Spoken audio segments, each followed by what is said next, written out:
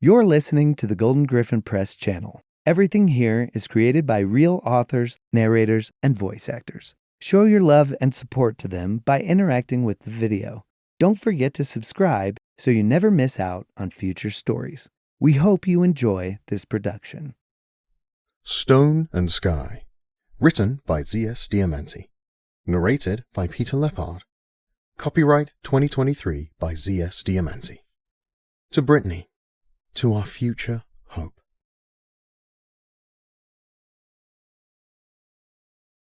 Chapter 1. The Lone Guardian.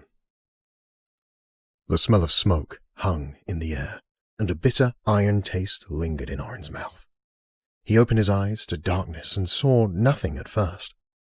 He peered into the night sky, refocusing his vision until he saw stars brilliantly displayed far above him. He lay still, wondering whether to move. He couldn't tell if he heard singing or if his mind was creating the folk ballad for his benefit. It was almost peaceful, until out of the corner of his eye, he saw dancing lights. Torches! Reality sliced through his grogginess, and he realized the peril that might follow those torches. He must move. A jagged rock under his back stabbed him. He made a quick heft to roll over, but sharp pains along his ribcage halted his progress. He fell flat. He assessed his situation and realized it was difficult to breathe. Orin lifted a hand to his ribcage and found a throwing axe lodged in his side. For a brief second, he wondered how he was still alive. He navigated his fingers around the axe blade to analyze the damage. The throwing axe had hit him with enough force to pierce his armor and crack a few ribs. Fortunately, however, the axe had not continued to collapse his lung. He would not have survived any deeper wound. As he pondered his predicament, Orin nearly lost consciousness. No. Must stay awake. He started turning his head toward the torches, but stopped after only a budge. The pain seared up his neck. Even breathing shot lightning bolts through his body. If he moved too much and passed out, he would be unable to defend himself from the torchbearers. Gingerly, he turned his face toward the dancing lights. Orin saw moving figures, but his pain impaired his vision. He wondered if he also suffered a head wound. The blurry figures made their way systematically toward him. Were they looking for him? He did not know. Since he couldn't make out the figures, he adjusted his position in an attempt to focus his vision. "Ah!" Orin blurted. He froze. One of the figures stopped its pattern and turned toward him. There were several large objects between them, and the figure climbed tenderly over them and walked around them when possible, almost reverently. Orin's breathing quickened. The pain increased with every breath. He eased his curved dagger from its sheath and waited. Stay awake. Orin could hardly keep his eyes open, but the flame of the torch grew nearer, along with its bearer. He continued to encourage himself to stay lucid, but was quickly losing that battle. When the figure was within striking distance, or so Orin thought, he attempted a lunge in the torchbearer's direction. Almost immediately, Orin lost the battle to himself. The pain was so unbearable. He dropped his dagger and slumped in a heap on the ground. The bearer thrust the torch into the ground nearby and moved quickly to Orin's side. The bearer shifted Orin, who wailed in agony. The darkness closed in on his mind and vision. This is it, he thought. This is the end. As the pain overwhelmed him, he strained his eyes open to see the creature that would end his life. Orin beheld a face, beautiful and fair. Her eyes were brilliantly green and her hair was an emblazoned red. A small green stone hung from her neck and brushed against his chin. The girl looked desperately into his eyes and said something, but he heard only muffled sounds. As unconsciousness swallowed him, he smiled at the beauty he was granted in his final moment. Orin woke in a small room, colourful in the evening sunlight. The bed in which he lay was comfortable and warm. He stared at the ceiling, hoping if he focused enough, the fog that clouded his mind would lift. He studied the knots in the wooden crossbeams that held the ceiling high. If he could remain focused, he might be able to figure out where he was. And that was the question. Where am I? He turned his attention to a small wooden bowl on a table beside him. It was a finely crafted bowl that had been carved and painted with care. After admiring the craftsmanship, Orin realized it was steaming. Next to it, an old, well-used round candle was unlit, and a shallow bowl of incense offered a pleasant aroma. Agarwood? He guessed. The room was small but cozy. There was something peaceful about the place, something so caring, so warm. For a moment, Orin thought maybe he didn't want to know where he was. Perhaps that was where his journey ended. Not such a bad end, if that were the case. But the thought faded as the fog lifted. He truly had no idea where he was. Suddenly, a sound came from the next room. Orin closed his eyes and mimicked a statue. Someone entered the room, and Orin's heart beat so hard he thought it might tear right out of his chest. He squinted to peek at the incomer.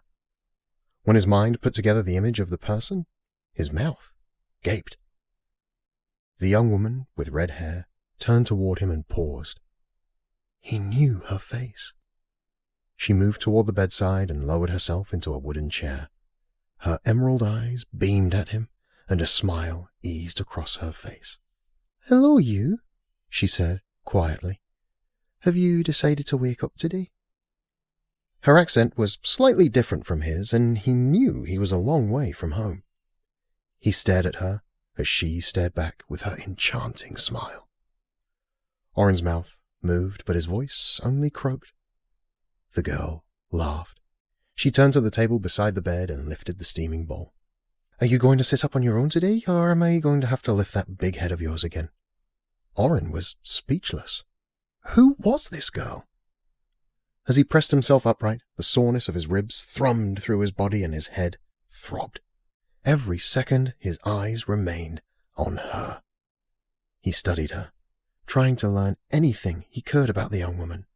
She must be about his age, no more than 2 years his younger, he thought. "Good, Orin, very good," she said excitedly, lifting the bowl to him. He stopped. She had said his name. How did she know his name? He rasped. Orin cleared his throat so he might ask any of the myriad of questions he had. He lifted his hands to the bowl and cringed slightly at the pain in his ribs. With delicate care, she helped him sip the hot liquid. It was some sort of tea. He had never tasted a tea quite like it, but it had a pleasant flavor. Maybe some type of lemon flower tea, he thought. "Who are you?" Orin croaked out. He gently took the bowl from her, nodding his thanks, and sipped again. "Oh, my name's Ilaria. You don't remember?" she asked, with a dip of her head. Orin racked his brain. The fog had lifted, but his head pounded. He searched for any memory of the girl, but the only one he found was the image of her face. In fact, that vision seemed the only thing he remembered seeing for a long time. "I don't know," he said evenly. "You are familiar, but I don't remember you. How do you know my name?" Well, you woke up a few days ago. All I could get out of you was your name. I spent weeks calling you Callan because I didn't know your true name." She smiled and again turned to the table next to the bed. She grabbed a small piece of bread and tore it into bite-sized morsels. "Callan? What does that mean?" Orin asked between sips, his voice strengthening. "It means mysterious one," Ilaria explained.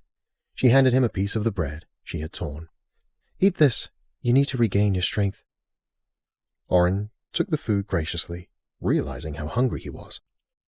The two sat in silence for a few minutes while he deliberately ingested the tea and pieces of bread into his system. It was hard work merely sitting upright, let alone holding a conversation while eating. Finally, he let the questions in his mind defeat the challenge. "So, where are we?" he asked, surprised at the trust he already felt toward her. He supposed if she or anyone with her had wanted him dead, he never would have awakened to begin with. "We're in me home, you bump." She smiled again. When the confusion didn't erase from his face, she continued, "Oh, we're in Tamaria." Tamaria? The Plain City? Orin was even more confused. "Well, we may not have a lot of hills, but we do have one," Ilaria continued to tease. "How did I come to be in this place?" "I brought you here. Do you remember nothing?" Orin strained his mind to remember. Everything was fuzzy, and he wasn't sure what he could count on as dream or fact. "I remember leaving Whitestone with a squadron of some of the finest in the Griffin Guard. We had 20 guardians in all." Aye, that was our count." Ilaria nodded solemnly. "What do you mean?" Orin looked at her anxiously. Ilaria reached for Orin's hand, seemingly more for her own comfort than his. "You are one of the brave Griffin Guardians of Whitestone. As children, we are told stories of the brave men who serve. We are told tales of the valor and victory of the Lords of the Sky, fighting off the dreadful Goblin kings of the Drellic Mountains in the north. But yet, we almost never see them, and never get to thank them for what they do for us." Orin stared at Ilaria. He couldn't bear the sight of her sadness. Her eyes welled up with tears, and he squeezed her hand firmly. "Ilaria, please," he whispered, begging her to go on. I am... She hesitated. "I was one of the people that went into the battlefield to collect the riders and their griffins, to give them proper honor in death. I found you as we scoured the field. This was the closest battle we've ever witnessed. All the slain we collected were just on the other side of Ladybird Hill. People in the city dropped everything to look up into the sky and watch the battle as the sun began to set. Each guardian fought off handfuls of goblin wyvern riders. We were actually witnessing what the Skylords could do. It was an amazing display of the skill of your Griffin Guard. Then I don't know how many, but it must have been nearly 20 more wyvern riders came from the northwest. The battle ended quickly after that. People screamed in horror. The entire city was on the brink of panic. Once the battle was over, the wyvern riders flew off in the direction from whence they came. That's when we made our way toward the battlefield." Orin paused for a long moment, trying to find his words. "Thank you." "For what?" Ilaria enveloped Orin's hand with both of hers, trying to smile through her tears. For many reasons. Thank you for honoring our guardians. Thank you for finding me. Thank you for tending my wounds. I don't think I can thank you enough, actually." "Oh, well, consider us even for all the battles you fought that the people of Tamaria don't even know about," Ilaria replied. "Now, get yourself some rest. That's enough talking for today. When you wake up tomorrow, if you're able to stand, I have something that may raise your spirits, and high spirits are good for healing." Orin looked at Ilaria and shook his head slowly. "I don't suppose you'd let me try to stand up now?" "No, Sir Guardian, I would not. Get some rest.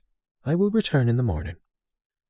Ilaria fixed his blankets and retrieved the ornate bowl from the small table next to him. His body ached all over, but he guessed Ilaria had made him as comfortable as he could be. She opened the door, turned to him, and bowed her head slightly before she exited the room. Orin stared at the ceiling for a few moments before sleep and exhaustion overtook him. He studied the same knots in the ceiling he had focused on earlier to help wake him up. This time, however, he had information to digest. Eventually, he closed his eyes, and Ilaria's sweet face appeared before he was swept into slumber. "Good morning, you bump! You've been sleeping like a log for weeks. It's time to try and get up." Orin sat up with a start. "Ah!" The pain in his ribs felt like someone had thrust their hand in his side and pulled a couple out. Oh, I'm sorry. I shouldn't have burst in like that. I didn't mean to startle you so. It's still going to take work for you to get feeling all better." Orin looked at Ilaria with pain and pleading on his face. A grin crawled across hers. Orin couldn't help but grin in return. Well, before we get you up and walking around, I'm going to change that wrapping on your side. Ilaria approached him and grabbed wrapping material from next to the bed. She unraveled the bandaging that snaked around Orin's body. He peered down at his ribs to see the damage. A long scar run down his ribcage, barely closed up and covered in greenish goo. Have I got rot? Oh, no, that's me own special recipe. It seems to be healing you up quite well, if I do say so myself. It's impressive, Orin admitted. Where did you learn the art of healing? Oh, I've been learning it all my life, actually. Been caring for the animals and my brothers, though they're just as bad as the animals. Ilaria laughed. She finished wrapping Orin's wounds and helped him to the edge of the bed. All right, are you ready? I suppose I don't really have a choice, do I? No, Sir Guardian, you do not. Orin grunted as he made his way to his feet. There you go. See, I knew you could do it. You'll be a little stiff for a while, but I think you're healing nicely. Yeah, it felt great. Orin shook his head, grimacing. You spoke about something to raise my spirits? Well, you're going to have to walk to get it. I'll give you a little help, though. They made their way out the door of the cozy room and into a hallway. The hallway was lined with more doors, and Orin guessed they all contained similar small rooms. Each room had wooden walls, but the outermost walls of the building were stone. Each step Orin took came easier and with more confidence. He clearly had been bedridden for a while. His stiff muscles tightened and loosened uncomfortably as they walked. He looked at the young woman helping him through the hallway, and a deep gratitude for her welled within him. He may have stared too long as she turned and met his gaze. Ilaria, He stumbled over his words and then said genuinely, I must thank you again. Nonsense, I told you, we're even, she smirked. They reached the end of the hallway where it opened into a larger room.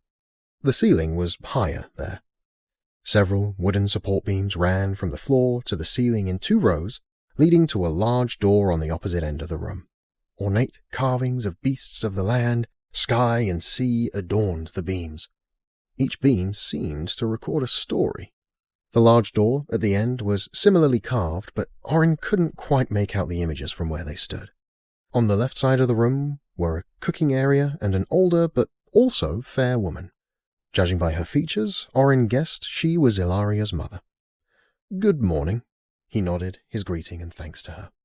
Callan, you're alive! A gruff voice came from the other side of the room. The right side held a long wooden table with a dozen chairs around it. Men, ranging in age from 12 to 50, occupied half of those chairs. The exclamation came from the eldest. Oh, good morning. Orin nodded to them with a smile.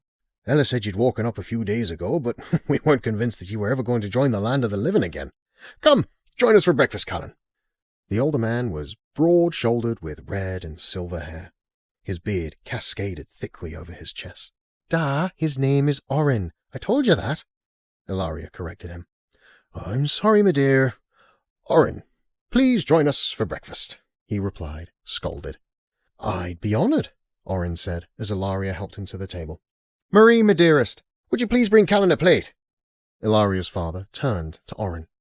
Marie is the most amazing wife a man can have. Beauty beyond measure, gave me a whole horde of strong boys, cooks like an angel, and gave me my beautiful baby girl, Ella. Yep, I'll tell ye, she's the finest woman from here to Calamandir. All right, stop buttering me up, you. Breakfast is ready, Ilaria's mother said as she brought plates to the table. No buttering, my dear. It's all true, he said, grabbing her in his massive arms and stealing a kiss. The breakfast was good. The eggs were fresh and the meat was cooked just right. Orin wondered what his last real meal was. If he had been here for weeks, he couldn't say for sure. He was, however, grateful to have some substantial food in his stomach. He was regaining strength already as a result. He could feel it. He turned to Ilaria's father. Sir, I must thank you for your hospitality. Sir? I'm no knight. That's what ye are, Sir Guardian, he replied. My name is Grell, son of Grellario.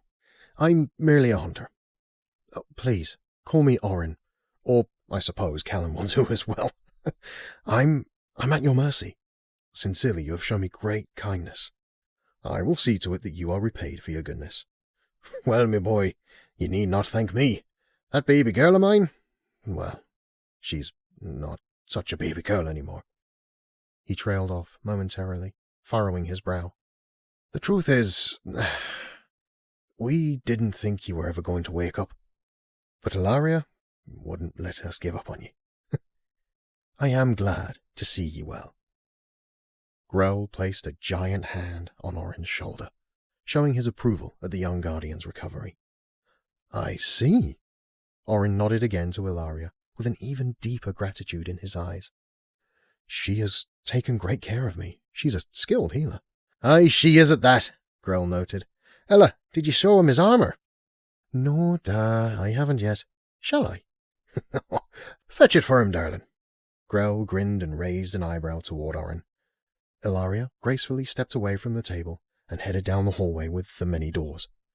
Son, I don't know how much good your armour will be for ye after this. It looks like it was good armour, but the throwing axe Ilaria pulled out of ye did a lot of damage. I've never seen armour take a hit like that. Ilaria re-entered the room, carrying what was left of Orin's armour. The silver polish on it was not quite as shiny as it was before the battle. It bore smears of blood and other indistinguishable stains. He examined it and rubbed at the stains over the griffin-garnished crest of Whitestone. As Orin looked over the chest piece, he found himself drawn to the mangled, gaping hole where the throwing axe had slammed through his armour and into his side. It was good armour, strong but light, Ilaria said. If not for the armour, the axe would have killed you instead of breaking your ribs. I'm sure you're right, Orin agreed, not taking his eyes away from the blood-stained crest.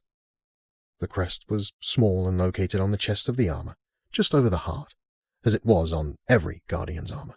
It's a beautiful crest, Ilaria said, noticing Orin's gaze. Whitestone's crest was established in the same year as Whitestone itself, just after the Second Great Black War. Men, elves, and dwarves banded together to ward off the conquering Goblin king, Larrick. King Larrick grew up on tales of the First Great Black War told to him by his uncle, Orin said. The First War was led by Larrick's great-great-grandfather, the Goblin king.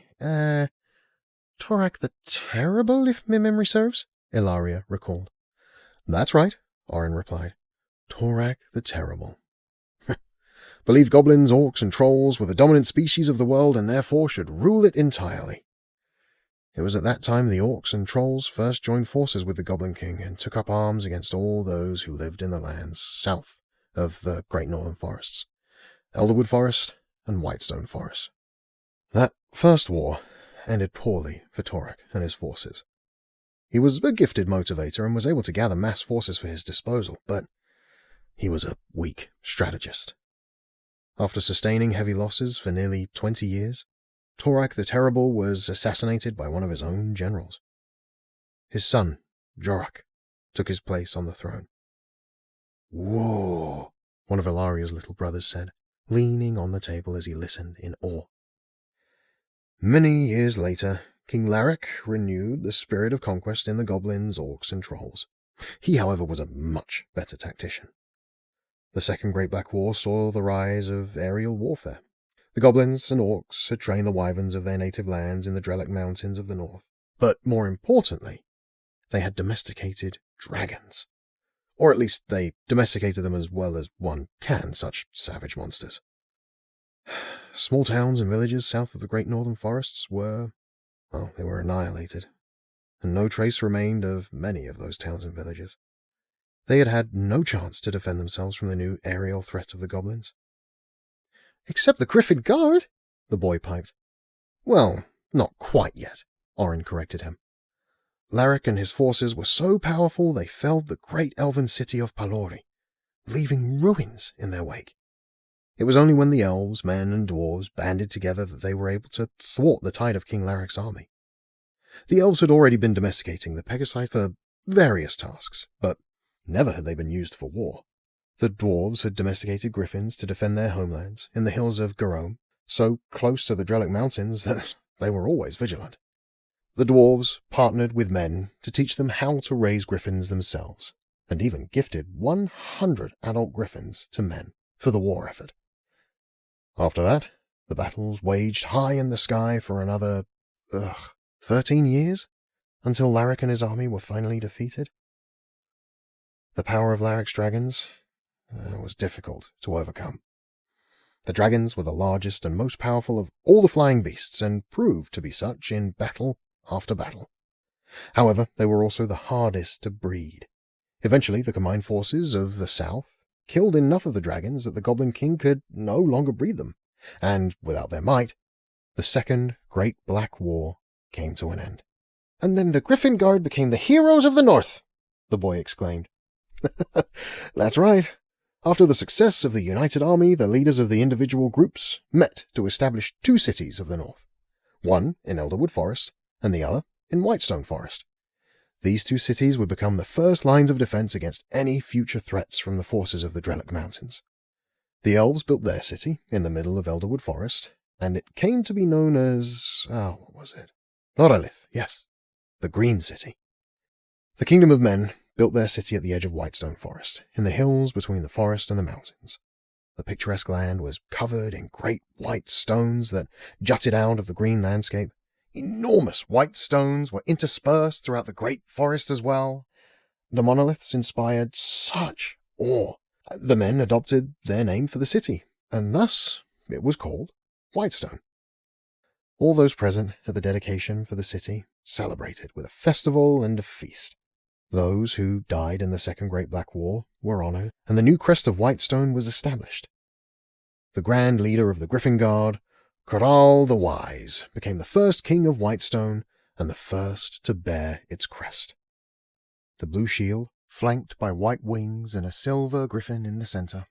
It's a reminder to all in Whitestone of who built the city, who live in the city, and who defend the city.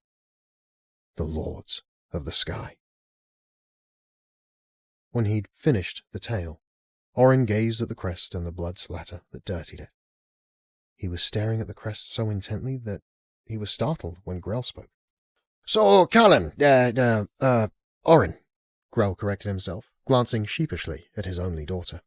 "Callan is fine." Orin laughed at the large man's fear of scolding from his daughter. "Whew, great," Grell sighed with relief. "We've been calling you Callan for so long it's hard to call you anything else. But tell me, what's it like to ride a griffin into battle against the orcs of the north?" "Da, let that alone for another day," Ilaria scolded. "No, it's all right," Orin suggested. Riding a griffin is like life itself. Flying on its back, high into the clouds above the hills and the forests. It's something I can't even begin to describe. It's like seeing a map come to life below you. And the bond. Guardians and their griffins choose each other. A guardian comes to a point in his training when he is ready to choose his griffin. You see, it isn't like a horse and his rider, where the rider chooses the horse for its strength or its courage. A griffin and his guardian are partners. They work together in the throes of war.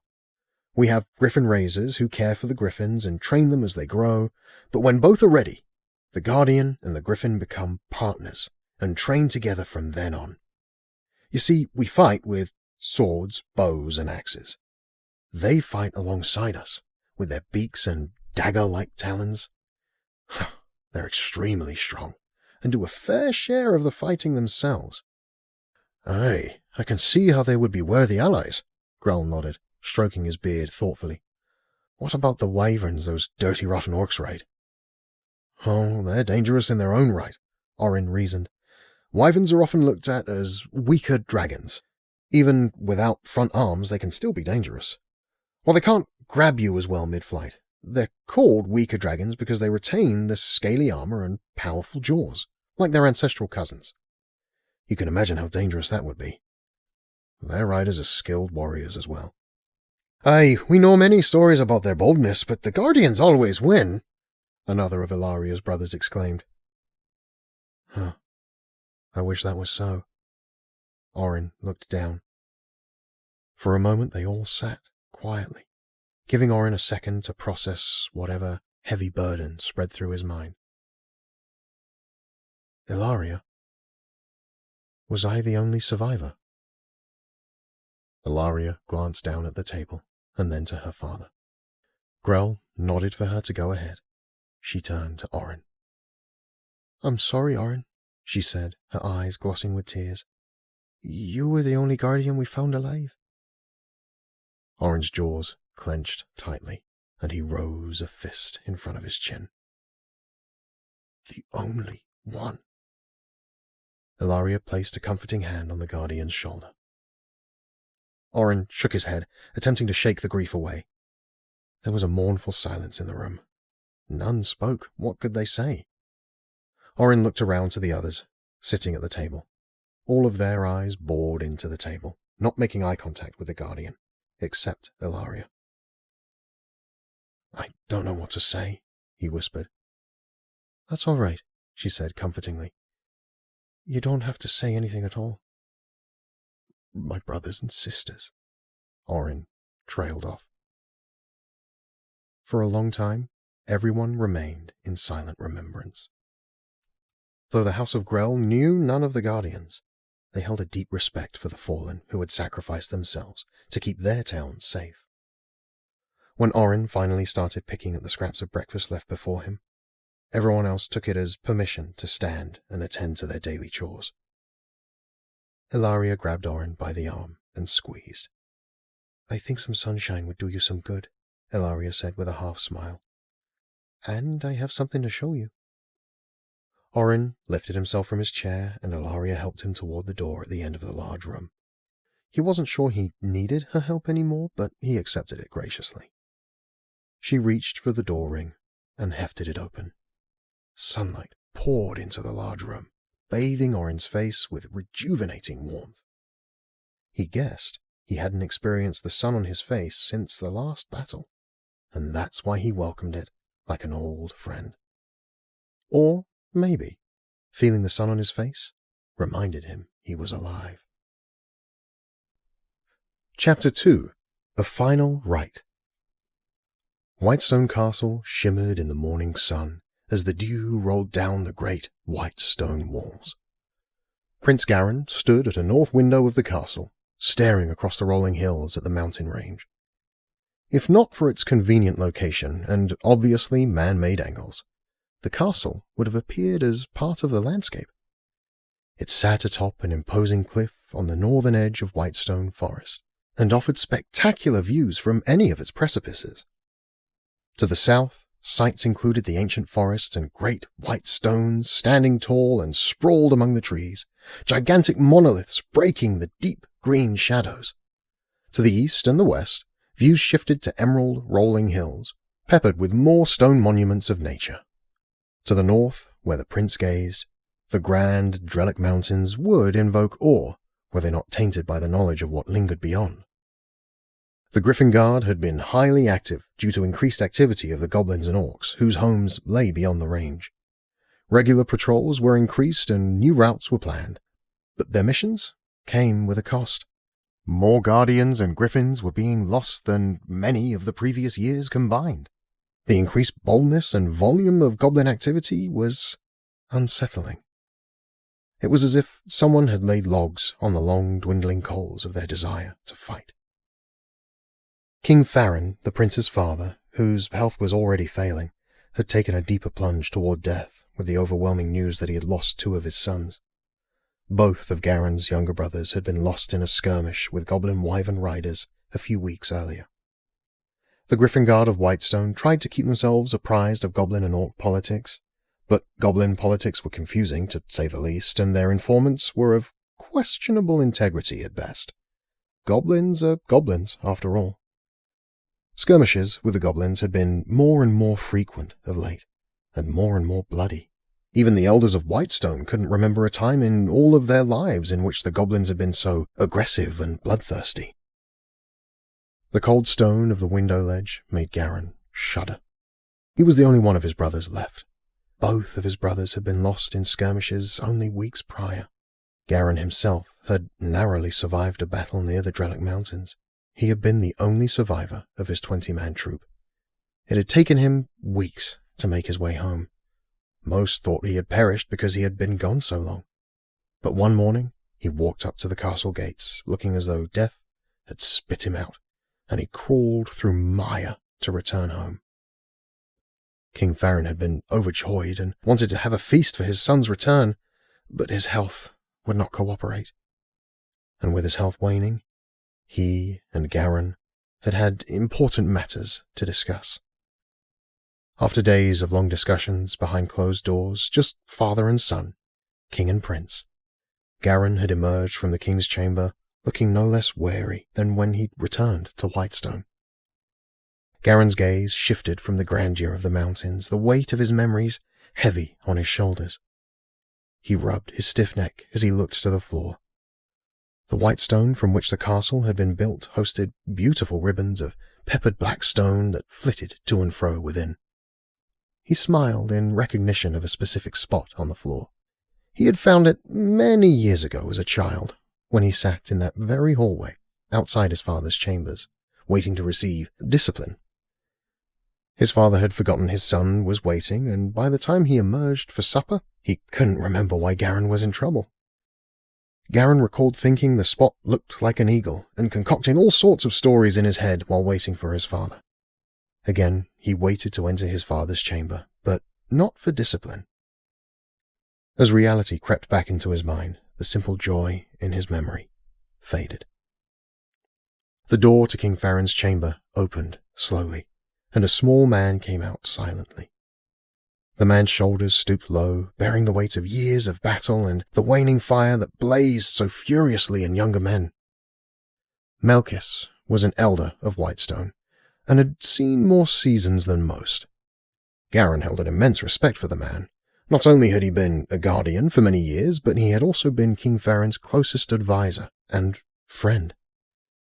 He had always been around while the boys were growing up. Melkis had personally tutored Garin and his brothers in their training to become guardians. Garin did not know a more loyal and honorable man in all of Whitestone.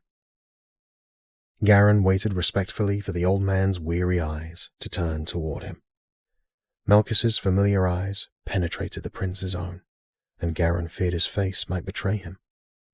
Certainly Melkis would see his sorrow, but what else would those wise old eyes see? With great effort, the corner of Melkis's lip raised ever so slightly. "It is time," Melkis said softly. "He needs to see you now." The prince sat in a chair next to his father's bed for most of the day.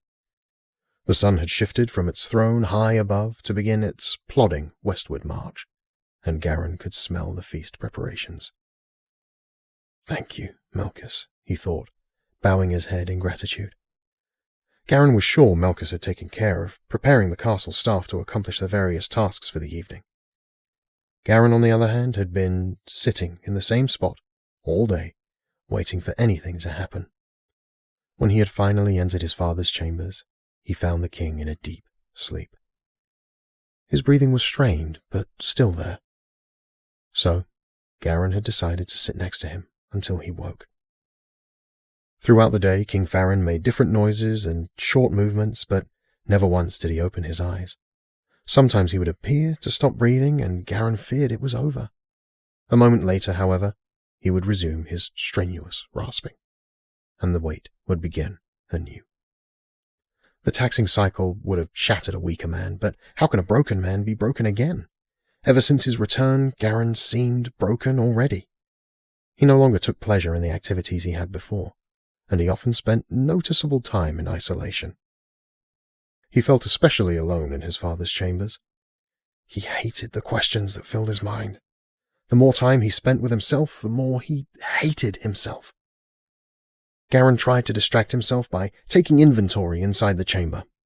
It was a chamber fit for a king. The massive bed sat in the center of the room. Its wooden structure was carved with images of griffins spiraling to the top.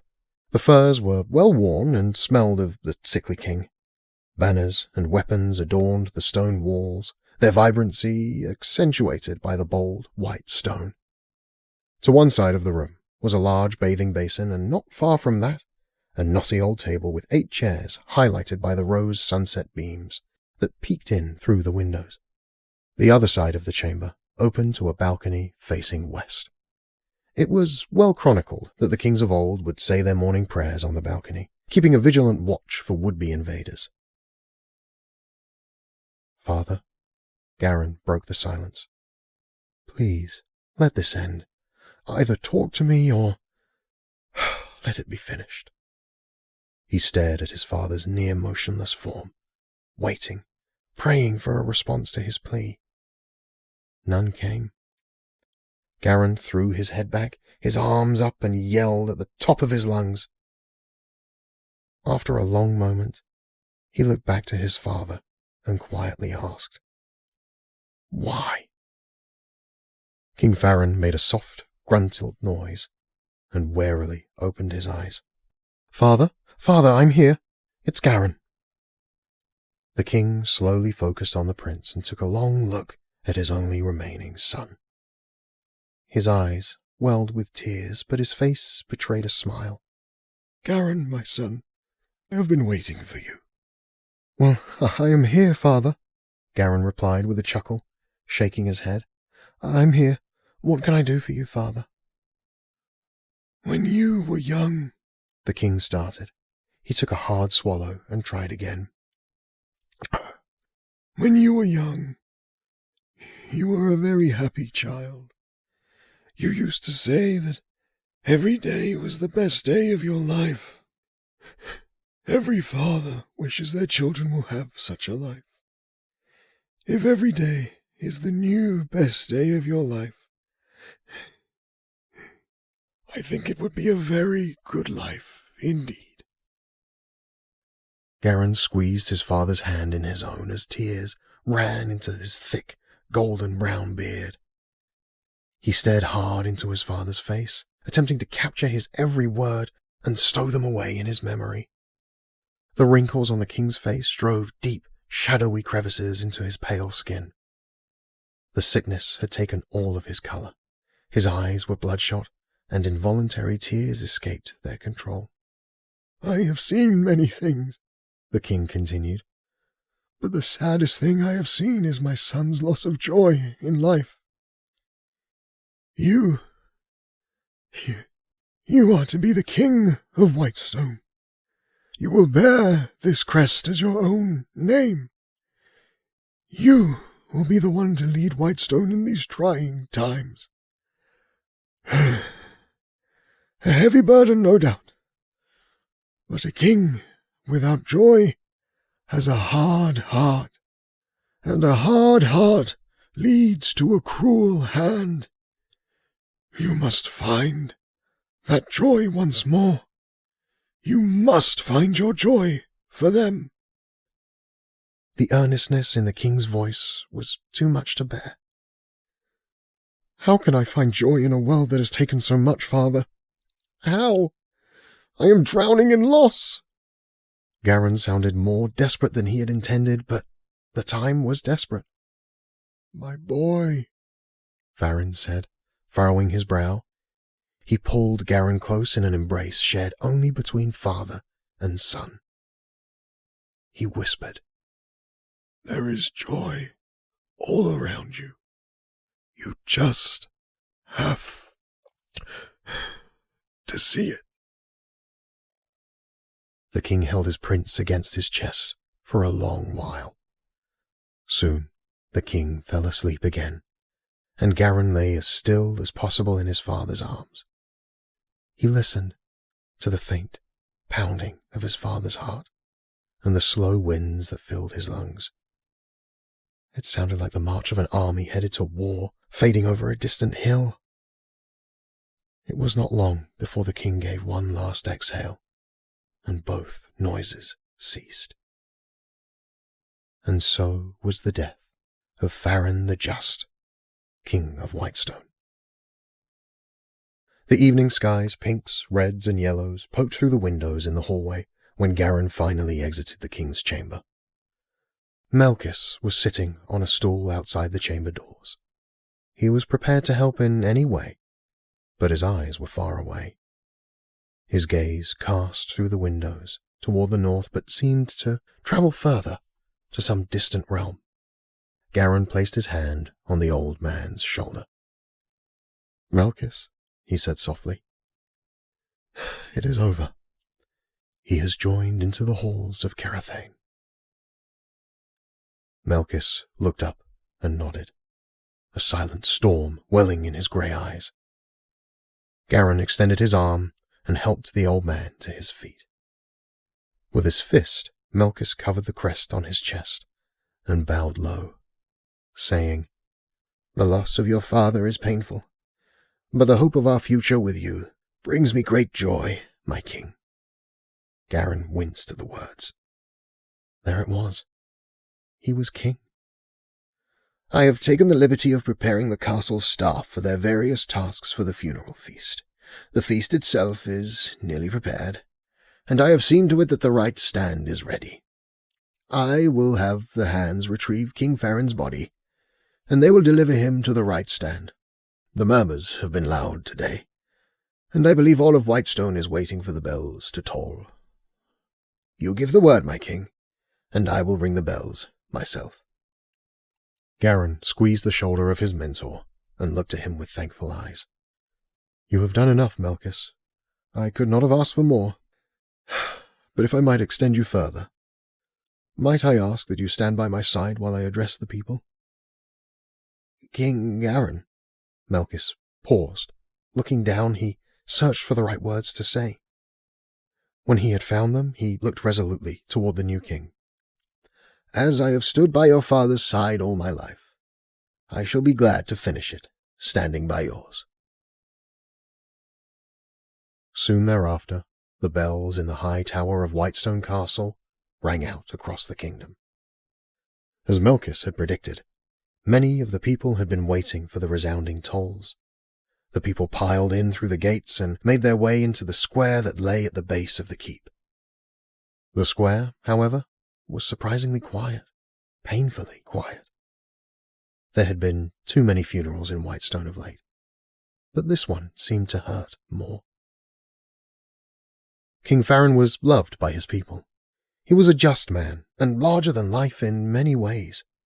He was not an isolated king, and his sons, while they were young, were often seen playing in the fields while he visited with the people. His openness, generosity, and sense of justice made him well loved. His death was a sad passing indeed. The crowd remained silent, save for a few muffled sobs, as they looked expectantly upon the Rite stand at the top of the stairs that led to the main entrance of the castle's keep. The stand was woven in an intricate fashion out of wood from the southerly forest, and stood as high as the average man. The king's body, wrapped in Rite cloth, lay atop the stand, awaiting its final release. Inside the keep doors, the new king readied himself for what must be done. Garin stood, hunched over with his hands on the cold stone wall, murmuring something to himself. Melkis stood next to the younger man and prayed. He was a faithful man, he always had been. But such times, he found, required more prayer than usual. An aide came to his side and whispered in his ear. He nodded in response and turned to the new king. "King Garin," he said, placing his hand on the younger man's back, startling him. "What?" "I have been informed that everything is ready, and all the people seem to be here. It's time." Garin's hands slowly slid off the wall in front of him as he arched himself upright. He turned toward his mentor and barely raised his eyes to see his face. Without a word, Melkis gave him a nod that said all he needed to hear. He put one foot in front of the other and made his way to the doors. Melkis followed close behind. 2 guards opened the doors before them, and they exited under the colorful evening sky. Before him, on the Rite stand, lay his father. Garin paused for a long moment and one last look. He took solace knowing the people in the square could not see him behind the Rite stand from their vantage point. He knew, as soon as he stepped forward, it would be a different kingdom. He took a few steps forward and placed his hand on his father's chest and said, "I'm sorry." Melkis's face contorted when he heard the words. Surely Garin couldn't think King Farron's death was his fault. His health had been waning for some time, and death had been waiting around the corner. Before Melkis could say anything to the new king, the younger man retrieved his hand, took a step back, glanced at his father once more, and moved around the Rite stand to the front of the steps. For a moment, time slowed. As Garin approached the edge of the top step, the entire population of the square lowered to one knee, crossed their chests with one fist, and bowed low to the ground.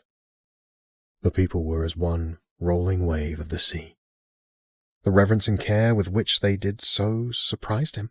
He was not sure whether they had some sense of sympathy, heartbreak, or respect for him, but he knew they were with him. At that moment, he realized he was responsible for all of them, and he loved them.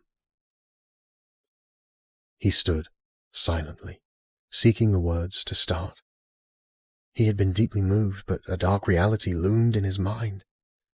Weakness lurked, and he could not ignore it. He looked at the precipices surrounding the square. The Griffin Guard squadrons that were currently at the castle lined the tops bearing crest flags. Man and griffin stood in reverent salute to old king and new. Garin looked down at the stone beneath his feet, and a dark whisper on the air scraped his ear. "Go on." "People of Whitestone, this is a sad day. My father, King Farron, was a great man. He loved you all, and you loved him. And I can see why. I can see why." He paused. Thousands of dependent eyes stared at him. "He is gone now, and I have taken up his charge. We face an enemy we have fought for a very long time. But they are different now. We face an enemy that has lost its civility. We face an enemy that has taken from us that which we cannot get back. They hurt for the sake of hurting. They take for the sake of taking." Melkis looked toward his new king from the corner of his eye. He could sense a rage building within the younger man. "Yet we have fought them. People elsewhere call us the Lords of the Sky, and our Griffin Guard are matched by none. But those people do not fight beside us. Those people do not send their sons to die. Their brothers, their fathers." Garin stole a glance back toward his father's body, at first with sadness, but he turned back with a determined rage. "We are Whitestone, and Whitestone will stand. We have experienced a great tragedy. To overcome this tragedy, we must come together and take care of our own." At his words, the people cheered. Melkis, however, did not. He knew the king well, and he had never heard him speak like that. King Garin raised a hand to silence the raging sea of people. When they had settled down, Garin grabbed the torch from the torchbearer and raised it high. "With a new king comes change, and we will have change." He dropped the torch on the Rite stand and strode into the keep. Melkis stood motionless as the crowd chanted, "Garin! Garin!" When he composed himself, Melkis took a final look at his old friend on the Rite stand and set off in pursuit of his new king. The South Forest wood caught quickly, and the flames grew high. King Farron's final rite was complete. Chapter 3. Silverwing. When the sun first hit Orin's face, he closed his eyes, breathed deeply, and exhaled slowly. He'd been cooped up a long time and savored the sun and fresh air. Next, he took in all the sounds of the city. He heard carriages and wagons scraping their wheels along stone roads and dirt paths, horses and dogs running and playing, people and birds chit-chatting and chirping. Clearly, it was a busy day for market, because Orin had never heard that many people before. Temeria was abuzz in the light of the day. The plain city, as Orin knew it, was of particular significance, and rightly so. It was built around a calm section of the great Palori River, named after the great city of old that had once stood proudly to the north where the river ran adjacent to Elderwood Forest. The river ran from the ice caps, somewhere in the Drellic Mountains in the north, all the way to Last Lake in the south. Temeria's centralized location in the land of Tareen made it a hub for trade and commerce. It was not uncommon for one to see men, elves, and dwarves from across Tareen within the city limits. With such prosperity, the city had grown quickly to become one of the largest cities in all the land. Orin opened his eyes and turned to the young woman holding his arm. Ilaria patiently waited, watching him as he had his moment. His gaze wandered over the vast city. Temeria's diversity was not limited to its people, but extended to its structures. Many people groups had influenced its construction. The view from Ladybird Hill, on the outskirts of the Karos district in the north end of the city, better revealed to the beholder how varied Temeria City was. Watchtowers of men and elvish design were scattered throughout the city. Over time, the city had grown past its original watchtowers, and the builders erected new ones. The city's rapid growth resulted in dozens of such towers throughout Temeria. The city, while non-uniform, was a marvelous sight that inspired wonder at the greatness people could achieve when they worked together. After a while, Ilaria squeezed the Guardian's arm. "How does the sun feel on your face?" Though he hardly heard her, he replied, "Better than I can say." He was mesmerized by the view. From just outside Ilaria's home, he could see much of the Karos district. Towers jutted toward the sky in all directions, and their size seemed titanic in relation to the endless sea of homes around them. Down one street, he glimpsed the edge of the Karos Market Square, where people were trading, bartering, and going about their business. To his right, Orin saw the slope of Ladybird Hill, on top of which stood a single tower. He wondered if it was the highest tower in Temeria, or if his vantage point was playing tricks on him. And the noise! This is amazing. I don't think I've ever heard so many noises in my life. Ilaria laughed. Well, you get used to it. Whitestone must be similar on good market days, eh? Orin shrugged his shoulders and shook his head. Oh, not like this. I'd certainly like to see more of the city one of these days. Well, maybe I can take you to the market afterward. After? Orin asked. You'll see. She gave him a wry grin. Ilaria led Orin toward Ladybird Hill. They walked down the dirt street and, after a short stint, found themselves next to a field that rested at the bottom of the hill. Horses grazed on the wild green grass, and flowers painted the fields with color. Hundreds of butterflies flitted about like a beautiful storm. Off to the right was a small stable. They walked to the stable, and Ilaria led Orin inside. The horses are all outside, but I've been bringing this fella in at night. Good morning, you, she almost sang as she left Orin's side to greet the young Griffin. Orin's heart leapt. Silverwing! Silverwing! Ah, so you do have a name, then. That's much better than Silly Boy, now isn't it? She teased the young Griffin as she stroked him around the neck.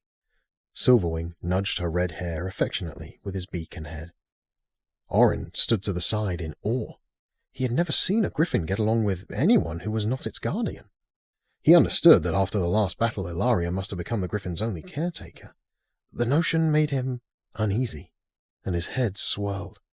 He slumped against a wooden railing and tried to hold back his devastation. Orin, Ilaria said, startled. She raced to his side. Are you all right? What is it? He raised his face toward Ilaria while his eyes welled with tears.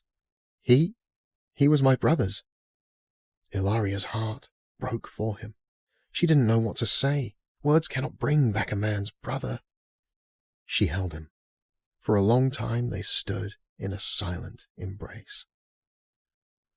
I am so very sorry, Orin, she said with all the sincerity in the world. What was his name? Orin took a deep breath. Rayan. He was my younger brother, the youngest of us. Ilaria looked at her feet, then back to Orin. We lost me oldest brother 2 years back. Grego. Plainsbear got him. It had been a tough season, and Grego decided we needed to go out for one more hunt. One more. We were out for 4 days, and on that 4th night, the bear found us. We weren't sure how long he'd been tracking us, but his intentions were clear. I shot that bear with 3 arrows, but they were like bee stings to him.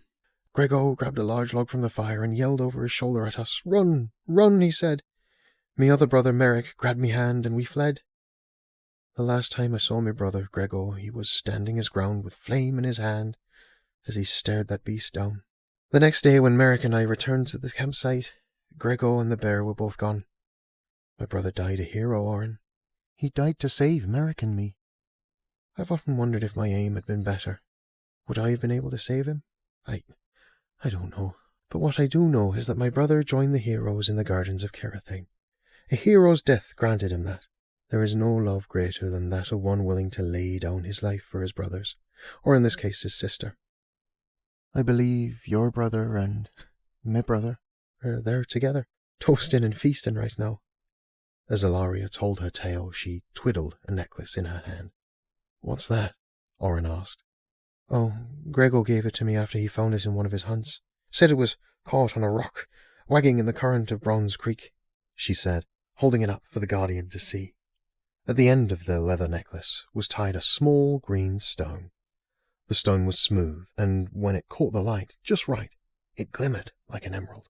Ilaria's similarly emerald eyes were lost in the distance, and Orin couldn't help noticing a glow of sadness, and yet a glow of pride in them.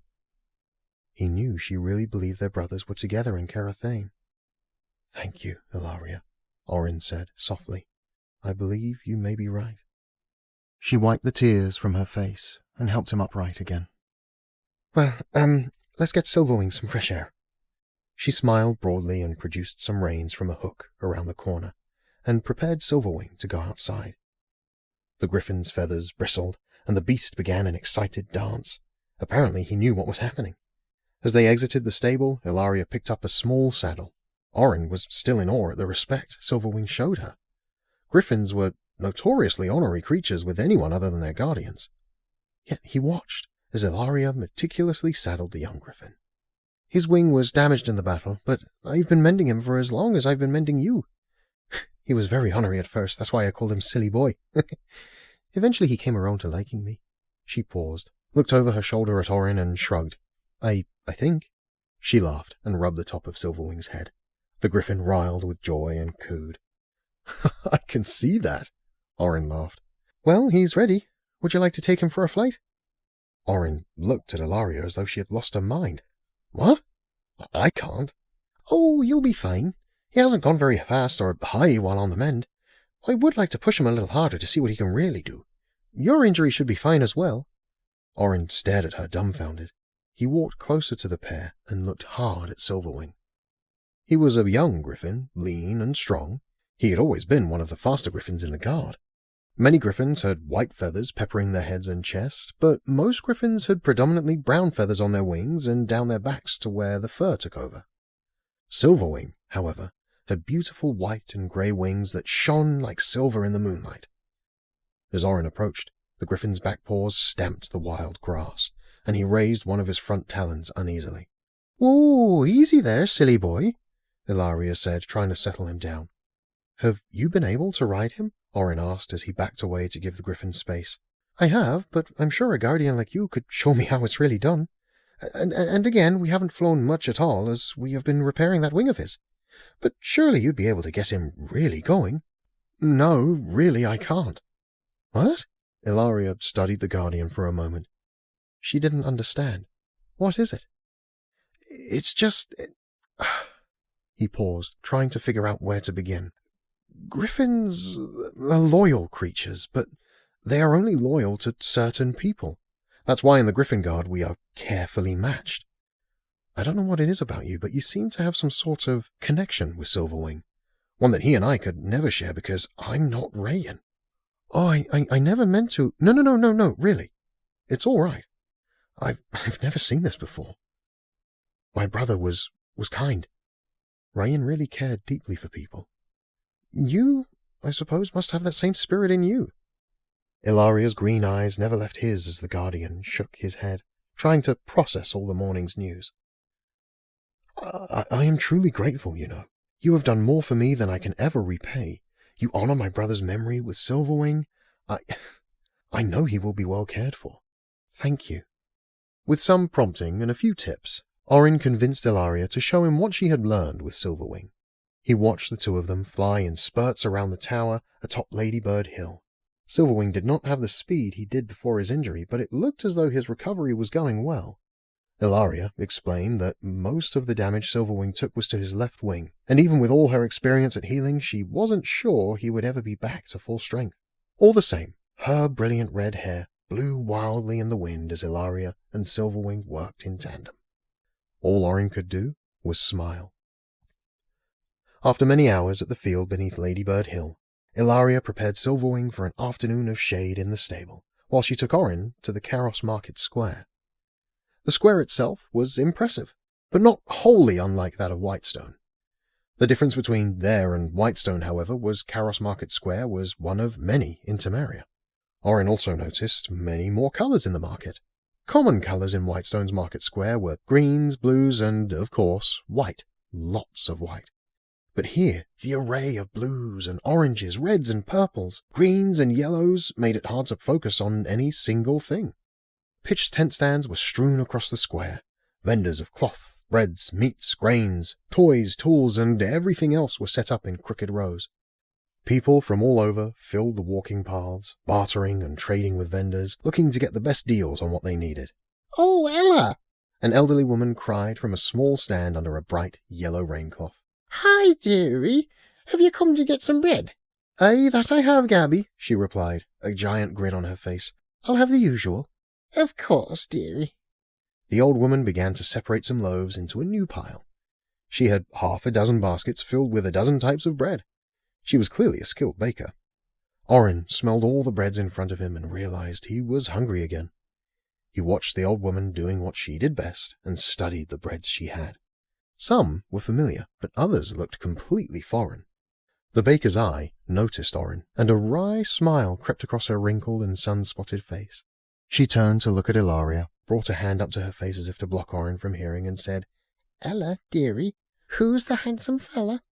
"Gabby, don't let that name of yours turn you into a Gabno," Ilaria scolded her. "No, not me," she replied, shaking her hands in front of her innocently and donning the most heartbreaking face she could muster. "But all a poor old woman like myself has nowadays is stories from all your young'uns." Ilaria tried to hide her amusement and shook her head at the elder woman. When she had feigned her disapproval long enough, she conceded. "This is the Callan I was telling you about. Meet Orin." "Oh, you didn't tell me he was so handsome," Gabby replied with wide eyes and a larger-than-life grin. Orin shook his head and chuckled quietly. "Pleased to meet you, Miss Gabby." "Oh, and such a gentleman," Gabby gushed. When the pair pried themselves away from Gabby's conversation, they returned to the House of Grell, laughing the whole way. When they walked through the door, Marie had already begun dinner preparations, and Ilaria's brothers and father were sitting in the front room. Orin noted one brother he had not seen that morning when he shared breakfast with the family. There was something different about him. He seemed older than the others, his shoulder-length mess of hair was more brown than red, and his face revealed moments of sorrow when he wasn't laughing with his father and brothers. His brothers seemed to look up to him, and Orin learned the man was Merrick. They sat around the table and enjoyed a savory rabbit stew. Merrick and his falcon, Rora, had caught a dozen rabbits earlier in the week and half a dozen ducks the other day. Marie had prepared the stew with local herbs and vegetables, and the aroma was almost as good as the taste. They passed a loaf of fresh bread around the table and tore off pieces as they shared stories and laughs. Eventually, the small feast ended, and Grell invited Merrick and Orin to join him on the outside steps. Orin glanced at Ilaria, who returned his gaze with an impressed look and a nod of approval. Once outside, the three men sat on the top step and observed the night sky. From there, Orin saw several of Temeria's watchtowers. Inside the top of each, small fires signified a man was posted within. The night was clear, and the stars had begun their slow invasion of the sky. Night in the Karos district was much different from the day. It was, in fact, peaceful and quiet. Grell produced a long pipe from a pocket inside his tunic and chewed the tip. Orin stared longer than he intended, wondering if Grell was going to light it. The older man caught him out the corner of his eye. He laughed a hearty laugh, slapped his knee, and held up the pipe. I'm an old man with old habits. I don't smoke no more. Marie doesn't like the smoke, see? Or the smell. Well, she doesn't like anything about it, actually. He twirled the pipe between his fingers and then placed it back between his teeth. The three men sat silent for a long time. Orin glanced at Merrick's unmoving shape. The man seemed to be somewhere else entirely. He couldn't have been more than a couple of years Orin's elder, but there seemed to be an ancient determination in him that Orin couldn't quite figure out. Eventually, Grell adjusted, cleared his throat, and was about to break the silence when the door swung open behind them. Grell quickly concealed the pipe beneath his tunic. "Gentlemen, Ma wanted me to bring you all some lemon flower tea," Ilaria said, handing a bowl to Grell, who took it with the most innocent face he could muster. "Thank you, my dear," he said, as sweet as gravel covered in honey. She gave him a suspicious look and glanced at Orin out of the corner of her eye. "You just came to snoop," Merrick accused with a smirk. Ilaria crinkled her nose at him and went back inside. Grell blew the steam off the top of the bowl and took a careful sip. He slowly passed the bowl to Orin, who took a sip as well and passed it on to Merrick. They passed the bowl and shared the tea as Grell spoke to the younger men. "You haven't had any contact with your folks in several weeks. I suppose they'll probably be thinking you're dead," he said somberly. Orin nodded.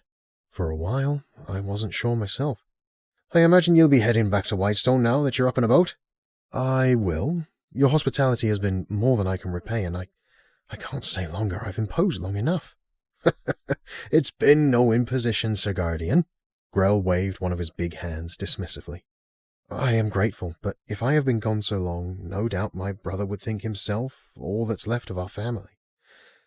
Unfortunately, I will bear the news of the death of our youngest brother, Rayan, but I hope my survival will bring him some small comfort." Grell nodded and stroked his beard while he listened. "So, you'll be heading back then?" "Yes, sir." "Again with the sir." Grell laughed and shook his head. I have a request." "Anything," Orin assured him. "I want you to take Merrick with you." We hope you are enjoying this story. If you are, don't forget to subscribe so you never miss out on future stories. Chapter 4. Jaernok Tur. Only the highest peaks of the Drellic Mountains were capped with snow that time of year. They were hardened, rugged mountains, and their rocky faces proved fatal to outsiders with little experience. Bones were found at the bottom of many crevasses, where unwary wanderers had lost their footing or grip and plummeted to their demise. From the air, none of those problems were a concern. Karnak always thought the mountains looked like a sea of teeth from his current altitude. He patted his wyvern on the back of the neck and began his descent. Karnak had always been more comfortable in the sky. It seemed to him he was able to do more from there. Certainly, height was an advantage. As his steed adjusted its wide, membranous wingspan to shift downward, Karnak grabbed the hilt of his throwing axe, Dalkari. The double-edged axe had been passed down his family line for generations. Ancient runes from a long-dead language ran along the sides of the blades and down the large handle. A small stone, glinting sunset orange, accented the center of the powerful weapon. The axe was larger than most, but then again, Karnak was larger than most orcs. Perhaps this is why he had been given his position. Others seemed to respond to his size. He had also been a good soldier, and had proven himself in battle again and again. So, maybe that was it. Whatever the reason for his advancement, Karnak was not entirely comfortable with his new position. He did not doubt his abilities in battle, nor did he doubt his ability to lead soldiers. His discomfort arose from the fact that those who worked in close proximity to the king tended to disappear. His wyvern, Kerr, leveled out as they approached the castle of Rook. The castle was not conventional to those outside the area, but it was similar in design to all the other forts in the Drellic Mountains. Rook was the largest of all their steads, and rightly so. It was the king's castle, and many of the joint goblin or control operations were planned, prepared, and launched there. The castle itself was carved directly into the side of the mountain, Rook, All orc castles and forts received their names from the mountains that housed them. Great stone archways and windows peppered the face of the mountain. Many of the archways had small landing areas for wyvern-riding orcs and goblins to enter. Most of them were guarded by armed goblins, but one large archway was guarded by 2 massive, heavily armed trolls and a whole troop of goblins. That was the king's personal entryway. Having been summoned by the king, Jaernok was to use his entry. Only 2 ground paths to the castle of Rook existed, the road to the north and the road to the south, both of which wrapped around the mountain on the western face where the castle resided. As Caer glided past the south side of the mountain, Jaernok raised a massive orc finger to his brow and bowed his head slightly. He gazed upon the ruins of the original castle of the mountain. Almost no archways of the old castle remained unbroken.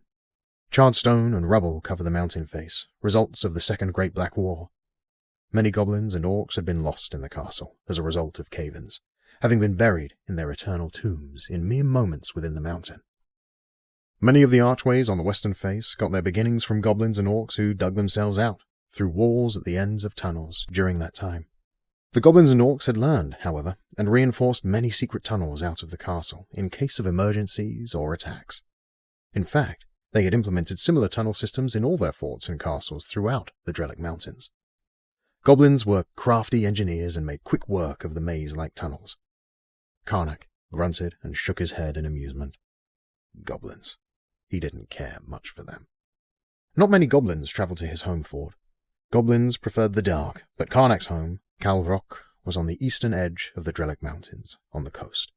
It was nestled in a valley cove with mountains surrounding it to the north, south, and west, and the Ghun Sea to the east.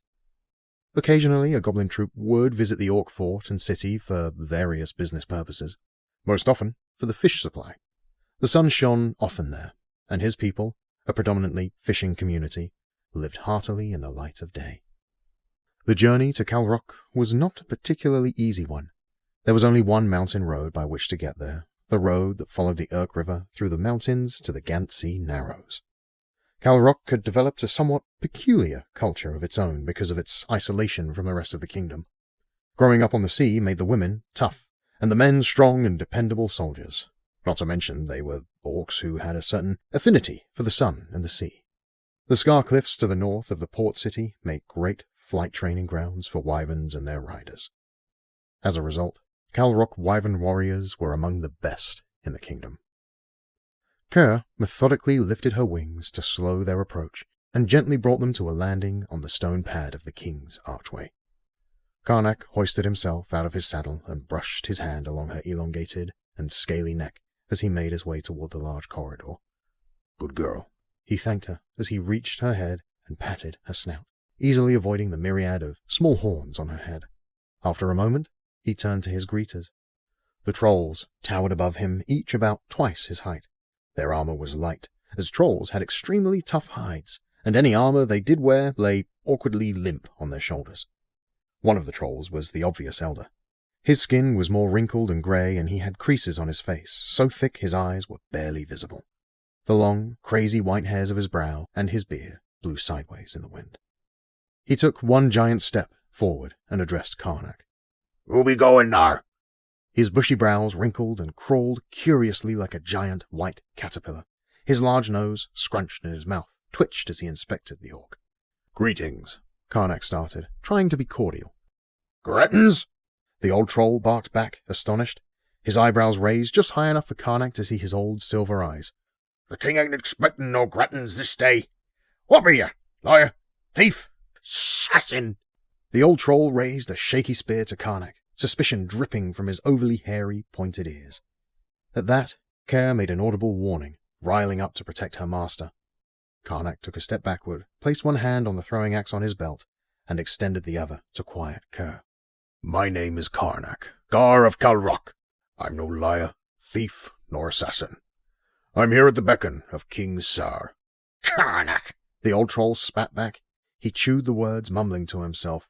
"Why didn't you say that, young Gar?" The large old troll's demeanor relaxed, and he turned to the younger troll who hadn't moved the entire time and said, "Stand you down." The younger troll shook his head in embarrassment and apologetically motioned for the orc Gar to proceed.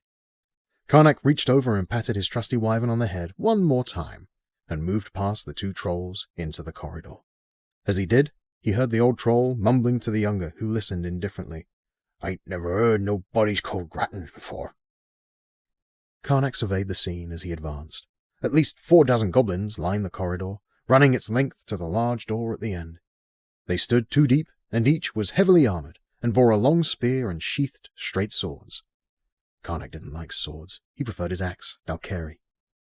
Its magic had served him well in many battles and struck down many foes. He wouldn't trade it for anything. But goblins were goblins, and they had their preferences too. Goblins were inherently smaller than orcs, but being a bigger orc, Karnak stood a good 2 heads above even the tallest of goblins. They were also paler, spending a majority of their time in darkness or underground. They had little exposure to the sun. Karnak's deep green, sun-exposed skin contrasted noticeably as he walked between the goblin ranks. Behind the rows of goblins on either side of the corridor were stables. On one side, he saw a couple of stable hands cautiously attempting to feed a particularly difficult wyvern. The goblins struggled to raise the bucket to the feeding hook as the wyvern toyed with them. When they almost had it, the wyvern rocked the gate, knocking one goblin off balance and sending him to the floor. The other goblin couldn't hook the bucket by himself and lost his grip. The bucket fell on the head of his partner, and chum splattered all over him, spilling onto the floor. Karnak chuckled softly and shook his head. Goblins. 2 armored goblins worked together to heave the enormous entry door open before him, and another guided him through the tunnels toward the throne room. The tunnels were surprisingly well lit by numerous torches that lined the walls. Between the torches on small stands, obscure, stone-sculpted gargoyles stared at the passing pair. The gargoyles' eyes seemed to watch them as they walked by. Karnak took a deep breath in the stuffy tunnels and pressed onward. "The throne room's just past here," the goblin guide explained, pointing to a door at the end of the hallway. "Don't be making a fool of yourself in front of the king now, orc," he snarled with a slurp and a laugh. Karnak stopped in his tracks. He looked down at the goblin and stared. He said nothing, only stared. The disconcerted goblin slowly slinked away back down the hallway, never able to look away from the enrapturing stare of the mighty orc. Karnak turned toward the door with a smirk on his face, shaking his head again. Goblins. The throne room in the castle of Rook was enormous. The cavern ceilings stood high enough that several trolls standing on each other's shoulders would barely be able to touch the stalactites that clung there. Time had finally crafted the stalactites into sharp teeth, pointing menacingly toward the floor far below. The goblin engineers gouged holes high on one side of the great cavern to allow indirect sunlight to illuminate the large open space. These light windows were so well disguised it was nearly impossible to see them outside the mountain. The great cavern sloped slightly, and stairs had been carved into the bedrock that led to the highest area in the cavern where the throne was perched. The lower level held long tables. That was the great hall of Rook, where celebrations and feasts were held, something the king was known for. The hall's splendor did not disappoint the stories of its grandeur. King Sar, a particularly ugly orc, sat on his cold stone throne. His one good eye danced around the large cavern as though he were pondering something intensely. He muttered to himself as a small, sniveling goblin attendant stood next to the throne. The goblin's knees knocked together, and he was visibly shaking. "Sire," the attendant squeaked out. The king whirled in his seat and grabbed the small goblin by the throat. The 2 guards suddenly stood straighter and tried to avoid eye contact. The attendant wept and struggled with all his might to catch his breath, groping at the far more muscular arms of the king. The king stared crazily at the attendant's pleading eyes until the door to the left of the throne creaked open. He turned his gaze to the door to see the large orc Gar slip through the doorway. The king dropped the helpless attendant to the floor and turned to greet the orc. Karnak! Welcome, welcome! He hacked, raising his hands wide open. Please do come forward. A whimper escaped the attendant, who was trying to stand and regain his composure. King Sar angrily swiped a backhand at the goblin's face, sending him sprawling to the floor again. Leave us! The attendant hurriedly scampered out of the throne room through the door opposite Karnak. The orc approached the king, placed a large finger on his brow, and bowed low. Karnak, Gar of Calrok, son of Pluck. At your request, High King Sar. All the formalities, the king snorted with a dismissive wave of his hand, coughing again. Come! Come, friend. Let's talk. Karnak lifted his eyes and marvelled at the cavern's enormity. The echo of the king's words settled far on the other side of the great hall. The windows made the cavern glow eerily. Normally, dozens of torches lit the great hall, but the only ones ablaze were the few around the throne. The king stood and walked around Karnak, looking him up and down. He mumbled to himself, and when he had finished his inspection, murmured, "Very good." He straightened himself in front of the large orc and placed a grubby hand up on the orc's thick shoulder. "I trust you know why you're here?" he rasped, staring intently into the orc's eyes. "Your herald has informed me you wish me to join in the war council as one of your commanding generals," Karnak replied directly. "Yes, yes." King Sar blinked crazily in anticipation of Karnak's response to the promotion. As Karnak drew in a breath to reply, a chill crept across the room. While goblin homes in the caves were normally cool, Karnak was used to living in the sun in Calrok. This chill, however, was unusual. Karnak felt its ice in his bones. As if forming from pure darkness, a figure slithered out of the shadows. The figure pulled back the hood of his cloak, and he strolled toward Karnak and the king. As he approached, the darkness followed in his wake. Instinctually, Karnak gripped the belted axe in his right hand, prepared for anything. "Ha ha! Jaernok Tur," the king noted excitedly. "I am glad you're here." Jaernok Tur acknowledged the king with a slight bend at the waist in the direction of the king, never taking his scrutinizing eyes off Karnak. A strange hue shimmered about him, almost like the black sheen of a raven. When he spoke, whispered echoes seemed to follow his words. "Karnak, it is good you have come." Unsettled and still undecided as to what kind of sorcery he was witnessing, Karnak relinquished a greeting. "Jaernok Tur, forgive me, I do not know your family." King Sar interjected. "Our friend Jaernok Tur is from the lands beyond the Ghun-Ra Narrows. He's pledged his service and that of his people to us." "Aye, but does he bear the right and responsibility to pledge such loyalties?" Karnak questioned, not letting his gaze afford the sorcerer a moment's respite. "His family is quite prosperous in his lands, and they rule over nearly the entire continent," the king stated, with a longing in his eyes. "I am quite capable of explaining myself to the Ungar, my good king," the sorcerer said, placing a large stone claw on the king's shoulder. Karnak didn't like the familiarity and comfort Jaernok Tur showed in the presence of the king, but was more struck by the sorcerer's stone arm. He was no ordinary orc. As Karnak studied him, he noted that the sorcerer's skin had a scaly texture to it, something he hadn't noticed at first due to the strange hue. His dark robes shrouded him exceptionally, and his eyes seemed to exude the same dark hue as the obsidian black stone at the pinnacle of the sorcerer's staff. Jaernok Tur turned his back to Karnak and walked to a table a few feet away. "My family is quite powerful, indeed," Jaernok Tur began, pouring glorb, a putrid beverage, and the goblin alternative to ale, into a goblet on the table.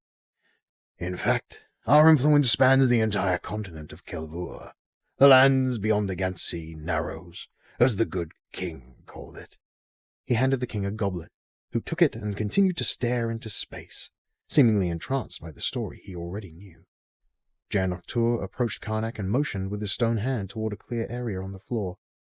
With his right hand, which appeared to be entirely normal to Karnak, the sorcerer did a flick twist and conjured a shadowy green smoke from the air. Karnak instinctively stepped backward. The sorcerer painted moving images on the floor as he continued his tale. "A long time ago, our people were all one race. At that time we lived peacefully in the dark of our caves. We grew as a race and flourished as new generations rose. We were a contented people, with great underground cities, and we enjoyed a lively culture. But the greed of dwarves knows no bounds. Our halls were filled with raw materials, gems, and metals the dwarves coveted for crafting. Our people knew nothing of the outside world, and the dwarves offered unique treasures to rob us of our birthright. While the young generations were intrigued by the treasures and peoples of the outside world, the elders and shaman of the day warned against them. Eventually their worried prophecies became reality. A group of young orcs was slaughtered, and in rightful outrage, our people rose against the dwarven intruders. Our ancestors attacked several of their mining cities that were built far too close to our home.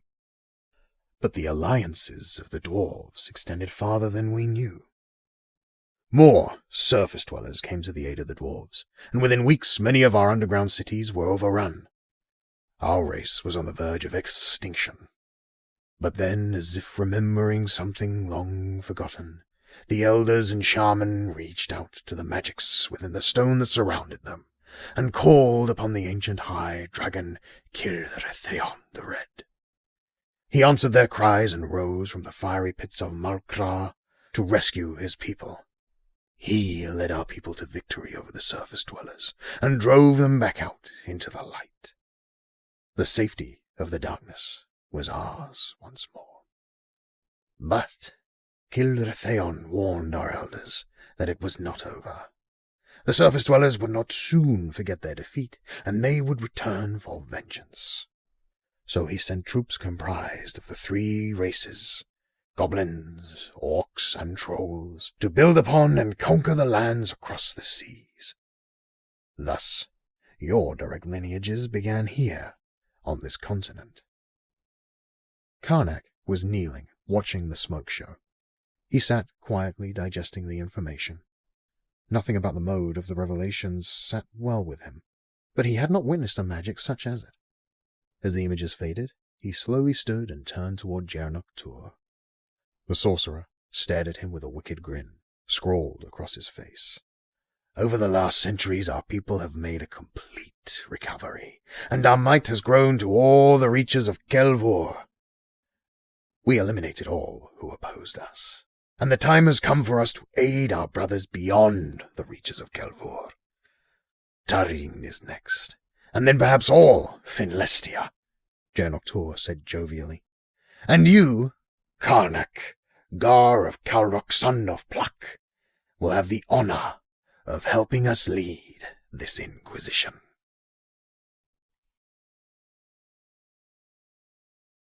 Chapter 5. A Show in Reimald Square.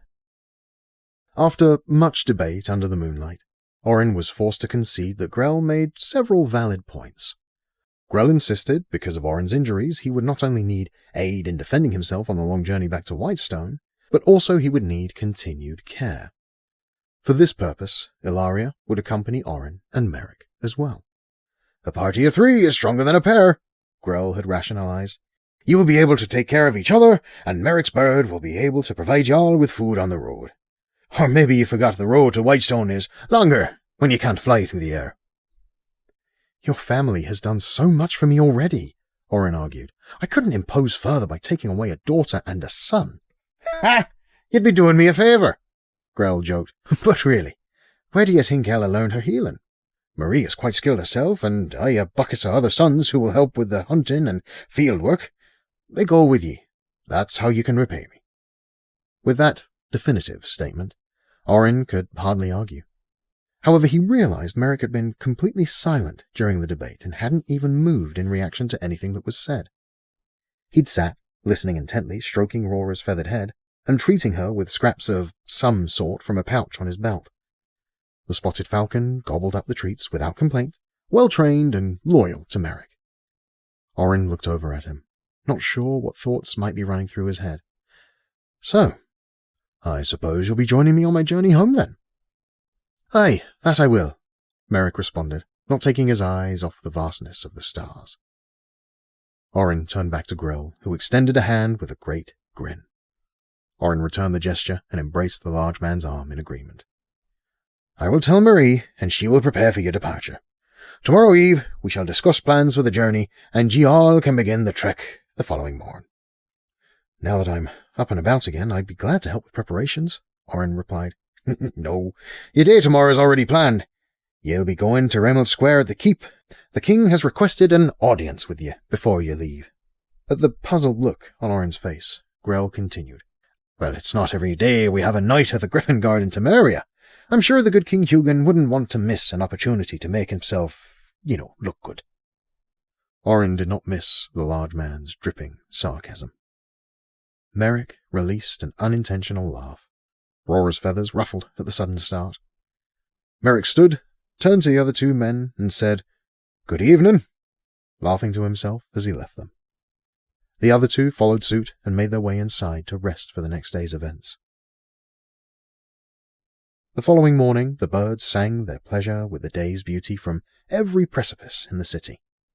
The myriad towers no longer looked like giant torches, but rather returned to the daytime intrigue of their distinct craftsmanship, standing stark against the early morning orange in the sky. The stir of the Karos Market Square was audible once more as people bartered and traded goods and services. After a quick breakfast, Orin, Ilaria, and Merrick left the House of Grell for the Reimald Square.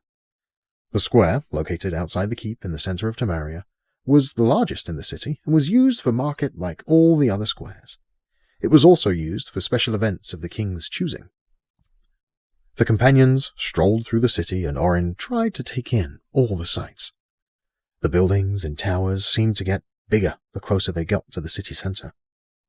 At one point, they passed a particularly busy market square adjacent to the Palori River, the main river that ran through the city.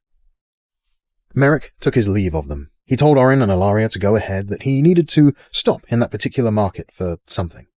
Before either could reply, he had vanished into the crowd.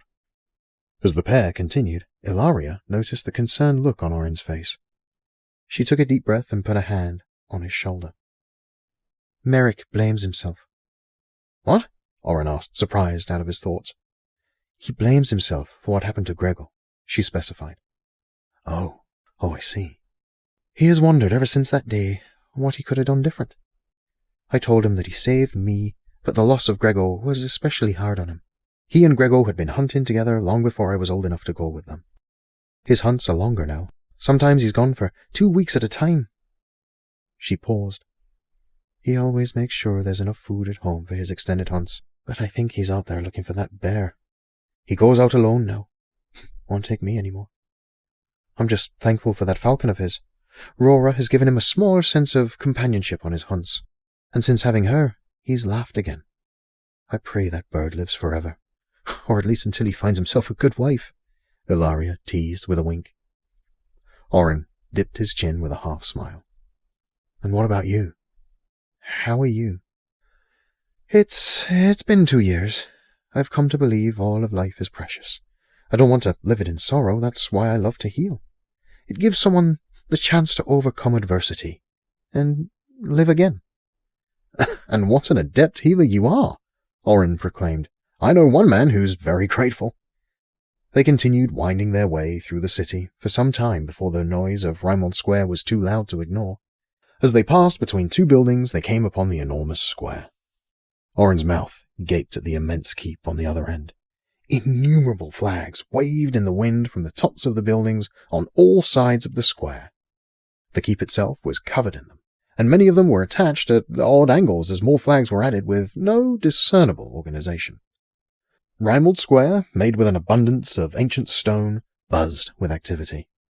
Though it was the first square built in Temeria, its engineers had designed it with grand intentions. Merchants, artisans, and craftsmen were buying, selling, and trading wildly. Armored guards equipped with spears engaged in purchasing, eating, and idle conversations. Children ran around the square playing games. The scene thrummed with life and diversity, and mirrored the myriad of colours Orin had already seen in the Karos section of the massive city. Elvish merchants were scattered throughout the square, selling various wares. Several dwarven craftsmen negotiated with sellers looking for finely crafted tools, weapons, and the like. In front of a tavern at one of the corners of the square, a halfling jovially encouraged guests to come in and enjoy a pint at his fine establishment. The exterior of the place was littered with flags, showing only the wooden sign that said the Flagkeep Tavern and the door below.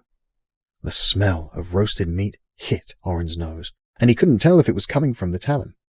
If it was, the smell alone convinced him to stop in the next time he found himself in Temeria. A small sack of beans hit Orin's leg, and he reached down to pick it up. An elvish boy looked at him and motioned for Orin to toss it back. The boy caught the sack with his knee, made a quick twist, and flipped the bag to one of his friends to begin their game anew. Orin and Ilaria waded through the crowds to the bottom of the keep's steps. The keep loomed even larger up close, and the plethora of flags gave it a sort of organic illusion, waving like colourful, scraggly hair. As they were about to continue up the steps, a loud call of trumpets sounded, resonating throughout the square. The initially startled crowds fell silent and gathered near the steps. Orin turned to Ilaria with questions on his face, but she returned his questions with the same puzzled look and shrugged her shoulders. The large entryway to the keep was already open, but a troop of guards came out, marching to the trumpet's rhythm. Some carried spears, others carried more flags. The troop split and formed 2 lines, one on either side of the entryway. They turned toward the center and raised their spears and flags high. Out of the entryway came a large elf in rather splendid armor. He made his way to the front of the stairs, stepped to one side, and turned. The trumpets stopped, and all was quiet. Some of the children could be heard murmuring in the back. A woman scolded them, and the murmuring was replaced by muffled chuckling that rolled through the rest of the crowd. The elf knight at the top of the stairs rolled his eyes in obvious displeasure. The crowd settled down again and stared at the top of the stairs, waiting. The quiet ended as abruptly as it had begun. "Tamaria, your highness the king, the comforter of the weak, your champion for freedom, your pursuer of justice." The elf knight mustered as much enthusiasm as he could, but the compliments and titles droned on far too long before finally, "The keeper of wisdoms, King Hugin." At that, the trumpets sounded again, and cheers and applause erupted from the crowds. Orin laughed at the spectacle, but joined in the clapping to not make a scene. King Hugin was an enormously fat man. He waddled out, waving to all his loyal subjects. The fat on his face was pushed oddly by his wide grin, and his eyes were almost invisible as the skin folds wrinkled around them. His robes were of the finest materials, but the extreme colors were so overwhelming that Orin thought he looked like a shorter, stouter version of the flag-adorned keep. His crown was made with the finest gold, but every inch was covered with different colored gems. When King Hugin finally reached the front of the steps, Orin made out a thin mustache that accompanied the king's beady eyes on his engorged face. Regardless of who the king really was, it was easy to tell. He enjoyed being the king. The gathering was released to continue business as King Hugin waddled through the square, interacting with his people. Deep belly laughs rolled often from the rotund king. He stopped here and there at different stands while the elf knight stayed close behind. Orin and Ilaria wandered nearby, waiting for the right moment to engage the king. The king stopped at a cluster of merchant stands where some elves were selling pastries and treats.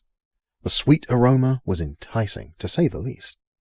Ilaria thought King Hugin might be a while, so she signaled for Orin to wait and went to speak to the elf knight.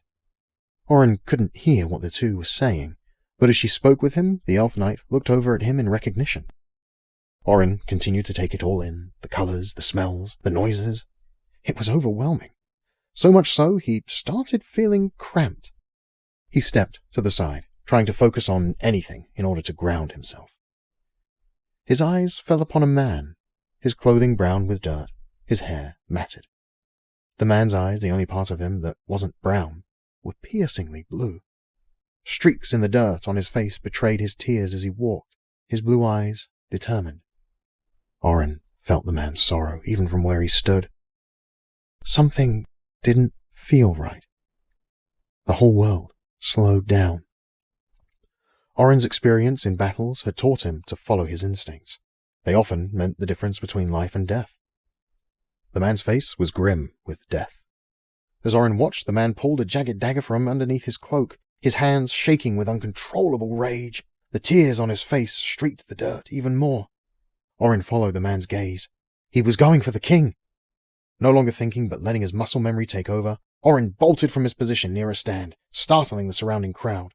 Seeing Orin out of the corner of his eye, the man charged forward, hoping to reach the king before he was intercepted. Orin had read his motives quickly and cut him off. The man lunged at Orin, knife point first, swinging wildly at anything he might hit.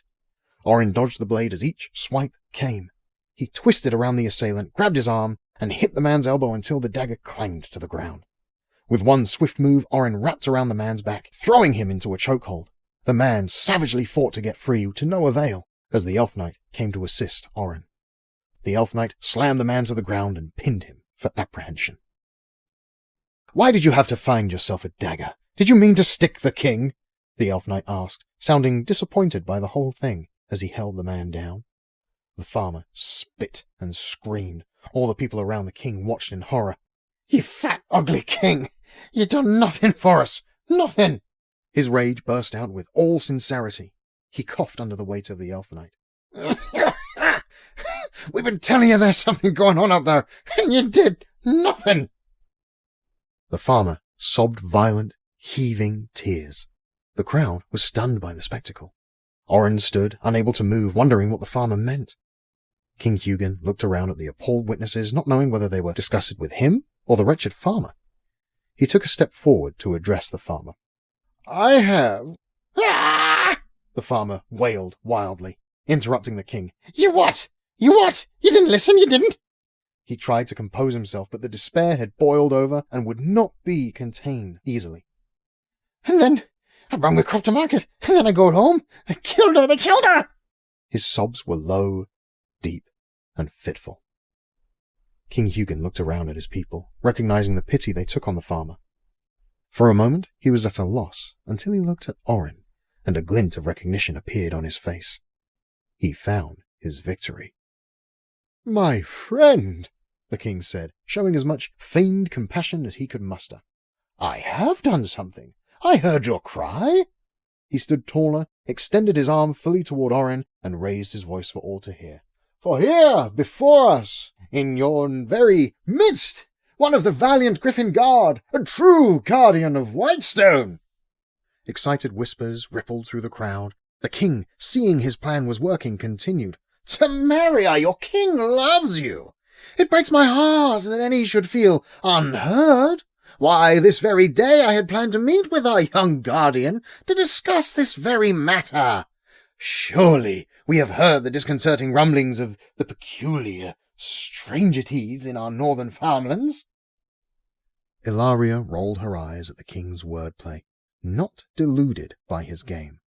Now, having the crowd's complete attention, the king stepped over the head of the farmer, walked over to Orin and draped an arm around his shoulder in a sideways hug, bringing him close before continuing.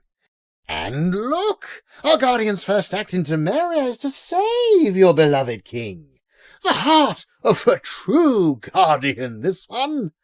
He will not let our northern farmlands be dismayed any longer. Surely, as he has shown us victory today, he will not let us down. Your king loves you. I commission this guardian today, and all will be well." He grabbed Orin's hand and heaved it high as the crowd erupted into applause. He waved with his other hand, the fat on his arm waggling. He turned a beady eye to Orin and said out the corner of his mouth without losing his smile, "Wave to them, guardian. They love you." Chapter 6. A Whisper on the Wind. King Garin stood in the dark corner of his chamber, not having worked himself up to moving into the king's chamber.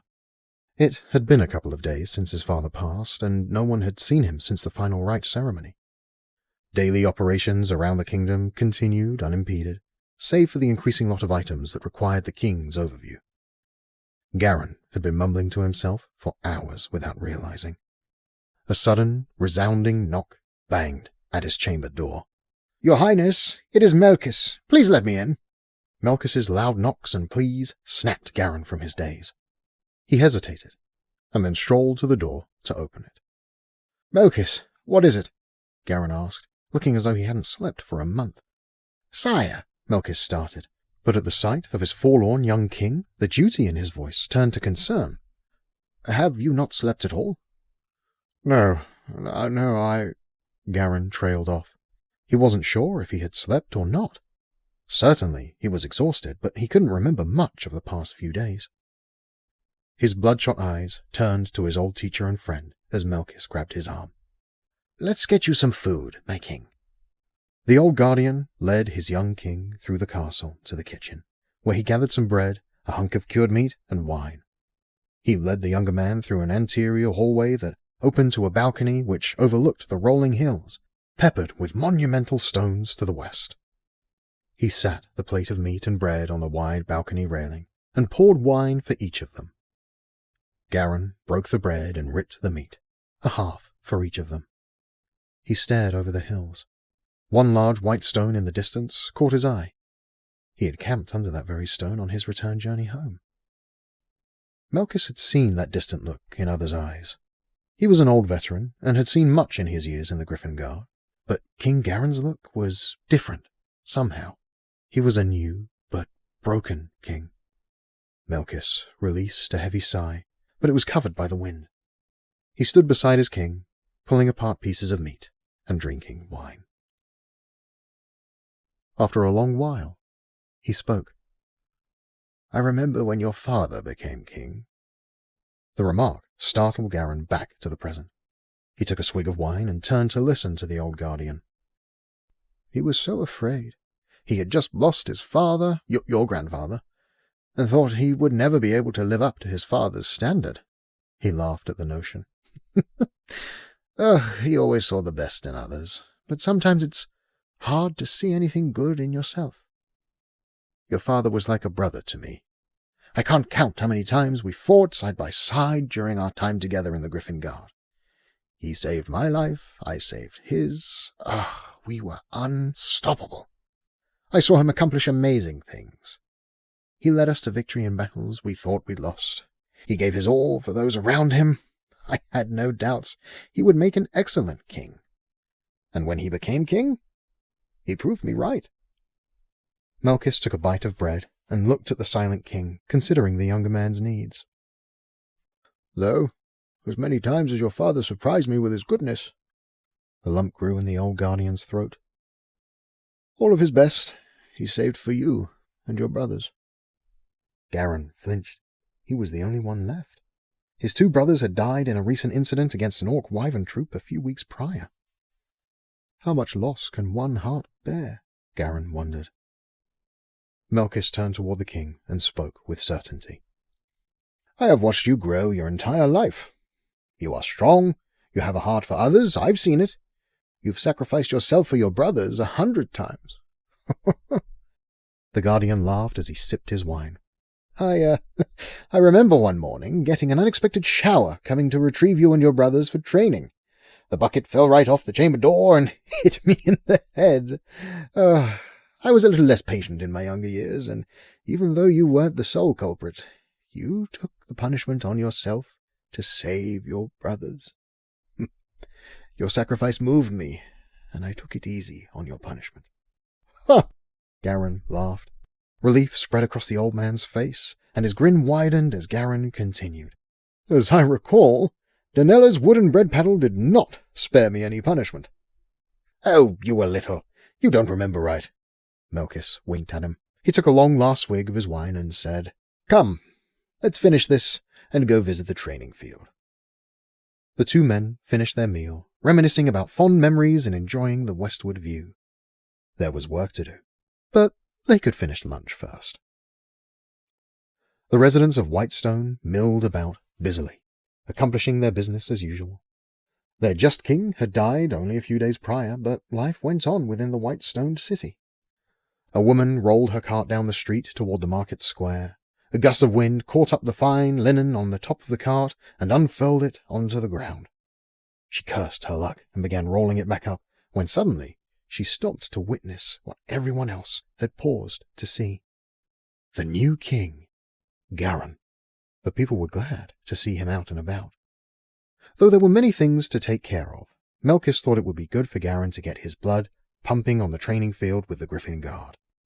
Along the way, people stopped to gawk and smile at their new king. The young ladies were particularly interested in him, as he hadn't yet taken a wife.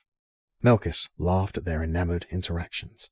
You'll have a lot more time for a wife and family, fulfilling the responsibility of king rather than on missions with the guard, he said, nodding toward a pretty young woman with golden hair. One thing at a time, Melkis, Garin teased back. They rounded a street corner and stood before the Griffin training complex, the Grand Corral. Aside from the castle, it was the largest structure in Whitestone. The white stone walls rose high and were adorned with large blue banners with silver griffins embroidered on them. Just the sight of the complex raised Garin's spirits. The men walked to the massive front doors, and without words, 2 guards heaved them open. An immense field area in the center of the complex was ornamented with various training dummies and obstacles. The entire field was confined within the walls of the structure, which had no roof over the central area. Of course, there were guardians and griffins throughout. Some worked on different battle strategies, others practiced ground attacks. A few on the top of the far veranda practiced diving techniques. Griffin stables lined the outside walls, opening inward under the terraces. The barracks rooms were all on the second floor and ran around the complex, except for the front side. A large training room, where instructors would teach the trainees, occupied the space above them. Most of the tactical operations were planned in the rooms above. Garin had spent many years in the place, and in a lot of ways the Grand Corral was more home than the castle. As they continued forward, they stepped out of the shadows of the entryway and into the sun of the field. All activity in the Grand Corral halted with one horn blast. All eyes on King Garin. Remembering his responsibility to return them to work, he waved them off. The buzz of training continued. A large griffin flew from above the main terrace behind them and landed hard before the king.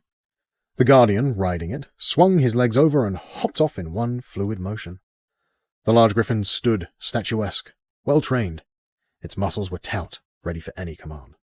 "My king!" The guardian placed a fist over the white stone crest painted on his chest armor. "It pleases me to see you." The two stared at each other for a moment. Garin breathed a heavy sigh and hugged the guardian with everything he had, glad to see his cousin. Clanging swords rang out through the complex. Melkis had requested a sword that they might get a round of sparring in, hoping the physical exertion would help Garin release some frustrations. Herndon, Garin's cousin, was happy to oblige, lending his own sword to the king. Many of the guardians who had been resting in their barracks rooms made their way to the balconies around the training ground to watch the spectacle. Watching Master Melkis in sword combat was a special treat on its own, but seeing him spar the new king could not be missed. A wide swing from Garin nearly touched the old master. With surprising agility for his age, Melkis sidestepped the attack and countered with his own swipe. Garin deflected with a well-practiced parry, stepping away from his opponent. The move required him to play the defensive, parrying a short flurry from the old master, and then Garin took up the offense. He launched into a hard and heavy attack routine, hoping to use brute force to defeat the master's old muscles. Melkis smiled as he parried the first, then the second, recognizing the routine. Smart, he thought. He had taught that very routine to the young king. On just the right jab, Melkis rolled out to the side, swiping his thin, slightly curved sword into the armored shin of the young king. Because of his position in the jab, Garin's weight carried him straight to the ground at the sweeping move of the master. He lifted his head from the dirt and turned toward the grinning old man. "This fool," the wind whispered in his ear. "He's trying to kill you." Rage overcame Garin, and he bolted at Melkis, striking furious blows. His movements paired with a wild-eyed frenzy. The old master parried and dodged, surprised at the younger man's fury. Cuts flew far too close to his throat. Melkis mumbled a magical command through gritted teeth to his sword, Wintertide. The clangs became crashes like lightning as the swords met.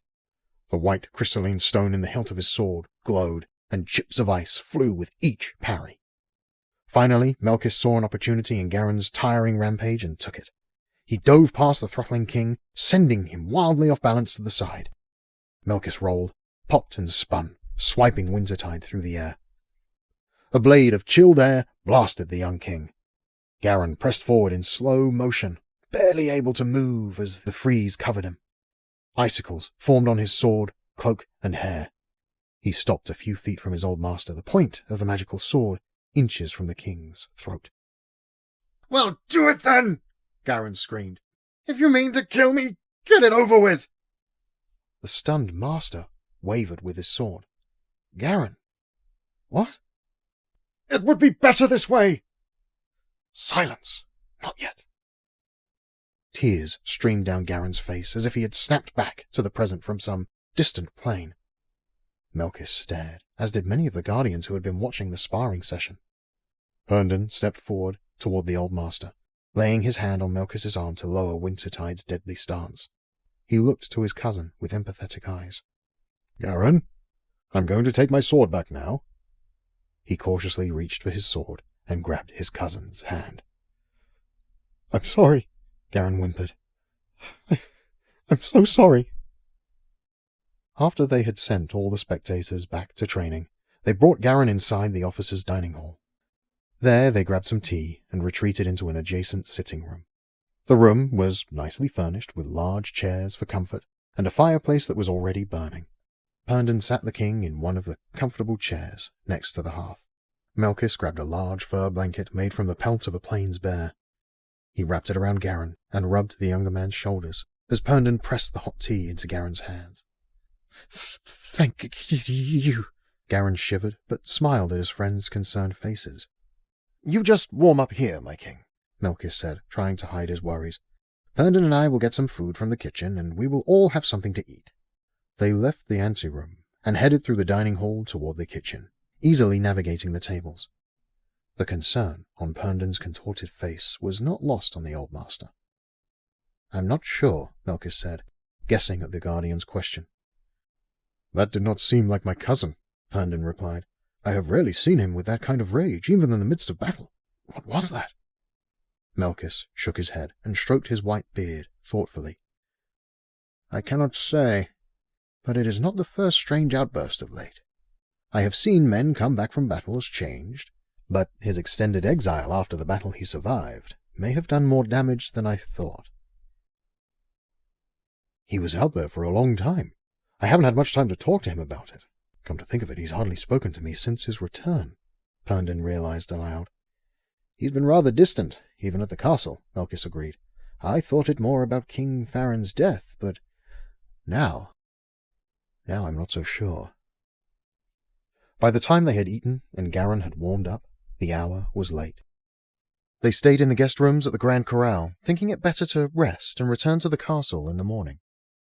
Long after Melkis and Herndon left him in his room, Garen stared at the stone ceiling in the dark, seeing only what the lights in the blue night sky could illuminate from the small window. Blankly, he stood from his bed, opened the creaky old door and made his way to the stairs. The trainees on interior guard duty were surprised to see the king stroll up to the mighty front doors. The two straightened themselves quickly in their oversized armor. Your Highness! Garen put a finger to his lips and a hand out to settle the young guards, not wanting to draw any attention. I'll be making my way back to the castle this evening instead, he whispered with a polite smile and nod. Oh, sure. Suppose King's quarters are much more comfortable than our accommodations here, one of the trainees said with a chuckle, proud of his broad vocabulary. Garen winced at the mention of the king's chamber. He still hadn't slept there. I'll take my leave now. Thank you, he directed.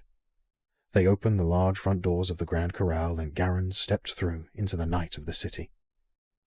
The two exterior guards watched him curiously as he made his way down the street and around a corner. He walked quietly under the night sky, through the city toward the castle. Everything around him seemed peaceful. But inside, a war waged. When he finally arrived at the door to his chamber, Garen paused. Not here. You know where you belong, the whisper guided. He looked at his old chamber door with a blank stare, uncertain. An impulse roared from deep within his core. He did not belong there. Not anymore. Yes. King Garen strode down the hall of the king's chamber at an even pace. He did not pause at the door, but walked right in. He turned around and watched the hallway as he closed the creaking door and disappeared into the dark chamber. We hope you are enjoying this story. If you are, don't forget to subscribe so you never miss out on future stories. Chapter 7. The Flagkeep Tavern. Finding themselves seated at the massive table in King Hugin's dining hall made Orin and Ilaria feel strange. At least 40 chairs lined the long table, but the guests sat near the king under the hall's high ceiling. Flags draped down from the ceiling evenly from one end to the other. Unlike the outer adornments, these flags appeared to be hung with organization and order. With no other people in the room, the noise of the fat king eating echoed. The elf knight stood nearby, clearly annoyed by King Hugin's attempt at a power play. Ilaria inhaled as if she were about to break the silence, but a greasy sausage of a finger from the king shot up to stay her. He licked the last morsels off the large turkey leg he had inhaled and dropped the gnarled bone on the platter in front of him. He rubbed his greasy hands together and wiped them on his shirt. "Now," he mumbled, finishing the last bite. "Now, Callan." "Orin," Ilaria corrected. The king shot her a callous glare. "Orin," he corrected himself. "I am glad to see your recovery has gone well. Honestly, we didn't think you were going to make it. You looked awful. That axe all stuck in your side." He chuckled at the memory. "Well, Ilaria is quite the skilled healer," Orin said, giving all the credit away. "Yes, I suppose she is." King Hugin slid the platter away. Before kicking back, he motioned, as an afterthought, to Orin to sample the remaining scraps. Orin brought his hand up to reject the offer, and the massive king shrugged back into his chair. He laughed again. "The way you tackled that farmer today. Even Calor didn't see that guy coming. Maybe I should hire you to take his place." The elf knight, Calor, rolled his eyes behind the king's back. Orin shook his head. I appreciate the offer, but I must be getting home to Whitestone. Goblin activity has been increasing. I hit my head hard, so the battle's details are fuzzy in my memory, but if the battle went as Ilaria told me, they are getting bolder." King Hugin leaned forward, expecting a grand story. "Orin will be accompanied by me brother and me," Ilaria cut in. "He's still recovering, though I admit I was impressed at his actions today. He lost his griffin in the battle, so the journey will be more difficult." The king waved her off, cutting her from the conversation, and leaned toward Orin. "Listen, Orin. It appears that the House of Grell has taken good care of you, and again, we thought you weren't going to make it. But I can set you up with a small troop of guards that would gladly help you get home. No need to travel with the huntsman's children." Ilaria's eyes widened at the king's derisive tone. Orin quickly tried to defuse the situation. No. I have been quite happy in the care of the huntsman. His family have been good to me, and I believe Ilaria and Merrick to be quite capable." "Walk with me," the king said, shoving away from the table. King Hugin's fat arm held Orin close as they walked through a corridor, while Ilaria and Calor followed closely. Ilaria appeared as annoyed with the king as his elvish aide. The corridor ceiling was also draped with flags, and the walls were adorned with valuable items, finely smithed tools and weapons, shields and armor pieces, instruments and utensils. "Listen, Orin, I've got a little predicament. You've got a little predicament. Let's help each other, You see, Calor and I have had run-ins with that stupid farmer before, whining and crying about his crops being stolen, blubbering about strange noises and lights in the northern farmlands. He's been a real thorn in my side, you see. But other people have started complaining about the same things now. And you saw that wretched display today. Half the square saw it. Luckily for us, I was able to turn it so the people adored us once more. You heard their chanting. So, here's what I need you to do. On your journey back to Whitestone, take a small detour to the northern farmlands near the old Palori ruins for me, and take a look. We can't do that. The Palori ruins are far out of the way. Ilaria butted in. Now, it's still north, the king retorted. As the two began to argue, Orin no longer heard them. His focus had been drawn away by a single item hanging on the wall. The thin, curved sword was well crafted by dwarven hands, as many of the oldest Griffin Guard weapons were. But there could be no doubt which sword hung before him.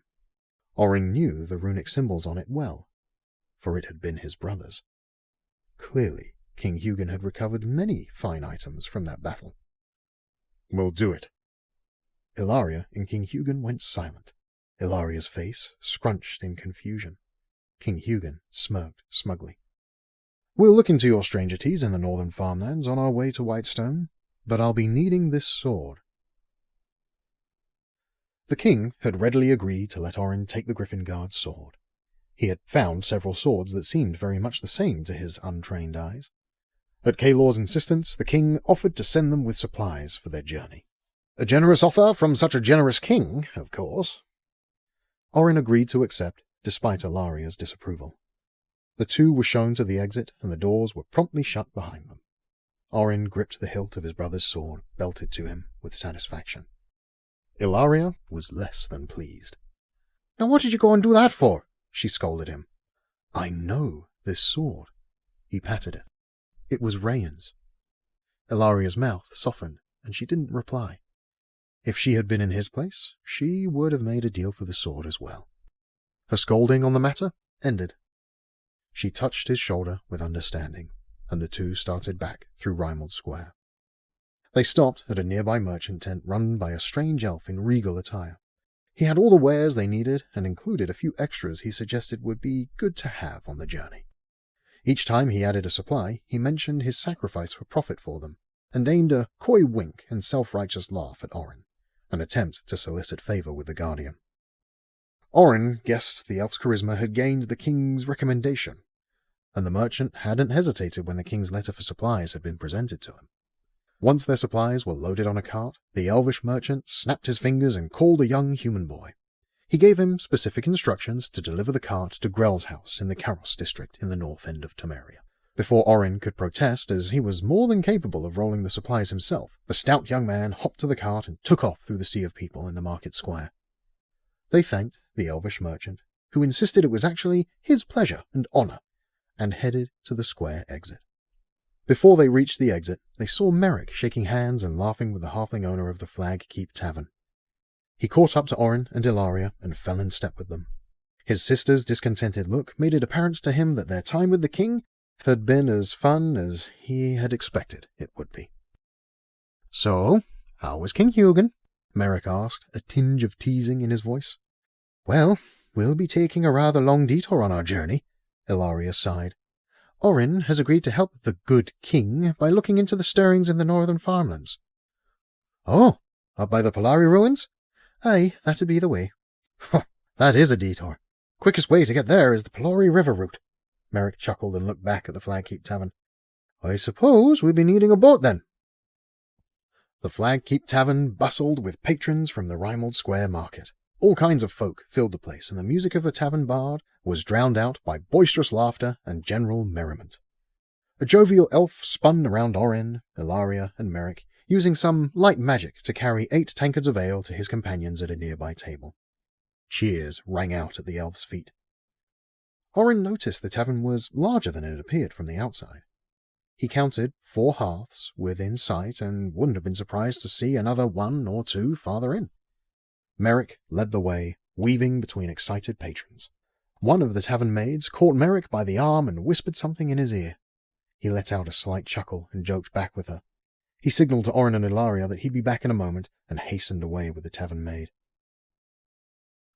A raggedy man in a booth next to Ilaria stood. Well, ain't you a pretty one, eh? He hiccuped, and the rancid smell of his breath burned Ilaria's nostrils. Let's have a kiss, won't we? Ilaria recoiled at the thought. I'd rather not, thank you. Nah, come on now. Just eat with him. Right as Orin was about to step in, a heavy clunk sent the man's face into a confused panic. Before he could even cry out, his eyes rolled into the back of his head, and he seemed to float back onto his seat at the booth.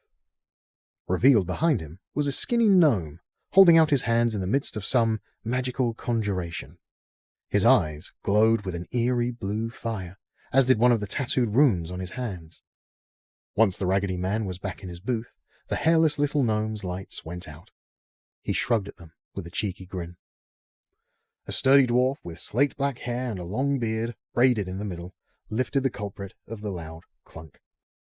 "Excuse me, miss. Seem to have, dropped my hammer." The hearty dwarf winked as he waved his mighty warhammer in his hand. "She has a tendency to do that, her own fools."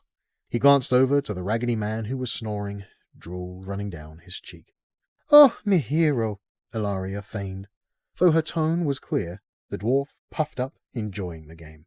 "Join me and me compatriot for an ale?" He gestured to a table in the corner by a hearth, before suddenly stopping. Someone caught the corner of his eye. You! I told you if I ever saw your face again, I'd be having to put my hammer through your nose holes! Merrick had returned 3 tankards in his hands. Stubbornly, he replied, "And I thought I told you if I ever saw you again, I'd rip off that braid of yours and use it to tie you to a tree." The crowd around them fell silent. The dwarf pawed at the bottom of his slate black braid. He looked to the scrawny gnome standing next to him and handed him his hammer. Without words, the two slowly walked toward Merrick. The dwarf tightened the linen wrappings around his hands and wrists, forming his fists as though preparing for a fight. Orin's hand instinctively reached for the hilt of his sword. Merrick set 2 of the tankards down on the table next to him. The dwarf grabbed one, passed it to the gnome, and then grabbed the other. The 3 stared at each other until the dwarf broke the silence. "Didn't I tell you that, 10 minutes ago?" the dwarf asked. "You did? But then again, you tell me that every time I see you," Merrick replied with a wry smile. "And you never learn." They let out hearty laughs, clanked their tankards, downed their drinks, and raised them high with a cheer. The surrounding tables cheered along, and the merriment recommenced. Orin turned to Ilaria, who also had no idea what was happening. "I thought you were going on a trip to Whitestone with that guardian. Did you forget something?" the dwarf asked. No, Merrick assured him, placing a hand on the short dwarf's shoulder. "Actually, we'll be taking a detour, and we may need your services." Cole, a son of Calamandir, the great dwarven city of the south, didn't need much debate or deliberation. He ordered several rounds for them as they ate and drank together. He was generous, a trait Orin had not often seen in his limited dealings with dwarves. From what the Guardian gathered, Cole and Merrick had a solid friendship built on past shared experiences, which would make their journey easier. In partnership with Azil, the scrawny, hairless gnome, Cole had a boat they used for the transport of goods along the Palori River. Cole explained they had hauled everything from farm produce to mining equipment. He laughed as he recalled for his captive audience the time he and Azil had transported a strange man that Cole swore was a wizard. Azil had not been so convinced. They still couldn't agree. After much mirth and storytelling, the party went their separate ways. Cole agreed to meet them the next morning at his vessel, which was tied up at one of the docks. Merrick knew the one. Orin, Merrick, and Ilaria headed back to the House of Grell for the evening. Grell was not excited about their newly planned detour, but understood Orin accepted the charge to acquire his brother's sword. Orin and Merrick spent the rest of the evening preparing supplies for their travels, while Ilaria walked through all the care instructions her mother would need for Silverwing's continued recovery. They enjoyed one last family meal and slept cozily in their beds, excited about what the dawn would bring.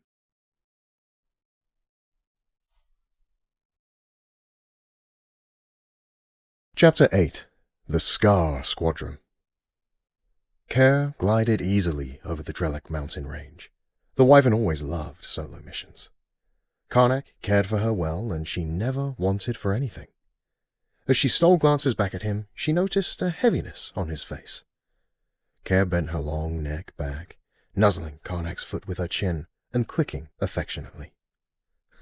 Okay, Karnak laughed, forced into a momentary reprieve from his worries by his trusted companion.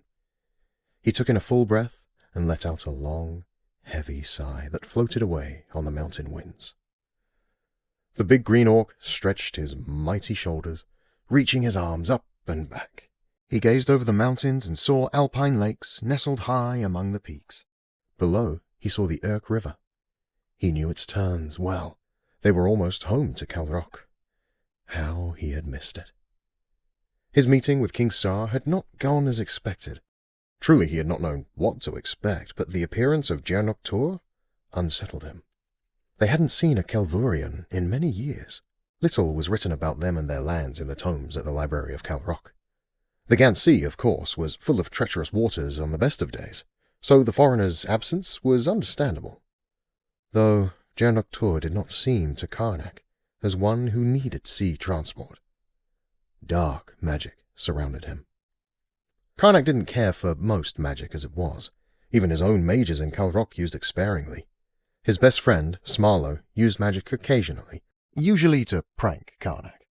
Once, Smarlo levitated Karnak's globe right out of his tankard while he wasn't looking.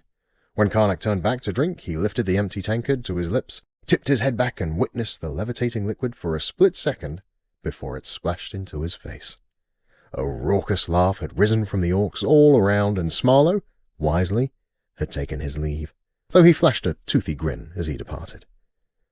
Karnak shook his head at the memory and patted Kerr's neck, thankful for the wyvern's companionship. His other hand thumbed at the handle on his axe, Dalkari. A little magic is okay, he thought. Dalkari, meaning Firestorm, had more than proven its worth in combat. Though Karnak did not fully understand why, the axe had the habit of bursting into mystical flame. Strangely, the fire had never burned Karnak, but scorched every enemy it cleaved. A little magic was okay. As they crested a ridge of particularly jagged mountains, the smell of sea vapors hit Karnak's nose, and he joyously inhaled. There it was, Calrok. The Scarcliffs Peninsula on the north side of the bay curved out into the Ghant Sea. The small city was settled and quiet in the late evening. Radiant pinks and oranges from the sky reflected off the bay. Karnak always loved that time of day, with its last light as the sun slowly descended, peeking over the mountains for one last glimpse at their bay.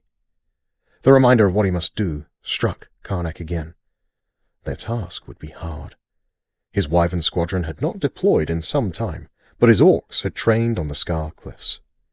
He would stand with one of his orcs over 100 from elsewhere. Kerr smoothly swooped into a dive, bringing them in for a soft landing at their home on a hill at the northern slope. Karnak unloaded Kerr's saddle. He grabbed a tasty fish from a barrel nearby and tossed it to her. She reared up, catching it easily, her long neck bobbing as she swallowed. She rattled off a series of happy clicks, and Karnak gave her another loving pat on the snout. Kerr flew to a nearby rocky perch with easy access and a view of the modest house. Karnak nodded to her and turned to his house of stone and wood. Among the Gars of the Drellic Mountains, his home was the least palatial. Karnak didn't care. He walked toward the house, his outstretched hands feeling the long stems of grain that grew from the ground. He knew what awaited him. This place was home. The morning sun softly spilled into the room. Karnak held his wife's hand on his chest, happy to be home in his own bed. He looked upon the orc woman who truly, by all accounts, was beautiful. Her deep green skin always got a little rosy in her cheeks when she slept. A sudden rustling and clicking in the other room grabbed his attention. The steps moved toward the door of their room, and the old wooden beams of the house creaked under each step. The door's hinges whined as they slowly swung open. In the doorway stood a groggy little orc. He rubbed his eyes with one hand and hugged a small blanket in the other. As he crossed to the side of the bed, the young orc yawned widely. He looked at his father with a delirious, surprised smile, and Karnak scooped him up into the bed between him and his wife. The little one was asleep again before hitting the pillow. "When do you leave again?" Tanessa whispered. Oh, how he loved the way she looked at him. "I'll talk to Smarlow this morning and have him gather the squadron on the cliffs this eve, but we won't leave for a few days." "Good," she replied. "He missed you." "Only him?" And I think he mostly missed Kerr," Tanessa teased. She stroked the black hair on the sleeping orc's head. "He kept looking to the sky over the western ridges, hoping to spot you." Karnak beamed at his young son. "I missed him too." Tanessa placed a warm hand on Karnak's shoulder.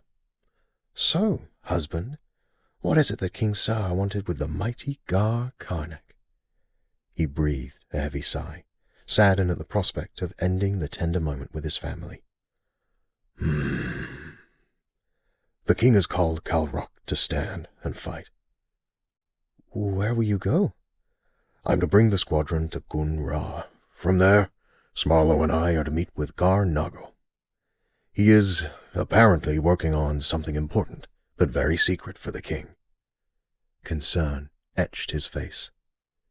"You seem displeased, husband." He paused, seeking the right words. "Not displeased." "Well, I for one am glad you won't be working closely with the king." Karnak's look scolded her. You know as well as I do that Gars who work closely with the king don't tend to do so for many seasons, she continued unapologetically. I'd rather my husband fight droves of ravaging men than be found with a dagger in his back at Castle Rook. He grabbed her hand with urgency. Tanessa, you must not say such things about the king. I am not afraid to be heard. Who will hear? I whisper only for the sake of our sleeping son. Karnak's face turned as stone, and for the first time in years, Tanessa could not read her husband. The large orc had always been fierce. He worked fiercely, battled fiercely, and loved fiercely. His look concerned her. She pinched his large hand to summon him back from the mystery of his thoughts. The intensity in his eyes stilled her. The king has a new ally, Karnak spoke seriously. A sorcerer from Kelvor across the Grand Sea. He calls himself Jaernok Tur. His magic is unlike anything I have ever seen. I do not know his true intentions. They sat, quietly, each lost in thought, until Tanessa once more broke the silence. Well, husband, I suppose you will have to keep a wary eye on this Jaernok Tur. Smarlow had gathered the Calrok wyvern squadron to the Scar Cliffs, as Gar Karnak had instructed. On that section of cliff, the stone formed a natural amphitheatre, where they met often for briefings. Wyverns dropped their riders at the top of the amphitheatre and flew to various perches on the side of the cliffs to await their calls. Smarlow stood at the back, rechecking his list to ensure every orc had arrived. Finding some still missing, he observed the squadron, which was abuzz with conversation and excitement. They knew Karnak had visited King Sar, and the theories about what that might mean for their squadron were many. They hadn't deployed in some time. Some of the younger orcs had never deployed, so nervous laughter and unproven boasts bobbed in great waves. A large wyvern and its rider descended. The wind wafted at Smarlow from the beast's mighty wings. The wyvern landed with surprising delicacy, and the large orc on its saddle helped a passenger down, before slipping off himself. Belguv, the large orc, signaled to his wyvern to take off and join the others. Without looking back, Belguv grunted past Smarlow, who checked him in. That was everyone. The passenger, a slender green goblin, tugged at his tunic, reorienting himself. Dissatisfied with the results, he peered helplessly up at Smarlow, who only gave him an incredulous look. He hadn't expected the goblin. Reglis hurried over to Smarlow. Do you know what all this here is about, then? The goblin snarled more than he intended. I know what this is about, Smarlow replied, waving a hand over the crowded amphitheatre. But this? He looked the goblin up and down, shaking his head. This I know nothing about.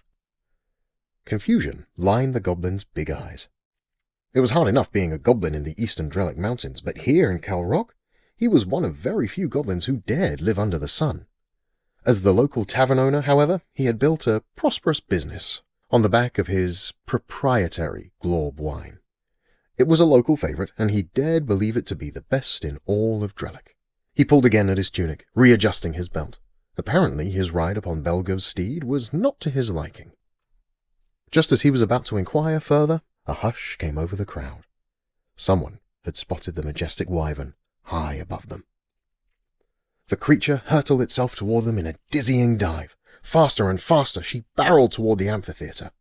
Right before the highest-seated orcs, Care spread her wings wide, immediately thrusting upward toward the back to land in an agile move that inspired awe. Karnak hopped off Care's back and landed dramatically to the delight of those in the rear rows, who had turned to view his entrance. Cheers and heavy orc hand-clapping rang out from the gathered squadron. Smarlow turned his toothy grin to the goblin. Hurry, sit here. He ushered him quickly to a spot nearby. Hoots, growls, grunts, and cheers of excitement issued from the orcs. Karnak stopped his descent down the stairs to nod to Reglis. He patted the goblin on the back and continued to the front, greeting many of his orc mates along the way.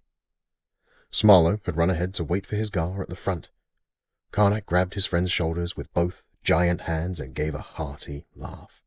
Then he embraced him with an exaggerated hug. The display reiterated Smarlow's command and place next to the gar. Gar Karnak turned and raised his massive green arms into the air, receiving another roar from the gathered squadron.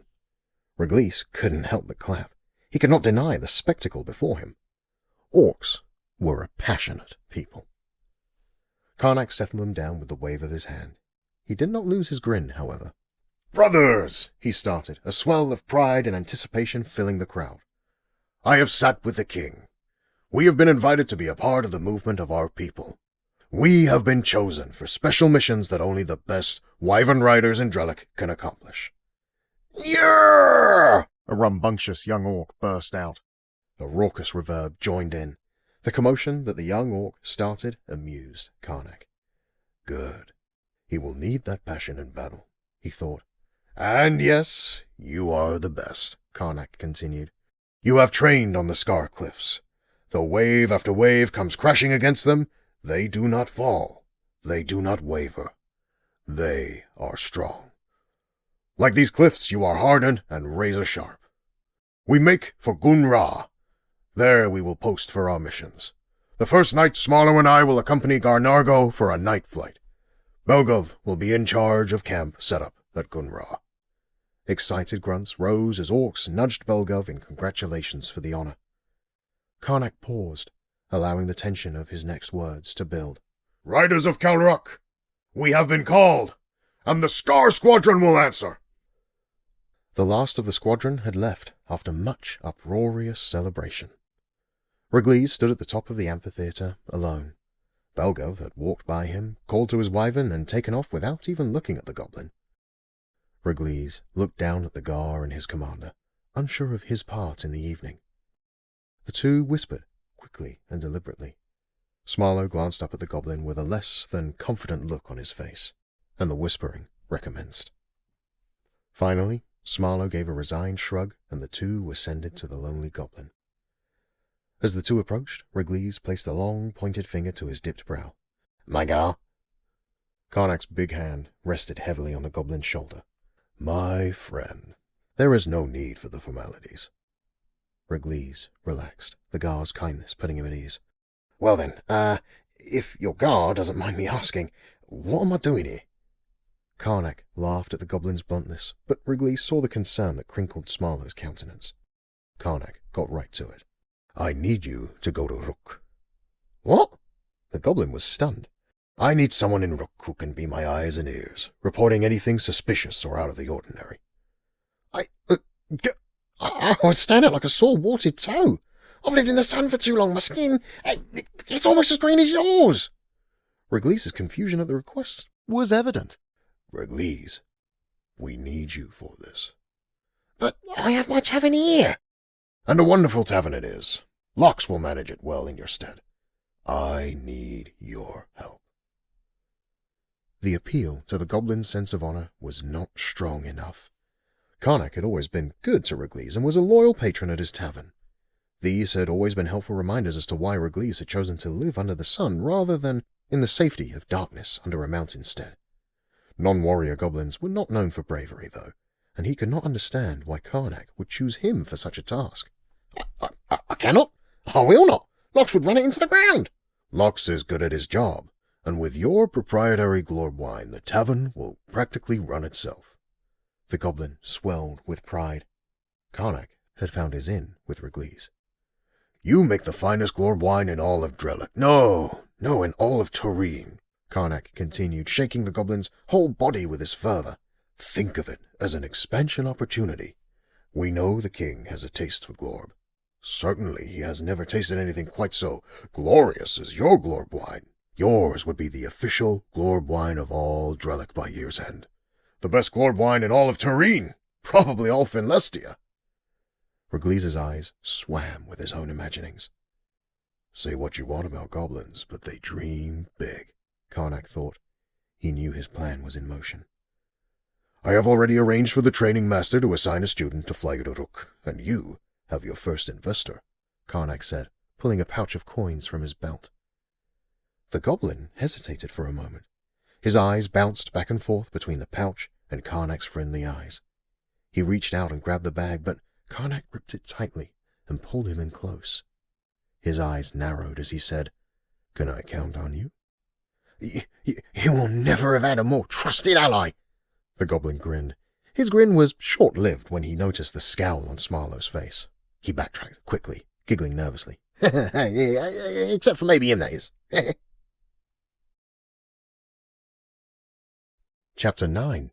Strangeties of Palori Ruins. He was a wizard, Cole argued, louder than he intended. Azil glanced at him, his face showing pity for his dwarven friend's delusion, as he loaded another supply bag. The gnome remained unconvinced. A boy helped load more supplies from the cart he had rolled to the huntsman's house the night before. He was a local boy, who had previously worked for the dwarf and gnome. He found their argument to be quite entertaining. With Temeria's vast diversity, stories were told of lush elven woods, magnificent dwarven caverns, mysterious vanishing islands, and even more outlandish oddities. But stories of wizards of old were few and far between. Admittedly, it was unlikely the dwarf and gnome had actually met a wizard, even with their extensive travel history. When everything was loaded, Cole patted the boy on the back and slipped him a coin, lowering his voice so his gnome companion couldn't hear. He was a wizard, he was. The boy graciously took the coin, nodded a less than convinced agreement, and happily sped through the port square with his cart, zipping past Merrick as he went. Spinning out of the way, Merrick raised his arm, holding Rora high, and the falcon ruffled her spotted feathers at the sudden jolt.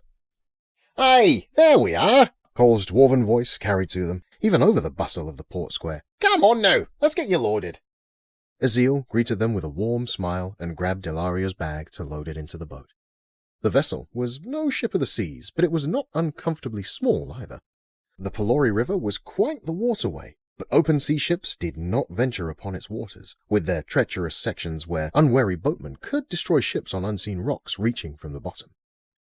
Cole's was a fine boat, though, and the aft bore a finely painted name, Lady Layla. Merrick seemed surprised by the cargo as he set Rora on a post on the fore of the boat. She nestled in for the journey, apparently having ridden there before. "What are you hauling today, my friend?" "Seed," the dwarf responded. "It came in from Telro. I'm to take it to the Northern Farm Guild. There was an accident at their sea house, and they lost it all. A fire, I think. I imagine King Hugin had to do some persuading to secure this much, though." The dwarf patted one of the large sacks, and dust spit out. He twisted away and sheepishly brushed it from his beard. "Thank you, Azil," Orin said as the gnome took his bag. Azil waved long, skinny fingers at him to relay that his assistance was no problem. Orin watched the little creature as he sorted cargo. He had encountered dwarves before, but had never met a gnome. He seemed a sad sight to Orin, with his skinny, hairless body tensing as he moved sacks of seed.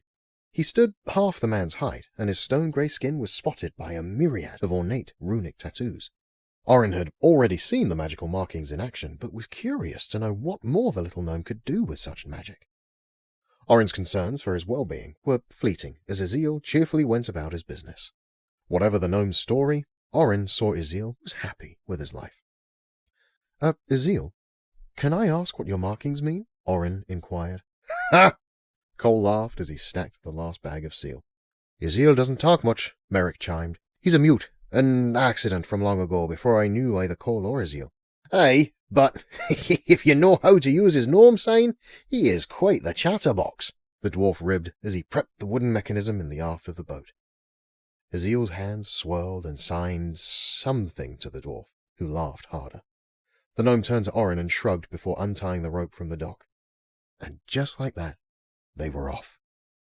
The trip north on the Palori River was the longer and more difficult route, as it traversed against the current of the mighty river. Usually, travelers would take the northeast road to Whitestone. Cole expertly maneuvered the two wooden levers on the aft of the Lady Layla. The vessel glided through the water with a smoothness only experience could provide. Cole's dwarven strength capably maintained their momentum as they cut through the oncoming current. Occasionally, Azil and Cole would swap, and the little gnome's eyes would light with cerulean flame. A rune on each hand ignited, and he used his magic to continue the deliberate work on the wooden levers. Up the river they went. Though Ilaria was impressed at Orin's renewed fervor and healing, she monitored him during their course upriver. She insisted he rest, and while Orin felt he had done nothing but rest for weeks since the battle, he would eventually lose the fight and close his eyes to appease her worry. "I noticed the elegant name on the back of the boat," Ilaria mentioned to Cole as he and Azil swapped turns. The gnome rolled his eyes and shook his head before lighting up his runic magic. Aye, Cole replied. A dreamlike look overtook his face and he stared off into another plane in time. Lady Layla. Ilaria was amused by the dwarf's reminiscent tone. Ah, a lady friend, then? Aye, Cole replied. He wiped his oversized dwarven hands on a rag, which he then used to wipe the sweat from his brow. More than a woman. Oh, she was fierce. Some might say savage. Her golden locks blew in the sea breeze as if the breeze existed only to behold her visage. More than a woman, indeed, Merrick added with a laugh. He had heard the stories. He took a puff from his long pipe, a habit he had gotten from his father, as he awaited the dwarf's inevitable retelling. She must have been to turn such a heroically tough dwarf into a poet, Ilaria quipped. Cole straightened, taking her words as a compliment regardless of their intent, and began his tale. He told of his home city, the great Calamandir. He told how, even in those great halls, he had never seen a woman like the marvelous Layla. He and Azil spent time on a vessel in the Ghent Sea with her and her crew, which is where they learned to be boatmen. There was intrigue, laughter, and heartbreak, everything a good dwarven story needed. Azil shook his head in amusement, and Orin couldn't tell how much of the dwarf story was true and how much had been embellished. Merrick commented on how the dwarf stories grew in eloquence every time he heard them.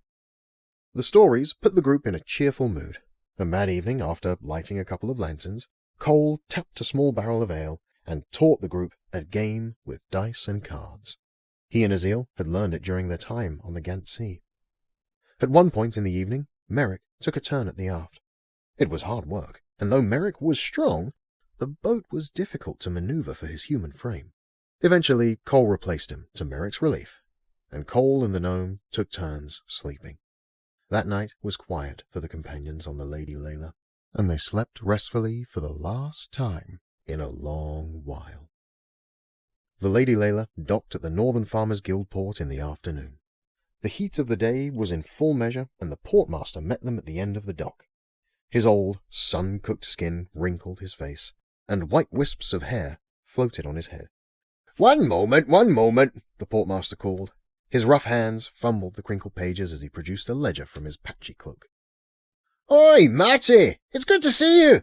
Cole called, knowing Marty would shuffle for a long time if he didn't interrupt the portmaster's thoughts. Oh, the portmaster looked up from his mess of papers. Cole, you're back. It's good to see you too. Have you got the wares we've been promised by King Eugen? Aye, that I do, Marty. Marty brimmed with joy as Merrick and Orin started unloading the seed bags onto the dock. Azil guided them by sorting which bags to take and which to keep. Yep, 23 sacks of seed for you, here and accounted for. 23? The old portmaster ruffled through his crumpled papers again. This time Cole was close enough to see the pages, and stopped Marty when he saw the right one. Ah, yes. No. 20. I was only expecting 20. The dwarf laughed and gave Marty an encouraging slap on the back. Looks like King Eugen was able to get you a few more. I'm sure he wouldn't mind everyone hearing about his great benevolence and kindness, Cole said, dripping sarcasm with his words. Marty was unsure. He mumbled incoherently. He didn't like the numbers to be off. The numbers were the numbers, after all. If they didn't match, he didn't like it. Not one bit. He was not satisfied. Cole signed to Azil, who signed back his understanding and held 3 bags of seed on the boat. Marty, I have the answer, Cole started. The old portmaster looked to the dwarf, hopeful. I'll leave the 20 bags on the dock here, and I'll take the other 3 bags on the boat with me. Then you'll only have 20 bags of seed and no worries. Marty nodded vigorously. That was a better plan. His numbers would match, and matching numbers were good numbers. Now, Marty, I need to know about the strange things happening out near the old Palori ruins, Cole prodded, changing the subject with a serious tone. Marty's eyes widened. You mean to investigate them noises, then? Aye, I've got a guardian from Whitestone with me. King Eugen has charged him to investigate the situation. Anything you can tell us would aid this mission. Marty looked past the dwarf at Orin and decided he looked well enough like a guardian, as far as an old farming portmaster could tell. He turned back to Cole and lowered his voice. The McIntroe farm is up that way. McIntroe's wife done died, and his barn burned up. Not just this. Marty shuddered. Muckintro ain't been seen in days. Days! Cole nodded thoughtfully. He guessed the farmer in Reimald Square, the one his companions had told him about, had been Muckintro. I believe him to be in the city, Cole encouraged the old man. Oh, good, good. What else can you tell me, Marty? Marty looked around nervously, hoping he wasn't forgetting anything. His memory wasn't what it used to be, but as long as the numbers added up, he would be fine. His eyes landed on the 20 sacks of seed, and he remembered. The seed house! Yes, the seed house! It was all burnt up one morn when we waked up. Have all these things happened at night? Cole pushed. Yes, at night, at night. Muckintro says always at night. Mm-hmm. Thank you, my friend. Cole hopped onto the boat as Marty headed down the dock to employ the young farmer boys to return for the seed. Seeing the thoughtful demeanor on the dwarf's face, Orin asked, So you know where we need to go next? We go to the Muckintro farm. We need to get there before nightfall. Then we'll see about these Strangeties. Cole signed something quickly to Azil before setting up at the maneuvering levers on the aft.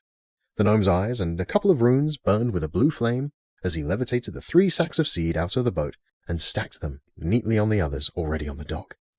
Cole knew the old portmaster would enlist aid to haul the sacks to the new seed storage facility, and Marty didn't worry about the numbers past his port. After losing their seed house, the farmers would need all the seed they could get. The travellers shoved off the dock and back against the current of the Palori River. It would only strengthen as they approached the Palori ruins. Many of the ruins of the old elven city had collapsed into the river and formed forced currents and rapids, making the river around there strong and treacherous. The lone river outlet, the rolling river that spit out west from the Palori, took the majority of the river's rage, making the Palori River calmer in the south. But Cole feared he and his new companions might face more dangerous things than river rapids. Steering the Lady Layla up the river against such a strong current was difficult work. Cole took to one lever and Merrick the other, while Azil used his magic to help. They turned west onto the rolling river, which was just south of the Muckintro farm. Seeing the family bridge, they turned hard, all 3 pushing mightily into the small inlet cove that gave the only reprieve for miles on the rolling river. The natural rock barrier where the 2 rivers split had forced the creation of the single safe cove on the edge of the farm. Once they tied the boat to a sturdy tree in the cove, they disembarked and headed to the farmhouse. The group walked somberly past the scorched earth and rubble that appeared to be the splintered remains of the barn. The farmhouse had charred stone on the backside, and half of the roof was missing. What happened here? Ilaria asked aloud, unable to keep the question to herself. Shh! Orin put a hand out to dissuade any of them from speaking. He drew his brother's sword from its scabbard and took the lead. Rora teetered and ruffled uncomfortably on Merrick's shoulder. Up! He commanded with a whisper. She flew into the air, and Merrick readied his bow. Ilaria notched an arrow of her own as Cole gripped his warhammer in both hands, and Azil's eyes burned cerulean once more. They stealthily moved around the farmhouse, searching for any sign of movement. They found none. Orin entered the house and found it empty. The kitchen was open to the sky, and much of the interior was rain-damaged. I know a good elven infant in Temeria, Cole said in a low voice, startling the group. Realizing he had surprised them, he finished his sincere thought. Might have to introduce them to Muckintro when we get back. Orin followed Merrick outside and began looking for tracks. Hearts pounding, they found the farmer's tracks, embedded in the ground from continued use of the same routes in his daily farming. Some led to the fields and some to the bridge that led south to the other side of the rolling river. Some led to the barn, many of which were fresher. But then they found a new set of tracks. The group followed them to see where the strange new trail might lead. Toward the end of the tracks, they saw Azil, having beaten them to their conclusion. The gnome stood with his hand out on a large stone, his bald, rune-tattooed head bowed. The stone marked the grave of poor Muckintro's wife. They had found nothing to give definitive answers, though Cole reminded them that Marty had told them, always at night, and night was falling. The group settled into the farmhouse, eating some food and regaining their strength from the difficult trudge upriver. As the night crept in, Orin knew, one way or another, they would soon have answers to what had happened there. As night covered the sky and the stars came out to play, Cole led their group to the north end of the farm, where the ocean of trees that was Elderwood Forest crashed into the sprawling farmlands. The forest had grown well over the years, covering many parts of Palori, the old elven city. They approached the forest with caution, as most people did, for it was an ancient forest, filled with whispers and magic that held many mysteries. Boom! A deep, resounding explosion of sound halted them before they entered the edge of the forest. Boom! Boom! It sounded again. A large shadow sped by, covering the stars high above them. Boom! Again. Merrick slid into position ahead of them and pointed above the tree line. Strange yellow and orange lights washed out the darkness beyond the trees. The companions looked at Orin for direction. He nodded to Cole, who took the lead again, that time with hammer in hand. Merrick whispered to Rora, who flew above the canopy of the great forest. It didn't take them long to make their way through that part of Elderwood Forest, to the large opening where the Palori ruins sat on River's Edge. The city had been massive in its day, and even at the edge of the city they could not spot the source of the noise. They climbed down an embankment that led them to street level, and maneuvered around old buildings until they rounded a corner before an open square. And then they saw it. Old towers and buildings were ablaze. The shadow flew lower over them. The wind of the shadow's powerful wings pressed hard against them as it soared past. Boom! A fireball from the creature's mouth exploded against a tower, lighting it up like a massive torch. The beast landed on a tower next to a pair of perched, wyvern-riding orcs. Orin signaled in a flash of gestures for the group to take cover behind a broken wall. His heart thrummed in his chest, his whole body feeling the beat. The pain in his ribs returned momentarily with the sudden rush of adrenaline. "A dragon?" he whispered to Cole, whose astonishment was evident even in the dark. The dwarf whispered what they were all thinking. "I thought them all to be extinct." Karnak and Smarlow marveled at the young dragon's capabilities.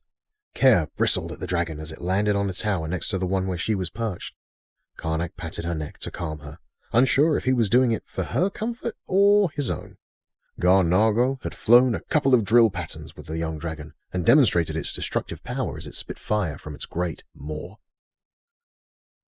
Smarlow blinked at Karnak, reservation and discomfort in his eyes. "So, Karnak, what do you think of our new weapon?" Gar-Nargo asked the question with a smug arrogance, knowing neither the young Gar nor his commander had ever seen the likes of its power. "It is most impressive," Karnak replied, trying to keep some strength in his tone. He adjusted the bun of long black hair on the back of his head. He knew as well as Nargo that the revelation shook him. "How long have you been training it?" "We've had him here for 3 months, training among the ruins. And how he's grown! He's still a young Spitfire, but each day he's getting better at heeding my commands." Karnak bobbed his head, not quite sure he believed what he was seeing. He had thought dragons extinct. Smarlow couldn't contain himself. "And where did this dragon come from?" The mage commander smiled. "You will address me as Gar, Commander." Smarlow reared up, but Karnak extended his large hand to stay him. "Gar-Nargo, I too would like to know where the dragon came from," Karnak insisted. "Kelvor," Nargo replied, patting the young dragon proudly, and suddenly it made more sense to Karnak. King Sar's new advisor and ally, Jaernok Tur, was a strange orc sorcerer from Kelvor, the land beyond the Gant Sea. Since they had not seen such a strange sorcerer before, perhaps Kelvor, across the sea, contained more mysteries than they knew. "Why here at the Palori ruins?" Karnak probed for more answers. "King Sar wanted us to test the capabilities of our new dragon. What better material to test against than elvish masonry? We all know they build better than men." Karnak understood the thought, but didn't relent. "And what about the location? It is dangerous to venture this far south. The Griffin Guard of Whitestone patrols often. And this close to Elderwood Forest. You must certainly have seen Laurelith riders." Nargo waved a hand over the ruined city. "No one comes here. Some weeks back a Guardian unit came close on patrol, and one of our wyvern squadrons rerouted them with a perfectly executed diversion, leading them away toward Temeria. They slew Every single guardian. Nargo snarled another chuckle, running his hand through the mohawk on his grey-green head. You haven't encountered the guards since? Smarlo cried. Not a one. Nargo's wicked grin spread from ear to ear. The king's new sorcerer said he would take care of that. A sudden jerk from the young dragon stirred the two wyverns into a chorus of angry clicking and cawing. The young dragon smelled something it hadn't before and lurched into the evening air. Nargo attempted to regain control of the dragon, yanking at the long reins with all his might. The dragon's nose hunted hungrily for the scent, and his eyes found his prey.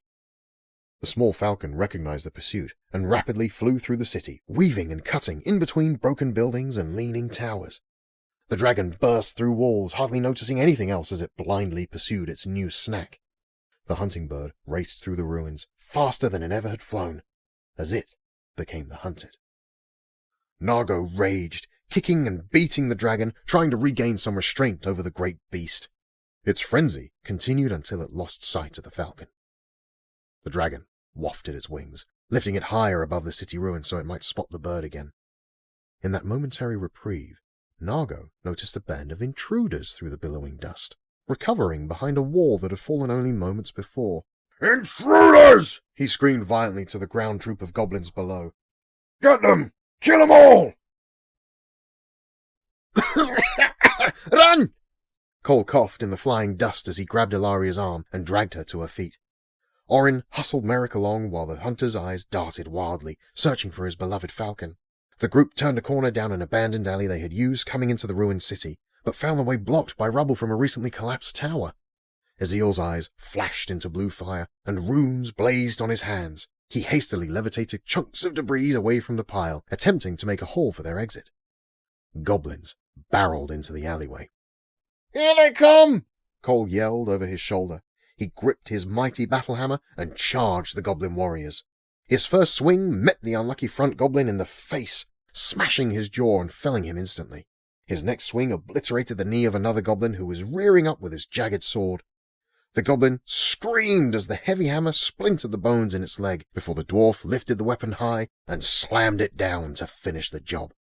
Without hesitation, Orin joined the dwarf. He smoothly unsheathed the thin, curved sword.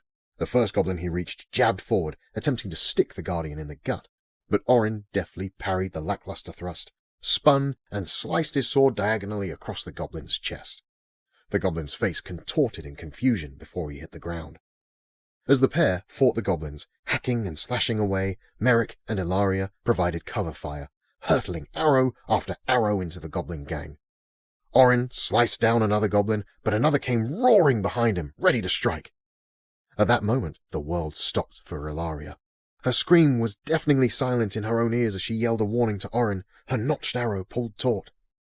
A surge of energy ran through her body as green electricity danced around her arms and ran along the length of her arrow as she loosed it.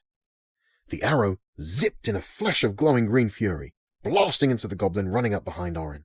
The goblin was launched into a group of his kin, where the mystical green lightning leapt from one goblin to another, felling the remaining creatures. Orin and Cole whipped their heads around to Ilaria, stunned. Merrick stared at his sister in shock. The loud sound of massive stone falling on other piles of rubble brought them back to the problem at hand. Escape. Ezeal had opened a hole to the forest. They ran as quickly as they could into the edge of Elderwood Forest. With luck, they could get to the other side and the Lady Layla. If they did, the power of the waters there would easily propel them down the rolling river. And maybe, just maybe, they would survive the night. Nargo beat and kicked and screamed at the young dragon. Finally, recognizing the scolding, the dragon flew to a tower and roosted in remorse. Roar! Nargo screamed helplessly. Until then, it would have been overstepping for Karnak and Smarlo to involve themselves. Having witnessed from a distance the green and blue fireworks that overwhelmed Nargo's goblin ground troops, Karnak recognized the band of intruders to be more than thieves and scavengers. Smarlo grinned smugly to Karnak as they flew by Nargo, still struggling with the pouting dragon. They ran into the forest, south! Smarlo yelled over the wind as they flew. They'll be running home, no doubt. Karnak agreed. If they escape, they'll be able to warn their people what we were doing. And what exactly are we doing, my Gar? Smarlo snarled. This is crazy! The large guard didn't like the situation they found themselves in either. Nonetheless, if their enemies spread the word about the dragon, it might start a war Drellic was not ready to fight. Garnargo's unpredictable control over the young dragon was proof of that. They flew high above the canopy of Elderwood Forest, its vastness spreading west beneath them. Their heading took them south, over the short distance where the group would have cover. As soon as they flew over the edge of the tree line, the orcs spotted the group running past a crumbling farmhouse. Garnok took his axe Delcari from his side, and in an instant it blazed with red, fairy fire. Fly true, Firestorm, he said aloud, and he hurled the axe toward the group.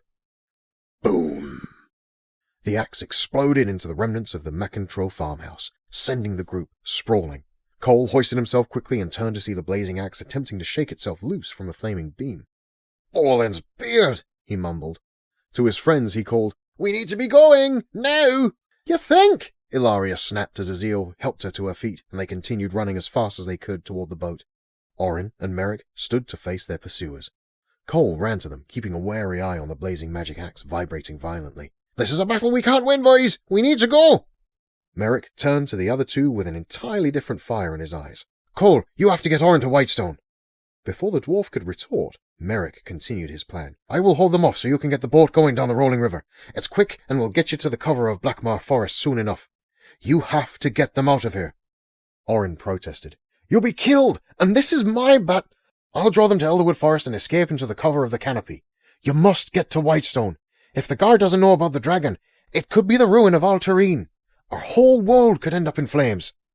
Merrick was right, of course, but it didn't make the situation sit any better in Orin's stomach.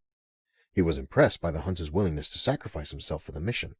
He smacked Merrick on the back for luck and ran to catch Ilaria and Azil. Cole hesitated. The large beam vibrated as the axe's power increased the closer its orc master came. "Go, my friend!"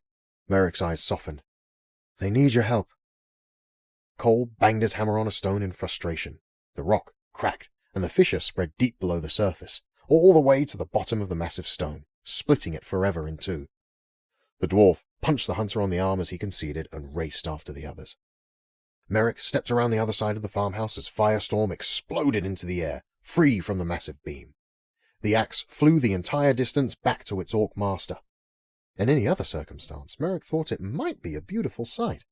Facing the axe's power, he readied his arrow. Karnak grinned at the gall of the lone huntsman. "I'll take care of this one. You go! Get to the others," he commanded Smarlo, who snorted at the sight. "If I can take one of them alive, maybe we can learn of their magic," Smarlo suggested. Karnak didn't care for their magic, as it was difficult to know what capabilities they might possess. But he saw the wisdom in capturing one of them alive. Perhaps he would be able to find out what their mission was, and who had sent them. "Do it." Smarlo chased the group, which was nearing the boat. Karnak spun Delcari in his hand, flaunting it for the huntsman to see. The huntsman had guts, that was for certain. He continued to walk in Karnak's direction, clearly attempting to get within range of the orc. Karnak led Kerr lower to taunt the human hunter. Merrick released an arrow that sped through the air and shattered against the blocking axe. Merrick had no misconceptions about the battle. The orc wyvern rider had all the advantage. But by separating the riders, he had given his friends a better chance. He glanced toward Elderwood Forest. If he was going to survive the encounter, the dangerous forest would be his only escape. Suddenly, the wyvern of the axe-wielding orc screeched horrifically, roiling in the air. It heaved and swayed, trying to shake the little falcon clawing and tearing at its face.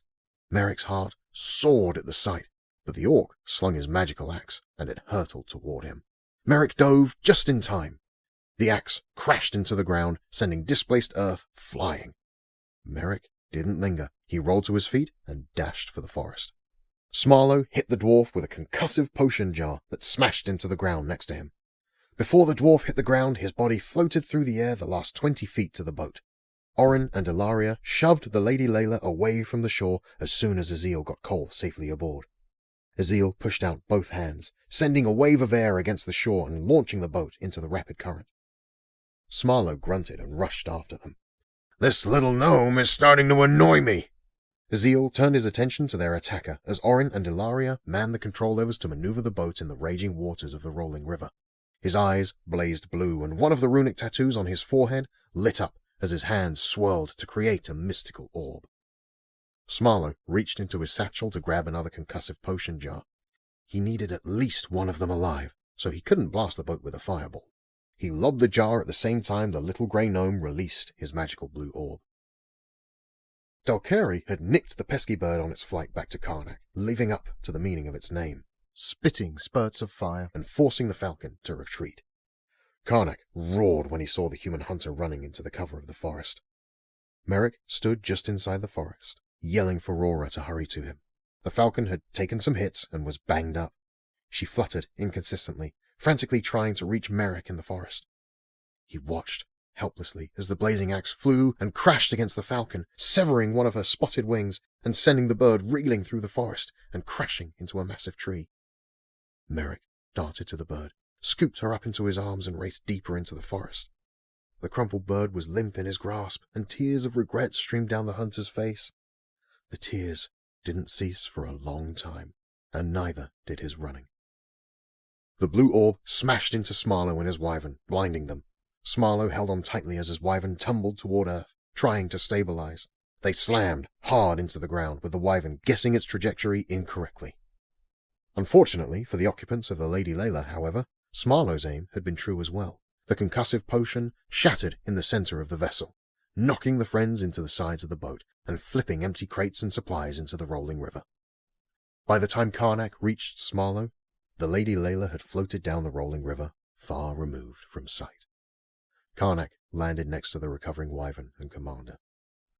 Smarlow rubbed his eyes, trying to wipe out the magical blindness, still unable to see clearly. They've escaped, my God, he breathed, his disappointment at his own failure sincere.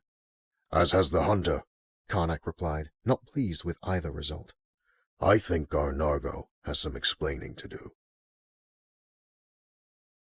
We hope you are enjoying this story. If you are, don't forget to subscribe so you never miss out on future stories.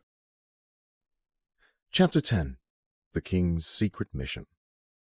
Several days had passed since King Garin announced changes to the Griffin Guard's immediate mission status. He had grounded all Griffin squadrons, declaring the most necessary mission to prepare Whitestone's defenses. Herndon, cousin of the king and captain of one of the Griffin squadrons, marched into the war room on the 3rd floor of the Grand Corral.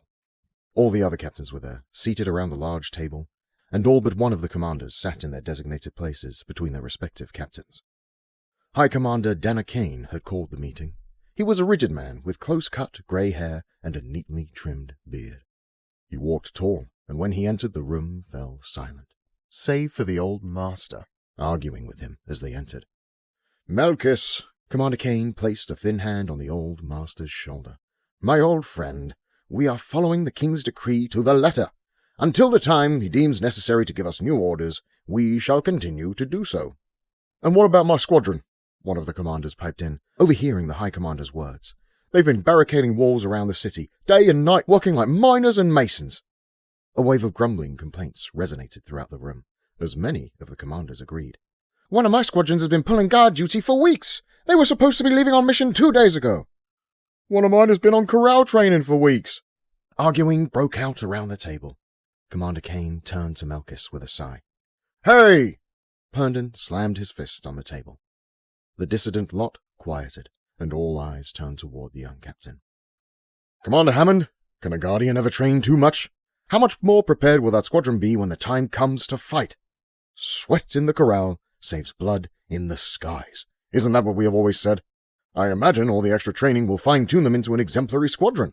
Bards sing of the glory of battles won, but battles are won by the ones who train the most. The captains beside Commander Hammond laughed proudly and patted the commander on the back, excited about the victories and glory they would see. Melkis and Kane said nothing. They watched the young captain with pride as he commanded the room. And you, Commander Matness, he turned to the stern face of the female commander. Is not the Griffin Guard, in fact, a guard?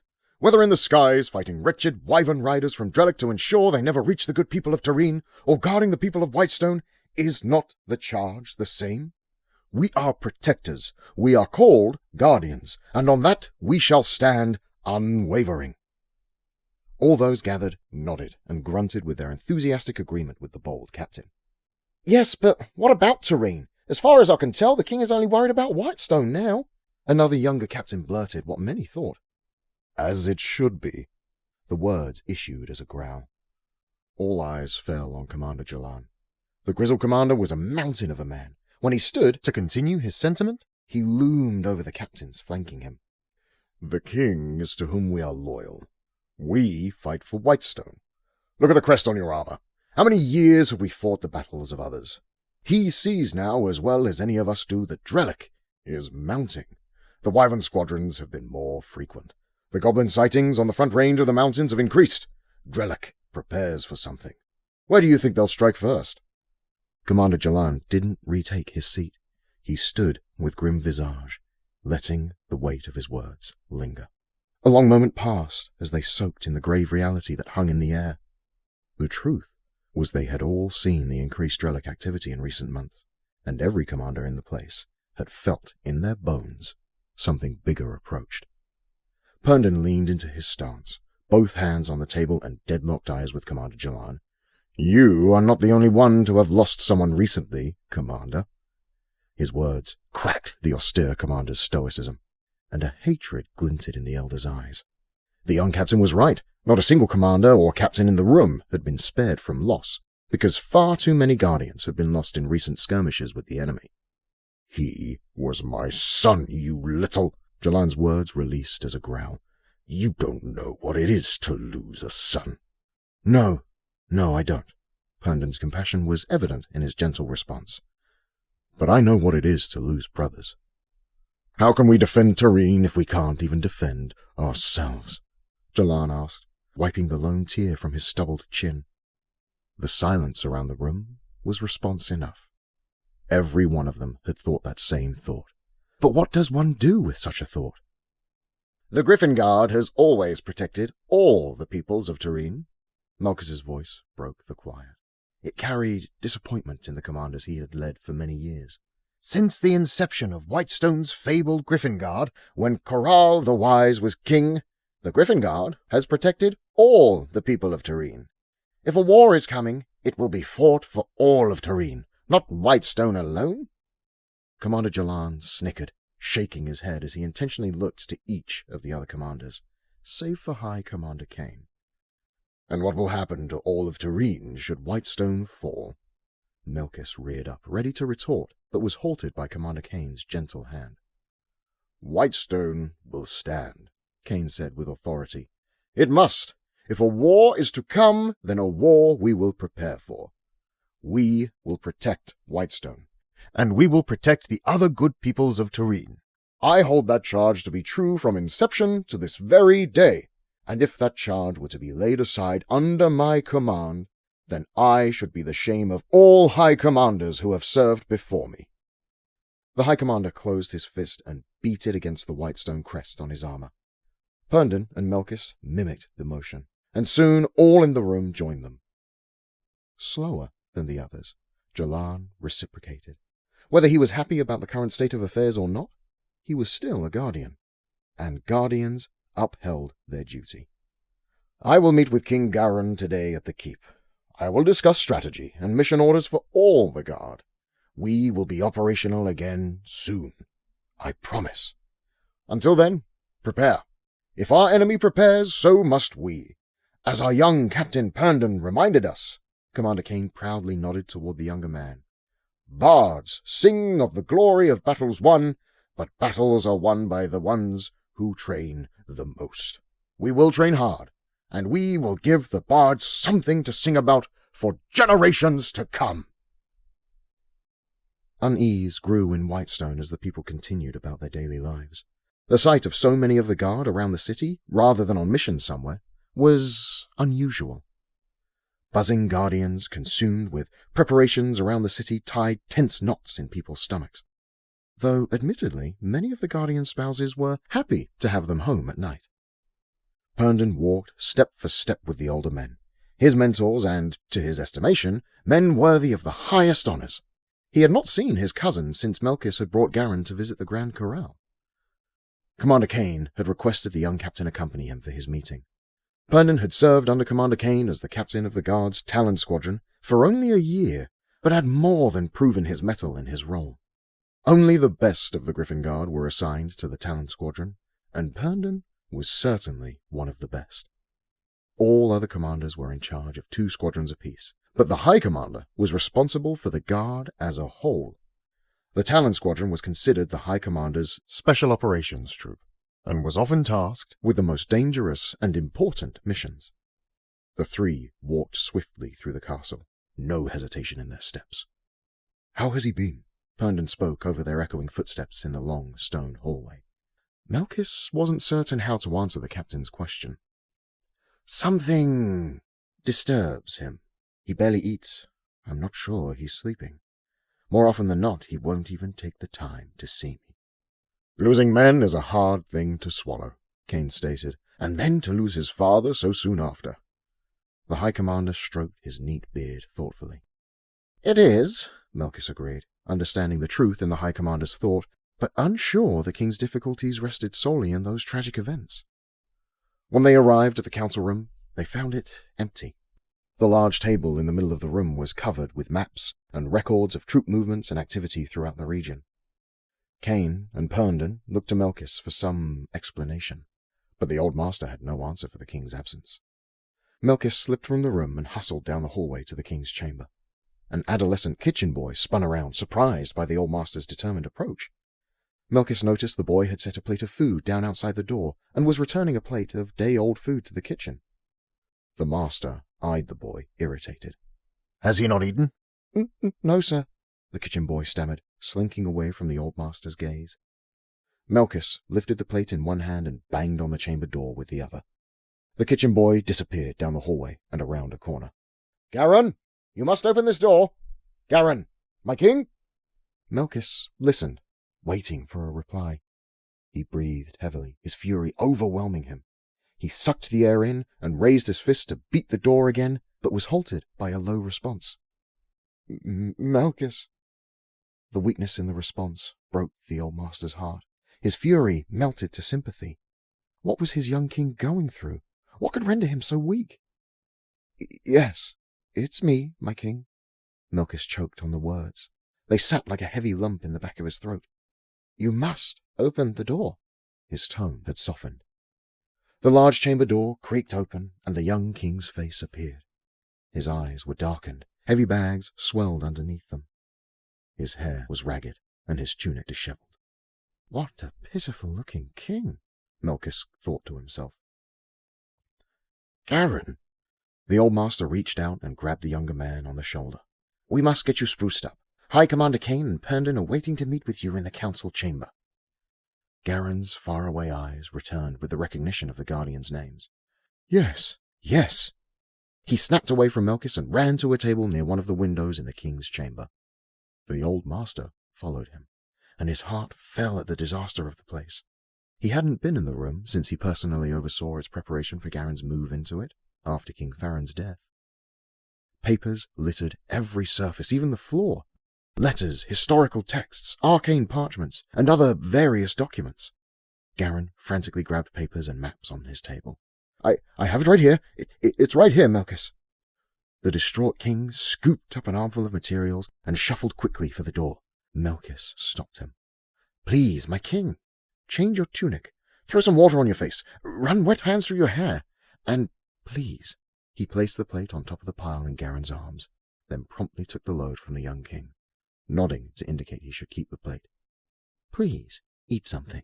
I will make sure these materials get to the council chamber. Refresh yourself, quickly. We will wait for you." Garin examined himself. He was a mess. His body twitched with a laugh under his breath. He glanced back at Malchus with a sheepish expression. "I guess I am a mess." Malchus laughed. "Quite." He waited until he saw his king take a bite out of the bread and turn, set the plate on the bed, and look for a clean tunic. Malchus did not close the door behind him as he left. He wanted to make sure he could get back into the king's chamber if need be.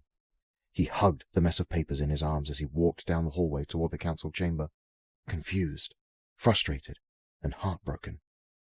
What is all this? Herndon studied the letters and arcane documents Melkis had brought into the council chamber. Melkis and High Commander Kane had set to work immediately, trying to fit all the pieces together, laying out parchment after parchment on the massive table, trying to make sense of the mess. Many of these speak about a powerful weapon. Magical. Kane stroked his trimmed grey beard, puzzling over how they were connected. Yes, but many of them make no ties to this weapon at all, Melkis pointed out. Kane grabbed another parchment. If we can only find where all of them fit, perhaps that will give us more context. I believe the king is working on a plan for us to get some sort of magical weapon that could aid us in the war to come. But where he got such a notion? Herndon watched eagerly as the two older men passed documents back and forth, laying them out and rearranging. Whenever he was with either of these men, he did his best to observe.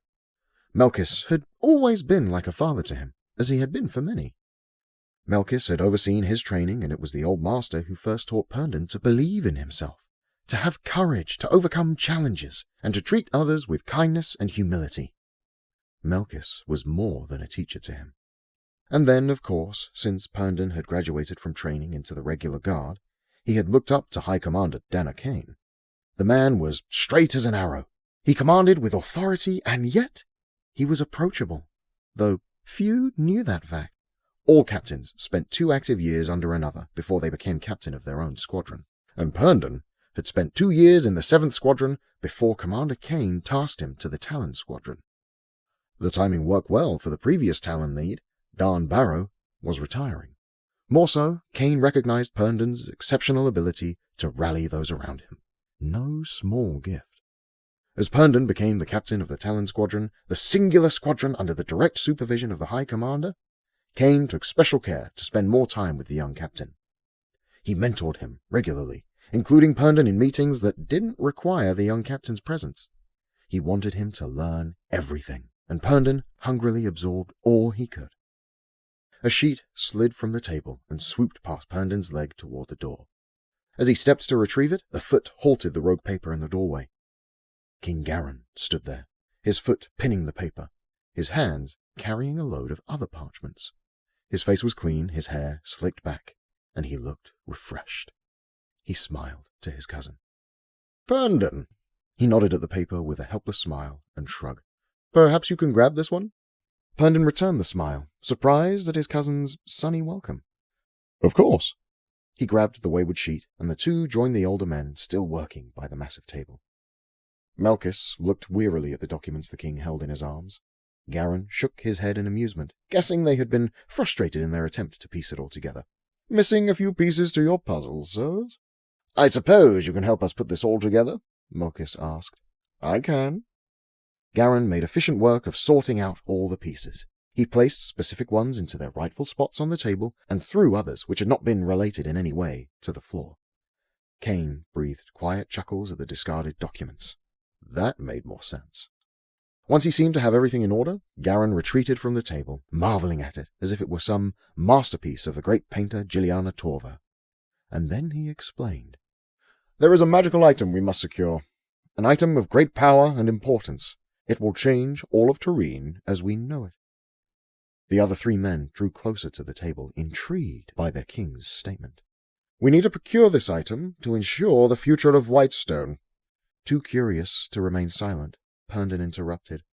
And what is this item with the power to change the world? It is called the Alkhoren Mirror, an old wizard relic that sat dormant for many years. And, what does this Alkhoren Mirror do?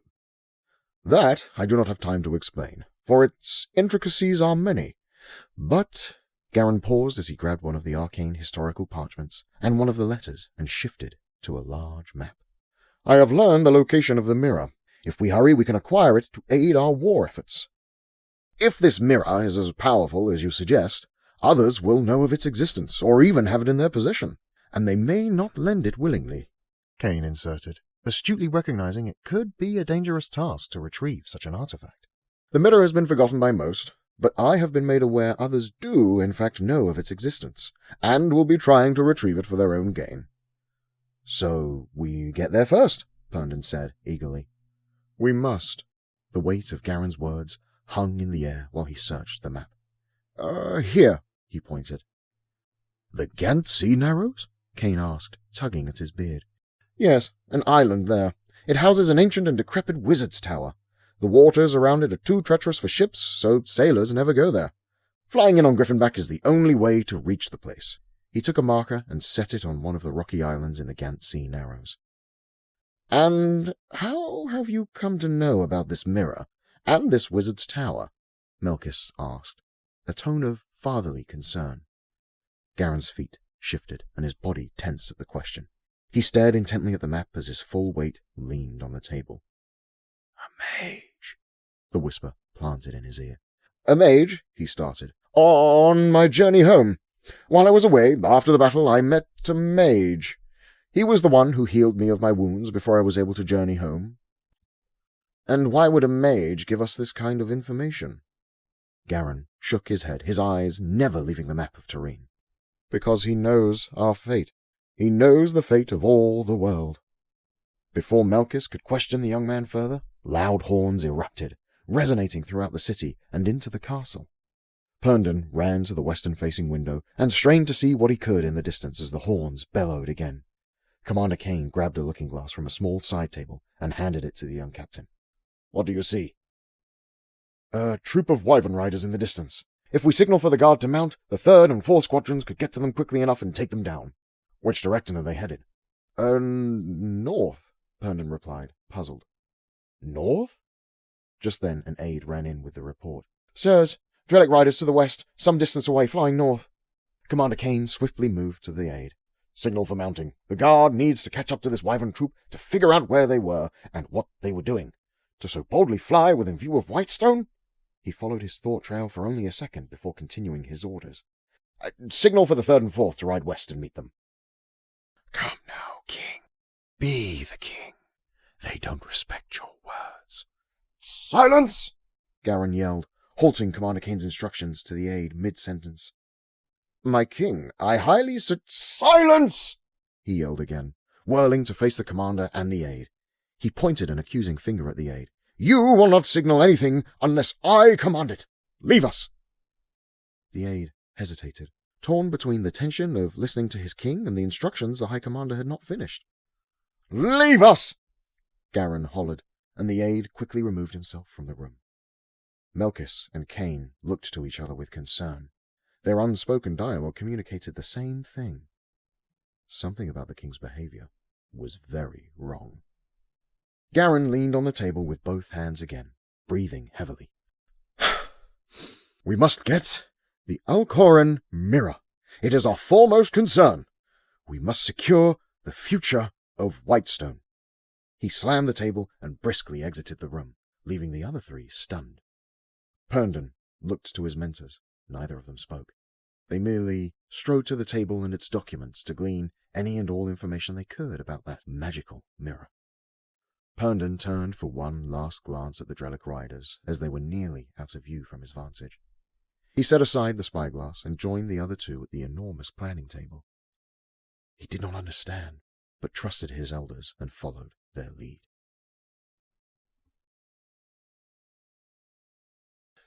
Chapter 11. Whispering Lake. Delicate whispers danced on the cool wind swirling through Blackmar Forest. They wafted in a whimsical waltz under the dark-treed canopy, weaving between trunk and branch, until arriving at Whispering Lake. The Lady Layla floated aimlessly in the small lake in the middle of the forest. The vessel had arrived of its own accord, for none of the companions on board had been conscious to steer. The friends remained motionless in their deeply concussed slumber. The rolling river had delivered the vessel with haste, and Whispering Lake had hungrily drawn in the boat, like so many before it. The place itched with a strange magic. After many hours of pointless circling, the Lady Layla saw its first sign of life. Cole stirred. The dwarf had been the first to experience the power of the concussive potions hurled by the orc warrior they had encountered, and, like many of his kin, he had a hardy constitution. He sat up with much effort, his head reeling.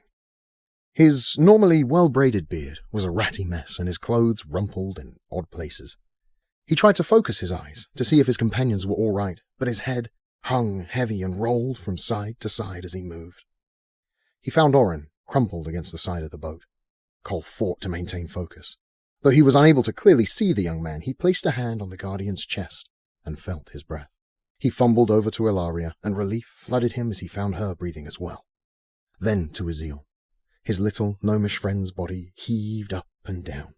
Even in his delirious state, Cole saw the gnome must have used a significant amount of energy to get the group away from their orc foes. His slight body looked weak, his chest and cheeks more sunken than usual. Cole hauled himself to the bow of the boat, leaning on the front post so he might be able to pinpoint where they were. He clung to the post, using his sturdy dwarven muscles to hold himself fast. He scanned their surroundings, his head dipping heavily. "Borland's beard," he grumbled. The small lake was enclosed on all sides by trees. No inlet could be seen, nor any outlet. The boat spun evenly, not drifting to one shore or another. He pushed himself away from the front post and trudged each leg forward, feeling as though his boots were filled with lead. Cole slumped into position at the aft control levers and began to sway. The motion did nothing to help his foggy mind. If only he could get the Lady Layla to the shore. They could set up camp, recover, and figure out their next move. But it was all the dwarf could do to keep himself conscious enough to maneuver the levers. He worked hard at them, throwing all his dense weight into the levers to get the momentum he needed. His looping mind soon became discouraged when he realized that, even though he was moving the boat forward, they were no closer to the shore. No matter what direction he tried, no shore neared. Whispers on the wind tickled his ears with untranslatable suggestions.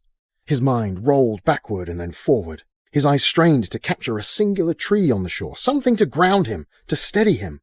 Instead, the shore began to bend in his vision, and the whispering overwhelmed the dwarf, dropping him from the levers into the abyss of unconsciousness.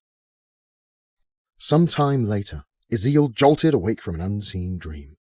The gnome rubbed at his ribs. He felt as if he'd been hit by an avalanche, a feeling he knew all too well, as he and Cole had been caught in one in their past travels, something he never wanted to experience again. His head was woozy, and he eased himself to his feet, using the side of the boat as leverage. He looked out over the small lake, but saw nothing from that side. After checking on Ilaria, he moved to the other side. Nothing. The gnome shook his head. Nothing? How can there be nothing? He shook his head vigorously, trying to rattle his confusion. Still, nothing. He was unsure whether his mind was playing tricks on him, or if their surroundings were an illusion. Surely they couldn't have entered the lake without an inlet. There must be one, somewhere, but he could not see it. Azil made his way to the aft and found his stalwart dwarven companion slumped in a heap beside the control levers. He must have awoken for a time. But what caused him to... The whisper of an ancient and horrible language Azil did not know breathed into his pointed ears. His greyish skin crawled, and a sudden realization of the danger sobered his mind to a functional clarity. A runic tattoo on his forehead blazed, giving the gnome the appearance of having 3 burning blue eyes. His surroundings morphed. The lake was overgrown on the edges, the sunbeams no longer shone through, and bacteria teemed across the water. As the illusion fell away from reality, Azil identified far off an inlet, or outlet. He could not tell which in his hazy state. He quickly turned, searching for another, and spied one nearer to the Lady Layla. Reality continued to unfurl around them. Like drawing back a mystical curtain, the tentacles of a wretched beast came into view. In Azil's shock, the whispers of the grotesque monster nearly convinced him to go back to sleep. The monster's attempt was half-hearted, for it foolishly thought its little prey wouldn't require much coaxing. Azil shook his head quickly, snapping back to the beast's grip on their vessel. Gantendril! Azil had not encountered a Gantendril before, but during his time in the Gant Sea, he had met others who had. The tales they told were horrifying. Gantendrils found calm, seemingly safe waters where they would wait for unassuming vessels. The Gantendril was not a creature that liked to work for its food. Vessels would seek calm waters, only to be confused into unconsciousness by whispering winds. The crew members would eventually starve to death before the Gantendril would eat them, boat and all. The obese, tentacle monsters didn't care for their food to fight and wriggle within their bellies. Their illusionary magic was strong enough to trick the eyes and daze the mind. Ezeel had to act quickly before the monster realized it needed to enchant him harder. He was too weakened by his previous battle to fight the monster with magic, especially if he had to hold his vision-clearing spell. He grabbed Orin's sword and cleaved heavily into the tentacle on the starboard side of the boat.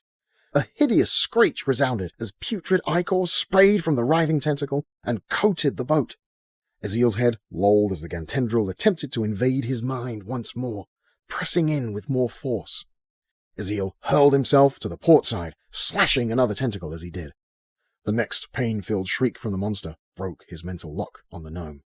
Ezeel shifted his energy to other runes on his hands and pushed with all his might. If he could get them away from the Gantendril and heading down the closer of the two waterways, perhaps with some fortune, they might be able to escape before the gnome passed out again. If the waterway was an inlet, though, he feared they would fall right back into the Gantendril's trap, and that would be the end of the Lady Layla and her crew. A momentary vision of the destructive power of the young dragon flooded into Ezeel's memory. No, he wouldn't let them fall prey to such a fate. Their mission was too important. Arcane energy surged through his tiny frame as he pushed with everything he had. Darkness crept over his mind. His head swayed. The whispers sounded sweet, helpful even, tempting him to sleep. He had so little energy. If he could just rest, maybe he could help his friends later. Just a little rest. A hand clamped around the struggling gnome's foot, and a wave of energy washed over him. Ilaria had half awoken from her own daze and gripped the gnome's foot with all the encouragement she could muster. Swirling green power transferred from her fingertips into the gnome. Though Ezeel was confused by the sudden shift in the situation, he also saw the opportunity. He took a breath and focused on tapping into whatever magic Ilaria shared with him. His body tightened as he prepared for one final attempt to blast them free from the Gantendril. Without a word, the blue fires roared fiercer, and Ezeel let go a blast of energy unlike any he had ever released. The jarring from the blast and the subsequent release by the Gantendril threw the occupants of the Lady Layla sprawling onto the floor of the boat, unconscious once more. The boat bounced on the water toward the nearer waterway, which was, indeed, an outlet. The vessel caught the swift current of the outlet, and the Lady Layla carried her crew down the rolling river through Blackmar Forest toward the coast. Behind them, the Gantendril lurched and writhed in agony and rage. It did not like fighting food. It did not like it one bit. It slumped into the water of the Whispering Lake once again, hungry and angry. A deer in the wood of Blackmar heard a sweet whisper on the wind flowing through the berry bush it was gnawing. How thirsty it had become all of a sudden. Perhaps it needed to walk to the lake. Chapter 12. The Goblin Wagoner.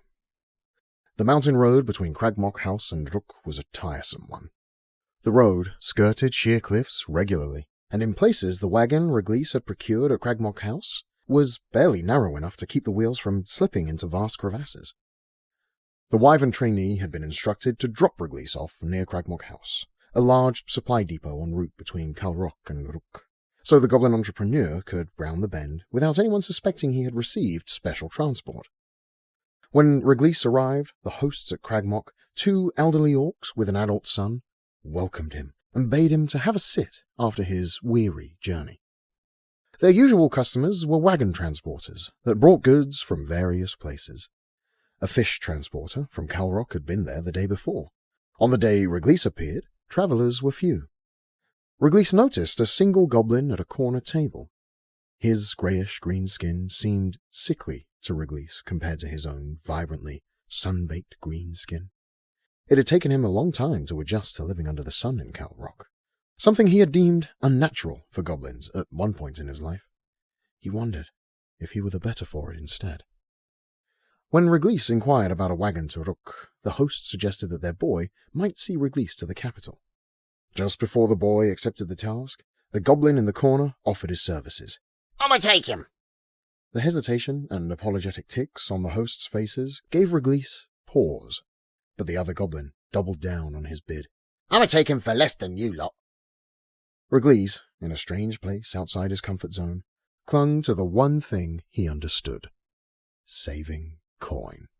He was more comfortable with a fellow goblin, anyway. So, at length, he had taken up the goblin's charter. Rocks crunched and skittered away off the cliffs under the weight of the old mountain goblin's even older and ricketier wagon. The driver's cloak covered his whole body, and his ample hood protected his pale, grey-green skin from the sun. Navigating the road to Rook was long, slow work. The goblin, whose name Reglise learned was Kig, denounced his years with careful footwork, which increased Reglise's confidence in his choice. Kig knew what he was doing on the treacherous mountain roads, and his strength to pull the wagon had not waned over the years. As evening drew upon them, Kig deftly maneuvered a side trail to the top of a small plateau where 2 other travelling wagoners were already setting up camp for the evening. Kig waved a greeting to each, who returned the gesture and continued their business. Kig parked his wagon very particularly next to a well-used fire spot, where he unloaded a bundle of wood from his wagon.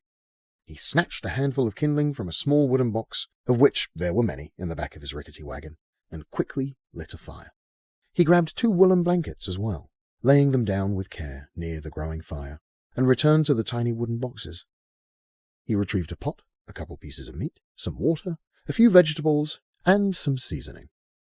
Kig caught Reglise's curious look out of the corner of his eye, and flashed him a sly grin. Just 'cause we're on the road doesn't mean we can't eat good. He laughed a raspy laugh and cooked away, humming a mountain melody Reglise didn't recognize. The 2 sat in the glow of the fire, the stars ablaze above them. Occasionally, the wind swept away the smell of the fire and stew, and Reglise's capable nose caught the sweet scent of crisp mountain air. Reglise, who was used to the hustle and bustle of his beloved Spinefish Tavern back in Calrok, enjoyed the pleasant stillness. His nights were never quiet, but always filled with boisterous orc conversation, music, and raucous laughter. The quiet hum of the old mountain goblin's tune, the warmth of the licking fire, the woolen blanket. He could get used to those, he thought. Kig dished the steaming stew into 2 bowls, passing one to Reglise. Careful now, it's not, Kig warned. The steam swirled into the cool evening air, enveloping Reglise in its aroma. He blew away the steam several times, dropping it to a temperature at which he might take his first sip. When he did, he looked at Kig with astonishment. It was incredible. When'd you learn to cook like this? Kig chuckled. My father was a good cooker. Afore I was left, I'm thinking I was smarter than him. He shook his head, laughing to himself and reflecting on the folly of his youthful perspectives. Wisdom had greyed the hairs on his head and deepened his thoughts. Reglise gazed upon the old wagoner with wonder, blowing and sipping at the stew hungrily. He hadn't been terribly hungry, but the richness and depth of flavour of the stew had stirred his stomach to a ravenous state. The wheels of his proprietor mind began to turn. The old goblin couldn't have too many more years in the mountains. Surely his strength would fail him, as it did everyone who eventually succumbed to age. Perhaps... Kig, he started, picking his words carefully. What would you do if you weren't wagoneering? I don't know. Kig set his bowl down to secure the woolen blanket around his shoulders. Once he was comfortable, and had his stew back in his hands under his chin, he continued, I was supposing to be dead. The frankness caught Reglise off guard. He was almost sad for the old goblin. What legacy would he leave behind him? Reglise's mind was made up. What if I could offer you a new life? Kig looked at him incredulously, taking another sip of his stew. If you can cook like this, you could cook for me. Kig laughed. I was just making some stew. No, really, Kig. The stew is amazing. Reglise set down his stew and scurried to the back of the wagon, where he had placed the half-sized tankard barrel he had strapped to his back when he arrived at Cragmock House early that morning. He grabbed 2 mugs the old goblin had stowed in a wooden box and filled them with his proprietary Glorb wine. He handed one to Kig and explained. This is my famous Glorb wine. I make it back home in my tavern in Calrok. I'm going to Rook to expand, start a tavern there. And then, who knows where from there. Reglise's look drifted, lost in his dream. Kig chuckled again at the younger goblin, so full of excitement. When he took a swig of the glorb wine, he stopped. Briglees, back from his dream, watched with anticipation, waiting for the old wagoner's verdict on his prized glorb wine. Kig swirled the glorb wine in the mug and sniffed it closely with his long nose. It was good. Maybe, just maybe, the greener goblin had something here. And certainly Kig was feeling his age with every charter he took. Maybe it was time for a change. In Rook? He confirmed. Yes, in Rook. I will need a cook for the tavern there. And if your other dishes are half as good as this stew, we'll be to talk of the kingdom together. Kig looked at the stew in his one hand and the glorb wine in his other, as the firelight danced shadows all around. He grinned widely, his smile missing many teeth. I was a-thinking I'd liking that. The new partners clinked their mugs and drank and ate heartily. Both of their bellies were filled. Moreover, their minds were filled with thoughts of potential. Soon enough, they fell asleep next to the fire, on the refuge plateau, under the starry night. On their flight back to Ghun-Ra, the orcs utilized the cover of darkness. They had stayed in the ruins an extra day, that they might have a full night's cover to travel back to Jaernok. While Garnago, with his pompous attitude, suggested he didn't think it necessary to wait for nightfall, Karnak insisted. Night operations were always safer, and in turn, more successful. Though he didn't doubt the dragon would tear through any enemies that impeded their flight home, wisdom suggested they keep the creature hidden as long as possible. Karnak thought about the young huntsman. A scowl edged across his face as Smarlo flew nearer. The commander's vision had returned fully, given the extra day to recover, though he had spent most of that day hiding in the shaded spots of the ruins, while his eyes were still sensitive. Orc eyes attuned well to the darkness, and Smarlo clearly saw the grim visage on his Gar's face. I disappointed you, my girl. Karnak looked over at his second-in-command, surprised. The statement had brought him out of his own thoughts. He loosened his hold on the reins, not sure how long he'd been gripping them so intensely. No, he said slowly. Something is not right. The concern the Gar showed to his most trusted friend caught Smarlo off guard. He knew Karnak to be a thoughtful orc, but in the many years of their companionship, he had rarely seen him in doubt. What do you mean? Karnak stretched his back and cracked his thick neck, adjusting his posture on Kerr's back. He tightened the knot of black hair on the back of his head, unsure what he meant himself. I told you of Jaernok Tur. Yes, King Sar's new sorcerer. The one from Calrok. That one. He was strange, Smarlo. Karnak's tone was one of a friend speaking with a friend, rather than a guard to a commander. There was this aura about him, like the very essence of darkness. So you've said. What's got you troubled? I'm not sure yet. The wyverns clicked at one another as they felt the wind off each other's wings, not overly happy with the tight flight pattern. Karnak gathered his thoughts under the watchful stars. His eyes landed on the dragon ahead of them. The beast was a force to be reckoned with, to be sure, but its appearance coincided with the appearance of Jaernok Tur. Karnak didn't like any of the implications. Strange to see a gnome with humans, Smarlo thought out loud. And a dwarf. An odd lot that was. Another wrinkle in all this. I've not seen a band like it before.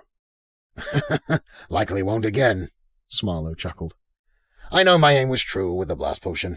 I saw it land its mark before the orb of blindness hit me. Even if they survived the rolling river's treacherous waters, they would need a serious amount of luck to survive the dangers of Blackmaw Forest. Can't defend yourself unconscious.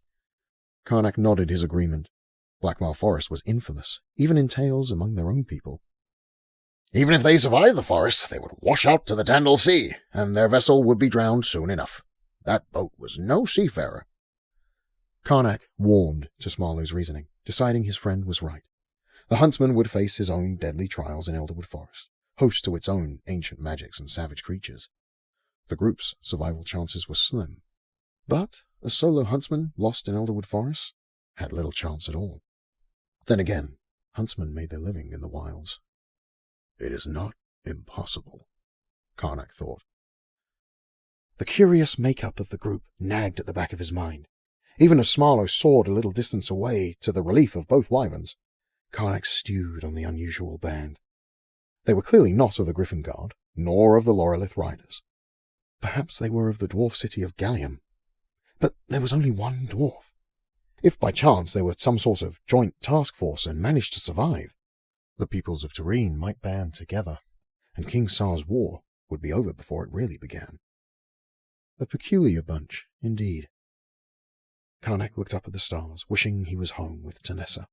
As much as she would argue the opposite, Karnak always thought her counsel wiser than his own. Or, perhaps, her counsel merely comforted him.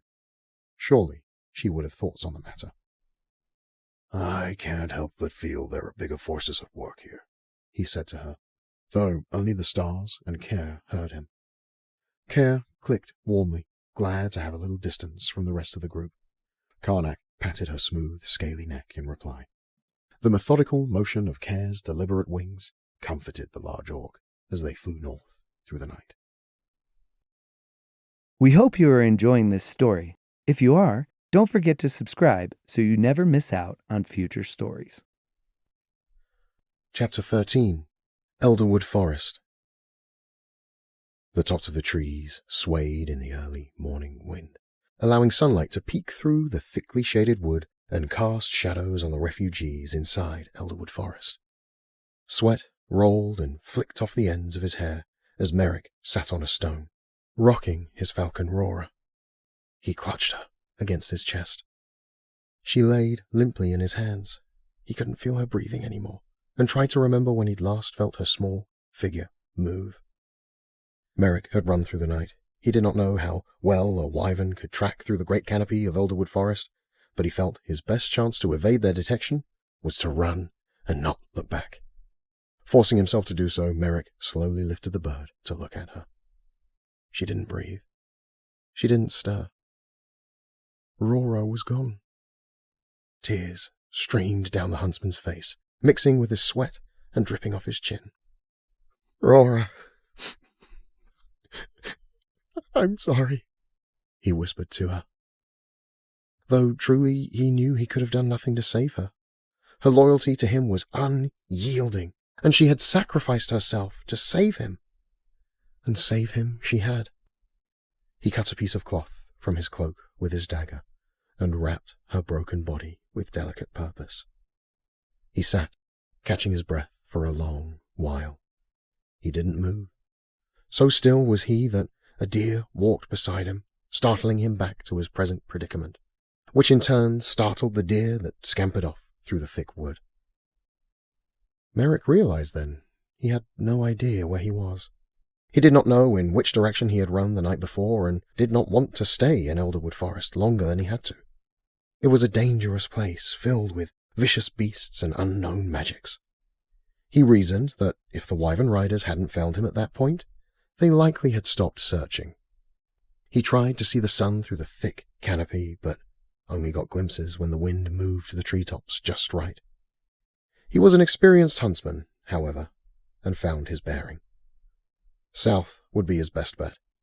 Maybe he could make it back out to the plains. When Merrick stood, he rocked. He hadn't examined his own condition while he was sitting, or realized how exhausted he was. He determined to set out anyway and walk as far as he could before the early evening shifted to night. He hoped to find a good place to make a fire and find rest. Maybe he could even set up some hair traps and provide his weary body sustenance. The huntsman walked all day, twisting and turning through the thick, tangled forest. He stopped often, realigning himself with the sun, whenever the encroaching canopy allowed. He continued until he reached a small, natural well. The sun shone full on the singular oasis, and Merrick was pleased to find the sparkling water to be crystal clear. To the other side of the waterhole was a small cave that could provide shelter for the night. That spot, of any in the entire forest, seemed the only one with a sense of peace. It would be a good spot to bury his friend. After resting for a while and grieving his loss, Merrick found a heavy stone a few feet from the well.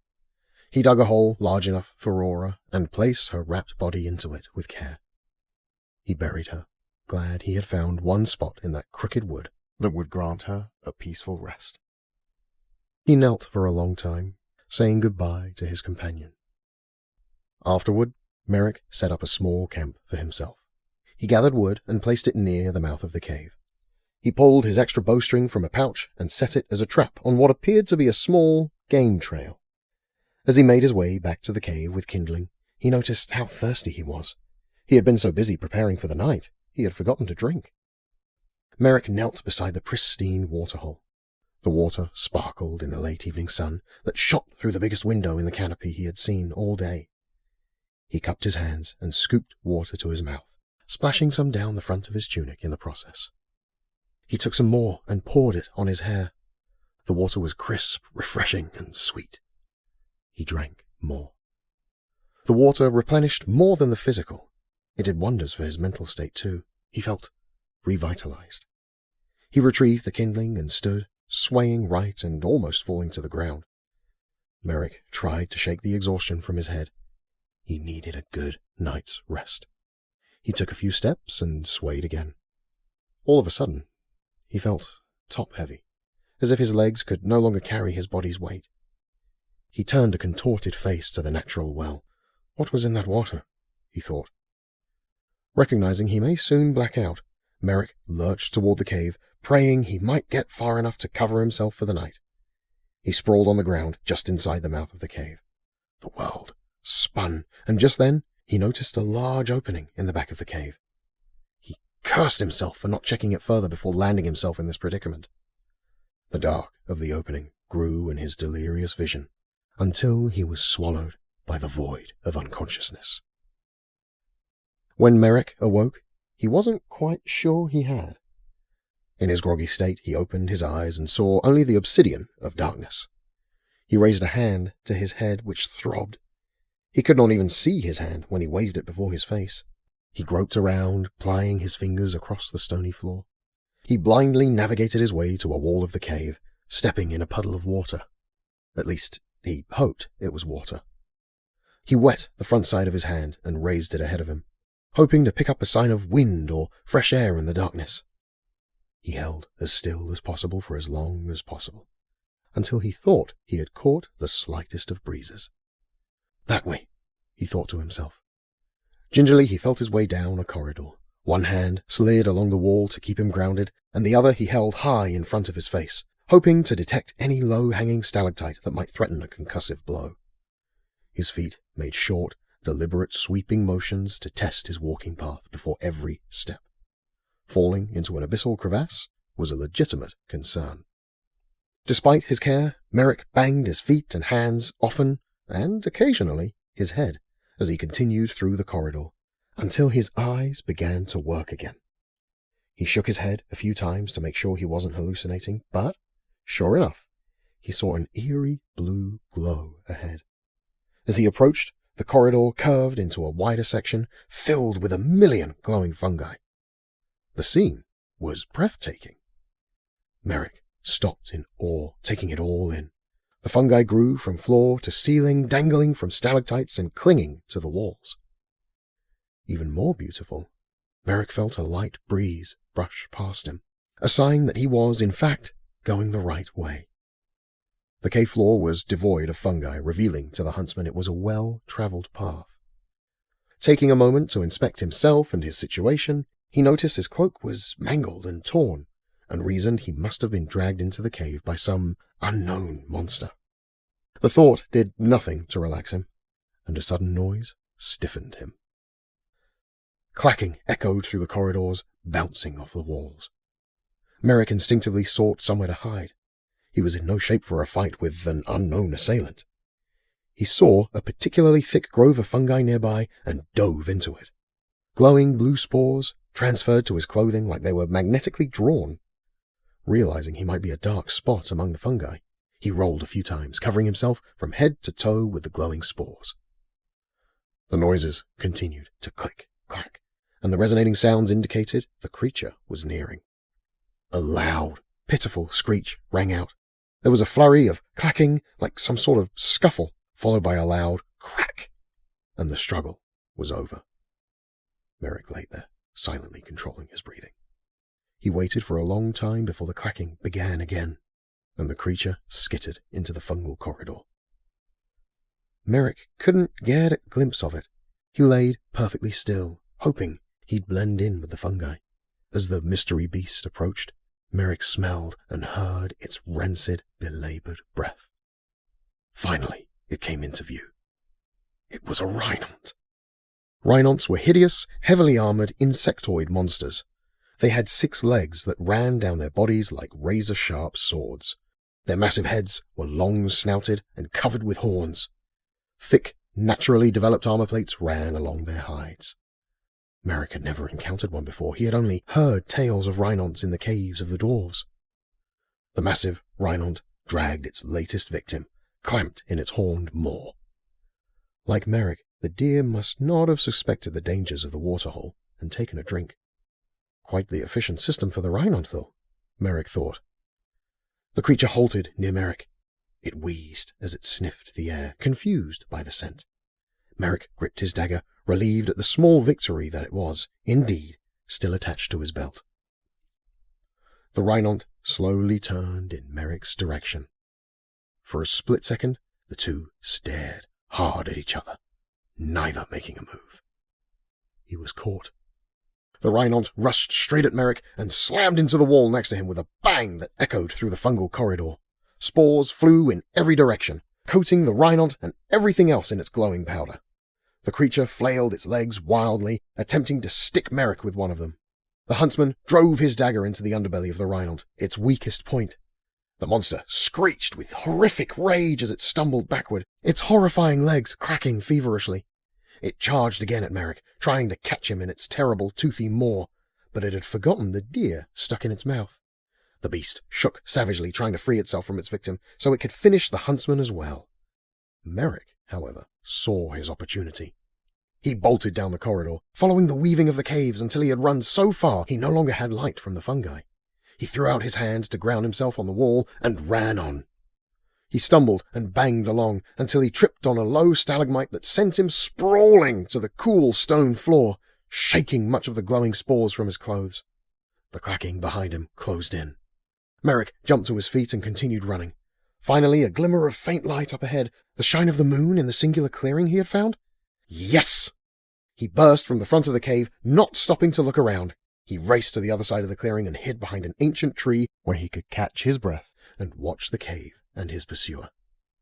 The Reinald stormed out of the cave, a piece of the deer hanging from the side of its jaws. It screeched furiously as it looked this way and that, trying to pinpoint its escaped prey in the moonlight that bathed the clearing. It grunted and shook its massive head a few times, disappointed at losing such a special meal. It did not often have humans in its diet. Eventually, it clacked back into its cave, defeated. Merrick exhaled heavily. How on earth did he manage to survive that? The rock next to the water glimmered and caught his eye. Perhaps one last gift from an old friend, he thought, nodding to Rora in her final resting place. He sat there for a long time, not so foolish as to go back into the clearing, but also not eager to go farther into Elderwood Forest at night. Not in this state, anyway. He needed to rest. He looked at all the trees around the clearing for one he could climb and perch among the branches to get some rest. Crack! The sound of a broken stick behind him caused Merrick's head to droop in defeat. He was exhausted. What now? He thought. He turned and came face to face with an enormous bear looming over him. Oh, come on! Merrick yelled. The bear's humongous paw came down on him like a hammer. Chapter 14. Storms over the Narrows. The seaside city of Darenport buzzed with life, even as the sun set. The port city rested easily in a bay on the eastern coast of Tureen. Herndon breathed in the smells of salt and the catch of the day as they swirled in an ebb and flow with the sea breeze. The harbour bells rang as the remaining fisher boats entered port. Dock workers hurried about, running from one ship to another, unloading the final boats. Herndon found his surroundings fascinating. One of his favourite things about being a Griffin Guardian was the travel. As he experienced the buzzing port city, he realized most of his travels had been entirely predicated on the whereabouts of a goblin or orc threat. He reflected on the argument around the war room table at the Grand Corral. Had the guard become callous to the people of Tureen? They had been fighting for so long on the front lines, isolated from the rest of the peoples. Perhaps they had forgotten what they were fighting for. When their mission was over, Herndon would suggest squadrons do rotations in cities and towns across Tureen to remind themselves of the people for whom they fought. His eyes landed on a familiar face. Nera's bright smile stood in contrast to her ebony skin as she shone radiantly in the evening colors. Herndon's heart skipped a beat. He was surprised at her fairness, not because she lacked beauty, but because it was often overlooked beside her skill as one of the Griffin Guard's elite Talon Squadron warriors. Her dark brown eyes, which had been lost in the wonder of Darrenport, met his, and she crinkled her nose at him. "What?" Nothing, Herndon said quickly, shaking away his daze. "I was just, thinking." "Isn't it beautiful?" Nera said, getting lost in the view of the sea again. "You forget sometimes there is more life than just that found in Whitestone." Herndon smiled at her words. He was glad to know he wasn't the only one with such thoughts, and he couldn't have hoped for anyone better to have said it. In addition to being an extremely capable guardian, Nera was also sound of mind and full of wisdom. Herndon trusted her judgment above anyone else's in the squadron. "I've procured us an audience with the master of the Fishermen's Guild here in Darrenport," she stated, leaving her eyes on the rarely experienced view. "He's waiting for us at the tavern by the Northside docks." "Let's not keep him waiting, then." Herndon wheeled on his heel, but stopped when Nera's hand grabbed his. Her gentle grasp held him captive in the sunset. She gazed across the bay, soaking in the view as long as she could. She finally released his hand, whirled into a determined pace, and said, "All right then, let's see to this guild master." They fell into step together naturally, a result of marching drills during their trainee period at the corral. Some of the young dockworkers, never having seen members of the Griffin Guard, gawked as they passed. Two boys grabbed poles and started sword fighting, only to get scolded by their father a moment later. Nera laughed at the poor boys, who quickly returned to work. The tavern at the Northside docks was well lit from the inside, and easy to spot in the evening dim, even without a sign or designation on the old building itself. The noise coming from inside, in contrast with the well-quieted docks, indicated clearly to the two guardians they'd arrived at the right place. They stood out as they entered, since the tavern was filled wall to wall with fishermen, who erupted with excited conversation at the sight of them. I guess our guildmaster was eager to share this glorious opportunity of his," Nera muttered, her voice dripping with sarcasm. Word had gotten out, and every fisherman in the Northside docks had rushed to the tavern for a good look at the visiting guardians. A rare treat indeed. A rather hairy-armed man with a bushy mustache waved them to his corner table. Nera nodded his way and fell in line behind Herndon as they waded through the crowd. Fishermen eyeballed them from all sides. Some shook their hands, thanking the guardians for what they do. Herndon merely shook their hands and nodded, uncertain how to respond to such greetings. When they got to the table, the big man's mustache bobbed with his giant grin. Another man, who Herndon had not seen earlier, sat next to the mustached man. With his light armor and less sun-baked skin, the second man didn't look much like a fisherman. Herndon and Nera took seats, and before the guildmaster could get a word out, a couple of barmaids unloaded handfuls of drinks for them. Apparently, everyone wanted to show appreciation for the guardians. The mustached man shooed them away, looked down at the table full of drinks, and shook his head. "The fishermen of Darrenport thank you for your service," he yelled from behind his bushy mustache. A raucous cheer resounded through the whole place, and Herndon nodded his head and waved his hand in thanks to the good people, who settled into their own conversations around the room. Herndon turned to the two men. "Thank you for the hospitality. I've never—" He trailed off as a distraught barmaid eyed the full table, wondering where she might set the next batch of drinks she held precariously. "I think we have plenty, thank you. Perhaps the fine gentleman at this next table." Herndon motioned to a nearby table where the barmaid quickly passed the drinks to some ever-thirsty fisherman. She shot a thankful glance back at the guardian, relieved to be done with the balancing act. "It's our pleasure, Sir Guardian," the light-armored man said with a nod.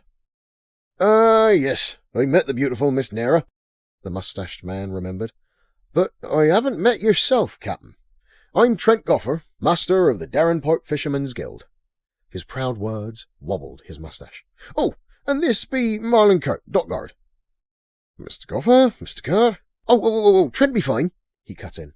He motioned to Nera to see if she would be offended if he helped himself to one of the many drinks covering their table. She nodded her approval with a scrunched nose and a grin. "Marlin, for me," the guard added, also helping himself to a beverage, following Nera's approval. Sure, Trent and Marlin. Thank you truly. I take it Nera has briefed you on the necessary details of our mission here?" Yes. The big guildmaster leaned in. "Very dangerous task, that is. Going to the Gant Sea Narrows at night. Davenport fishermen don't go there at night. It's too dangerous for ships to be out there. Too dark. Treacherous rocks and deathwings." His whole body shook, and his mustache bristled at the thought. "Yes, deathwings," Marlin nodded, taking a swig from his tankard. "Deathwings?" Nera asked, never having heard of such a thing. "Giant bats," Marlin answered. "They are ravenous monsters. They are active at night, flying around the Narrows, searching for fish or birds that might have landed for a poorly laid bed. As big as dolphins, they are." "Has anyone been out in the Narrows recently?" Herndon asked, grabbing a tankard for himself. No," Trent replied, replacing his quickly emptied glass with a full one. "Like I said, treacherous rocks. Most fishermen don't get too close to the Narrows. We've been fishing here for generations. Lessons learned." "Well, we'll be looking for a specific island that has a tower on it, or perhaps only ruins of a tower. Our understanding is it was once a wisdom tower for wizards. Our information comes from a mage who met our king. Has anyone seen anything like that?" Herndon asked, hoping for useful information for his squadron. Marlin and Trent looked at each other. "Well," Marlin started. No, Trent grumbled. "Not old Barnett." Marlin shushed the guildmaster, waving him away with one hand and grabbing another glass with the other. "Well, there's an old man here named Barnett. I speak with him regularly." "You mean he talks at you because you're walking around the docks all day, and the old man has nothing to do but tell crazy stories?" "He's the only one who's ever said anything about weird goings-on in the Narrows," Marlin snapped back, losing some of his well-trained composure. Fine then. Let's invite him over to the table then." Trent's stocky body clambered onto his chair, and he shouted over the tavern's noise. "Oi, Barnett! Barnett, get over here! Guardians want to talk to you." The tavern hushed into gossipy whispers as the old man maneuvered through the crowd with a soft clicking. He worked his way to their table and reached out a hand as he neared. "Over here, Barnett," Trent's voice guided him. The old man stopped next to the table and angled in Trent's direction. Herndon noticed the old man's grey eyes and realized he was blind. Nera's puzzled face mirrored her captain's, as their hopes for real or useful information slipped away. Marlin seemed to have much more compassion for the old man. "Barnett, it's Marlin here." "I knows ya. I'm blind, but my ears work pretty good." The old man shook when he talked, gripping his walking stick with white knuckles, trying to keep his balance. Herndon thought the man a pitiful sight, and offered him his chair. "Please, take my seat," he said. The old man looked surprised at the guardian's kindness, his wrinkled face showing every ounce of gratitude. He gratefully accepted. "Hello, Captain," he said. "Hello, Mr. Barnett," Herndon replied, unsure how the man knew he was the captain. "How did you—" "Officer and a gentleman," the old man quipped, answering Herndon's question before he had finished asking. "I suppose, if you're talking to me, you're wanting to know about the Narrows." Yes, sir. Anything you tell us would aid our mission greatly." The old man beamed at being addressed as Sir. "I was thinking you should tell them about the lights," Marlin suggested. "Aye," Barnett agreed, a far-off look in his blind eyes. "See, I wasn't always blind. Was a time I wasn't. But long ago, when I was young'un, took my daddy's boat to the Narrows. For a girl, of course. Mind you, not as pretty as the one sitting next to you. If she was, I might have got myself into more trouble," he mumbled. Herndon turned to Nera, completely baffled by the old man. Nera only smiled back, not sure herself. "Anyhow," Barnett continued, "I heard tale of an old wizard's tower that was filled with treasure, see? I wanted to get her something special, some kind of treasure. I loved her, oh, I did." He mumbled under his breath again. "Anyhow, I found it, I did, the tower. But the Narrows are dangerous at night. Couldn't control my daddy's boat, and anyhow I'd have died if I tried to get into the tower. Lightning flashed and fire, red and blue and green and orange, all colours of light flashing. I seen the tower blowed up, and one of the red lightnings came right at me, knocked me undone. When I waked, by some miracle, I was floating just outside the bay, but I was blind. A friend of mine was in his boat with his daddy, and they came and helped me get back to the port. Mr. Barnett, I think this tower is the one we are looking for. Is there some way you could help us find its location? Herndon was excited to finally have some information for their mission. I'm not so good at maps no more. The old man let out a raspy laugh at the younger man's excitement. Nera couldn't help but snicker. Barnett easily grabbed a full tankard from the table, took a big swig, and continued. I can tell you the route I take, and hopefully it helps you. That would be much appreciated, Herndon conceded. The old man told them how he had followed the Narrows, starting from the north coastline of the bay. He had travelled for hours, circling, winding, and navigating as close to each island as he possibly could without wrecking his boat. Apparently he had nearly wrecked himself on multiple occasions. But love is love, after all, and he was already wrecked. He couldn't say exactly where he found the small island with the Wisdom Tower, but he knew if they followed the Narrows going east, certainly a squadron of the famous Griffin Guard would find it. That is, assuming there was anything left of the tower. While the information they gathered from the people of Darrenport wasn't entirely concrete, the renewed sense of purpose for the young Guardians was already worth the trip's price. They were thrilled to see those people living their lives in freedom. Their liberty was what the Guardians were fighting for and why they sacrificed so much. A massive storm rolled heavily off the sea from the south and barraged the Talon squadron as it flew under the cover of night. Lightning streaked across the sky at unpredictable variables, and the raging winds pressed hard against the determined troop. The Griffin formation bobbed and weaved as gusts forced them off their direct course. Griffins produce natural oils for their feathers that whisk the rain free with every flap of their wings. That brought little comfort to the Guardians, however, whose armors were drenched and reins slick. They were the toughest of the tough, though, and hardiest of all their stock. Though cracks of thunder might downcast the hearts of other men, Talon Squadron remained stoic, their vision unwavering. A bolt of lightning streaked closer than one of the Guardians liked, and he tightened himself to the formation. They had been flying over the Gant Sea Narrows, headed east, as old blind Barnett had instructed, for some time. They still hadn't found the lone island with the tower. Herndon doubted there would be a tower to find. Perhaps they would find some ruins, but in the deluge, it was hard to make out any details on the islands below. Nera flew nearby. Captain, we need to fly lower. It's impossible to see from here, and the storm is going to get worse before it gets better. Herndon knew she was right. Their elevated altitude gave them a stealthier approach to obscure them from anyone who might be waiting.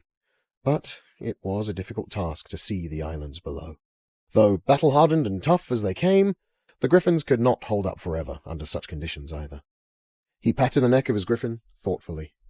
He and Rocktail had flown through storms before, but this one raged with the heart of the sea.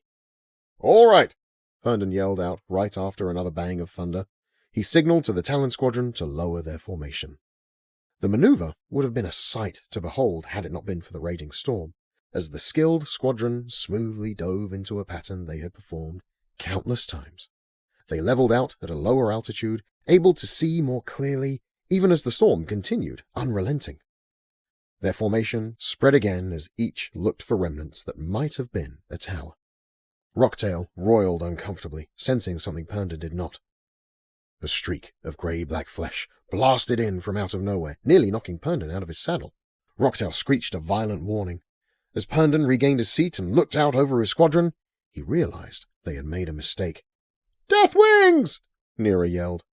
What seemed like 100 large bat creatures flapped in mass chaos, enveloping the Guardian squadron. Griffins outstretched razor-sharp talons and ripped at the monstrous bat's flesh, tearing at whatever they could sink their claws into. Guardians swung swords, lopping off grey-skinned wings, forcing some of the bats into twisting tailspins toward the rock below. Others jabbed at the monsters with spears. In the flurry, Talon Squadron had broken formation to take on individual assailants as best they could. Between the chaos of the battle and the storm, it was hard to see even the nearest of their fellow guardians. Ba-boom! A massive lightning bolt struck one of the nearby islands, blasting with an intense light and crack of thunder. It seemed to stunt the Deathwing's onslaught as they skittered wildly in response. The momentary reprieve gave Herndon an idea and spurned him into action, once more commanding his guardians. "Fly into the storm!" he yelled. "Fly into the storm!" Instantly, the guardians of Talon Squadron rocketed through the air, flying high into the storm. The giant bats raced after them, hungry for the unusual meat. Krakow! Another strike sent the monsters into a frenzy. They seemed to hover in place for a while, deciding whether the meat of that crazy prey was worth facing their arch-nemesis, the storm. Another flash of lightning made the choice for them. The angry horde flew chaotically back down toward the Narrows. Some nipped at others, some made swift dives for the ocean, hoping for fish, and still others crashed upon their wounded brethren to feast on the no longer viable members of the pack.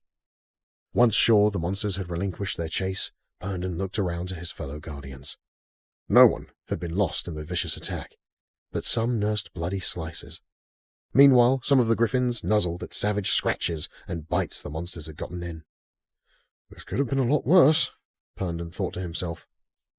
He stroked the neck feathers on Rocktail, who did not seem pleased about the ambush. Herndon flew alongside Nera, who was leaning forward, looking ahead. She turned to him, a relieved smile etching her face. "Well, I think we found our tower," she said. Herndon turned his surprised gaze to where she pointed, some distance below and farther to the east than the horde of Deathwings. Sure enough, there it was. Not a whole tower, but a tower nonetheless. "Thank you," Herndon said under his breath. With a quick signal to the others, he led them onward through the storm. Talon Squadron landed silently under the cover of the pouring rain. Only Herndon, Nera, and Tozer landed on the small island with the tower.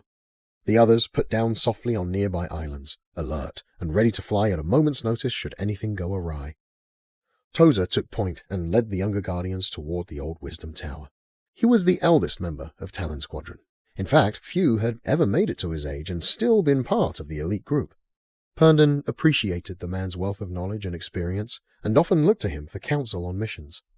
Tozer skillfully navigated them around pieces of rubble and half-fallen walls, while the other two kept their heads on swivels, looking for any trouble.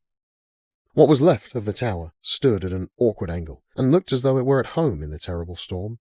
Many of the massive stone pieces the Guardians weaved around were charred, lining up with the story Barnett had told them. To Herndon's estimation, that place had seen an epic battle indeed. He wondered at what kind of magic the place had witnessed as he looked up at the looming, decrepit tower before them. Who knew what kind of wizard power had been used there? A sound halted them. Tozer's commanding fist signaled for them to hold fast. The rain continued to fall in sheets, and the waves crashed against the many islands, while the three listened intently. Perhaps a loose stone from the aging tower finally gave way, Tozer whispered back to the others after a long pause. Satisfied with the answer, and trusting Tozer's experience while also acutely on guard, the three pressed forward toward the tower. Tozer reached the tower door and began the work of unlocking it, as Herndon and Nera swept to either side, clearing the area. Herndon rounded the corner of the tower, looking it up and down. Higher up, the tower had been totally blown open by the force of some massive energy he could hardly imagine. The tower had clearly been built sturdy, as the bottom half remained intact. He turned and rejoined Tozer at the same time as Nera, their movements fluid and well-rehearsed. There was a heavy clunk in the door, and Tozer nodded to them that he had gotten it unlocked. Without saying a word, the three formulated their plan. Tozer would swing open the enormous doors. Herndon would slide in first, rounding to the right with his sword at the ready, clearing his area. Nera would round to the left to fend off any attackers with her spear, and Tozer would come flying in behind them with his trident to round up the rest.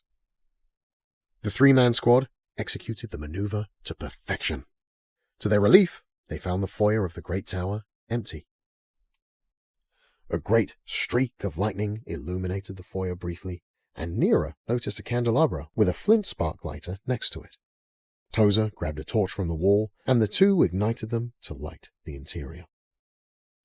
Herndon was drawn immediately to a large table in the middle of the room, which had scrolls and parchments thrown all about. He looked up from the center of the room to the zigzagging stairways leading to the upper levels of the tower.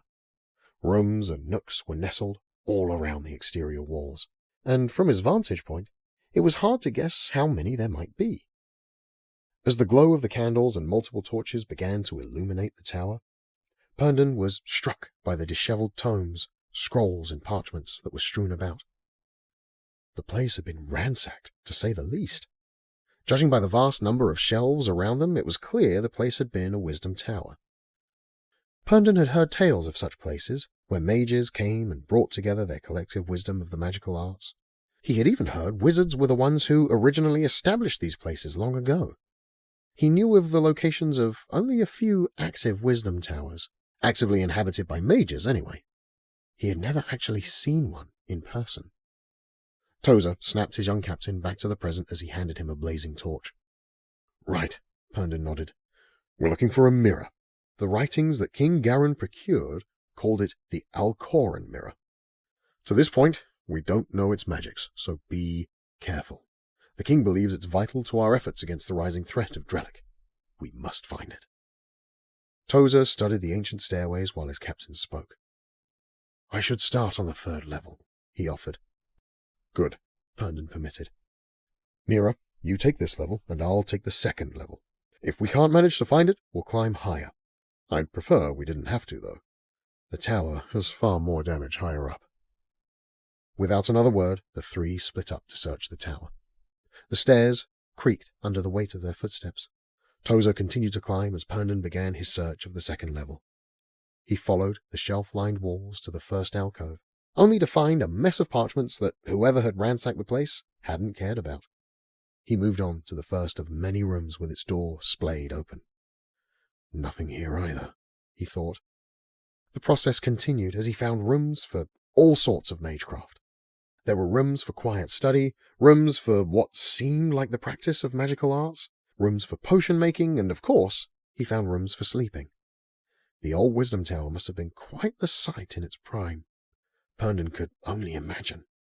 He leaned over the railing in the center, not surprised to see Tozer pop his head over the 3rd level railing to his left. Anything? Nothing, Captain. The king was sure the mirror is here? This place looks like it was picked clean, at least of anything of value. Seems that way to me too, Herndon nodded. Nira slid into view below them. I found a locked door down here. I almost missed it in the dark. It's in a back corner behind the hearth. Herndon and Tozer glanced at each other before making their way to the stairs. If they were lucky, the mages may have stowed away some of their most prized possessions in a hidden vault in light of the attack. Maybe the mirror would be among them. Tozer set to work on the hidden door. I only just noticed it. I was illuminating this ornate banner and happened to notice the hidden door on the edge there. Hidden back here, the attackers may have thought the banner worth nothing and never noticed the door behind. We may be in luck, Herndon said. After a click and a long groan of the hinges, Tozer looked back, a glint of excitement in his eyes. The three stepped into the room, and in the light of their torches they saw a singular item, standing as tall as any man and wrapped in a heavy cloth. Herndon followed the binding with his hands and untied the knot that held the heavy cloth together. He pulled the cloth away to reveal the Alkhoren mirror. The mirror was an ornate piece, its frame beautifully crafted. Magical runes etched the frame on all sides. The blazing torches reflected brightly off the pristine mirror. I think we found it, Herndon stated, and smiled his relief at their luck to the others. They quickly rewrapped it in its protective cloth. Herndon and Tozer each pulled out an extra cloth and rope they had brought. They had no way of knowing what condition they might find the mirror in, and wanted to be able to wrap it well for the return journey to Whitestone. After wrapping the Alkhoren mirror, they worked together to lift and carry the massive piece. Nira, who had been holding her torch high so the other two had good visibility, noticed a long, shining item in the corner of the small room. They hadn't noticed it before, but it was the only thing left in the room. As she neared the shiny object, she realized it was a spear, covered in ornate scribblings and runes. It had a small parchment attached to it that she untied and read to herself. Centoralia, Lightning Rider.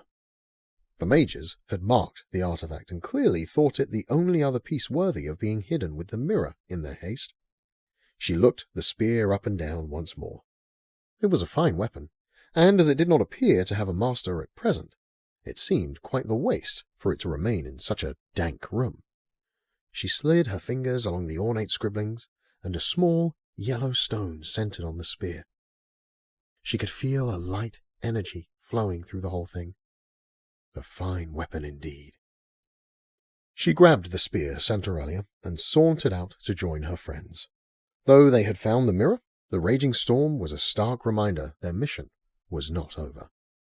They would head back to Darrenport for some rest and embark the next day on the long journey back to Whitestone. Chapter 15.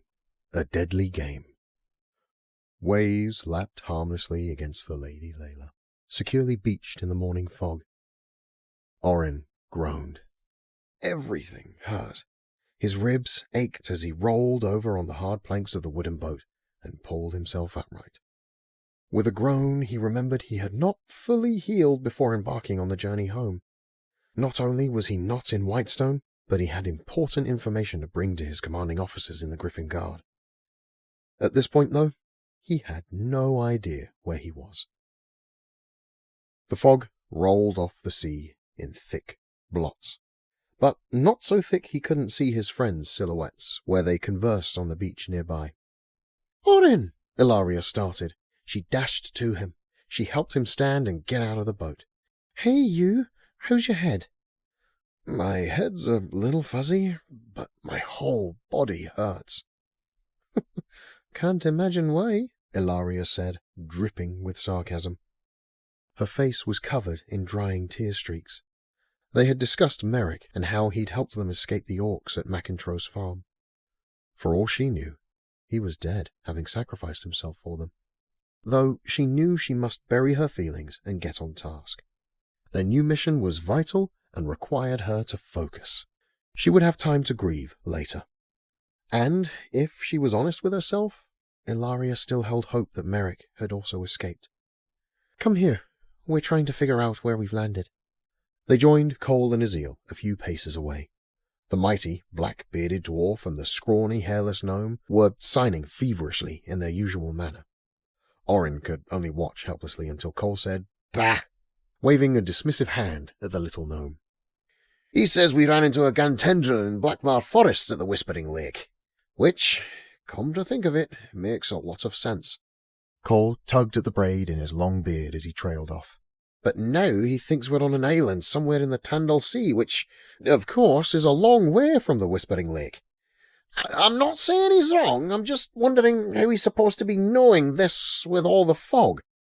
Azil placed a hand in the sand and raised one high above his head. Blue fire burned in his eyes and several of his rune tattoos glowed. Cole rolled his eyes and his whole body shrugged. Yes, but we don't know where we are until the morning fog rolls out and we can check the island." Azil's magic diffused, and the two fell back into a signing argument. "They've been at this since they woke," Ilaria muttered to Orin. "How long?" "A couple hours, maybe." Ilaria stopped, realizing they'd been arguing about the fog for much longer than they should have. "Hey, you two! How long should the morning fog last in these parts?" Cole half turned to her, not wanting to concede the argument he and Azil were engaged in. "Maybe an hour or so." The dwarf comprehended her point, and Azil's face shifted as he recognized the same. The dwarf signaled to the gnome, who readied his stance. Then Cole signaled to Ilaria and Orin to fall in with them, taking his mighty battle hammer into his tense hands. They slowly moved through the sand of the beach, up and away from the water. As if they walked through some magical barrier, the fog peeled back behind them as the interior of the island came into view. The island was covered by a beautiful jungle, Butterflies flitted to and fro, and in the distance they saw what looked like an ancient palace, gleaming in the sunlight. A butterfly floated near Ilaria, stopping for a short rest on her necklace, only to pop up and fly away again a moment later. "What is this place?" she asked. "I do not know," Cole answered, slowly. Ezeal's hands flowed, signing a thought to the suspicious dwarf. Orin wasn't sure what he'd signed, but the gnome's face was a mix of fear and intrigue. Cole only replied with a low, "Maybe," his hammer firmly at the ready. "What kind of dream is this?" Orin asked. "There is some sort of magic about this place. Powerful magic if Ezeal didn't see it. My guess is it's some sort of illusion spell to protect this place from fishermen or other vessels." The dwarf did not look pleased about what that might mean about the place. A dozen more butterflies floated about, a few of them flitting around Ilaria, who looked at them with awe. Their colours were unlike any she had seen in Temeria at Ladybird Hill. They were quite the spectacle. Ezeal prodded a hand through the fog barrier, trying to feel the magic and get the sense of it. Suddenly, a thought struck the tattooed gnome, and he bolted back into the fog. The other three followed him through the barrier, the dwarf never looking away from the interior in case something followed them. The others had suddenly stopped, and Cole's backpedaling had to halt. He turned to see what his companions gawked at, and his hammer slipped into one hand, the head falling heavily, landing a crater in the soft sand. "Bolin's beard!" The Lady Layla was gone. Cole's dwarven feet stomped through the sand of the beach as the crew followed the edge of the island, hoping to find any sign of their boat. The heated dwarf was furious at the predicament. Ezeal had used his magic in an attempt to spot the Lady Layla adrift somewhere in the fog, but was unable to see the small vessel. The two were experienced with their boat and had left it secured. It seemed unlikely it had been taken away by the waves in the brief moments the crew had gone through the veil of fog to the interior of the island. Ilaria and Orin trudged through the sand, helplessly, several paces behind the brisk dwarf. A blue butterfly floated near Ilaria as they walked. "What'll we do if we can't find the boat?" Ilaria asked. "Ho, ho, ho, ho! We'll find her!" came a yell from Cole, who never looked back. "We have to trust that Cole and Ezeal will find a way. We have to. I'm no seafarer, but I must get back to Whitestone to report to High Commander Kane. Drellic has a dragon." Orin said the words, hardly believing them himself. "Aye," Ilaria nodded. "I'll admit, I wasn't expecting that. Do you think they might have more? Where did it come from? I thought dragons went extinct during the Second Great Black War." "As far as I have known, that was the case. A dragon hasn't been seen in Tavern since then." Orin bit at the inside of his lip, pondering the new development.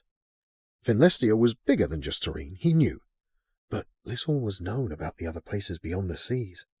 It was not impossible that the dragon had come from elsewhere.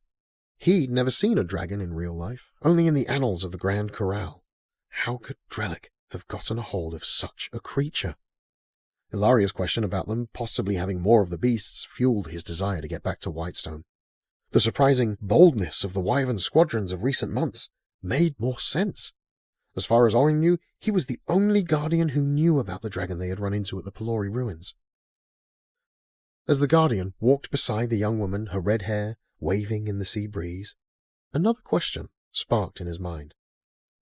"Ilaria, how long have you been able to wield magic?" "I hadn't," she confessed. "It was a surprise to me as well. I don't understand everything Ezeal was trying to say to me on the beach, but we were trying to figure out why—" "Ah, no! Cole pumped his short dwarven legs and sprinted ahead in the fog. His battle hammer waved wildly as he high-stepped through the sand. Ezeal's magic lights dimmed, the seeing rune on his forehead returning to its normal tattoo state as he ran to catch up to the dwarf. Orin and Ilaria ran up behind them, only to find them standing at an edge of the island that appeared to be an outlet for some kind of river. "Oh, it's two islands," Cole grumbled. "Two?" Ilaria asked, the blue butterfly landing on her shoulder for a momentary respite. "Aye, two. The island is split. See there?" He pointed a little way ahead of them, and through the thick fog, the crew could just make out more beach on the other side of the waterway. It's not a river like we know it, not like the Rolling River or the Palori. This is a seaway. It seems like a river, but it's really just the sea running between two close islands. What does that mean? Orin asked, hoping there was something he could do to help. It means, the dwarf flicked his hands in a quick sign to Azil, someone's stolen our vessel. Azil whirled around, eyes ablaze, runes on his hands lighting in a burst of magic. He lifted the blue butterfly and held it in the air between the companions. Following Cole's lead, Orin drew his sword and held it at the ready. A low, squealing noise came from the writhing butterfly as it mutated and transformed. The squeaking twisted to a reverberating howl as the creature gave into its new form before their eyes. A fairy. That just hurts, the fairy cried out. His voice vibrated when he spoke. Not fair at all. Where's my boat? Cole growled, gripping his warhammer tighter, shoving his face closer to the little creature. Not fair, you cheated, the fairy cried with a chime in his voice. Oh, I cheated? Cole grabbed the fairy by the leg and gave him a good shake. Hanging upside down, the fairy had been released from Azil's telekinetic hold, but found himself in a less fortunate situation in the angry dwarf's grasp. His little brain rattled as he blinked crazily, trying to regain his faculties. Let's try this a little slower. Where is my boat? Cole asked again. Glintz doesn't cheat, no. What? This isn't a game, you little pixie! Cole growled, shaking the fairy more for good measure. His wings fluttered wildly, and he grabbed at the dwarf's linen hand wrappings, trying to gain some stability. Glintz's eyes lolled in his head. Life is a game, he said defiantly. Listen, Orin cut in. Many lives are at stake. We're on an important mission for the Griffin Guard of Whitestone. There is a war coming. Ooh, war is a good game, the little fairy grinned evilly. His people'll know nothing of that here, Cole said to Orin. He understood the man's thought, but also knew the futility of the attempt. But we play hide and seek. Ah! Cole shook the fairy by the leg again. Wait, Ilaria stopped him. Glintz, was it? Suddenly, as Ilaria leaned in, the little fairy's focus sharpened. Yes, he replied, nodding his head. He stared, transfixed at the green stone that hung from her neck. Ilaria grabbed the necklace and waved it back and forth ever so slightly, watching the fairy's gaze follow its movement. Do you like my necklace? Yes. His voice vibrated excitedly, his wings fluttering like crazy. She covered up the stone with her hand, jolting the fairy's attention, bringing a sad look to his tiny facial features. I like to play games too. Used to play them with my brothers when we were young, she continued. But you see, these guys don't know the rules. They don't want to cheat. They just don't know how to play. Glintz's mouth gaped as he looked around at the others, as if suddenly he understood why they were cheating. Certainly, it was by accident. Yes, cheating is for losers. Right, she said, and no one wants to lose. Winning is much more fun. Yes, but it's not a fair game if my friends don't know the rules. Maybe a clue would be helpful. Glintz opened his mouth wide, ready to teach these silly folks how to play. But he stopped suddenly, thinking perhaps maybe he shouldn't. Ilaria revealed the stone on the end of her leather necklace, again drawing a mystified gaze from the fairy. His face contorted as he tried to decide what to do. You know, if you don't give them a clue, then really, you're not playing fair. She pushed him harder. That sounds like cheating to me, and I don't think Glintz is a loser, is he? No! He straightened his upside-down posture and crossed his arms proudly. Glintz wins all the time. So, a clue then? Glintz hesitated, not having a great argument to defeat Ilaria's logic. He was no cheater. Well, at least he wasn't when he didn't think he could get away with it. As an idea revealed itself in his mind, a wicked grin scrawled across his tiny face. A clue! He reached for a pouch on his belt with both his hands, and as swift as his rapid wings, he pulled out a tiny dagger, jabbing it into the dwarf's massive thumb. In the split second of confusion, the fairy smashed the tiny pouch on his own chest, which exploded into a small cloud of dust. Ezeal's tattoos blazed as everyone glanced around, feverishly searching for the tiny fairy. From a distance, they heard his vibrating voice. "Oh, there's so many boats. Our great king loves how they float. But where does he keep his moat? The dwarf and his team should follow the stream, but nothing is as it seems." Glint's vibrating voice sang out hauntingly as he flew away in the fog. Cole grumbled as he sucked on the side of his thumb where the fairy had stabbed him. He did not like it, not one bit. It had taken him time to get used to Ezeal's magic, and he did not care for the magics of such deceitful little creatures as the fairy. The blood on his thumb was a stark reminder of the danger they faced, and Cole did not take lightly the mission with which Merrick had charged him. Orin and Ilaria depended on him to get them to Whitestone safely. More than that, all of Tareen was in danger, with Drellic in possession of a dragon. His and all the other people's lives as they knew them could soon be over if they failed. He looked up to the two mankin in his care, and then over to Ezeal, who nodded, suggesting he also recognized the weight of their mission. Onward, then.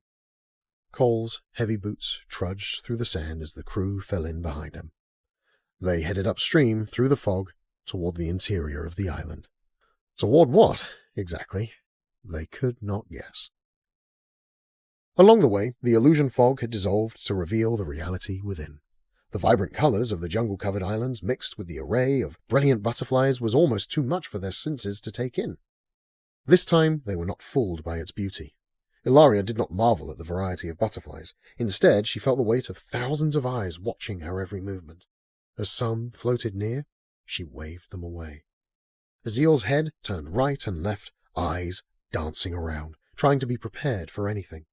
The hairless gnome had taken personally his inability to recognize the magic that had landed them in their situation.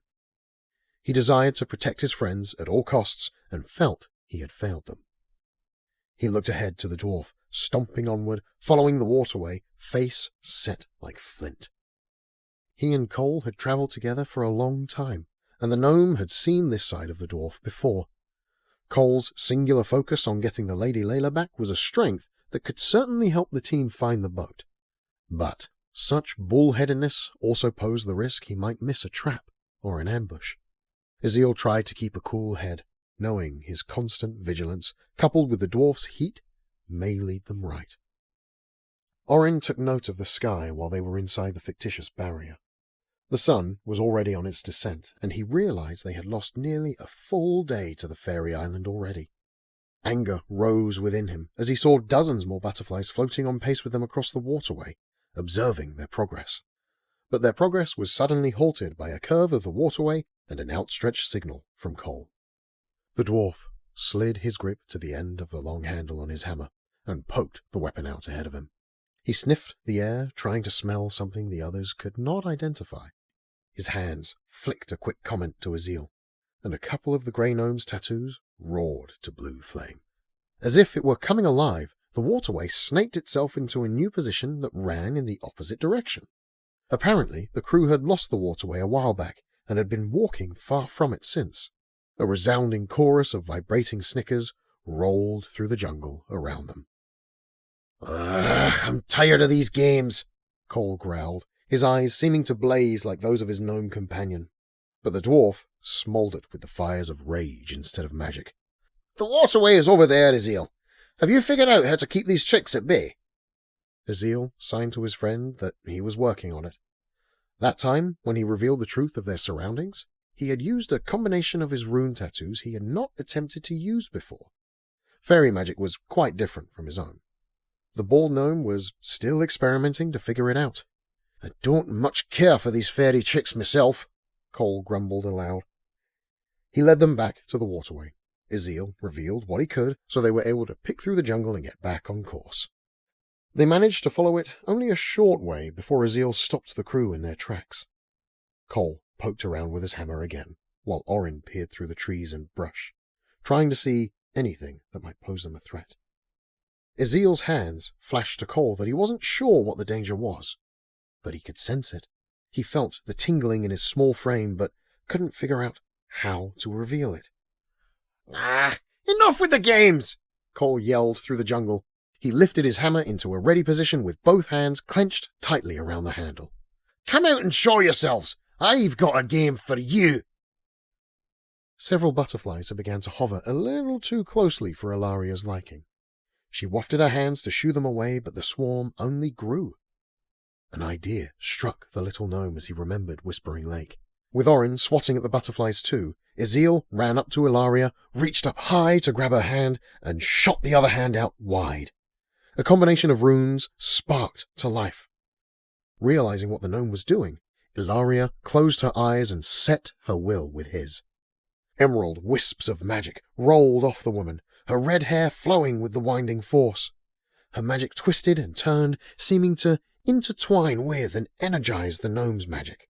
Orin and Cole could only watch the spectacle, neither understanding what was happening. Around them, the veil faded. Trees and bushes dissolved into nothing. Butterflies twisted and contorted as they mutated into their fairy forms. A massive pit trap, covered in gnarly spikes at odd angles, opened a few steps ahead of where they had been walking. Small stone huts emerged, covering the hill leading up to the ancient palace, which was visible. The palace's luster lessened as the hallucination gave way to authenticity. To Cole's great relief, the Lady Layla appeared, in fine condition. The boat looked to the dwarf as beautiful as the woman she was named after, safely nestled in a tiny offshoot of the seaway that split the islands. She was flanked by several larger vessels, and for a brief second Cole wondered what had happened to those crews. He turned to face the ambushers, his eyes no longer raged with embers of anger, but rather had a giddy sparkle at the newly even playing field. "Cole," Orin started cautiously, recognizing the shift in the dwarf's stance and settling into his own ready posture. As the magic simmered, the world appeared as it truly was. A pair of fairies, caught in the dwarf's wild gaze, glanced nervously to one another. A menacing grin rolled in behind the dwarf's great black beard. "Game on," he said, laughing as his mighty hammer swung right through the pair of nervous fairies, connecting hard and blasting them into dust. The battle broke out in a frenzy. Some fairies dashed about, wings flitting. Others exploded magic dust on themselves to disappear and reappear out of harm's way. Fairies dipped and darted, jabbing with their tiny knives. "War! War! They want to play war!" reverberated from all around as the tiny monsters swarmed. Orin's training superseded his body's aches and the fairies' speed. He sliced and hacked, his sword ringing with a ting here and a thunk there as it landed its marks. The nuanced display would have been dazzling to see were his companions not occupied with their own attackers. Cole laughed crazily as he swung his warhammer out, obliterating the tiny creatures. He took no notice of their stings when some got through to poke at him. The mighty head of his hammer met the minuscule monsters as though they were bugs, swatting them easily. Ezeal produced a large, glowing blue orb above himself, capturing many of the fairies. They furiously stabbed at it, trying to break free. Others came to help, but found themselves sucked into the orb. Ilaria pulled back the drawstring on her bow. Her sleek muscles, as taut as the string, didn't waver as she focused her energy into the release. Green magic swirled around the arrow as it took flight and burned through the air, catching up more fairies in its whirlwind before colliding with the blue orb and exploding. The shock stopped Orin and Cole mid-attack and sent the rest of the fairies skittering in all directions. None of them had seen such power before, and they weren't quite sure they could win the game without cheating. Ezeal saw the opportunity and didn't hesitate to lead the charge to the Lady Layla. They ran to the left through the brush, palm leaves whipping against their fresh nicks and cuts. They were nearly there when a sudden chorus of vibrating laughter rippled through the surrounding trees. The companions formed ranks, back to back, preparing for another swarm. Instead, little cheers popped up in waves from the direction of the palace. And then Ilaria saw him. The Fairy King had come. "Guys," Ilaria said nervously over her shoulder. The others joined her gaze to take in the sight. The Fairy King was much larger than the others. He was taller than Cole, but shorter than Orin. He was slender, and his wings held him in a regal pose above the ground. He was decked out in flamboyant colours, and the fabrics changed hue as the sunbeams bounced off him through the swaying trees. His hand gripped down on a pouch tied to his belt, and an arrogant, almost knowing pride etched his face. "Time to go," Cole said to the others, spinning on his heel and bolting for the Lady Layla. The others wasted no time. Orin and Ilaria's longer legs carried them past the dwarf at full sprint. Curdling squeals welled behind them as the fairies gave chase. The crew jumped into their boat at full speed, Ezeal pausing to throw up a small, magical barrier to block an incoming pouch that exploded into glittering dust. Orin grabbed another bow from inside the boat, joining Ilaria's barrage of arrows, hurtling at their pursuers and slowing them down. Cole's dwarven banded muscles tensed and contracted furiously at the controls of the vessel. Ezeal swirled his arms around, building up magic for a massive discharge. "Any time now! Any time now!" Cole yelled through gritted teeth. As though time had stopped, everything went silent, like the calm before a storm. Ezeal's little gnome body trembled with built-up energy, then he shot both hands out in front of him, aiming out the back of the boat. The magic exploded through the water, launching the Lady Layla forward, slicing down the seaway. Ezeal quickly shifted what energy he had left to help Cole maneuver the levers, building on their momentum. Ilaria and Orin held their bows ready for pursuing fairies, but saw only a few glittering creatures through the trees on either side. They picked up even more speed as their boat caught the current where the waterway met the sea once again. They didn't change course as they slipped into the open sea and back into the fog surrounding the island. The farther they got from the island, the more the fog dissipated. Before they were clear, they heard a familiar vibrating voice call in the distance. "Cheaters!" Ilaria shook her head to the others, not quite believing what they had experienced. As the fog dissolved with distance, and the clarity of the cool evening fell upon them, Orin took a turn at the levers so Cole could rest and prepare to navigate them through the night. They still had no idea where they were. We hope you are enjoying this story. If you are, don't forget to subscribe so you never miss out on future stories. Chapter 16. Gathering at Ghun-Ra. Ghun-Ra sloped and merged with several other mountains, connecting with them in wide ridges. It didn't stand solo like some of the other mountain castles of Drellic, but rather the town was built throughout the slopes, spreading out from the fortress that was dug into the side of the Ghun-Ra peak. The several attached peaks had tunnels and steads dug within, making it an interweaving network city. The town, one of the southernmost in all Drellic, served as a frequent operations base for orc troop movement. Raiding parties were often launched from the base and sent over the southern ridges. Ghun-Ra also had a long and cherished history among their peoples. During the Second Great Black War, the commanders and generals operating out of Ghun-Ra were the ones that landed the final blow to the mighty elvish city of Palori. When the war was coming to an end, it was at Ghun-Ra that the enemy forces were halted and kept from riding farther north into Drellic. The town had much pride. Gar-Nargo's dragon swooped over the valley, casting a strange shadow in the moonlight as they came in for a landing. The morning was not far off, and it had been a long night. They would need to get some rest before meeting with Guard Jagan in a few hours. Karnak and Smarlo floated to a wyvern landing zone perch Nargo had pointed them toward. He and the adolescent dragon flew to a larger zone nearby. A couple of goblin guards directed the orcs from Calrok to open stalls where their wyverns could rest. Karnak recognized many of their Scar Squadron wyverns. Having been to Ghun-Ra once before, he knew many of the other areas would also be filled with wyverns from other squadrons around Drellic. The orcs settled their wyverns in.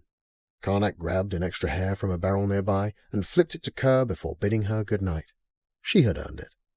She caught the rabbit in her maw, chomping it with her many teeth and working it down her long neck and into her belly. Kerr clicked happily as she made herself comfortable in the stall. Smarlo motioned the lead to his gar as they followed a dark hallway. The tunnels were barely illuminated by a torch far inside. Orc eyes, like goblins, could see even in the blackest pitch of tunnels at night. Doors led to chambers lining the length of the corridor. Smarlo found his door and nodded his regards to his Gar before slipping into the small room for the night. Karnak found the Gar chamber at the end of the hall. Gar chambers were always deeper in the tunnels that they might be protected from an ambush or attack. In open battle, Karnak did not know a single Gar who would not take the lead in a charge. As Karnak crashed onto his bed for the night, discomfort swept over him. He couldn't tell if it was the millions of tons of rock that hung above him, or if it was the weight of everything he'd become privy to in recent days. One thing was sure. If he had any kind of role to play, he would need rest to be at his best. He closed his eyes, seeing his wife, Tanessa, and his little monster, Jaernok. He breathed in deep. A smile scrawled across his tired face, and he followed the two into his dreams. The sun poked over the ridges of the narrow valley of Ghun-Ra, finding its way into the plethora of window holes that had been carved throughout the city. Light poured through some, wider than others. In other places, goblin engineers had fashioned intricate mirror systems to illuminate deeper chambers. Smarlo had gotten up early enough to fill Belgov in on what he and Karnak had experienced on their mission with Gar-Nargo. Belgov was stunned to hear of the dragon, and baffled that none of Nargo's orcs had mentioned anything about it. It was not uncommon for orc squadrons to boast about their prowess when brought together. He thought surely they would have considered a dragon worth boasting about. Clearly, they were all bound to secrecy on the matter. Belgov didn't have much to report to his commander. The Scar Squadron had not had any issues. Their youngest rider, Tark, had gotten a little rowdy one night in the excitement of his first mission. Smarlo laughed. He remembered being that young. Other than that, Belgov reported there were at least 4 squadrons from different places around Drellic stationed there at the moment. As he'd asked around, none of them knew exactly why they had been summoned. He assumed they would all find out during that day's meeting with Gar Jagan. When Karnak joined his 2 orcs, they filled him in as they navigated through the winding tunnels, headed for the meeting chamber. They ran into the Gar from Daktan and his commander as they passed the barracks tunnel where that squadron had stayed. Gar Darno seemed to know his way, and they continued along the same path, weaving through the maze. Gar Darno cringed and raised a hand to protect his face as sunlight poured through a window in a long, straight hallway. Daktan was a mountain fortress in the far north of the Drellic Mountains. They had almost no windows, and their wyvern riders operated almost exclusively at night.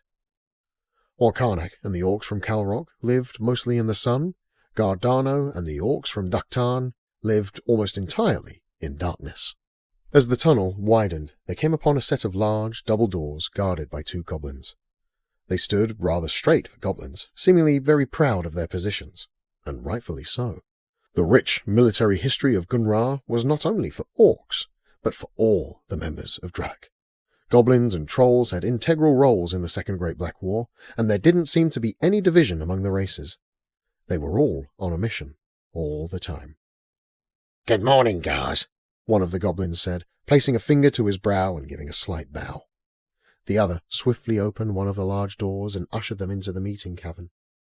The chamber had been a natural cavern originally.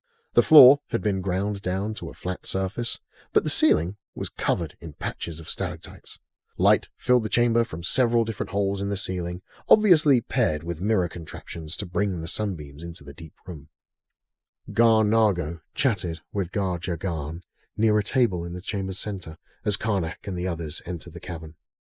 They crossed to the table, and before they had reached it, the last Gar, a rather fat orc named Clencha of Borok, and his commander arrived. The whole group was present and waited patiently for Jagan and Nargo to finish their side conversation. "Welcome, Gars, commanders," Jagan stated, turning to the table before him. "I trust your travels were swift." The grunts and nods around the table were all the reply necessary. "And the barracks and food have been to your liking?" "There wasn't much left after Clencha got to it," Gar Darno roared. Laughter resounded at the ribbing, except for Clencha's commander, of course. Clencha, himself chuckling, held a hand out to stay his offended young commander, Renjak. Darno and Clencher had been friends for many years. The early orc gets the globe. We weren't hiding from the morning like you vampires. Clencher shot back in his rough orc voice, to the delight of all present.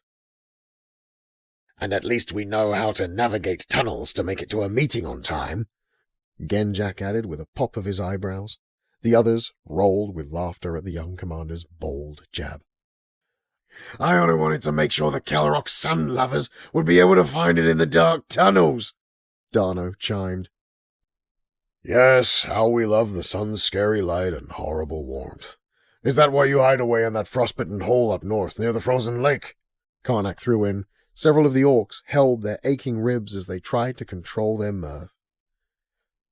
Good, good, Jaernok continued, as the laughter died down. I know some of you might be wondering why King Sar has ordered us to gather here. Again, the grunts and nods around the table answered the question. Drellic is about to come into its glory of former days. For too long, the people of the south have spat in the face of our tradition and honor. A couple orcs spit in response. No longer. King Sar's new ally has procured for us the means by which we shall assert our power and might over all Terrene. While the others leaned in to hear of the mighty weapon, Karnak tightened his knot of black hair, crossed his arms in front of him, and leaned back, thoughtful. Smarlo shot him a glance, trying to read his Gar, but also displaying his own concern about what they had seen the other night. A dragon! Gar Nargo proudly answered their inquisitive looks. What? Gar Darno's commander reacted. A dragon? Gar Clencher repeated, processing the answer. Yes, a dragon, Gar Jogan continued, while Nargo brimmed with pride and satisfaction at their reactions. Gar Karnak arrived before the rest of you, and he and his commander witnessed the creature's mighty power. The others looked to Karnak for his input. The young Gar was slow to speak, not initially wanting to comment on the matter, until he was more aware of the intricacies of what was going on. All the leaders from the far reaches of Drellic stared at him, awaiting his thoughts. The silence was deafening as his muscles twitched and rolled under his deep green skin.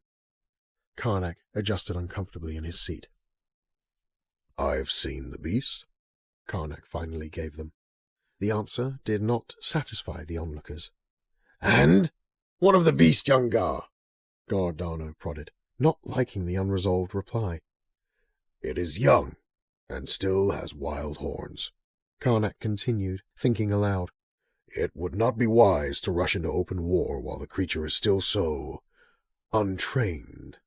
It's mighty, to be sure, but should its unbridled power remain untamed in the midst of battle, it could mean disaster. Disappointed huffs rolled around the table. A growl emanated from deep within Gar Nargo. So the monster must be trained. Gar Clencher cut the tension. The beast is trained. Nargo shot back, unable to stay his mounting rage. Unless it wants a snack, Smarlo rebutted. Nargo shot up, his chair flying backward and his hands gripping the table's edge. Gar Jagan placed a big hand on Nargo's tensed arm, his steely eyes regaining control of the meeting. Gar Nargo has been training with the dragon for many weeks now, and the incidents of the other night have been reported. I still believe it to be a capable weapon against our enemies, Jagan reassured them. If the beast isn't ready and we start a war against the mankin, we could lose before we start, and Barok doesn't intend to fight a war that's already lost. Clencher stated the obvious concern in the back of all their minds. The creature is ready, Nargo growled, again receiving a staying hand from Gar Jagan. This is why we won't test its battle prowess on mankin yet, Jagan said. The dwarves? Elves? Who? Clencher questioned, an incredulous look on his aging face. The rebellion. Silence filled the room. Gar Clencher leaned back on his seat, his chin raised at Jagan's answer. The others waited for more. As you know, Gar-Nargo and Gar-Karnak are here with us now because the traitors abandoned their seats. They lost faith in their king. They lost faith in their brothers, in us. While others around the table nodded in agreement, Karnak noticed Clencher's demeanor shift. His pensive look eased Karnak's concerns about his own misgivings. He would have to speak with the older Gar more about the whole situation later. This is why we are meeting this morning, for all of you to witness the might of the dragon, and to spark the flame of courage in our bellies for the war to come, for the glory to come, for the honor to come. Approving grunts at Jagan's words rolled around the table from many of the younger commanders. Gar-Nargo will lead his squadron in a battle against the rebels at Renjak. The Scar Squadron is the most rested and will provide backup should Gar-Nargo need it. Jagan nodded the order to Karnak, who listened intently. Though I don't foresee any problems arising. Gars and commandos will stay airborne with the Scar Squadron to witness the events. Should all go accordingly, we'll reconvene here for the next phase of the plan. The chamber was quiet, almost somber. Belgov and Smarlo looked to their Gar. Karnak dipped his chin to avert their looks. They would discuss the matter privately. Karnak was caught in the stare of Gar Clencher, and Karnak worried the older Gar might be able to read his expression, and by extension his thoughts. The Gar nodded slightly toward him, almost as an invitation for the younger Gar to seek him out later. Start preparing yourselves, Jagan said resolutely. We will fly for Renjak and put an end to this rebellion. Karnak walked through the tunnels alone. Shortly after Gar Clencher left the dining hall reserved for special guests, Karnak also excused himself from lunch. The commanders and the other Gars paid no attention and continued their own conversations. Karnak hoped he would be able to catch the Gar from Brok and speak with him alone. Did Clencher know something he didn't know about the rebellion? What could he tell Karnak that might put the younger Gar's heart at ease within him? When he first entered the hallways, he had expected to see Clencher right away. Instead, he found an empty stone walkway. Karnak weaved and poked in and out of side passages that crisscrossed his path, hoping to catch a glimpse of the older Gar. When he had found no trace of him, Karnak decided to search for him in the Barok Squadron's barracks tunnel. He found the barracks empty as well. Karnak noted with appreciation that those rooms were also unkempt, relieving his concerns about the messy young orcs in his squadron. Realizing he may not get a moment alone with Gar Clencher if he was with his squadron, Karnak decided to visit Kerr in her stall and try to catch the older Gar later. He walked through the maze of tunnels, knowing that route well. His big paw of an orc hand slid across a natural, rippled pillar of stone as he rounded the corner to a long hallway. The passage was unique. One side of the hallway was completely exposed to the air. The backside had a few side passages. In the afternoon sun, the shadows of those tunnels were a hard contrast to the open-air hallway. Karnak leaned on the low wall that overlooked the slope below. He took a deep breath, feeling the sun on his face infused vitality to his bones. He smelled the fresh mountain air, a relief from the damp tunnels. He gazed across the narrow valley, seeing orcs scattered around. He spotted some catching fish in the river and noted how deep green they were, much like him and the other orcs of Calrok. As one pulled in a fish, Karnak was struck with a sort of homesickness. How different Calrok was to many other orc strongholds. But then again, how very similar were those orcs wading in the river, filling baskets of fish. I knew you cared. The gruff voice behind him snapped Karnak from his thoughts as he whirled around to confront it. Gar Clencher emerged from the dark shadow of one of the side passages. His gaze locked onto the younger orc. He inspected Karnak and slapped his hand on the large orc's shoulder, gripping down to feel the muscle. Karnak stood, accepting the inspection from his elder. When Clencher appeared to have seen what he needed to in the younger Gar, he leaned against the wall next to him, squinting his eyes in the bright sun. I was hoping you cared, the older orc said, hairs from his greying head catching some of the mountain breeze. There can be no doubt you are a son of Calrok. Born to the sun, those ones. The wrinkled smile on Clenchar's face put Jaernok at ease. Again he leaned on the wall next to the older orc to enjoy the view. Your father was sensitive, too, Clenchar continued. Pluck cared deeply about those around him. He was a good friend. I was very sad when he died. Clenchar rubbed the back of his thick neck, turning away from the younger orc to hide the sadness that welled within him. You knew my father well. I remember his stories of you. Ha ha! Clenchar laughed and slapped his big belly. I wasn't always this old and fat. Back in the day, Pluck, Zotar, and I were unstoppable. Your father was a mountain of an orc, just like you, I suppose. He paused, recognizing his old friend in the young orc. We were a force to be reckoned with. As he turned, the older orc's gaze was no longer on the narrow valley, but rather years away in distant past. Best orc I ever knew, Jaernok said honestly. Yes, Clenchar agreed. He was wise, always thinking, Pluck was. He had great instincts, always knew what was right and wrong. I miss him. I miss my friend. As do I. The two leaned on the wall, feeling the mountain breeze, enjoying the moment in the sun and the quiet memories each of them held dear. I saw my old friend again this morning. Clenchar broke the silence. When I saw you, it was like seeing Pluck again. It stirred something in me I can't quite explain.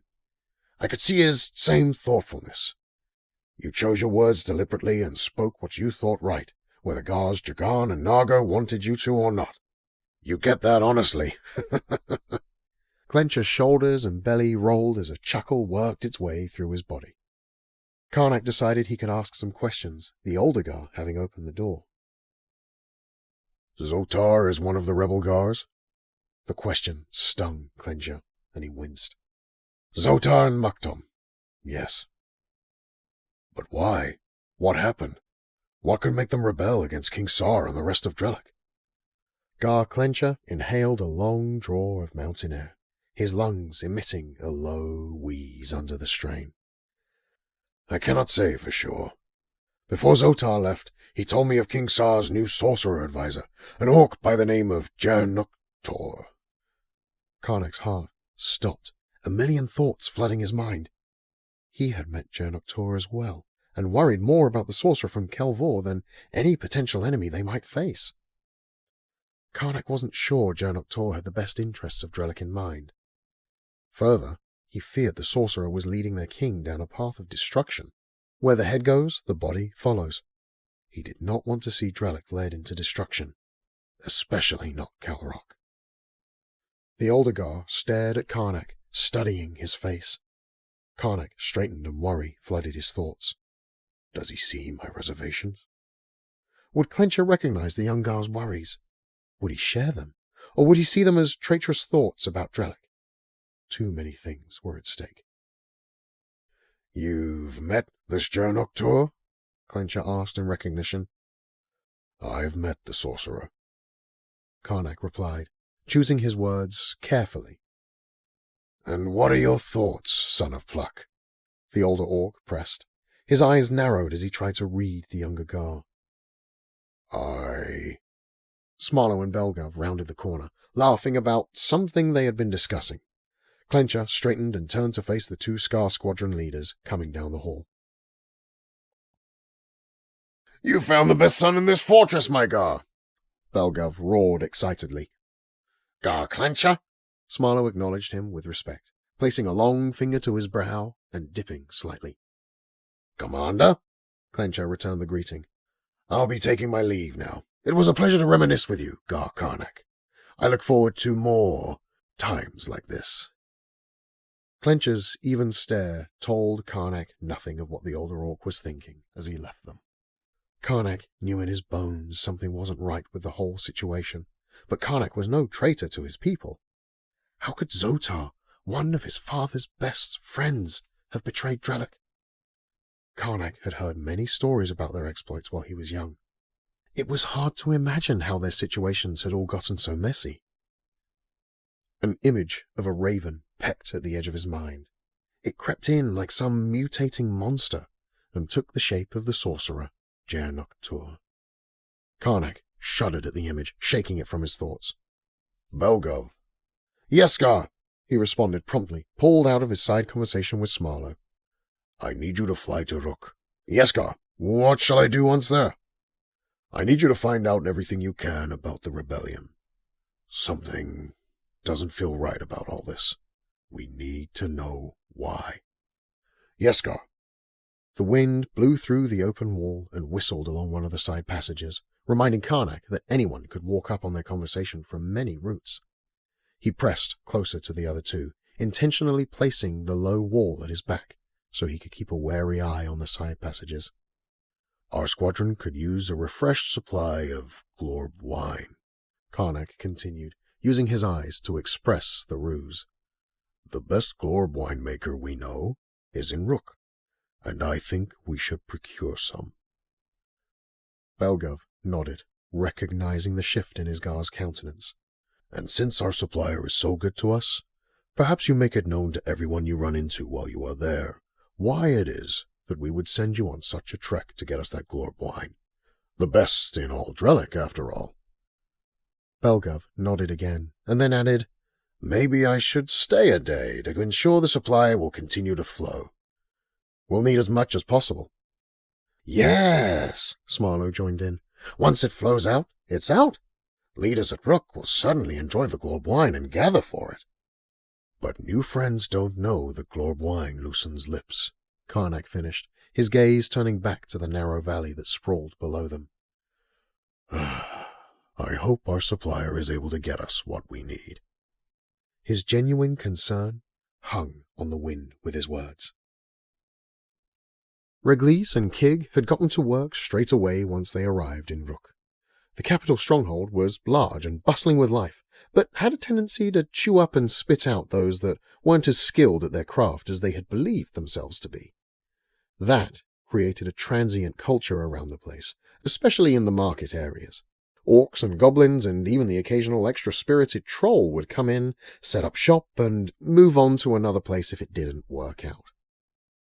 Finding a location for their tavern was easy. The spot had been used as a tavern in the past by previous entrepreneurs. None of those failures had Reglis' proprietary glorb wine. He knew he could succeed.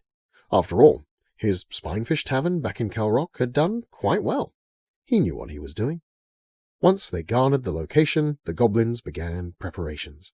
Reglis immediately started making more glorb wine, while Kig fixed up the kitchen for the mass amounts of cooking the old goblin dared to dream would take place. He had sold his wagon when they had arrived. He was all in. Between his money from the wagon and the gold Reglis had brought with him from Calrok, they easily acquired all the things they needed. They furnished the tavern to Reglis' specifications, him having the experience of producing an attractive environment for patrons. The kitchen was entirely Kig's project, Reglis deferring to the old goblin's judgment and preferences. Of course, Reglis marked off a large area for the glorb wine he would need to continue making. He already had 6 new barrels going. They even managed to find a young orc woman named Geta to serve the patrons and offer great hospitality. It was all coming together, quite to Reglis' liking. He stepped outside the tavern doors to look at where his new enterprise would make its fortune. The tavern was on the edge of a main tunnel leading into a massive cavern that housed many shops. The high ceilings made the place feel spacious, and the numerous beams of light that spilled in from windows gouged into the rock illuminated it well. A singular stalagmite was left in the center of the cavern, rightly so, as it was enormous, standing a few 100 feet in height.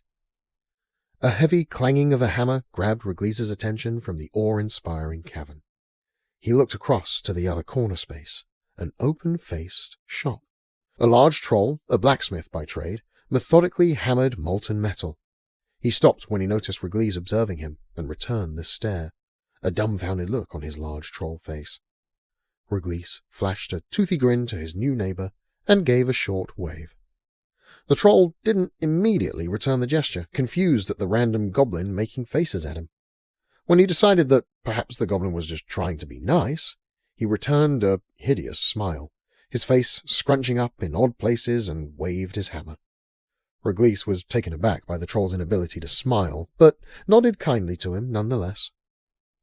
As Reglis turned and marched off, intending to make his face known to all the other shops that meandered around the centre monument in the large cavern, he heard the blacksmith's methodical clanging start again.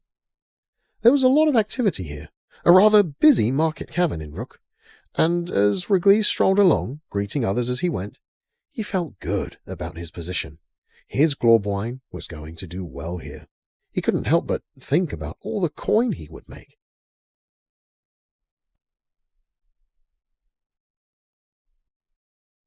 Chapter 17. The End of a Walk. Leaves rustled throughout the forest as the wind stirred them to life. The breeze blew locks of Merrick's brown hair over his face, some of it sticking in the scruff on his chin.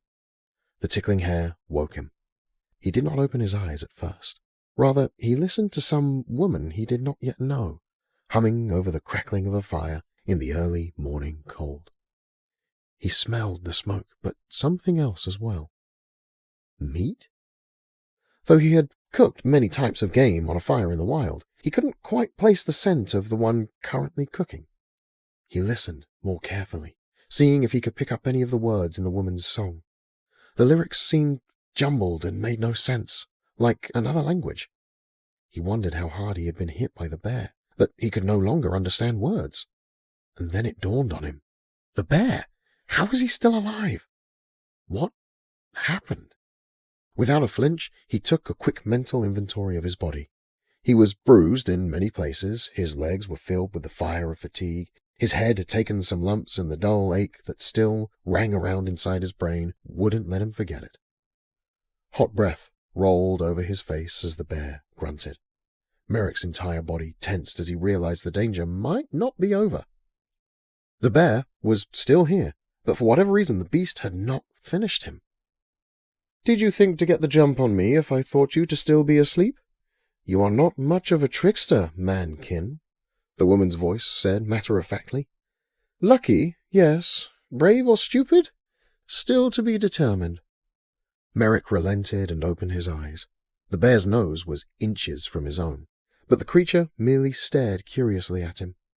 He tried to glance at the female voice without moving his head, but couldn't get a visual.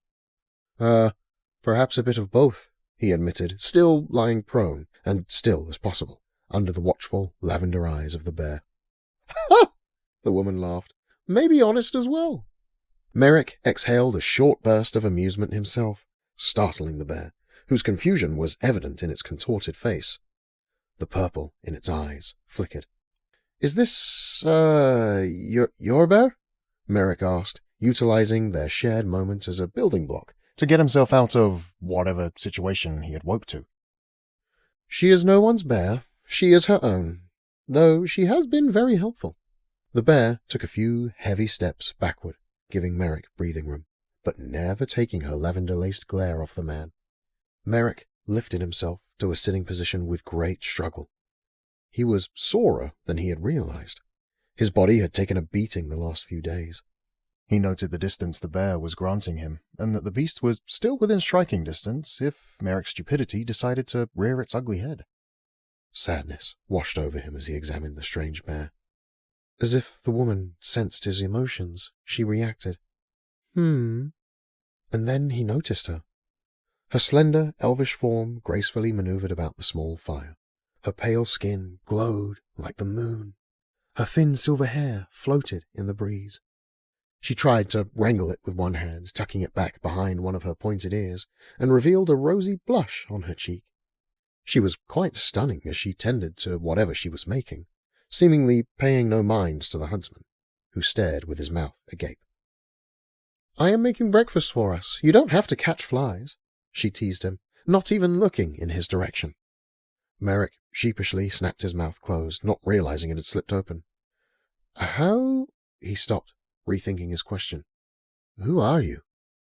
She paused, silvery strands of hair jumping free from behind her pointed ear to fly in the breeze once more. Her mouth twitched thoughtfully while she decided whether to tell him or not. Finally, having convinced herself it mattered not whether the huntsman knew her name, she said, "Ralowen." Rallowin. Merrick repeated, committing it to his memory, though he didn't think he would forget her any time soon. I'm Merrick, he offered. Merrick. She nodded quietly, still not taking her eyes away from the task at hand. The silence between them let the crackle of the fire speak out. Merrick glanced back at the bear, whose lavender gaze had not left him. What a strange bear, Merrick thought to himself.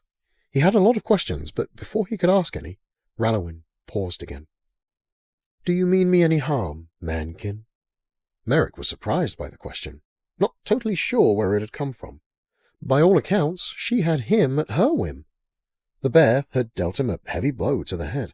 He wasn't quite sure how long he'd been unconscious, but judging by the fact it was morning, at least a whole night.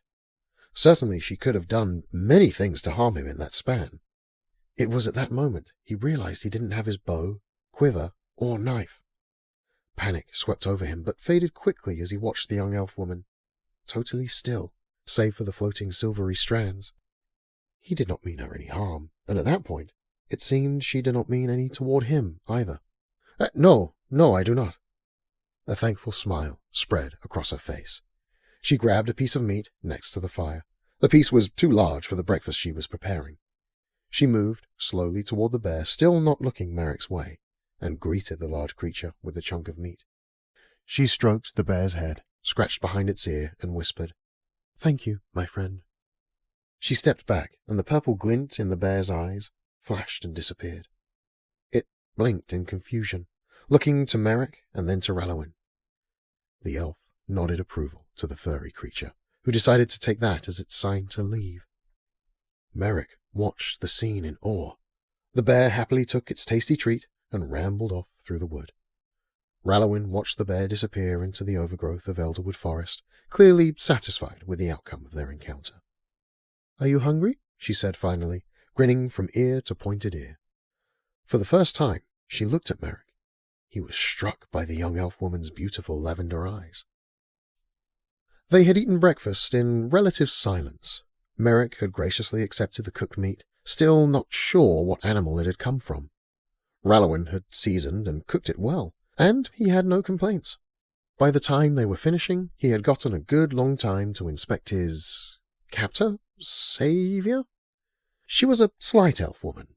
She ate her breakfast with a certain grace, deliberately pulling the meat apart into smaller bites. Her silver hair was so fine it didn't stay in place behind her pointed ears. She often let it fall in front of her face and hide her fair features. He noticed a staff standing upright nearby. The staff was made of some sort of silvery metal Merrick was not skilled to identify. Scrollwork ran in intricate weaving patterns the length of the tall staff, all the way to the ornate head, which branched apart delicately and back inward to a swirling point. A purple glow seeped out between the finely crafted branches of the pinnacle. He did not know how it managed to stand in place by itself, but Merrick assumed it was some magic of the elves that he could not comprehend. Finally, he asked, Rallowin, what happened? The question was funny to her. She replied, It seemed to me you had an encounter with a Reimald. Yes, he remembered that part quite well. He rubbed the bruises on his lower back and hip. The creature has found itself quite the spot for trap and prey. I'm ashamed to say I didn't see the signs in my exhaustion. Rallowin smirked. You weren't quiet running through the wood. I heard you from far off. It hadn't occurred to Merrick that Rallowin could have been keeping tabs on him even before his run-in with the Reimald at the Sparkling Well. He certainly hadn't been quiet as he ran through Elderwood Forest, attempting to lose any wyvern riders floating overhead, searching for him. Even after he had run for a long time, once he was certain no one was looking for him, he had continued to run purely out of grief. For while he was running, he wasn't sure what he was going to do with the lifeless Roarer cradled in his arms. The thought of the loss wrenched his heart again. As much as he didn't intend to show his pain, Rallowin noticed instantly. The bird was a companion of yours. A friend, Merrick agreed. I caught her when she was very young. He realized Rallowin had heard him running through Elderwood Forest and had seen him bury Roarer. It was the only way the elf would know Roarer was a bird. Why didn't you tell me of the Reimald's trap? Another smirk revealed Rallowin's amusement at the question. I did not know. I had not found the well before. She shrugged, clearly telling the truth. Why are you out here? Rallowin did not smirk at that question. Rather, she hesitated, looking at the tall staff teeming with magical energy. I am walking. Merrick shook his head, not understanding. I was sent into the wood to walk, to learn who I am. I'm not sure I understand. Rallowin stood and turned in a single motion with a dance-like grace, stretching her arm out wide, beckoning the staff. In a flash, the shining silvery staff responded to the call, smoothly landing in her outstretched hand. A surge of energy rippled into lavender ribbons of light that swirled around her, a spectacular display to Merrick, but hardly a test of the elf's abilities. When it was discovered I had an aptitude for the arcane arts, the elders of the Wisdom Tower at Lorelith brought me in. I was only a girl then. The memory took her lavender eyes to a distant time. Strangely, many of the artifacts in the tower repelled me, or didn't respond to me at all, until the staff of Anvalorian. She effortlessly twisted the luminous staff in her hands, her eyes glowing with similar intensity. The staff hummed slightly with each twist and flick. None had been able to activate the power in the staff since Anvalorian himself, Rallowin continued, not reserved about sharing with the huntsman.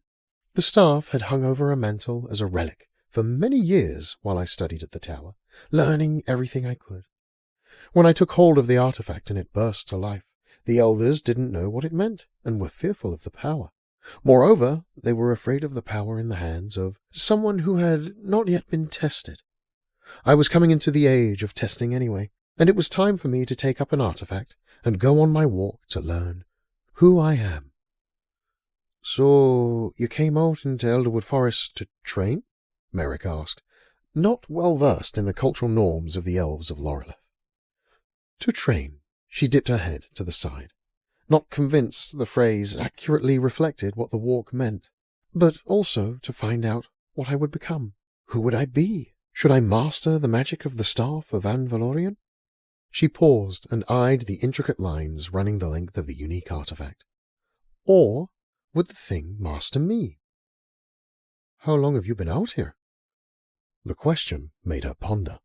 It had been a long time, but not so long for an elf. 40 years, she replied. Her answer shocked Merrick. The elf looked to be no older than himself. He had met elves who were several hundred years old back in Tamaria who looked no older than his father. More surprising was the fact that she had been alone in Elderwood Forest for so long. As a huntsman, Merrick knew well the solitude of the wild, but he had always returned to his family after short stints. Do you have no family? No. The purple of her eyes glinted as she answered, though Master Tenlian at the Wisdom Tower in Lorelith has always treated me with great kindness. But you haven't seen him in 40 years, Merrick pressed. I have not.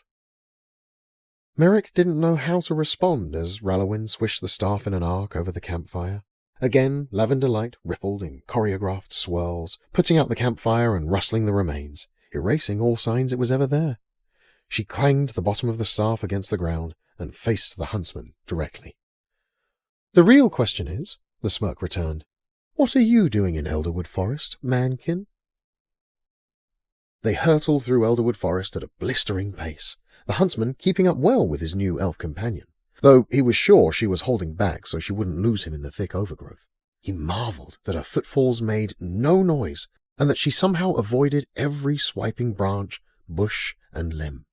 Merrick was a skilled huntsman, but the ease with which she maneuvered the congested forest was a sight to see. She veered off their direct course to stop in a tiny open field. The huntsman thought it hardly an opening at all, as the canopy of trees still shaded the whole area. Rallowin knelt at a small, natural well and filled an ornate drinking pouch she carried about her waist.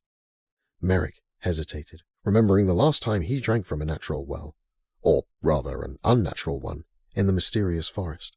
It is fresh. I have used this well before, Rallowin comforted him. Thankful for the brief rest, Merrick retrieved his own water skin from behind his quiver and filled it. He tried to take slow sips in between heavy breaths. He had told Rallowin everything, how a battle between the Griffin Guard and wyvern riders from Drellic had been fought too near to home, how his sister had found one of the Guardians still breathing and nursed him back to health, how they had joined forces with Cole and Ezeal to investigate the strange happenings at Palori ruins en route to Whitestone, how they had engaged orcs and goblins there, how he had stayed so his companions could get away, and how he had escaped through Elderwood Forest, running until his body gave out.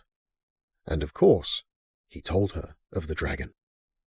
When he had finished his tale, Rallowin, who listened intently, looked up from her thoughts and said only, "It appears my walk has ended." The two had quickly gathered their belongings, and Rallowin returned Merrick's weapons. Once they had cleared the camp, she turned to him and spoke intentionally. "We must make for Loreleth. The elders of the city must know all this." They had been running through the Elderwood Forest since. While Merrick refilled his water skin a second time, finding the water from that well to be clean and refreshing, Rallowin asked him what she had been wondering while they ran. "There was a rider on the dragon?" "Yes," Merrick said after another gulp. "An orc, I think, but I'll admit, I was a little more focused on the dragon. I thought them to be extinct." "As did I," Rallowin confessed. "Did the orc appear to have control over the creature?" I wouldn't say that," Merrick said. "The monster broke through pillars and walls, chasing after Aurora." He winced at the reminder of his fallen falcon. Rallowin placed a sympathetic hand on the huntsman's shoulder. "As you have told me the story, the bird sacrificed herself for you. A brave and honorable act." Merrick nodded solemnly. She was right, of course, but it didn't ease the heartbreak he still felt. "So, the orc did not have control of the dragon?" Rallowin pressed. I wouldn't say that." Merrick searched for an explanation. It was like a pup, training to be a good hunting hound. When it's not fully trained, it can get distracted by something it doesn't recognize and chase after it. My uncle had a young hound that chased after a skunk. Poor thing scratched at its nose for weeks trying to get rid of that stench." "So the dragon is young?" "Yeah, perhaps, but again, I don't know how a young dragon should look." Rallowin topped off her water skin, deep in thought, clearly still shaken by the news of the dragon's existence. "How did you control the bear?" Merrick asked. His sudden question surprised her. In truth, she didn't know the answer, but she tried to explain. "It's not really control. It's more like focusing the creature's thoughts. I have found that I can focus the thoughts of some creatures to help me if they are willing, but only if the creature is willing. Once I asked a badger to help gather a branch for a fire. The thing looked at me and walked away. The bear, however, was startled by your presence as well and was willing to help." She dipped her head to the side in a shrug that said she did not understand the power fully. But that was the best explanation she could muster. Merrick took it, content she was willing to share with him, even if he didn't totally comprehend. "Are you ready to run again?" she asked, an empathetic smile on her face. Merrick shook his legs out. They were in a state somewhere between fire and jelly. He took a deep, resigned breath and said, "Lead the way." The two bolted out of the tiny clearing, back into the twisting paths of Elderwood Forest. They still had some distance to cover. They needed to reach Loreleth as quickly as possible, and would face more dangers of the forest should night fall upon them again. Chapter 18. The Alkhoren Mirror. King Garin had scarcely left his chambers. Few dared enter, for fear of rebuke. His callousness toward any intruder, though they came in the spirit of service, was venomous. Rumors circulated among the castle staff that the young king was turning more creature than man, wallowing away in the darkened room, hunched over various scrolls and parchments. The only welcomed visitors were those who brought him more scrolls from Whitestone's library. The records he requested didn't seem to be connected in any way the couriers could make out. Plus, the young king asked for a new courier each day, making it impossible to follow his thoughts. When Melkis arrived at the chamber doors, 2 plates of food slowly decayed on the floor, having been set in the hall early that morning.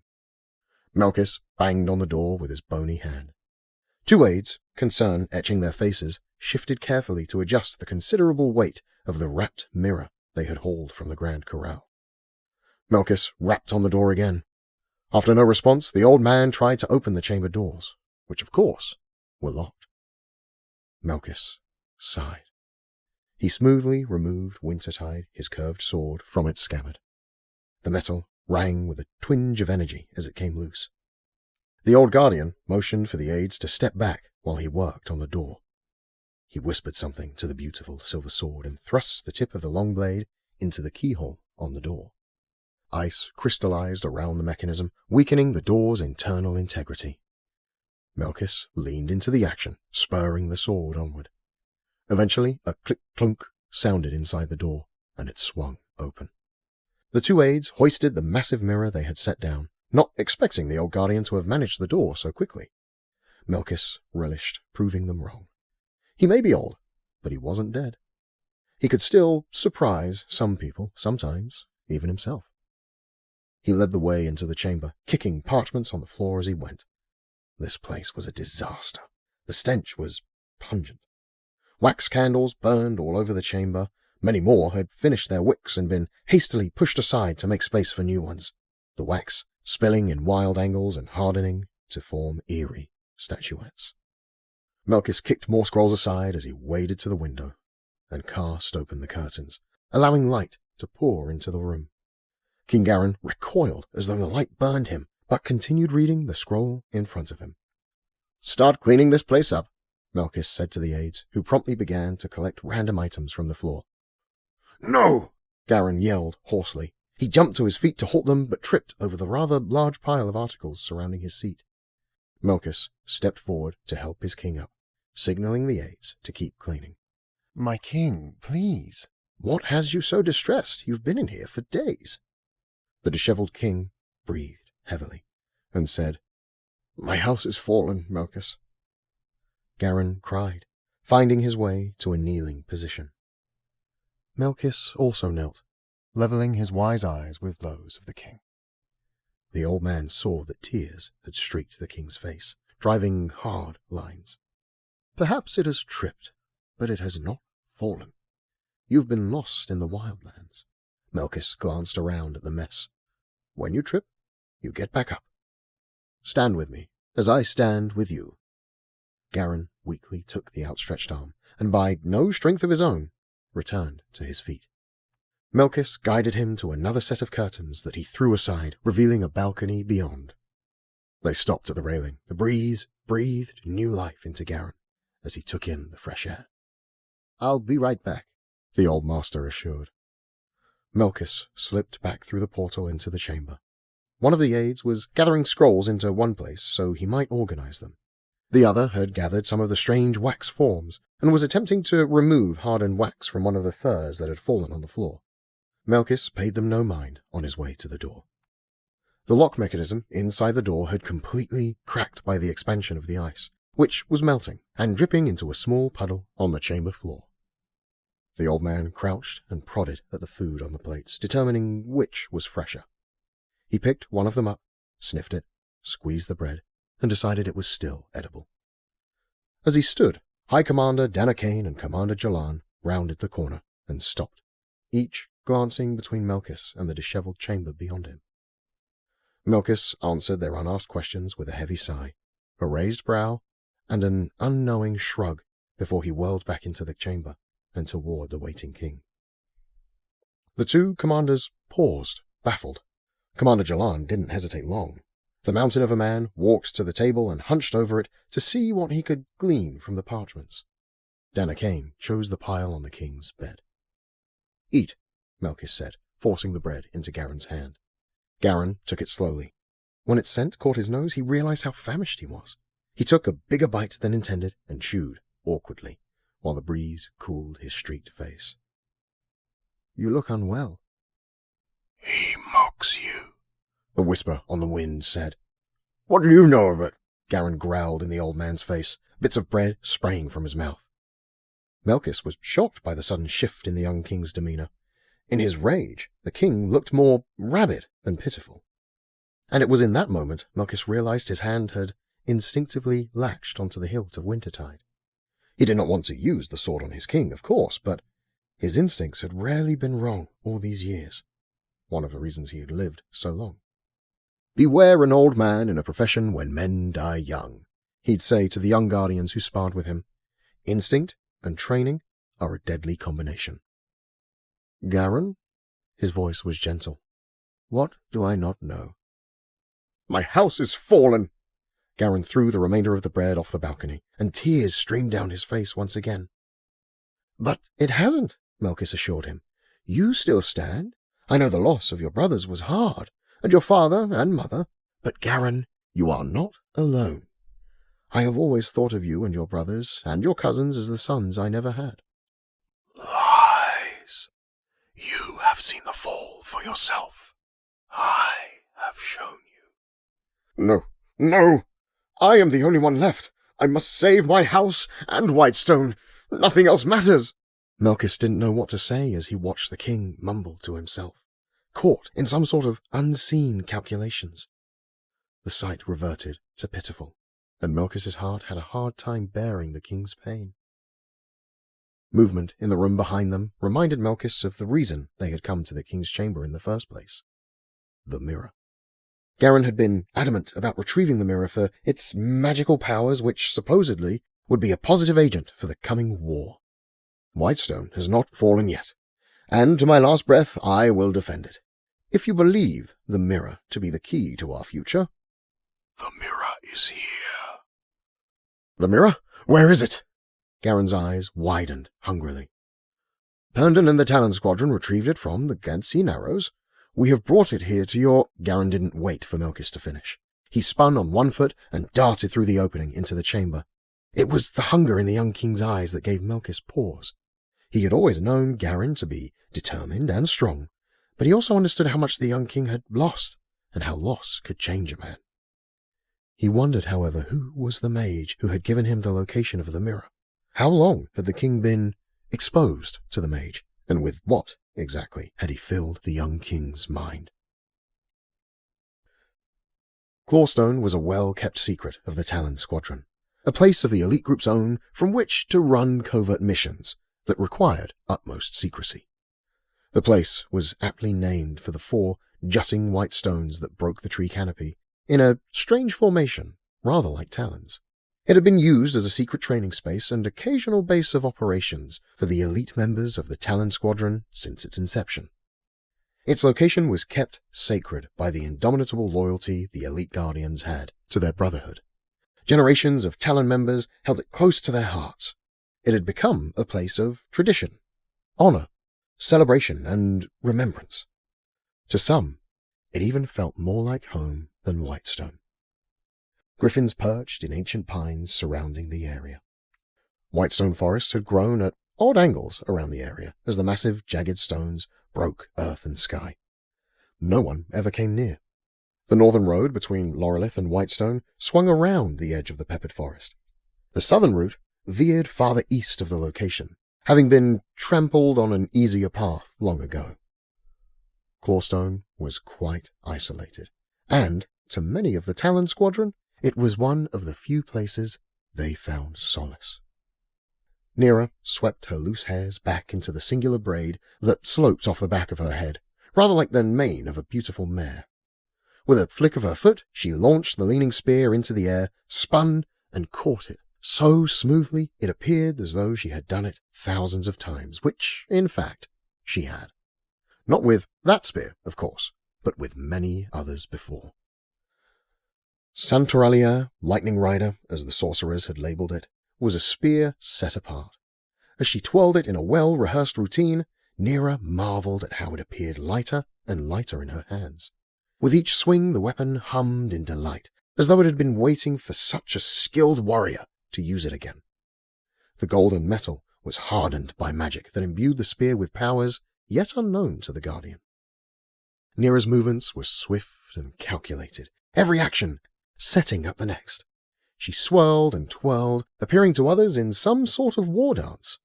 The spear bristled with energy, and she felt its tingling within her body. Arcs of electrical power jumped in random chorus, joining her movements. And finally, out of pure instinct, she feigned a parry left, a parry right, a spin jump to the rear, and let the spear loose toward a target sitting near one of the massive white stones. It was as though the spear became pure electric energy and flew as a lightning bolt directly from her hand, exploding into the target. The force of the bolt sent arcs of energy splattering around where the target had been, leaving jagged scorch marks all over the ground nearby, even lighting a patch of grass on fire. Not only had the spear blasted its intended target, but it had ridden the lightning back into Nira's hand, as though she had never thrown it. "Wow," Herndon said, putting his hands together for a few astonished claps. "Santorellia, you called it?" "Yes, or at least the keepers of the Wisdom Tower at the Gantsea Narrows had marked it so. Lightning Rider." "A weapon of similar stature to Master Melkus's Wintertide, I dare say." He laughed to himself. "Though many of us have tasted the playful sting of Wintertide, and many orcs the more deadly sting, I don't know that I would want to taste any sting from this spear, playful or otherwise." Nira agreed. She traced her fingers along the mysterious scrollwork spanning the spear's length and halted in the middle. The yellow stone brimmed with energy. She did not understand why the destructive force of Santorellia did not bite her, but she knew this was a special weapon indeed. Nira, "Whoa!" Herndon recoiled his hand. When Nira had gotten lost in thought, he had touched her to get her attention, and received a painful shock. Nira gazed at the small arcs of golden electricity jumping in bold contrast between her dark fingers. She looked up at Herndon with a huge grin. He feigned hurt, but his countenance shifted to surprise. "Your eyes are gold," he said, staring. She looked back to Santorellia, still humming slightly in her hand.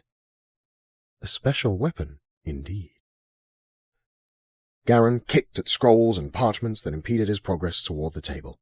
He grabbed a dagger and waved it wildly as he stomped over to the mirror. Melkus re-entered the chamber from the balcony as the king hesitated.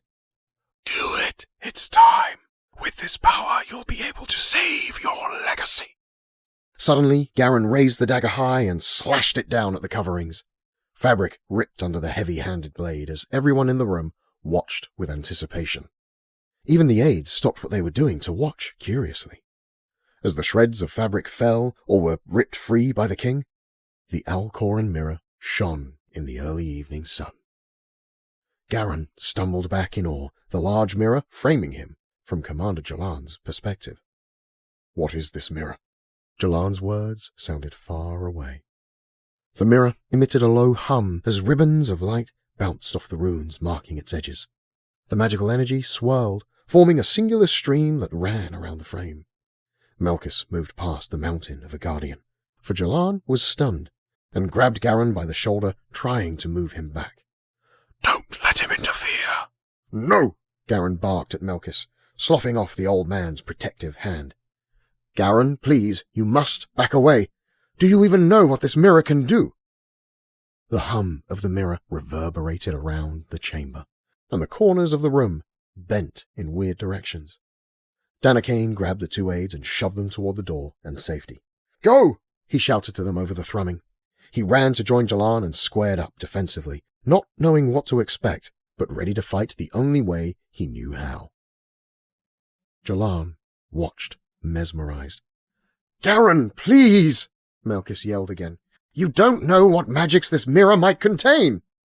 A flash of sinister smoke rose inside the mirror, and darkness gathered within. Melkus stopped grabbing at the young king, enraptured by what the mirror was revealing. A face in the smoke flashed and flashed again, as if someone were on the other side of the glass. And then, briefly, the picture flickered clear. The grin of a shrouded orc. Melkus unsheathed Wintertide, leveling it straight at the mirror as he stepped between his king and the unknown threat. "Don't let him interfere. The old man would steal your future. He would steal your very life."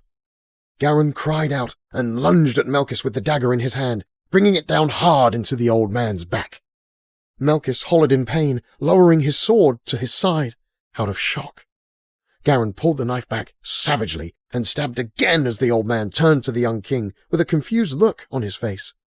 This jab was true and landed deep into his old mentor's chest. For the two commanders, time stopped as they witnessed the king's violent outburst toward the beloved master. Suddenly, a burst of magical force erupted from the mirror, sending all in the room flying in its blast. Parchments and scrolls fluttered through the air, and all became silent. The mystical energy continued to move around the frame, but the mirror was no longer a reflection. Rather, a wall of smoke existed within the borders of the runes. Sobs rolled from the king as he beat at Melkis's chest where they lay on the ground. I told you! My house is fallen! This is the only way! The only way! The only way to save Whitestone! The war is already lost, don't you see that? Garen slammed heavy fists into the old man's chest, but his tears dropped heavier. Melkis's glassy eyes looked at the young man he had helped raise. He was confused by the attack, but he had been a faithful man, and knew death would come eventually. Tears of his own flowed out the crease of his eyes, running down the side of his face into his ears. Garen, he coughed. I do not know what voice has twisted you against me. He took in a struggled breath. Knowing it might be his last, he told the king the only thing he thought worth saying in his final moment. I have loved you like a son. The words stunned Garen, and he stared at the old man. Melkis's spirit departed. Sudden realization rolled over the young king. No, no, no, no, he cried to himself. You don't understand. It's the only way. It's the only way. Why didn't you listen to me? He shook the limp form of his former master and whimpered. In the blast, Commander Jalan had been thrown to one side of the room, and Danakane was sprawled out near the balcony. Jalan had already risen, hand on the pommel of his still-sheathed sword. He watched the king, a wretched sight, and knew how the king felt. Jalan had lost his world as well, his own son, in this war that hadn't really even begun. His empathy stayed his hand. Danakane kicked something hard as he came to a seated position. Wintertide glinted in the evening sunlight near his foot. He grabbed the old master's sword and sheathed his own as he stood. He glanced at the king, hunched over the old master. When he locked eyes with Jalan, they sensed a turning point. Both made an instinctual decision, not based on reason, but rather on years of experience in battle, loss and regret, and pure, unbridled emotion. In that moment, they realized they stood on opposite sides of the decision. No! Jalan roared. The massive man bolted to intercept a sprinting Danakane with Wintertide, poised to strike down the unwary king. Before they collided, a black orb, rather like the darkest of nights, blasted into the High Commander, sending him reeling back past the king's bed toward the balcony. It was then that they saw him. A tall orc sorcerer stepped through the smoke in the Alkhoren mirror, his movements serpent-like. The shroud of a dark aura surrounded him, and smoke slithered behind him. He held out a tall staff that shone in a strange hue. The small tusks of the orc parted his lips, which upturned into a wicked smile. The orc turned to Jalan, who stood nearby. A new age has dawned, mankin. Your king has saved you. Whispered echoes chased his words. A singular tear rolled down the commander's cheek, weaving its way through his stubble to the bottom of his chin. He stood perfectly still, a vision of stoicism. While the orc looked the commander up and down, Danakane pulled a small whistle from a pocket under one of the many plates in his layered armor. He blew it, and no sound came out. At least, no sound audible to men. Orcs, however, hear that pitch perfectly well. And the whistle alerted the sorcerer to the guardian crouched behind the king's bed. Come out, mankin. I will give you a choice. Danakane cursed the whistle's betrayal. He stood and faced the orc, Wintertide in his hand. After a good look at the intruder, Kane realized this was no ordinary orc. One of the sorcerer's arms appeared to be made of stone, and smoky tendrils wisped from the bottom of his long cloak. When their eyes met, both knew Kane would not choose what the sorcerer offered. An annoyed look replaced the orc's wicked grin. He lobbed another pitch-black orb toward the man. Danakane dove and rolled to the side, closer to the balcony. He popped up quickly muttered a prayer under his breath and launched himself off the high castle balcony into the evening sky. Wind rushed past his face as he fell. The ground came fast, but not as fast as the High Commander's griffin. The creature swooped in, catching the commander with its talons and carrying him off into the distance. The sorcerer stood on the balcony, observing Kane's escape. He did not show displeasure, though he certainly felt it. He merely turned to Commander Jalan, who also watched. The orc's eyes blazed with an obsidian fire. Jalan visibly winced under the sorcerer's direct gaze. The guardian couldn't move. He stole a quick glance at the king, who knelt absently next to Master Malchus's body. Jalan felt pressure on his heart and mind, as though they were being squeezed inside of him. It took every ounce of willpower he had left to meet the sorcerer's eyes again. When he did, dread crackled through the air around him. The sorcerer's wicked smile returned, and he said, "Find him, and prepare for war." We hope you are enjoying this story. If you are, don't forget to subscribe so you never miss out on future stories. Chapter 19. The Sea and the Stranger. The Lady Layla bobbed wildly in the chunky waves. Though the vessel had not been built for the open sea, the dwarf and gnome worked it like they were born seafarers. For the last few days, they had been skirting the stranded coast on the western edge of Turin. They were headed north toward the dwarven port of Croston, a spot populated by peoples from throughout Turin where work could always be found, especially among fishing ships. The colder water of the Tandil Sea made it a happy home to many fish species. Croston's location made it the main supplier of fish to both the dwarven city of Gallium and the elven city of Lorelith. Cole had used the stars to determine their location, and he had immediately gone to work getting them to the coast. The Lady Layla would not survive a storm in the open sea, so they needed to be close enough to quickly put into shore should the need arise. Once the pair of experienced sailors found the coast, they discussed their options and settled on heading north towards Croston, where they would find port and hopefully procure some steeds. They planned to press on to Whitestone by way of the northern road from Gallium. That route gave them the added benefit of spreading the news of the dragon to the dwarven city, which they hoped would join the war effort against the rising threat. It wasn't a perfect plan, but it was as good a plan as they could come up with in the situation they had found themselves. They had no food left, and were unsure when they had lost most of it. Whether it was when the orc had blasted them with a concussive potion, or if it had been the fairies indulging themselves with whatever goods had still been on the boat, they couldn't say. Either way, it had been scarce rationing for the last few days, and the whole crew was tired and hungry. The first couple of days on the sea, there had been a lot of talk as they planned for what was ahead and discussed what they'd already seen. By that point, their bodies had no energy to waste on talking. None of the companions held it against the others. Instead, they let the sea serenade them with its rolling waves and rotated like a machine, each taking turns on the levers. Cole took the more difficult waters with his constitutionally sturdy frame. Orin looked on at the weary crew. Cole had taken over maneuvering the levers in the choppy waters. The muscles in the dwarves' arms twitched with whatever energy they had left. Ilaria sat near the post at the front, looking ahead for any rocks on the coast that might surprise them. Ezil looked pitiful indeed. The little gnome appeared more grey and scrawny than ever. He had taken off his shirt earlier in the heat of the day, revealing more blue-black runic tattoos. Orin could see the poor gnome's ribs as well. Unable to stand with the intense rocking, Orin crawled to the gnome and placed his hand on Ezil's tiny shoulder. Ezil opened his eyes and looked up at the human. "Are you okay, Ezil?" The gnome responded with a tired smile and signed that he was fine. "He says he's fine," Cole said from the levers. Orin nodded, patting the small gnome softly and letting him return to his concentrated meditation. Orin guessed the little gnome had learned ways to use magic to heighten concentration, and wondered if Ezil was able to shut out his hunger altogether.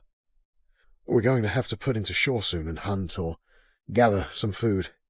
How many more days to Croston?" Orin asked. Cole tugged at the bottom of the braid on his beard, calculating his best guess. 2 days. Maybe 3 in this boat." "Maybe 3? "Well, maybe. Can't say for sure. Most of my sailing was on the Gant Sea. All of what I know of this wretched sea comes from maps, and only maps in my memory." Helplessness overwhelmed Orin as he realized there wasn't much they could do in their current predicament. He shifted his worries off his stomach and onto the dragon of Drellic. I don't doubt whatever Drellic has planned with the dragon will be moved up now. How could they not after we saw the thing? They know they didn't kill us. Surely they'll want to surprise the Griffin Guard before they know of its existence. Maybe they thought we wouldn't make it out of Blackmar Forest, and even if we did, the sea should have swallowed our little vessel. We've been quite fortunate, Cole reasoned. Fortunate? Orin blurted, more angrily than he'd meant. We've barely survived a run-in with a Gantendril, which I only heard about after the fact. Then our boat was stolen on a fairy island, where we nearly died. And now we've been stuck at sea on a boat that is hardly seaworthy, with no food to speak of. At the end of it all, none of this matters if we don't get to Whitestone. All of this matters, the dwarf said sternly. Every bit of it. Think of what we've come through already. Let that spark your hope. Our part in this tale is not done, Guardian. That I believe. Orin was taken aback by the dwarf's positive resolve on the matter, and he felt as though his weariness had gotten the better of him in the moment. I'm sorry. It's okay, lad. It's the tired shaking you. Cole's face revealed a genuine forgiveness and understanding of the ache inside him. The stars will be out soon. Get some rest. I'll wake you when the moon is high to take another turn. Orin nodded his head in thanks, tried to make himself comfortable against the pack that was still on the boat, and closed his eyes. The waves sang him a lullaby, and the boat rocked him into a deep slumber. Apparently, he was more exhausted than he even realized. The storm crept in through the night like a silent thief slips through a raised window. Though Cole did not know the stranded coast well, nor did he know the Tandil Sea, he understood the dangers of being caught in a storm too near the coastal cliffs in such a small vessel. He'd whistled to Ezeel, who had been at the front, eyes a blue blaze in search of well-shrouded rocks in the coastal waters that held the potential to wreck them. Ezeel had felt the shift in the waves and the pressure in the air as well. Hidden rocks were no longer their primary concern. At this juncture, on the cliff-adorned coast, there was no place to put into shore. They worked the levers together in a hurry, trying desperately to get farther out to sea to avoid being caught in the collision of storm, sea, and cliff, a lethal combination for their small boat and crew. As the waves increased, the Lady Layla whipped upward onto watery peaks and dropped heavily into rolling valleys, waking the two humans. The storm rushed upon them in a fury of wind and water. The rain drenched them from crazy angles. "Cole, what can we do?" Ilaria yelled over the noise of the raging deluge. "Hold on!" Cole and Ezeel continued to work the levers together, but the boat seemed more like a fishing bob with a life of its own in the great swells. The boat rocked awkwardly, sending all of them to their knees in one fell motion. Ezeel flicked a sign to Cole with a quick flurry of his hand, and the dwarf agreed. "Lash us down!" he yelled to the other two, pointing to a wooden box built into the side of the boat where the ropes were kept. Orin and Ilaria went to work tying themselves in first, and then each crawling over to tie in the others. Orin slid on his knees with another great rock while he tried to fasten the rope around the dwarf's waist. The Guardian regrouped quickly and cinched the rope securely, evoking a gasp of discomfort from the dwarf. A little tight, maybe, but at least he wouldn't be launched from the boat. Cole slid as well, but never lost grip on the levers. "I can't see the coast!" Ilaria yelled, gripping the bow of the vessel, peering out with eyes narrowed by the storm's fury. The seasoned seamen exchanged a glance. They both knew the waves were pushing them ever nearer to the boat grinder of rocks and waves. Suddenly, Ezeel stopped fighting the levers, and his face contorted. The gnome narrowed his eyes to gaze through the deluge, and after only a moment, he spotted what he had already felt. A bright light shone through the storm in front of their bow. It was distant, and it disappeared behind rolling waves for brief seconds at a time. "What is that?" Ilaria asked. "Maybe a lighthouse," the dwarf answered the woman, though it came out as more of a question because he was confused as well. "Stroke!" Orin jumped to it, grabbing one of the levers and finagling it with all his might in rhythm with the dwarf's cadence. Ezeel used his magic to aid them.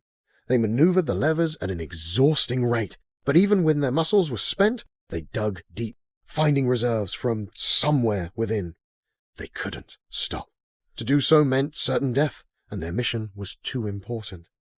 They cut through the waves with slow, methodical work, finally reaching the edge of the light beam that beckoned them to safety. Ilaria was the first to see the strange magic at hand. It was as though they entered an invisible tunnel where the water calmed. The storm rain splattered on some unseen shield above them, and the mountainous swells splashed overhead, leaving the Lady Layla untouched. The only drops of water that landed on the boat were those that fell from the soaked crew. The boat glided along the strange path of calm water from the momentum they had created, working the levers. The sound of the raging storm was muffled. What magic is this? Ilaria thought, though the question had struck every one of them. And then in the distance, closer to the point of the light beam, she saw a silhouette. I see. A man? The silhouetted figure seemed to be walking away from them. Cole pulled at the levers, jolting Orin back into rhythm with him. Though they now moved easily through the calm water tunnel. The farther they rode, the farther the figure moved, and the calmer the waters outside the protective barriers became. After a long while, it appeared they had maneuvered outside the storm's range, and the beam of light vanished. They frantically looked about, searching for the light or its source, but none could spot it. The Tandil Sea had calmed, and the stars made unstable appearances behind dispersing clouds. We need to get back to the coast, Cole broke the silence. But what about that man? Ilaria asked. I don't think that was a man, the dwarf tugged at the braid in his beard. When they turned to the coast, in the distance they saw a campfire, yet another beacon of light to guide them. Without any discussion, for all of them were spent, and none would argue they didn't need to rest, they pressed on toward the light on the shore. Orin and Ilaria untied everyone's straps. Cole continued to work the levers easier as they flowed with the waves, and Azil watched for hidden rocks in the dark waters. They came ashore, finding a quiet, sandy beach and what appeared to be an old man waving to them from near the fire. Come, my friends, he called to them. Come and eat. As expected, the spent crew of the Lady Layla ate ravenously. For some reason, and they couldn't figure out if it was their pure exhaustion, their unbridled hunger, or that the old man was a fantastic cook, the fish was the best any of them had ever eaten. The man ate only a little himself and let the weary crew eat to their filling points. He grabbed a large staff that twisted beautifully at the top. He leaned onto the long staff, and the curled top swung around. His kindly eyes watched them with joy as they gobbled the food. At the sight of the staff, Cole recognized this was no man. The dwarf narrowed his eyes to get a better look at him in the flicker of the firelight. The man had a long grey beard that hung to his stomach. His flowing cloak was muted burgundy with golden accents. Knowing Cole was trying to see his ancient face, he pulled his hood back, not looking directly at the dwarf. His face was creased with smile lines that had grown over an era. When he finally turned toward the dwarf, a half smile grew across his visage. When recognition struck him, Cole flopped a limp hand against the little gnome's shoulder to get his attention. Azil, mid-bite on another piece of fish, leered at his companion. When he saw the dwarf's mouth agape, he followed his gaze to the de-hooded man. Azil's own mouth fell slack. They had met before. Though he had shown no sign of magic in their first meeting, he clearly was no man. He was a wizard. A massive grin spread across Cole's face as he stuffed another bite into his mouth, crumbs falling into his thick black beard. Azil could only smile back in defeat.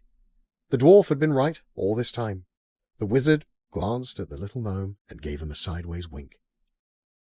Finally, Ilaria could eat no more and felt it was time to ask her question. Was that you out in the storm? It was, the wizard replied. Who are you? I am Enkeli. How did you...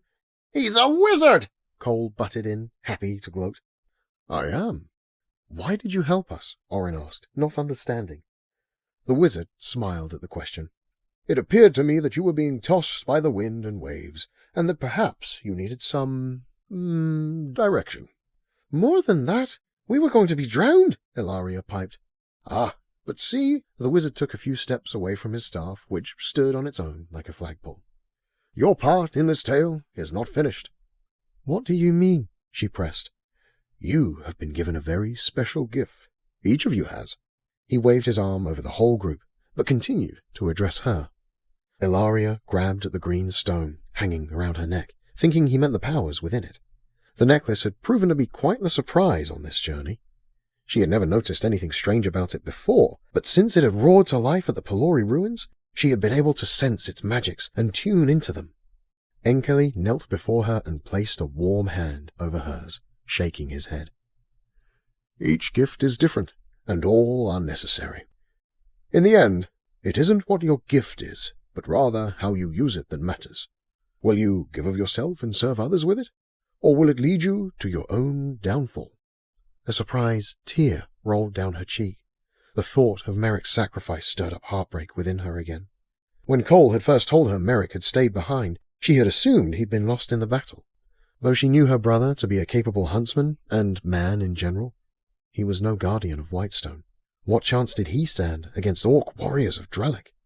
She had cried heartily on the foggy beach of the fairy island before Orin had awoken and their haste had ramped up. The old wizard's kindly face crinkled in sympathy, as though he knew what Ilaria was thinking. Do not give up hope so easily. When things are hardest, it is hope that pushes us onward. Tears flowed abundantly from her eyes, for suddenly she no longer believed her brother to be dead, but merely lost. She lifted a hand to her mouth. In her being, though, she knew to trust the wizard's words and the twinkle in his eye. He wiped the wetness from the side of her face, pushing strands of blazing red hair behind her ear with his warm hand. He stood and shuffled toward Orin. Walk with me? Orin hesitated, seeing Ilaria's tears, but she nodded her approval and put the guardian into motion. The two walked in relative silence until they were out of earshot of the group. They curved up a thin trail that led to a higher point above the fire. The sun had still not crested in the east, but the color of the sky looking over the Tandil Sea to the west was already shifting, preparing the stars for hiding. The sound of the waves crashing against the cliffs farther down the coast beat like the heart of the world. I have always found the sea to be beautiful, Orin finally said, unable to remain silent. Ah, but you have always seen it from high above, floating through the clouds. Orin shrugged. Admittedly, the view from the back of a griffin does give one a particular perspective, and his experience down upon the waves of the sea had been less than serene. There is a war coming, Enkeli said. Orin noticed the gloss that rimmed the old wizard's eyes. You will have to be willing to let go of everything you feel you know. What do you mean? You will be where you are needed soon. The cryptic answer didn't satiate Orin's frustration. What does that mean? Enkeli, holding his beautiful curved staff in one hand, reached out the other and landed it around Orin's shoulders comfortingly. You have lived your life with a singular purpose. You have been focused. You serve without hesitation.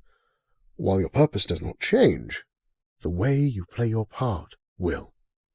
You speak in riddles, wizard. The right corner of Enkeli's lips shot up, humor creasing his old countenance. To speak plainly of the future puts that very future into harm's way. For time is a delicate thing. Perhaps you would run into the future, hoping to get ahead of it, but merely rewrite it in your own fashion with every flaw in tow. Or perhaps you would run from it, sending it crashing into oblivion. The old wizard turned away from him and gazed over the sea. No, he continued. No, yours is to be present. If you are, when the time comes, you will know the right thing to do. What I know is the Griffin Guard needs to hear of the dragon. It could reshape the world. You speak of oblivion, the dragon could be the herald. Your journey is far from over, young guardian. Excuse me, Master Enkeli. The dwarf's normally gruff voice came in an uncomfortable timbre. I believe I was called. Orin blinked in confusion. He hadn't heard the wizard call out for him. Nonetheless, Enkeli replied. Yes, you answered my call, Gola, son of Onik of Clan Karinik. Having heard the dwarf's full name uttered by the wizard on the cliffside, Orin studied Cole. He felt a vague familiarity with it, though he could not put his thumb on it.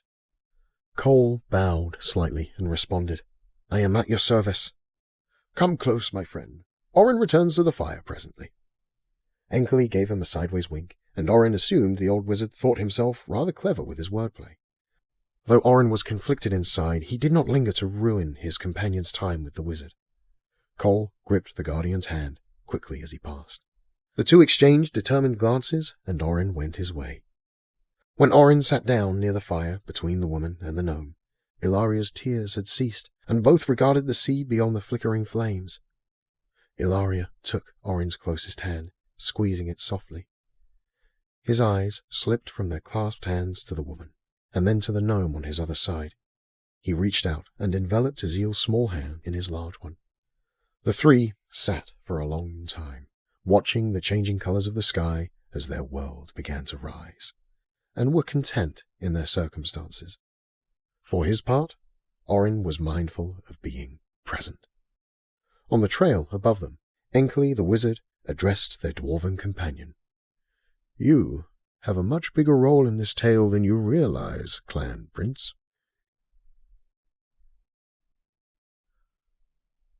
Chapter 20. Renjak. The tavern bustled with excitement. Reglis happily poured more glorb wine into new mugs and loaded a carrying tray for Geta. The barmaid was a lovely orc, but it was unwise to credit her for her looks alone. She had more than proven she could handle her own when orcs got too rowdy. Already she had socked an overly zealous orc right in the nose, sending him sprawling to the floor, and kicked his rear all the way to the door as he scampered out of the place. She intended to keep the tavern a respectable establishment. There was room for fun as long as they remained respectable. Reglis loved her. He had never been in love, but he thought for sure how he felt about the brash orc woman must be it. He loved, too, that the tavern was making waves in Rook. Kig's dishes got better every time he made something new, and the younger goblin had thought himself very clever indeed for extending the partnership offer. Reglis had loads of barrels of glorb wine going, and the patronage had grown each day to the point where the place had been full for several days running. They were a hit. Patrons left filled, quenched, and happy, and they would tell others and return the next day with more friends. Even some of the higher tunnel leaders were coming to the tavern to experience Reglis's glorb wine. The goblin brimmed with pride as he overlooked the lively room. His mood shifted, however, when he noted a cantankerous-looking orc sidle through the doorway, his deep green skin giving him away. Belgov snarled at a rather loud group of goblins at a table near the entrance. In all his excitement about the new enterprise, Reglis had remembered little of the purpose of his presence in Rook. Truly, he had not had much opportunity for spying, as launching a new tavern was a time-consuming endeavor. Plus, the upper tunnel leaders had only just discovered his place in the last 2 days. He had very little to report, and didn't like the idea of making Belgov, already sporting a gruff exterior, more irritable. Reglis shuffled to the opposite end of the bar, where it met the cold stone wall, slipped a fresh mug into the hand of the shaky goblin sitting there, and said, "This one's on the house. You will find yourself a new seat." The goblin marveled at the full mug with wide eyes. He thought for a split second, hopped out of the seat, and ran off to find a new spot, content with the arrangement. Belgov maneuvered through the crowd to take a seat at the end of the bar. "I hear you have the best glorb wine in all of Drellic." "Yes, here we have the best glorb wine in the whole kingdom. And if you're hungry, we can help with that too." I could eat." Reglis whirled around and slipped into the kitchen, receiving a rather bewildered look from Kig as the younger goblin dished out a bowl of the thick hare and rice concoction. Reglis shook his head before Kig could ask and left him there to fill more bowls for the packed house. The nervous goblin reappeared behind the bar and slid the steaming bowl to the cranky orc. The rushing motion wafted more of the fine scent into the room, causing more orcs to raise a hungry hand toward Geta to place their orders. Reglis quickly spun away to fill a tankard for Belgov as well. His delay was obvious enough to the seasoned orc warrior, who was surprised by his first bite. "This is good." Reglis paused. "I found myself a master cook." "Yes, I see business is good." "It has been a flurry," he sighed, hoping Belgov would understand his predicament. "I haven't had time for much of anything other than the business." Belgov chewed a nice piece of rabbit in his mouth, while steadily staring at the goblin proprietor, who had begun to feel faint. Reglis had never been a warrior, and did not know how it felt to be stabbed by a spear. He decided it must feel exactly like the formidable orc's stare. He shifted uncomfortably and realized he still had the full tankard in his hand. A drink for you. Belgov downed the drink and handed the dripping tankard back to the goblin for replenishing. Raglis took it promptly. As Belgov was about to start grilling the goblin for answers, a hush fell over the entire room, drawing their attention to the entrance.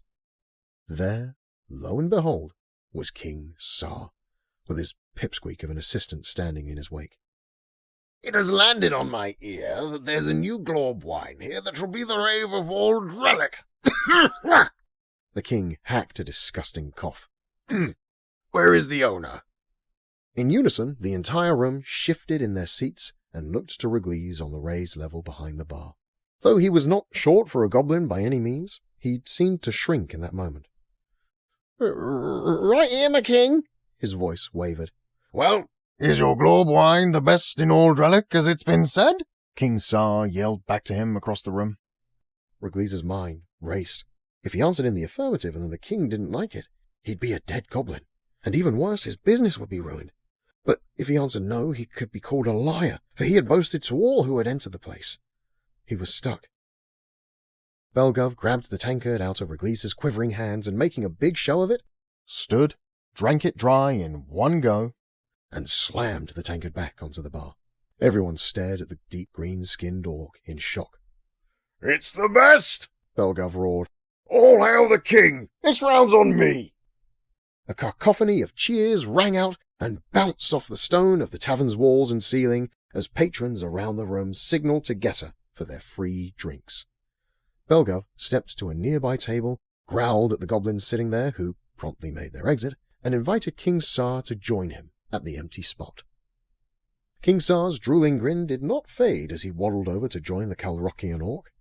His one good eye darted here and there, greeting the overjoyed customers and subjects. It was good to be the king, he thought. He stood near the table while his attendant slithered around his heft to pull out the chair before he sat. Join us, Calrokian, he croaked to Belgov. An honor, my king. The king swayed in his seat, looking to Belgov as though the monarch was already in the buzz of a stupor. The opportunity was too good to pass up. Belgov waved Raglis over, who had already started preparing a tray filled with glob wine for the king. He ambled over with the tray, 4 tankards full. He slid one to King Sar, one to Belgov, one to the attendant, and when the king indicated the goblin join them, he kept the other in front of himself. King Sar took a long draw on the mug and moved his mouth awkwardly, attempting to taste all its flavor profile. Everyone at the table watched and waited. The king lingered on it, enjoying all the attention being on him, and finally said, It just may be. Raglis relinquished a heavy sigh of relief. They all relaxed.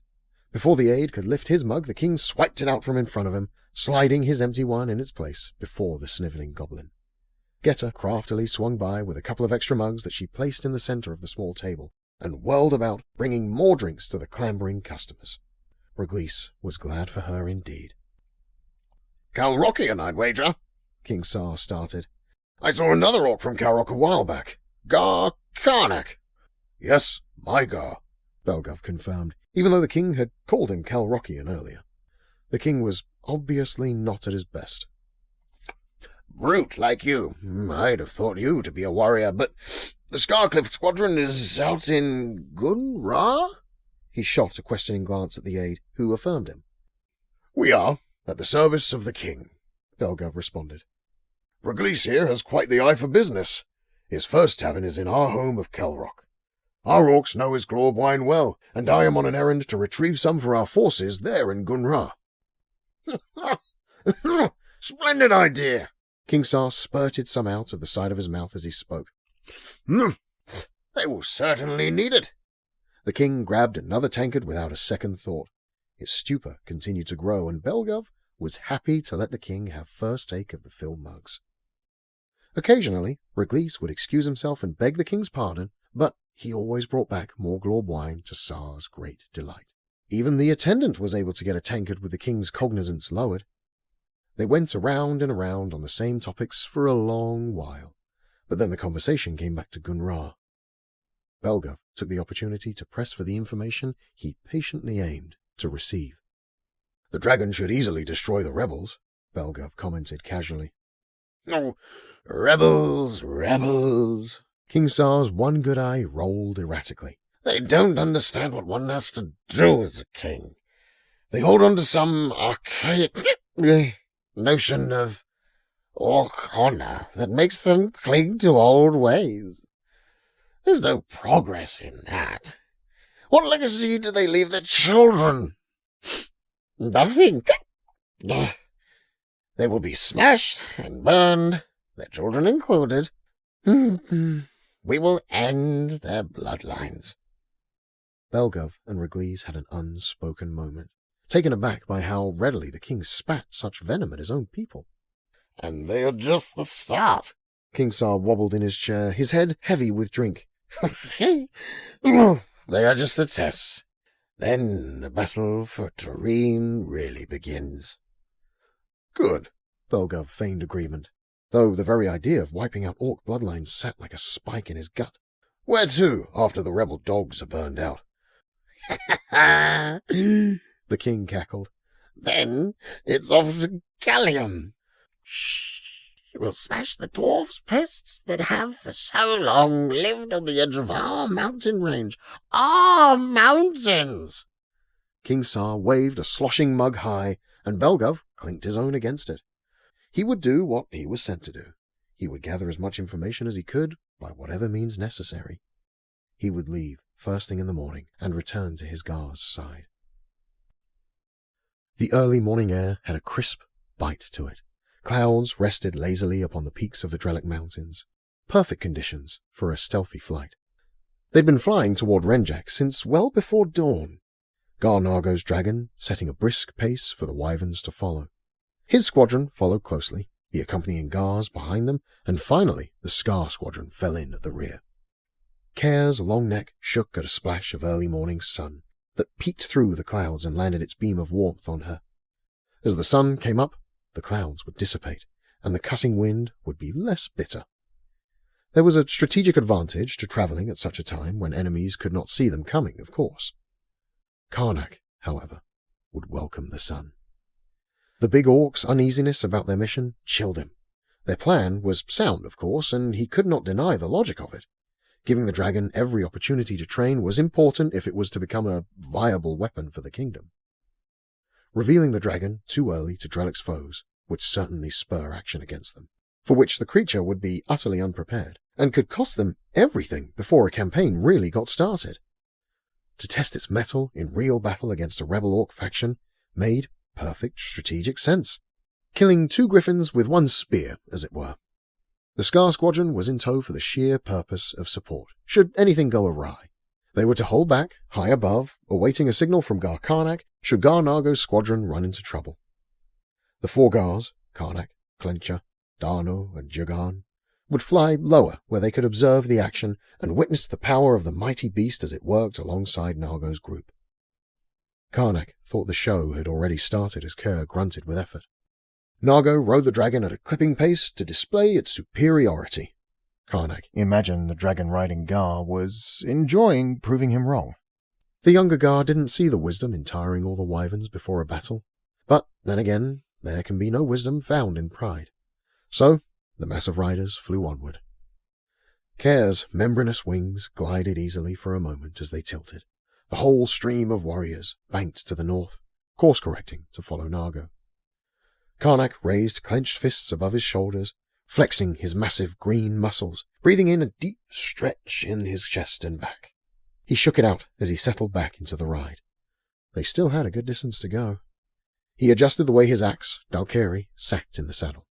There wasn't much to see when flying through the morning mountain clouds, and while flying in such a caravan, there wasn't much to do, save for pondering, which suited him just fine. His previous encounter with Gar Clencha back in Ghun-Ra sat uneasily with him as well. The older Gar seemed to engage him with kindness and a sort of respect Karnak wasn't sure he had earned. He imagined much of it came from Clencha's relationship with Karnak's father, Pluck. Much had been left unsaid between the two of them in that open-faced hallway. Had he seen my hesitations? Karnak wondered. He reached up and tightened the knot of hair on his head, frustrated he felt so in the dark about all the things that were happening. He wondered how Belgov's side mission was going. What information would he bring back? How was Reglisse doing in Rook? The goblin had been one of the very few of his kind Karnak had enjoyed meeting. He worried about Reglisse being found out and captured. Would Karnak be marred as a traitor? He hated all the doubt that flooded him. He closed his eyes, trusting Care completely, and letting her wings, steady flapping, soothe his mind. Tanessa, I miss you, he thought. And truly, he did. He would rather be near her. With her, he knew he was right where he was supposed to be. He missed his son, Jaernok. Karnak's features brightened with a silent smile as he imagined wrestling with the little tyke. He thought of Calrok and home. They flew on for most of the day, stopping only once for a rest and to water the wyverns in an elevated alpine lake. The lake was so remote there was no foot traffic, but it was large enough to supply all the riders of their company. Gar made sure to check on the other Gars, obviously not caring about their well-being or that of their wyverns. Rather, he remarked his ulterior apologies about how the dragon was so powerful a flyer it took a very firm hand to keep the beast held back so, for their sakes, of course. Once all the wyverns were watered, the orcs gathered to rehash the plan, making sure they understood their responsibilities. Wyverns perched all over the mountain bowl surrounding the lake while they rested. Once the meeting was over, the orcs dispersed to find a place to rest for the next few hours. Night quickly approached, and what a night it would be. They would fly to Renjak, and once the moon was high, the battle would begin. Though it was the middle of the night, the moon illuminated the quiet stead of Renjak, bathing the mountain town in a silvery glow. The stone structures dotted the sluggish slope. Renjak was one of the more remote forts of Drellic, skirting the far western reaches of the mountain range. Usually it was quiet, and tonight was no different. The attacking company swooped in like a wraith in the night. Their dark blurs blinked out stars in a way only trained eyes could see. They swung north and approached the fort from that direction to avoid being silhouetted by the shine of the massive moon. Just like they had discussed, the Scar Squadron waited some distance away to provide backup if they were signaled. Gar Karnak would lift his axe Dalkari and let its magic blaze brightly through the night sky. It would be seen if the time came, but for the sake of stealth, he had covered the weapon with a thick cloth. Karnak and the other Gars flew in close with Nargo's forces, only separating from them when the final descent began. They would watch from a safe distance. Nargo would prove his claims and his pride, or he would not. Karnak wasn't sure which he preferred. The monstrous dragon fell upon the sleepy fort, which, unfortunately for the orcs of Renjak, was built more on top of the long, wide mountain than inside. The beast swooped in with a fury unseen in generations. It opened its giant maw, burning light blazing from within, and unleashed a fire blast that exploded a guard tower at one end of the fort and set several nearby buildings ablaze.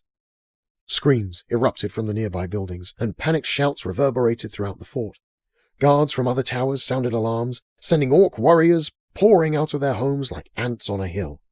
Wyverns from nearby perches were spurred into action, many swooping in to find their riders, others being cut off by Nargo's prepared squadron. Those that did manage to connect with their riders turned quickly to face their attackers head-on. The dragon looped back, Nargo setting its course to run straight over the fort.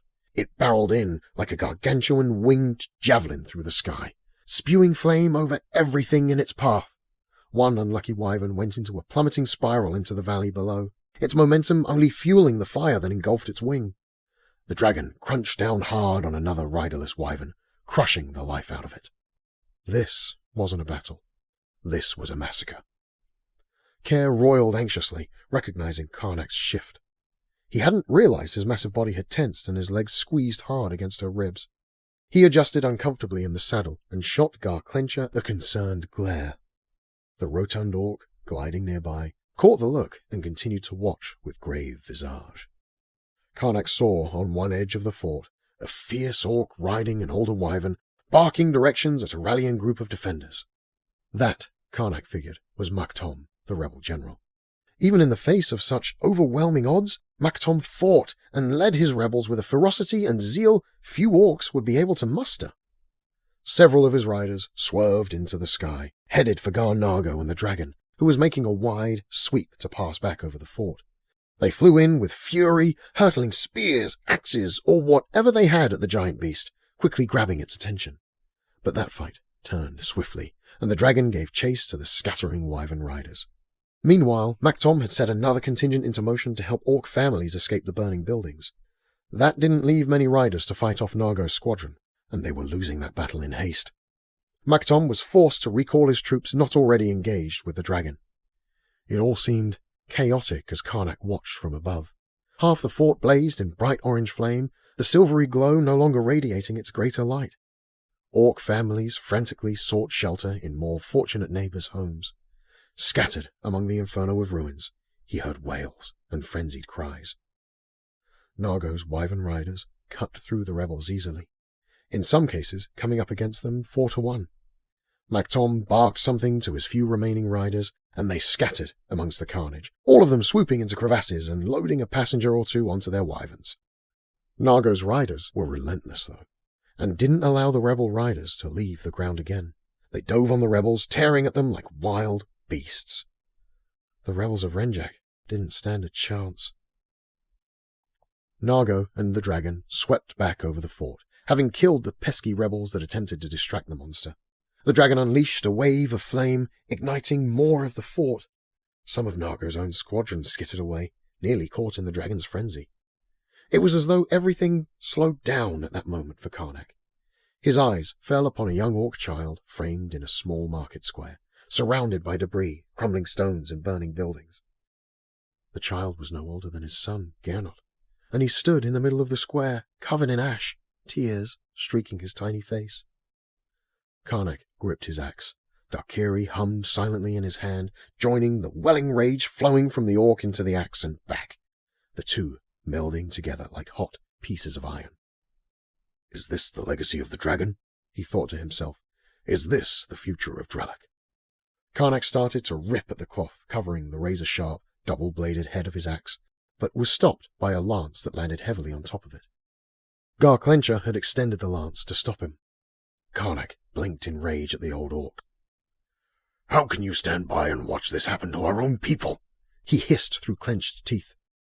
You can do nothing here, Clencher spat back, trying to keep his voice down as not to draw attention of the other Gars, who were enraptured by the dragon's destructive show. The outcome of this battle is already written. This isn't a battle. It's a slaughter. There are children down there. And you can do nothing for them, or the ones that may need your help in the future if you throw your life away tonight. The words of his father's old friend stung, shooting waves of sickness into his stomach. He knew the old Gar spoke truth, even if he hated it was so. Care clicked and clacked at Clencher's wyvern, not loving the close encounter, especially with all the tension she already felt. Karnak shot a glare at the old Gar, hating him in that moment, and shifted himself in the saddle to try and spot the little orc boy. His eyes fell upon him, just as Gar Mactom swooped in and grabbed the child in a particularly acrobatic move for the old orc. The two raced wildly, weaving through fiery pillars, trying to escape the attackers giving chase. But their flight was of no use. Before they could even get into open sky, Nargo's dragon fell upon them like a cat on a mouse, blasting them with his raging flame and then clamping down on them with his devastating jaws. Karnak winced and looked away. Clencher had released him to watch the encounter as well, but turned to the younger Gar. The screams continued from various collapsing holes in the fort below, drowned by the sound of the dragon's breath raining down more destruction. Karnak stared into the night sky. A single tear rolled down the mighty orc Gar's face, sliding around his tusk, dripping off his chin, and plummeting like a lifeless raindrop into the darkness. Chapter 21. A Man Among Elves.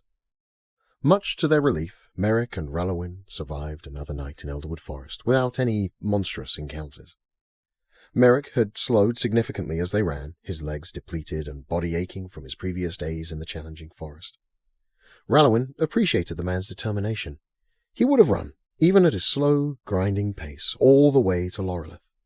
The elf recognized Merrick's exhaustion, though, and forced the stop for the night. It hadn't taken Merrick long to drift off. When he woke the next morning, he felt immensely better. He wondered if Rallowin had used some sort of healing magic on him while he slept, but he did not ask. He was glad for whatever she might have done. Onward they ran, until Rallowin halted them again. What is it? Merrick huffed. We are here. She stood straight, both hands poised on her staff, her eyes closed as if she were in a trance. Merrick looked around, peering through the trees and overgrowth in all directions. He saw nothing save more forest. For the first time, he doubted the elf woman. She had been out in the forest a very long time, and he didn't really know who she was. He watched as her silvery hair blew in the light breeze. Her slender form was unmoving. I don't see anything. Her smirk returned. I should say, they are here. Merrick retrieved his bow, nocked an arrow, and readied himself out of pure instinct. For what, he didn't know, but the mere action seemed to trigger everything into motion. 4 elves silently appeared, slipping round trees from where they had been hidden so perfectly the huntsman had been unable to sense them. Rallowin did not move. The elves circled the pair menacingly, and when they were all in position, a 5th elf revealed himself. He wore an ornate cloak of blues and greens, different entirely from the others. He carried a strangely carved stick in his hand that Merrick guessed to be some sort of magic wand. The staff of Anvalorian. The lanky elf acted impressed. I know of only one who has been able to spark it to life since old Master Anvalorian himself. Merrick did not understand the elvish tongue. He watched the elf carefully move toward Rallowin until he closed the distance between him and the slender she-elf. Merrick's fingers twitched around the string and arrow nervously. The surrounding elves' eyes were locked on him. The cloaked elf circled Rallowin, inspecting her as one would a priceless statue. She stood as stone, giving him nothing. He stopped in front of her once more. You have grown quite fair, Rallowin. Merrick's features scrunched. He recognized Rallowin's name as the lanky elf spoke. You remain the same as my memory, Landrin. You wound me, he mocked, placing a hand to his heart. And your jealousy is thinly veiled as this illusion. Rallowin leaned the staff in front of her, pursed her lips, and blew through the pinnacle. The magic, made entirely of light, swirled like specks of dust. Purple embers floated and fell upon the cloaked elf, enveloping him and seemingly devouring his form. In an instant, he was gone. A hearty laugh rolled from behind Merrick. He turned to see Lanrin, the real one, slip from behind another tree. He called from there, not daring to come closer quite yet. And why, pray tell, would Master Tenlian's favourite pupil be jealous of the second? I did not say I was jealous of you. Lanrin laughed again and edged closer to the statuesque Rallowin, inspecting her with his own eyes. He twiddled the wand in his hand, flipping it in his fingers with well-practised ease. My wand has served me quite well. It has vanquished many foes. He held it close between his face and hers. Merrick tensed. He didn't need to understand the words to know the stance of the elf did not look friendly. Lanrin stared at Rallowin. She remained stoic with her eyes closed. Merrick noticed then she hadn't even opened them to detect the initial illusion. After a long pause, Lanrin dropped his wand hand down to his side and smiled. How was your walk? As the group walked, Rallowin promised the tired huntsman Lorelith was nearby.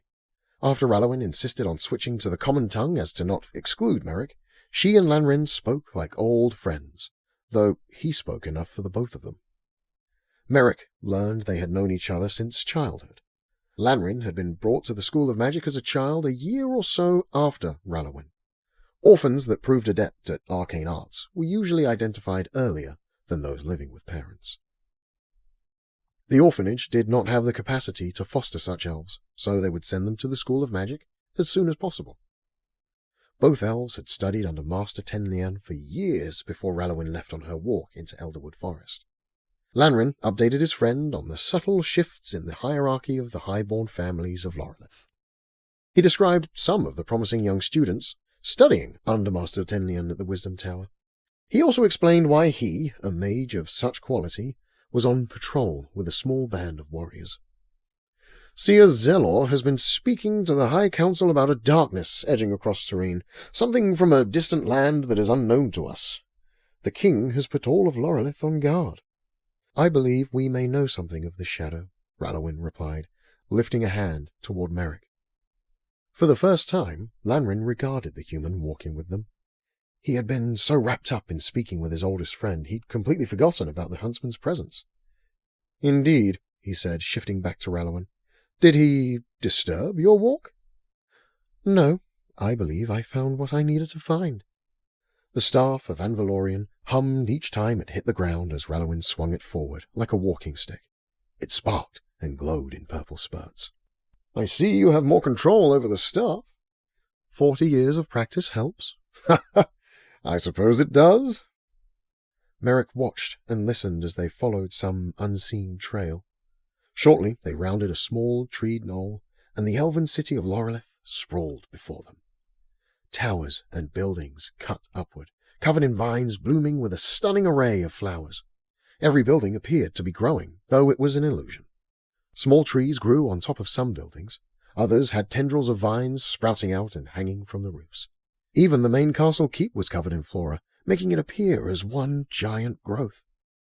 Merrick saw, to one side of the city, a road that had cut through the forest.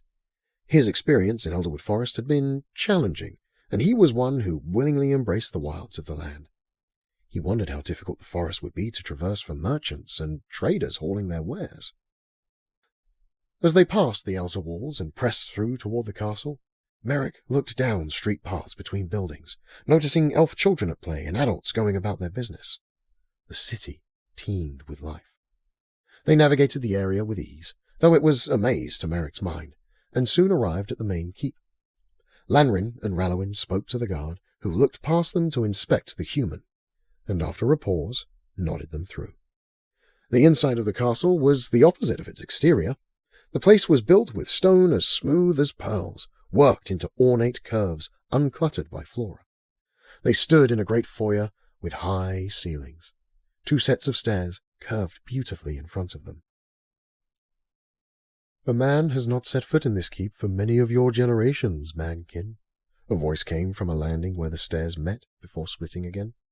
For the first time since they had rallied with Lanrin's crew, an elf addressed Merrick directly. The voice belonged to an elf who wore a golden robe covered in green scribblings. Her eyes, though, were covered by a single cloth wrapped around and tied at the back of her head. The covering did not seem to be of any special design, simply an old cloth. Merrick stepped forward between his 2 elven escorts. I am Merrick, son of Grell, huntsman of Temeria. I come with news for the lords of Lorelith. You involve other peoples in your own mess? He shook his head. No, I bring news of warning for the safety of all our futures. The wheels of death have already been set into motion. You are merely a messenger, a catalyst to spark the flame of war. You talk about flame, but you don't even know the fire is coming to this world. I see far more than you know, mankin. She reared up, her voice becoming harsh. I have seen a dark tide wash over the land, covering the world and drowning it all. That's bleak, Lanrin murmured. Then you know that I must warn the lords of Lorelith, Merrick continued. You rain death upon us all, she spat. Always the optimist, this one, Lanrin mumbled to Merrick as he stepped past the huntsman again. Seer, we must speak to the council. You don't know what you've wrought, she cried. Before anyone could speak another word, an elaborately crafted door at the top of the stairs to the right swung open with a sucking force. All the tension in the foyer dropped as the elves surrounding Merrick bowed gracefully.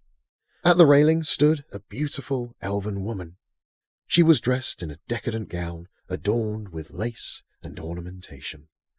Her hair was braided like an intricate net and strewn with flowers of different colors. Merrick, son of Grell, the sweetness of her voice lulled him. You are most welcome. Thank you, milady, he stammered. A kind smile spread across her visage. I am Queen Valeri. The council will see you now. Sun flooded through open windows into the council chamber. The room smelled of sweet spices and incense. While the place was comfortable, the company was not. Merrick stood before the table where 12 elves were seated, listening stoically. The only one who showed any emotion was Queen Valeri, smiling at him more out of compassion than at the content of his message. For his message was bleak indeed. He told them of all that had happened with Orin, Cole, Ezeel, and his sister Ilaria. He told them of Rora, though it pained him to do so. He spoke deliberately about the encounter with the orcs and the dragon, trying not to miss any details. He got a raised eyebrow from the elf sitting to the king's right-hand side when he described the blazing magical axe one of the orcs wielded. While he spoke, Merrick looked to Rallowin for confirmation or help. She only nodded affirmation for him to continue his story. He described to them his days with Rallowin. He told of her kindness and aid and didn't leave out any details on their time together. Not about the Reimald encounter and his stupidity, or even the bear that had worked with Rallowin. That brought an approving nod from the elf to the right of the king. When he finished recalling all he could, Merrick stood before them waiting for any kind of reaction. He glanced to Rallowin again, wondering what was happening, but she gave him no indication she knew any more than he did. He fidgeted, awkwardly adjusting his weight to the other leg in the tension of the silence. The Queen's kindness saved him again. "Thank you, Merrick," she said. "You have given us a thorough account of—" "Thank you," Seer Zelor spat.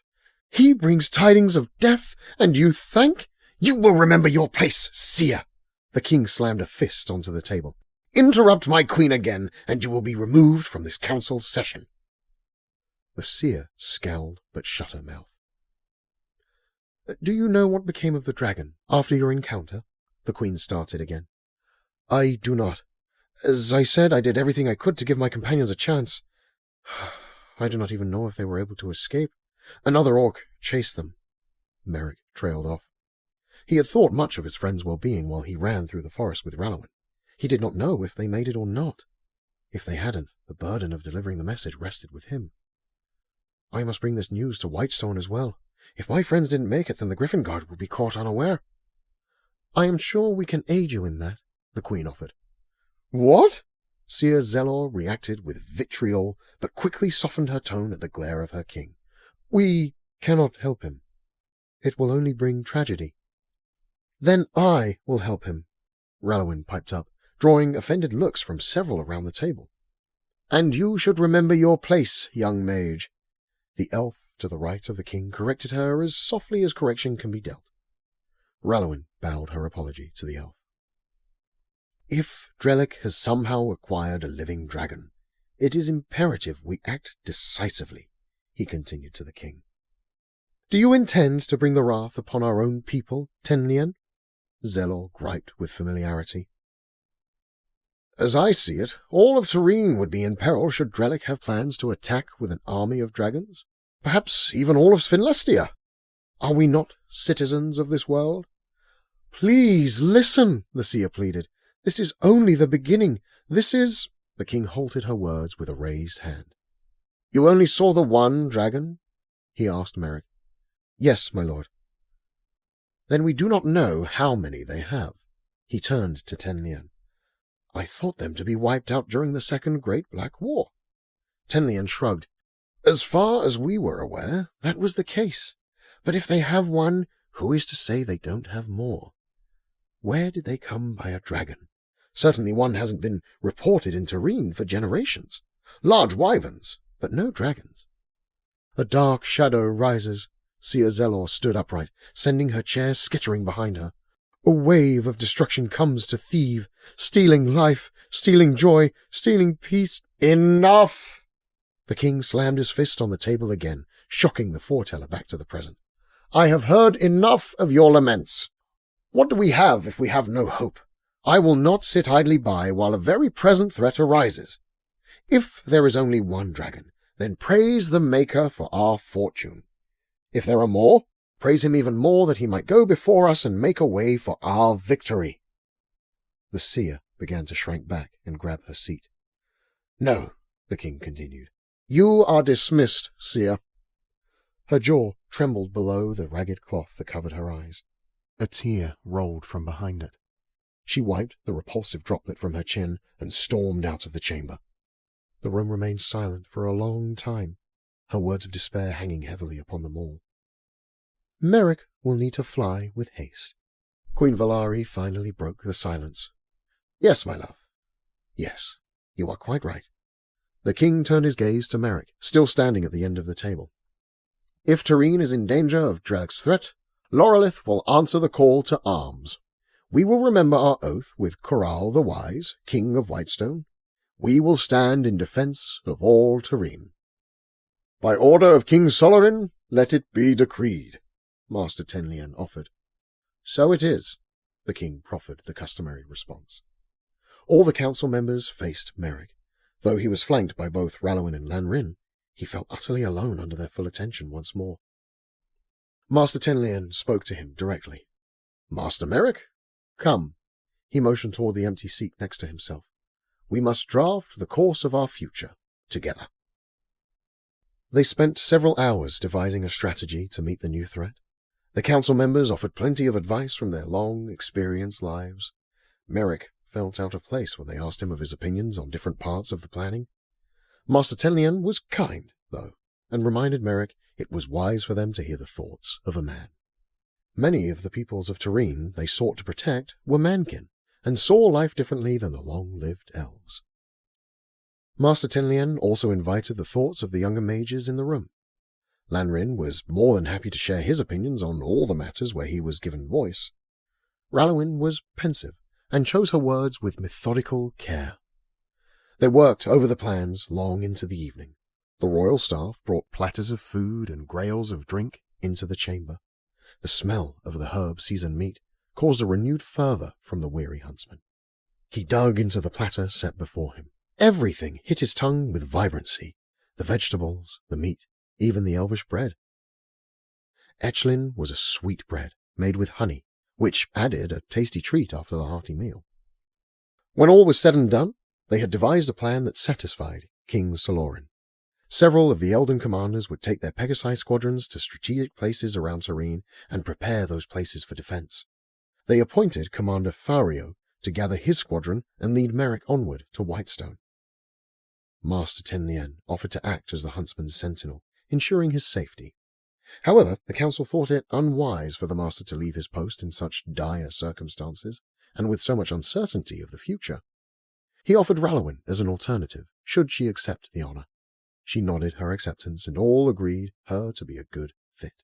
Though Merrick believed the master to be quite capable, he was relieved Raloin would accompany him. He trusted her, and had been glad for her companionship. When the meeting was over, and all had departed for the evening, Master Tenlian led Merrick and Raloin out of the castle toward the stables. The city of Lorelith glimmered in the night. Magical lights glinted with fairy fire in a myriad of colours, mirroring the flowers of the daytime. It was a sight, Merrick thought, that could not be seen anywhere else in the world. He had certainly never seen the like. They met Commander Fario at the stables. The elven commander's stern face surprised Merrick, as most of the elves he'd met had much softer features. This elf was a warrior. Who could say whether it was birth or war that had hardened his countenance so? Tenlian greeted the commander, and the two hurried into a conversation in Elvish that Merrick did not understand. Raloin grabbed him by the arm and led him to an open corral. A sleek, light grey Pegasus with dark, grey spots neighed at the intruders. Raloin raised her hand and hushed the spirited creature. Its massive wings furrowed as it calmed.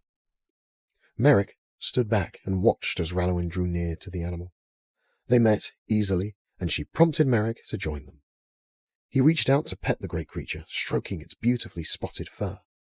He had never seen such a majestic beast. "Have you ever ridden?" Raloin asked. "A horse, yes. I've only seen Pegasi in paintings." He shook his head in disbelief. "They are much faster than a horse." "I could guess." The Pegasus nuzzled Merrick's stubbly chin. "I think he likes you." Merrick laughed and brushed his hand along the animal's neck. "I like you too," he said. His hand followed the creature's creased muscles, until he paused before the wings. May I? Of course.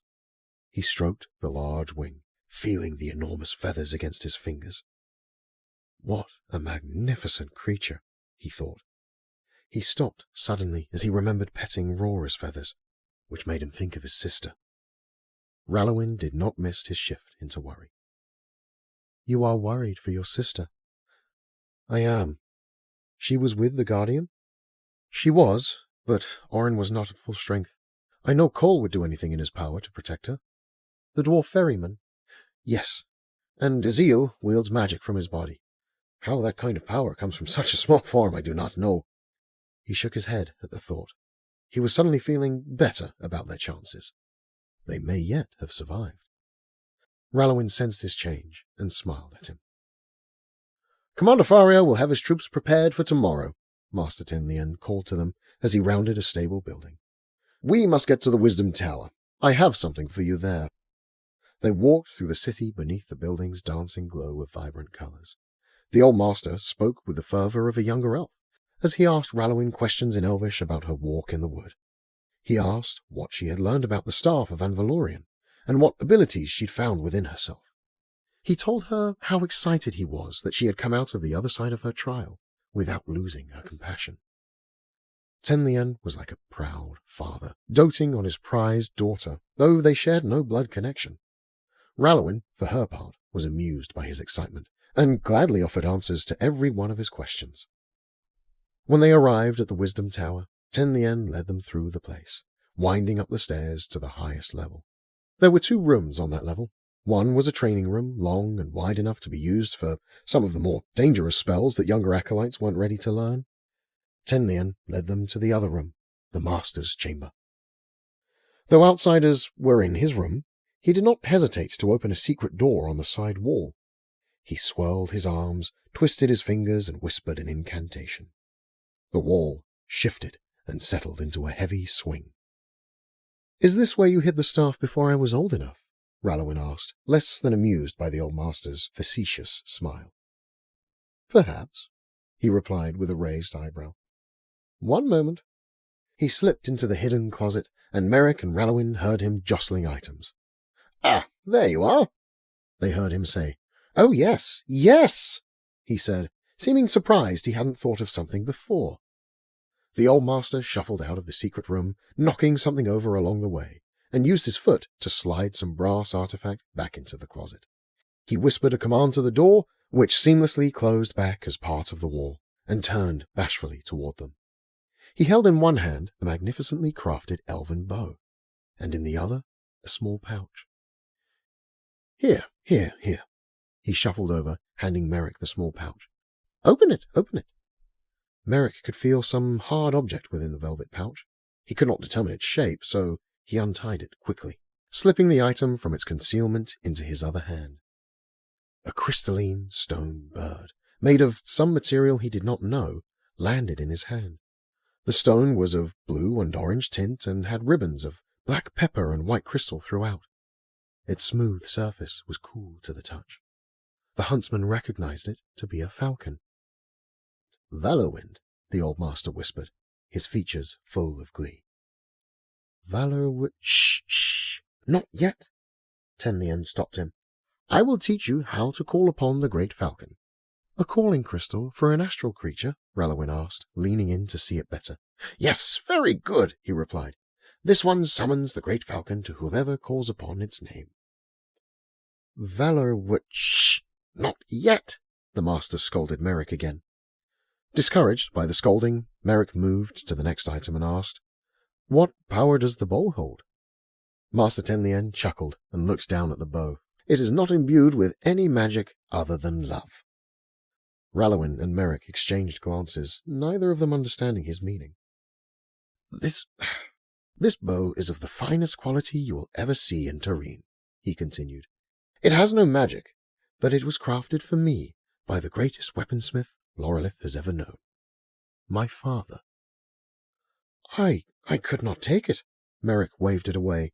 I have a bow of my own. I made it myself. I could not take such a prize from you. I would not give it to just anyone, the master said, and looked at Rallowin's violet eyes. I give it to you, huntsman, for I would have you protect her as much as she is charged with protecting you." Rallowin pulled at Merrick's bow, which he let her remove from his sling. The man accepted the elven gift with as much gratitude as he could offer. Very good, Tenlian stated, happy with the man's new gear. "Off to the training room," he barked. "I hope you aren't tired, huntsman." Merrick surrendered a pleading smile. He was more than tired. "I have to teach you how to summon the bird this night," the master continued. "For tomorrow, you fly." We hope you are enjoying this story. If you are, don't forget to subscribe so you never miss out on future stories. Chapter 22. Power of a Wicked Tongue. Herndon ran a brush along the back of his griffin. Rocktail's sleek muscles were damp with sweat, and his feathers were particularly oily after flying all day. The griffin smelled as though he had been cooking in the heat of the day. Herndon sniffed at himself and realized he needed to bathe himself later too. He rested his forehead on Rocktail's back and squeezed his eyes shut in an attempt to ward off the welling tears. Since High Commander Danakane had returned to Clawstone, the Talon Squadron's secret base, and told him of Master Melkis's death, Herndon had been prone to short but piercing waves of grief. The old master had been like a father to Herndon and his brothers when their own parents died long ago. The master's sage wisdom and compassion had helped the young captain grow into one of the finest knights in all the Guard. Now, faced with the burden of the throne and its title, Herndon needed Melkis more than ever. The rule of Whitestone fell to Herndon as next blood heir after his mind-bent cousin. He didn't want it. A crunch in the woods nearby jolted him upright. Rocktail stamped his feet, obviously sensing the Guardian's discomfort. "I'm sorry to startle you," Danakane apologized. Herndon sighed and shook his head. "It's all right." He patted Rocktail and stepped toward Kane. "What can I do for you, High Commander?" Kane carried a haunt with him. His usually clean, trimmed face was dirty and scruffy. He'd been laboring at plans for the past several days. He looked exhausted, and in fact, he was. "My lord," Herndon winced. "High Commander, I've asked you not to call me that." "It seems as though you're having trouble letting my title go," Kane said with a hint of teasing, though a sadness swept over his visage. "I'm almost certain it no longer applies." Herndon laughed and found it unsettling to hear mirth come out of himself. "I'll make you a deal. I'll call you Dana if you call me Herndon again." Danakane looked to the forest floor and huffed out an amused chuckle before turning serious. "None have left our ranks to be with their families in Whitestone. The consensus seems to be that our best chance of protecting our families and the people of Whitestone is to retake the city, and we'll need every guardian we have." "Did you expect anything less from the Talon Squadron?" Herndon asked with a hint of pride. He tossed Rocktail's brush into a wooden bucket and pulled out a rag. "Come here," he said to the griffin as he began the process of wiping away gunk around the creature's eyes. Kane saw grief pressing down the young man's shoulders and said softly, "Herndon." The burdened man stopped. His head fell forward, and he gripped the rag, wringing it in his hands. "Why would he do it?" Danakane took a few steps closer. "Your cousin is not well. The sorcerer has some spell over him. What kind of darkness must he wield that's strong enough for Garin to betray his own people?" Herndon whirled on the older man. Kane shook his head. "The orc was unlike any I've ever seen. What darkness exists that could twist him to kill Melkis?" Herndon shook with emotions. "It is a wicked power I do not understand. How are we supposed to fight that?" I don't know," Kane said honestly, "but we'll find a way." Herndon snickered. "How can you be so sure?" "I have hope." Herndon's facial contortions revealed his skepticism. Kane pressed his lips into a tight smile and added, "Hope in the Talon Squadron, the best of our order. Hope that goodness will prevail. Hope in you." The younger man shifted uneasily, tossing the rag back into the bucket. That's a lot of hope. Exactly, Kane said. Hope is a powerful ally. Battles have been won and lost on the razor's edge of hope and hopelessness, even before blades clashed.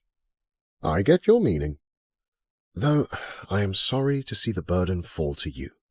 I do have hope in you. I have known you for much of your life. You're a natural leader. Whether you like it or not, you will make an honorable king. Herndon winced again. Do you think I would have made you the captain of the Talon Squadron if I didn't believe you were an exceptional leader? Kane asked. When the younger man hesitated, Dana Kane recoiled in mock offense. You think that poorly of my leadership, that I would choose an unworthy officer to lead our elite force? Herndon hastened to defend his hesitation, but noted the wide grin on the older man's face. He paused. The words caught in his throat. I didn't want any of this. Dana Kane moved toward him and placed a hand on his shoulder. No one wants such things in their lives. Like so many guardians in the long lineage that came before us, I have no doubt you are capable of overcoming any challenge that arises, even one so strange as this. The younger man brushed at his cheek as though it would push back the tears that glassed his eyes. And besides, Kane continued, you're not alone. You never have been. The older guardian reached to his side and untied a sheath. He lifted it before him. Herndon recognized it immediately. Wintertide. Kane took the weapon in both hands and pulled the hilt so part of the blade was visible. A runic marking glinted in the light as the tree leaves rustled, shifting dancing shadows all around. Herndon reached out and touched the white gemstone embedded in the hilt. A sudden wave of energy flooded him, and he pulled away in shock. Dana Kane returned the sword to its sheath and held it out to Herndon. His pressed smile widened, and his eyebrow cocked. I think this belongs to you. The stench of Goblin made Commander Jalan's nose twitch. Goblin foot soldiers were scattered in various inner chambers throughout Whitestone Castle where they hid from the sun. It would be setting soon enough, and their activity would resume. Jalan was thankful for the brightness of the day that sent them scuttling for shade. It was the only time he could walk through the castle without their leering eyes on him. He surveyed the state of the castle as he walked freely. Gear lined the hallways with clutter. The castle was so well kept before, Jalan thought to himself. What future do we build for ourselves? He'd been asking the same question over and over for the last several days. But we'll survive was the only answer he could find. As he weaved around a pile of shields, he thought back to the day that changed it all. Everything had happened so fast. The mirror-turned magic doorway, the king's slaying of Master Melkis, Jaernok Tur's arrival, and Dana Kane's flight. Everything had changed. Everything. He shuddered at the thought of the sorcerer orc. Jalan, bigger than most men he knew, still stood short of the shrouded orc who seemed to be bathed in darkness. The commander did not like being in the sorcerer's presence, and experienced continuous crawling sensations when near him, like 1,000 spider legs creeping across his skin. Regardless of his feelings toward the orc, Jalan had witnessed power in the sorcerer, unlike any he'd ever seen. With such a powerful enemy, certainly they would have fallen to Drellic eventually. At least they would survive by Jaernok Tur's side if the sorcerer could be held at his word. The goblins hadn't killed any of the citizens of Whitestone, which Jaernok Tur threatened them not to do. A shiver ran up Jalan's spine as he rounded the corner and saw the king's chamber at the end of the hallway. Several days ago, in that same room, the sorcerer had grabbed his tongue and spoken some evil curse over it. Or was it a spell? Maybe a blessing or a gift? Jalan had moments where everything made sense, but others when he wasn't sure what was going on. There was no question, though, that whatever the sorcerer had done to him had made easy work of convincing the rest of the guard to fall in line behind Jalan. They were confused when he'd initially turned up at the Grand Corral with an edict from King Garin declaring him the new High Commander of the Griffin Guard. He explained to them the situation as best he could, and his words that day carried an eerily persuasive power, one he did not understand. Some of the Guardians had been less than happy about the arrangement with the incoming Drellic forces, but they had been dealt with. Those that argued were thrown into the dungeons until they could see the error of their ways. Since then, it seemed better to keep the Griffin Guard on mission in search of the traitors. Danakane had obviously convinced his elusive Talon squadron to take up his hopeless cause, for none of them had returned from the elite group's secret location. A twinge of sadness struck him at the thought of his old friend. Fool! What hope did we have against such dark forces? Do you really think your small band can fight this magic? Jaernok Tur had brought goblin foot soldiers and orc commanders through the Alkhoren mirror. It was deliberate work and required much effort from the powerful sorcerer. That power alone made Jalan believe resistance was hopeless. He stopped at the doorway to the king's chamber. The door was still broken and hung lazily on its hinges. Jalan took a deep breath and pushed into the room. King Garin sat in a chair next to the table, poring over scrolls. His wretched body shook as he studied the contents feverishly. He looked like a sack of bones. Jalan glanced about the room, initially relieved to not see the shrouded orc, but almost immediately filled with a chilling dread. He could sense the sorcerer. He didn't know how, but the commander knew the orc was somewhere beyond the curtains that had sectioned off part of the chamber. The curtains were strangely adorned with markings Jalan didn't recognize. A scratchy, ugly language of a bygone era. It seems so simple, Garin muttered to himself. What's that? Jalan asked, drawing nearer to the malnourished king. Garin's eyes flicked up as he emerged from the scroll he studied. What? You said something, Jalan replied. When Garin stared at him as though he were crazy, Jalan said, Never mind. Garin stared toward Jalan, but his eyes looked far off. What spell did he use on you? The massive commander asked the shriveled king. He showed me, Garin whispered. Showed you what? Showed me the shadow, the coming wave, the end of our time. The creepiness with which Garin said the words made Jalan step backward and uttered the response that he reasoned to himself over and over. But he said that if we join him, our people will survive. King Garin tilted his head and muttered, A ship is as a plaything to the sea. It might survive the waves, but there are storms, terrible storms, that can crush them. Jalan blinked at the king. If we are just going to get crushed in the end, why did you listen to him? The same as you, Garin said, waving an absent hand. Fear blinds. This was the only option visible that could potentially lead us through the storm. Some ships survive the storm and reach land in the end. Without another word, Garin returned to his scroll. Jalan stared at him for a long time. He wondered whether fear was the reason he was still here. Admittedly, he was afraid, but the power of the sorcerer had shattered his reality. He'd never experienced anything like it. As he thought about it, he was unsure whether he was impressed by the sorcerer's power. He also didn't know if his thoughts were his own anymore. A flourish of the weirdly decorated curtains revealed Jaernok Tur. He looked tired. At least Jalan thought he looked tired. The orc's wicked grin appeared quickly at the sight of the commander. Jalan mustered all his strength to act unafraid. He was pretty sure the sorcerer could sense fear. Hello, High Commander, the orc said, whispers dancing off the ends of his words. Do you bear good news? Jalan forced a step away from the weary king and toward the sorcerer, trying to prove his courage. A report. Well then, do report. Jaernok Tur turned away from the Guardian, sizing up the Alkhoren mirror for the next wave of troops, and using his nonchalant attitude to remind Jalan how little power the man had against him. I have a Griffin squadron en route to Darrenport to inquire of the Talon squadron and Danakane. It is possible they are holed up in the port city. Other squadrons are on rotation, taking shifts to scour Whitestone Forest. They've been working their way from east to west. The forest is dense, and the process is slow. We have covered only a quarter of the forest so far. Jaernok Tur growled. Jalan gulped down the lump in his throat and continued. I sent out a scout team to Hillstop a couple days ago. They questioned the locals, but they said they hadn't seen anything. So, No news at all, Jaernok Tur sneered, whirling around on the Guardian.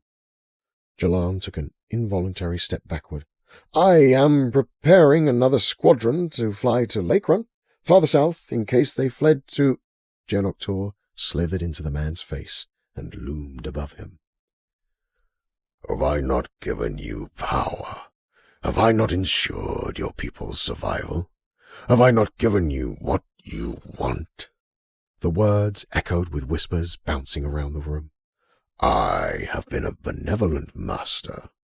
Why won't you give me what I want? Jalan's chest wavered. I am trying, master.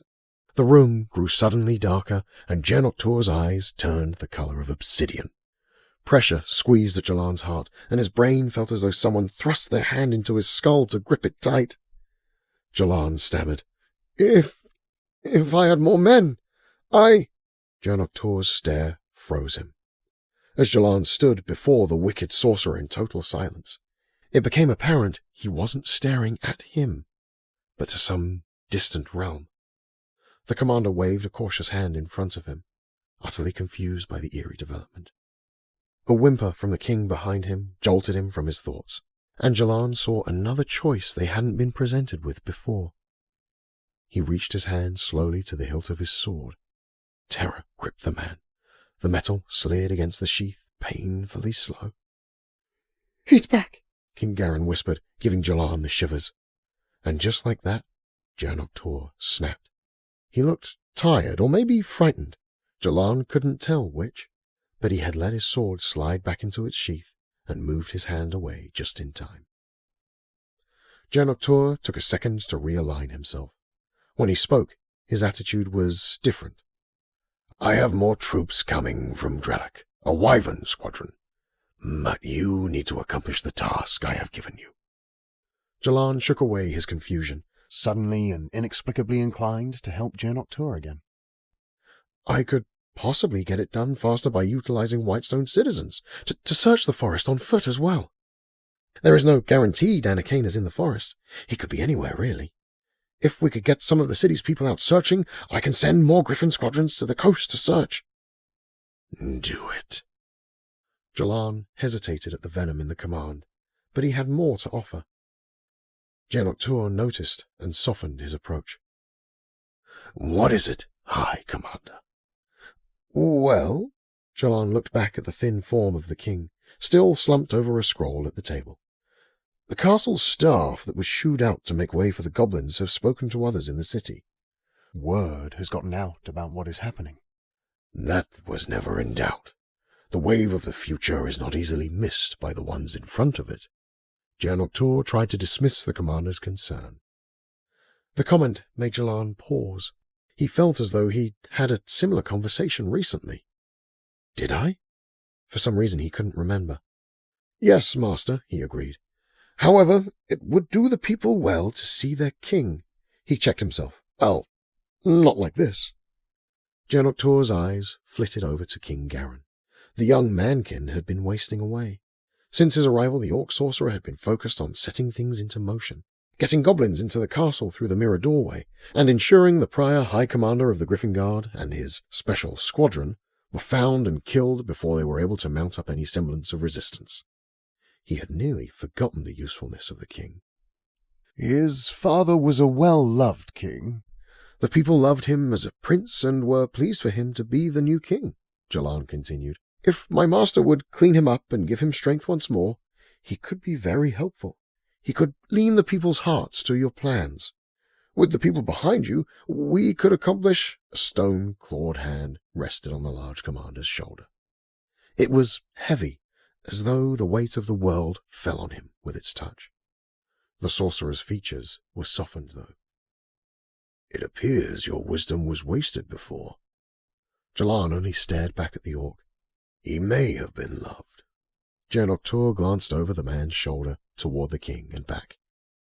And I will refresh him for these purposes. Thank you, master. But when all this is over, I will reward your loyalty. And I will need to set up under-kings. Let us see how your wisdom plays out. Should it prove fruitful, who knows what riches I might bestow upon one so prudent." Jalan's heart tightened. He had no doubt the campaign would succeed. At the same time, he realized he had no idea how powerful Jaernok Tur was. But he intended to find out. Herndon had spent the past hour sparring with Nera. Sweat matted his long blonde hair and dripped into his eyes. Nera, as sweaty as he, simply glistened. How could he appear so rough while she looked so radiant? Her heavy breathing, though, betrayed her exhaustion. They smiled at each other as they lowered to the ground to catch their breath. Herndon was grateful she was willing to spar with him, to do something normal with him, although their sparring session had been anything but normal. Nera had been learning the magics of her spear, Sun Toralier, and Herndon understood clearly why it was called Lightning Rider. For his part, Herndon was learning the magics of Wintertide, Melkis's weapon. Sadness enveloped him as he examined the sword in his hand. The hilt was long enough to be used with both hands and was accented by a strange, white, crystalline stone. Herndon assumed the stone, combined with the ancient elven etchings, was the source of its magic. Its silvery blade shone as sunbeams poked through the trees, waving in the wind. Somehow, even after the many battles it had seen, it still looked as though it was straight out of the forge. Nera nudged Herndon with her elbow. It's surreal to taste the familiar sting of wintertide. She picked at some snowy ice stuck in the end of her long, thick braid. You wield it with the fury of a blizzard. I wish it were not I who wielded it. Nera reached a sympathetic hand to his shoulder. I know. Though I also know he is in Carathane right now, proud that you are the one who does. Melkis loved you like his own son. And I loved him like a father. Nera let out a long exhale, trying to regulate her breathing. She leaned back, resting her body weight on her hands behind her, and looking all around them. I have always loved this place. Always thought it would be a wonderful place to build a cabin, raise some children. She laughed at the notion.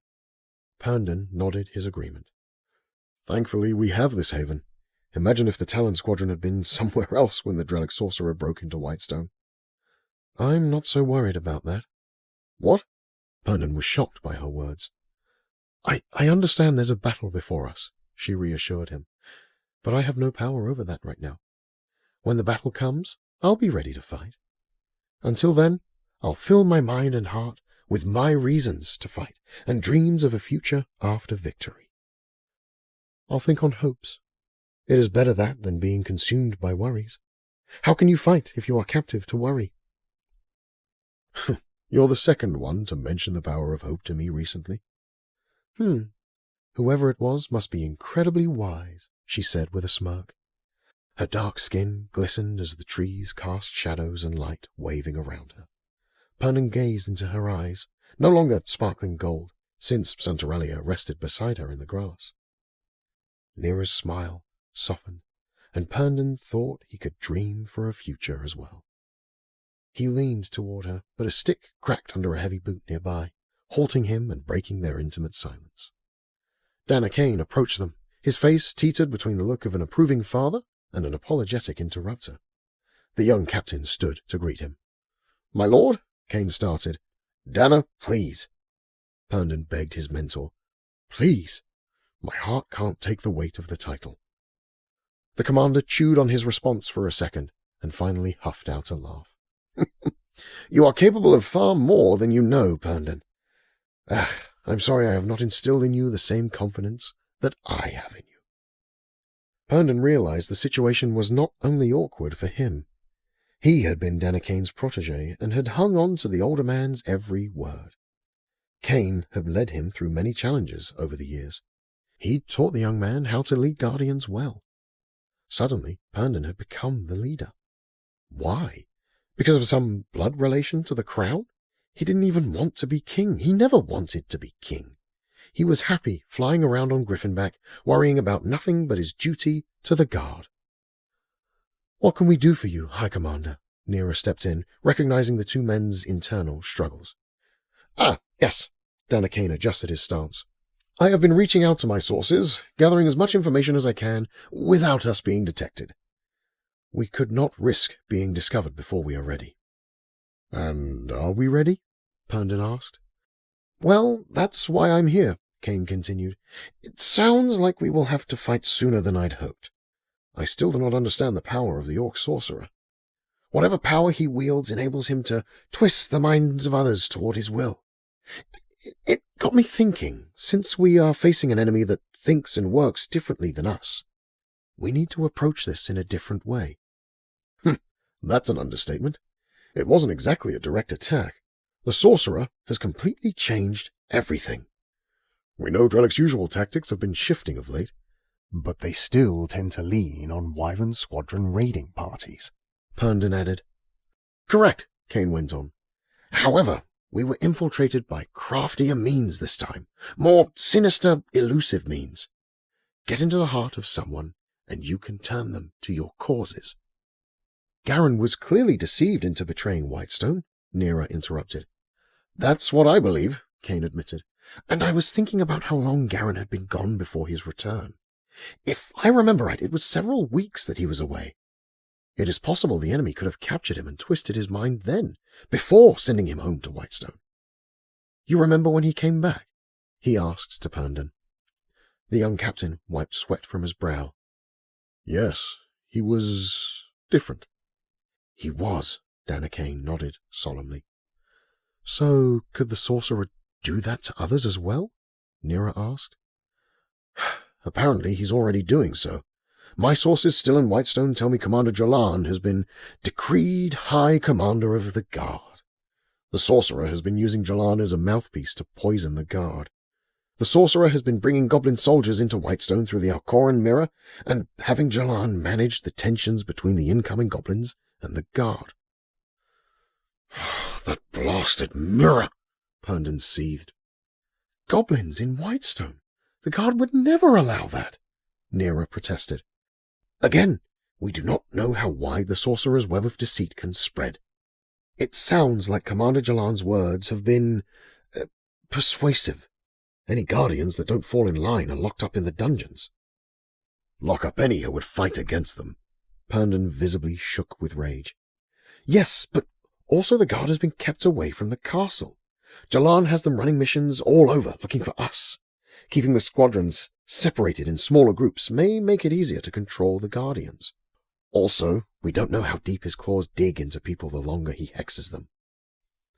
Garen looked worse and worse as every day passed, Herndon put in, which means we need to hurry. The more we delay, the worse the sorcerer's influence over the Guard will be, Nera reasoned. That's my thought as well, Kane said. Goblin foot soldiers we can manage, but the power of the sorcerer orc is unknown to us. If we fly in, we could be flying to our deaths, Herndon said gravely. Yes, however, the time for action is upon us. I've reached out to a source of mine in Ghun-Ra. She reports a wyvern squadron will be headed from there to Whitestone to solidify their hold. A source in Ghun-Ra? Nera asked. A very old friend, Danakane said, with a reminiscent smirk. A goblin's love of coin knows no bounds. So, foot soldiers, a sorcerer, and a wyvern squadron, not to mention the rest of the Guard is under the sorcerer's spell and hunting for us. Anything else we need to add? Herndon quipped. Those are rough odds, even for the Talon squadron commander, Nera pointed out. Exactly, Kane said. His eyes narrowed at Herndon. Oh, I see, Herndon said, his command brain taking control. We must take them out separately. We can't fight them all at once. We go for the wyvern squadron and catch them as they crest the mountains. We never let them reach Whitestone in the first place. Exactly what I was thinking, the High Commander affirmed. When we take them out, we will have to recover quickly. They will certainly send for another squadron. But we need to take Whitestone back before they arrive. So, we are agreed, Herndon concluded. Danakane looked at the young man before him. Even in his exhaustion, he brimmed with fatherly pride. How much he had seen the young man grow. Kane longed to see him grow into the man that would lead their people into the future. He hoped he would be able to witness it. The lead is yours, he said. Herndon nodded with determination. Prepare the squadron. We go to war. Chapter 23. Goodbye to a Dream. The wizard Enkeli had been kind to them. He sent them with dried fish to sustain them along their journey. He had spoken fresh life into the companions, renewing their hope after such a difficult journey. His talk with Cole had taken so long, the others were almost finished preparing the Lady Layla for departure when he finally rejoined them. Before they left, Enkeli handed a small, hardened wooden token to Azil without a word. As the gnome turned it over in his hands, he examined the markings and the design. The image was of an ornate tree surrounded by 7 distinct runes the gnome did not recognize. He had never seen such markings and assumed they were of some ancient language. Azil signed his thanks for the gift, even though he was unsure of its purpose. The old wizard winked again and motioned for the gnome to rejoin his friends before they launched the boat without him. The wizard waved to the companions as they followed the stranded coast around the first bend north. Before they disappeared, Ilaria yelled back to him, "Thank you, Enkeli. You have been a kind friend to us." "And I will send another," Enkeli hollered back with a wave of his hand, his burgundy and gold robes blowing in the sea breeze. Ilaria's features scrunched. She did not know what he meant, but she was glad to have someone like the old wizard on their side. They were on the water no more than an hour before they spotted Crostin in the distance. No, this isn't right." Cole paced the boat quickly, his confusion turning to laughter as he did. "Who did?" "I thought you said it would be several days," Orin asked. He worked the levers to steadily propel them up the coastline. "It was supposed to." The dwarf shook his head in amazement. Azil signed to him, and Cole's face shone with realization. "Azil thinks Enkeli's tunnel through the storm took us farther than we thought," the dwarf translated. "Well, who am I to argue? The gnome knows more of magic than I." He laughed heartily. The gnome's hands moved fluidly as he insisted he did not understand the magic of the wizard, but guessed based on their current circumstance. The friends shared a synchronized shrug, and Ilaria laughed at their display. Even Orin smiled at the joy in his friends. The surprise put all the friends in a jovial mood. Orin worked the levers faster, feeling a renewed sense of urgency. They had made up some time, and he cared only that they had, no matter how. Cole smiled to himself. Wizard magic was strange magic, but maybe wizard magic wasn't so bad. As they drew nearer to Crostin, they began to pass larger fishing ships, bustling with activity. Fishermen moved along like ants on a hill, working in a seemingly chaotic rhythm, but wasting no effort. One crew gawked at the sight of the Lady Layla, dwarfed by the much larger fishing vessels. "What a strange sight we must be," Orin thought to himself. 2 bedraggled humans and an equally ragged dwarf and a gnome. Their tiny boat coming in from the sea, a strange sight indeed. Cole took control as they entered port. He deftly maneuvered the boat through the traffic. They pulled alongside a long dock where a small boy stood holding a rope. A little girl sat on a crate next to him, closely watching his every move. "Hello, sirs," he called to them. "Got a rope for you here, sirs." "There's a lady, too," the little girl corrected him. "Shush, you." "All I'm saying is that all you said was sirs," she poked at him. "And my lady," he acknowledged Ilaria and shot a scowl at the girl next to him. Azil moved to the bow of the boat and reached for the rope. The boy looked quizzically at him. The bald gnome covered in tattoo runes must have been quite the surprise, for he looked to Orin for an answer. "He'll take the rope," Orin smiled and nodded for the boy to pass it to Azil. The deep gnome recognized the boy's tentativeness, and the runes on his hand flared to lift the rope through the air. Azil swirled his hands and the rope danced in the air, forming shapes. He made a horse, then a ship, then a tree, and finally a castle. The little girl laughed and clapped with glee. The boy stood astonished, his mouth wide. Azil used his magic to tie an easy knot onto the Lady Layla, securing her to the dock. Cole flicked a coin over to the gnome, who caught it mid-air with magical blue swirls and floated it to the boy, landing it in his hand. "Wow!" the girl said to him, jumping off the crate and looking over his shoulder at the coin. The boy recoiled at how the girl hung on his shoulder and held the coin tight in both hands as though it were some far greater treasure. He turned to Azil and said, "Thank you, sir." Ezil signed back with his hands that he was very welcome, and the boy ran off, trailed closely by his little admirer. "That was very kind, Ezil," Ilaria said. Ezil shrugged a laugh. "Folks don't see many gnomes about these days. Even fewer see grey gnomes like Ezil. Most of them live underground now. In all my travels, I have met few like him. Well, none like him," Cole said fondly. Ezil nodded his thanks to the dwarf for his kind words. "You are the only gnome I've met, and I am thankful for you. My life is better for knowing you," Ilaria said. Ezil signed something to her. She thought she caught some of it. They had spent a lot of time together, and she had made special effort to learn some of his sign language during weary hours on the boat. Nonetheless, Cole translated for her. "This has been a surprising journey for us so far, and we've shared some difficulties along the way. But Ezil," Cole interjected himself into the sentiment, "Ezil and I are glad to be with you as well."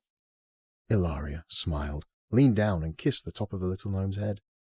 For the first time since they had met, Orin thought he saw some colour blush on Ezil's grey face. Their journey had been full of surprises thus far, the least of which was the fair woman who beamed at the Guardian. Her red hair flickered like fire in the breeze coming off the sea. "I'll speak with the dockmaster," Cole said. "You lot should gather up what we have. We'll need to find transport to Gallium. I've been thinking it might be better to get our horses there. There are plenty of wagoners that travel between Croston and Gallium. Once there, we can take the northern road all the way to Whitestone." It was the best plan he could come up with, and the fastest route to Whitestone. It still sounded like a long journey to Orin, but he had also run through the scenario and accepted Cole's plan as the most viable. "Agreed," he said. "I'll join you with the dockmaster if these two can handle the gear." "We can handle it," Ilaria assured them with her smile. Ezil nodded his agreement. "Very good," Cole said. The dwarf paused and tugged at the bottom of his black braid. He inhaled deeply and shot a discouraged glance at Ezil, who regarded his oldest friend, and pondered the root of his worry. Without further delay, Cole hopped on the edge of the boat, stepped to the dock, and strode off. Orin hustled out as well and fell in step with the dwarf's determined stride. "Shall we?" Ilaria asked Ezil. The gnome clapped his hands and rubbed them together. Then he signed, "Let's get to work." Orin and Cole had been gone a long while, and Ilaria and Ezil completed the work of moving their supplies and repacking for the next leg of their journey across land. They sat on some crates at the end of the dock, enjoying the sights and sounds of the port. Massive ships moved along the water easily, defying their immense weight. Footsteps along the dock behind them caught their attention, and the pair looked back in hopes their companions had returned. Instead, two sailors approached. Ezil shrugged to Ilaria, and they turned back to watch the water. "This the one?" one of the men asked the other. "Think so," the other replied. Ilaria had the strange feeling they were closer than expected, and turned around just as one of the men hopped into the Lady Layla. "Hey!" she hollered. The man looked up in surprise. Ezil whirled around, blue fairy fire in his eyes. He flourished his hands, and ribbons of blue power swirled around the man, lifting him into the air and flipping him into the murky port waters. "Whoa!" the other man screamed, holding his hands out as Ilaria drew her bow on him. "There'll be no thieving of our boat today," Ilaria warned him. "Me friend and I will be seeing to that." "We're not thieving anything," the man wailed. The man, who had been thrown into the water, sputtered as he broke the surface. He hacked, trying to clear the water out of his lungs, and grabbed onto the side of the boat for support. Over the man's shoulder, Ilaria spied Cole and Orin running down the dock. "What are you doing?" Cole hollered. "These two are trying to thieve our boat," Ilaria explained, holding her bow steady. Orin slipped past the man and put his hand gently on the bow. "These men are from the dockmaster." "What?" "We went to speak to the dockmaster," Cole said, placing a calming hand on the terrified man's back. "We needed to sell the boat to have enough money for our transport to Gallium." Ezil's fairy light went out, and his hands dropped to his side. He understood the discouraged look Cole had given him earlier. Owning his own boat had been the dwarf's dream since their experiences on the Ghent Sea long ago. "You didn't think to ask me?" Ezil signed to him. "What would you have me do?" Cole signed back, not wanting to burden the other two with the argument. "We didn't have enough coin to pay our way. We're going on land from here, and when all this is done, how would we have gotten it back to the Palori River anyway? We barely survived the Tandal Sea the first time." Ezil couldn't argue with his friend. All of Cole's points were valid. They wouldn't leave Orin and Ilaria on their own. What could they do with the Lady Layla here? They had no connections, and attempting to traverse the Tandal Sea to find a riverway to get them back would almost certainly mean their deaths. No, none of that would do. But he was sad for his friend. His dream was lost. "I am sorry," he signed to the dwarf. "I am too." The dockmaster's man slowly pulled his sopping friend back onto the Lady Layla. The two untied the boat and worked the levers to maneuver it away from the dock, weaving it away until the companions lost sight of it. Well, Cole cleared the lump in his throat. Onward then. They found where the wagoners gathered. Various workers, dwarves, men, elves, halflings, and more loaded wagons. The group even ran into a female surface gnome with golden ringlet hair. Her skin was almost as golden as her hair, and her eyes were a vibrant blue-green like the sea. Cole nudged Azil, who was staring, and encouraged him to talk to the she-gnome. Azil quickly stopped staring, and she giggled at his embarrassment. Azil shoved Cole, who laughed as well. Amid the various peoples, the travellers met a halfling named Tobin. The crew loading the plump halfling's wagon was quick with their work. Tobin was shorter than Cole, but taller than Azil by a hair. That is, his wild curly hair edged him just taller than the gnome. He gnawed at his pipe happily as he blew swirling rings of smoke. The dockmaster had recommended Tobin as a quality wagoner with fair prices and a kindly way about him. As the dockmaster had been fair to them, they had taken his recommendation without a second thought, and thus far his words had proved faithful. "Are we ready, then?" Tobin asked Cole. That we are. Good, good. You lot can climb onto the back here. You should be plenty comfortable. I pride myself on making your riding experience the most comfortable of any wagon you've taken before. Really, it's all part of the journey experience for folks who ride with me. If you're a happy rider, I'm a happy wagoner." Orin, Ilaria, and Azil looked into the back of the wagon and found all the supplies had been pushed to the front and the sides. A couple of pillows and furs sat in the middle, creating a cozy little nest. "Well, go on now." The halfling waved and pointed his pipe. "Plenty of room for all of you. Best wagon in all of Croston, or Gallium. Or probably Tureen, if I dare guess. What can I say? I try to run a hospitable wagon. You know, there are others who cart you along with no consideration for comfort. Not me. If you're a comfortable rider, I'm a comfortable wagoner." The three climbed into the wagon, more than happy with the accommodations. "What has you travelling to Gallium?" he asked Cole as they strode around to the front of the wagon, Tobin inspecting it as they rounded. "We bear grave news." Tobin stopped, furrowed his brow, and asked, "Messengers? You know Gale runs letters, don't you? Mind you, he's probably not as fast as me. I would take you to Gallion to hand-deliver your message quicker than his letter cart." Cole shook his head. This news we must carry ourselves," he said sullenly. "Oh, grave indeed," Tobin mused, popping his pipe back in his mouth. "Well, I'll get you to Gallion as quickly as I can. Look, I'm looking forward to seeing my sweet little Button." "Button?" "My daughter. She's only a tyke, but, beautiful as her mother she is. Married the most beautiful dwarf woman you ever laid eyes on, I did." He grinned, his teeth clamped hard on the end of his pipe.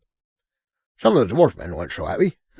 Vorgan even wanted to throw fists, you know. But my wife reminded him Gallium's been my home as long as his. Then she tells him her love for me is greater than any he has ever known or maybe ever will. You believe that? Firecracker, that woman." Tobin snapped the reins and his two horses lurched the wagon into motion. They rolled along the path that wound through the rest of Croston. Tobin continued to narrate the whole way. "You ever been to Gallium?"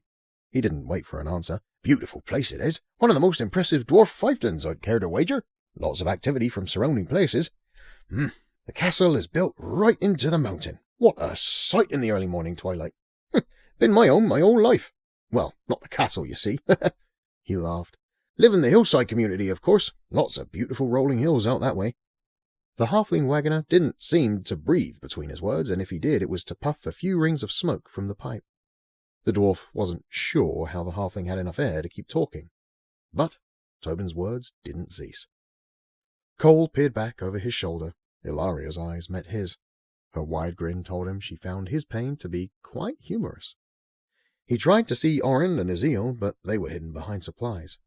Cole imagined they were already being rocked to peaceful sleep by the wagon. The wagoner continued to talk, not distracted in the least by Cole's shifting. The dwarf rolled his eyes at Ilaria and looked forward again. He was going to have a long trip. Chapter 24. Rebellion and Conquest. The return flight to Ghun-Ra was a solemn affair for Karnak. He initially flew near the front with the other orc guards, but eventually hung back to get away from their prattling glee.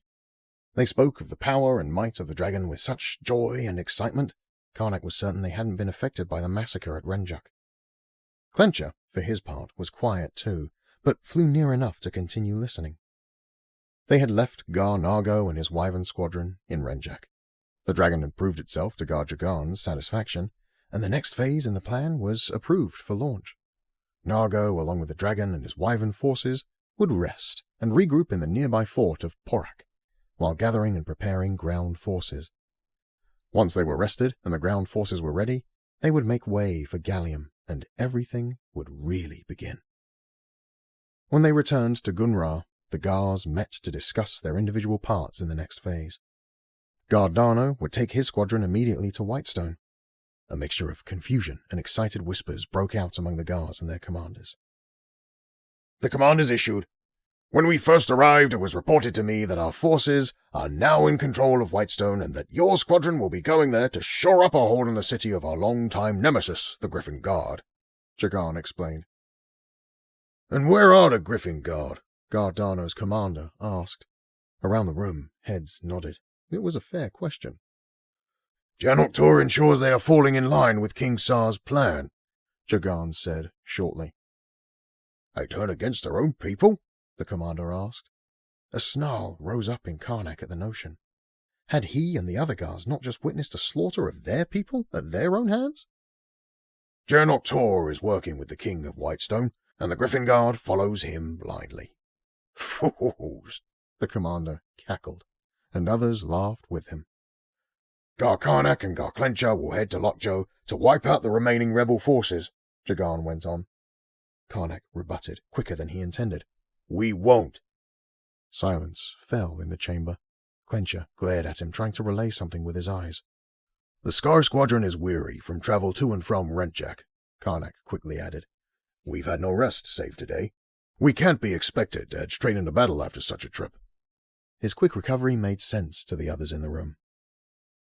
That is why the Borak Wyvern Squadron will lead the way. They will be first contact while the Scar Squadron flanks the enemy.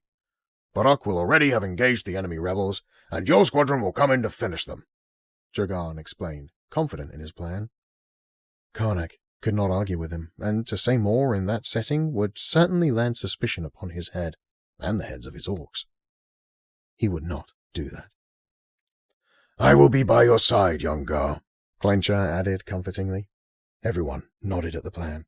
For some reason, Karnak felt he was the only one who really heard the words the rotund Gar said to him. Gar Jagan handed out a few other orders, but Karnak heard next to nothing. The Scar Squadron would rest the night, and be on the move in the morning, flying with Clencher and his Borak Squadron. Belgov arrived later that evening. The gruff orc was greeted with a hug from his large Gar. Karnak was happy to see him. Belgov, however, bore a weight upon his countenance, which quickly shifted the joyous reunion into deep conversation. Tell me of Wrigley's, Karnak said, concerned for the goblin. Belgov laughed. The goblin does well for himself. His tavern booms. I was able to find him among the caverns of Rook quickly enough. Word of his glob wine has spread with great haste. The tavern was full, though he said the leaders from upper tunnels were only just beginning to frequent his place. Well, his glob wine will speak for itself. It must take great effort to set up a new tavern, Smarlo suggested. Karnak nodded along with his friend. Yes, Belgov replied, but the journey bore more fruit than we could have hoped. While I was there, King Sar himself appeared at the tavern. Karnak stopped mid-stretch, hanging on Belgov's every word. Smarlo doled out 3 tankards of glob wine from the barrel the gruff orc had brought back. The king was at the tavern, Smarlo sounded surprised. Yes, I tabled with him and bought him drinks. He was very willing to share his sentiments about many things. Belgov grabbed his mug and took a swig. Karnak was thrilled that his plan to send Reglis to Rook had worked. Perhaps not as he had expected, but possibly more fruitful than he had anticipated. Belgov's casual tone transformed to a grave timbre. The king wants to see the rebels destroyed. He spoke of burning generations. He spoke of tearing down old honor. We've seen this, Karnak said, hardly able to look at Belgov as he explained. Renjak was a slaughter. The dragon and its fire consumed the mountaintop. Women, children. It did not matter. I am sorry, my Gar. I flew as fast as I could, but knew I would miss Renjak. King Sar plans to smash the rebels at Lokjo next. Those are our orders, Smarlo confirmed. Belgov looked as though he were trapped between thoughts. His unease was apparent to Karnak, for the young Gar had felt the same tension many times over the past several days. I do not yet have all the answers, he assured Belgov. He leaned in closer. Looking around and lowering his voice, he added, but I do not intend to slay generations. Belgov visibly relaxed, clearly satisfied with the words, whether he knew what they entailed or not. Smarlo's lips pursed, however, for he understood what was at stake. Karnak, he started, more as a friend than a commander in the moment. Do you intend to let Clencha destroy the rebels' women and children? Karnak leaned back and took a long sip of his glorb wine. He thought on the question for a significant amount of time while the other two watched their Gar. He swished the glorb wine in his mouth before he downed it. And then the answer came to him, clearer than he expected. No. No, I do not. The flight north to Lokjo from Ghun-Ra was easier for the wyverns, as they weren't flying at the clipping pace of a larger dragon wingspan. Care easily soared through the air, happier with the speed of the trip. She hadn't gotten much rest before they set out, but managed the pace without trouble or complaint. Karnak was grateful for her good attitude. They flew in the front with Gar Clencha, whose large face had been set like flint all day. He'd said almost nothing to the younger Gar. Smarlo shot curious looks at his Gar on occasion, but Karnak had no idea what was going through Clencha's mind. He had not gotten the chance to speak with him privately in Ghun-Ra before they left. He would have liked the chance to read the older Gar in a conversation. The Barok Squadron followed them, and Belgov led the Scar Squadron behind them. On long flights, there was no need to fly in formation. It only stressed the wyverns to remain in proper sequence. Letting them fly freely in clumps and lazy lines kept them loose and efficient. They would arrive at their destination with more energy that way. After flying most of the day, they took a break near an alpine lake that rested in a remote valley. Pines swayed all around them in the mountain breeze, and the orcs watered their wyverns before setting up cooking fires. Food would restore them before battle. Karnak expected they would gather their forces and go over the plan before they flew onward, but Clencha still had not approached the younger Gar. He seemed to be avoiding Karnak. While that suited the large orc fine, Smarlo's nervous glances started to make him anxious as well. Before Karnak could tumble down the rabbit trail of worry, he noticed a falcon flying above the temporary camp. He thought back to the huntsman. Strange, he thought to himself. I do wonder where the mankin is, and if he survived the perils of Elderwood Forest. And then it dawned on him. Men were not the only race to practice falconry. Though the bird could very well be a wild falcon, it was also entirely possible they were being watched. Find Gar Clencha. He spoke with authority and fervor to Tark, the youngest among their ranks. The young orc ran off through the pines, looking side to side. Karnak quickly retrieved a seeing glass from one of his orcs to monitor the falcon. He watched it for a minute and then scanned ridges in the area for any movement that might betray a scout. Tark ran back with Clencha in tow. What is it, Karnak? The older Gar huffed. I'm not sure yet. Tark looked nervously between them. Karnak continued to scan. Clencha noticed the falcon. A scout? I can't spot any on the ridges. Karnak handed over the seeing glass and Clencha began to scan. The young Gar from Calrok turned to his oldest friend. Smarlo shook his head, not liking the situation at all. It's moving away. Tark pointed to the falcon high above, moving off to the north. In the direction of Lokjo, Smarlo added. We must move on, now, Karnak said. Clencher fiddled with the seeing glass for a minute. He was visibly thinking of the proper course of action. Though Karnak was a Gar as well, in that situation Clencher had seniority, and would be the final decision-maker. Clean it up, we fly on, he said without a look in Karnak's direction. Smarlow barked orders at all around. Orcs that were leisurely spread around the area lurched into motion, cleaning up what little they had unpacked. Karnak followed Clencher. He needed a minute with the older Gar. Clencher! He yelled. Gar Clencher stopped in his tracks, not turning to meet the younger Gar's gaze. The pines swayed above them in the mountain breeze. If the circumstances were different, their location might have been a beautiful place to visit. You won't even look at me? Karnak accused. What are we doing? Clencher tensed as though he were about to turn around, but he only said, We must fly on, Pluck. They both winced at the older Gar's mistake. Finally, he did turn around to face him. Karnak. I meant Karnak. I'm sorry. We must fly on. The large orc saw sorrow in Clencher's features, deeply etched, rooted somewhere far within him. The old Gar spun on his heel and traipsed through the pines toward his wyvern. Karnak watched him disappear around a bend in the path. They flew on to Lakjo, not having the cover of night. The Borok and Calrok squadrons approached to the rebel stronghold of Lakjo in the early evening, while the sun still shone, could prove to be an advantage. The Lakjo orcs would have to adjust to the brightness, in contrast to the interior of their mountain fort.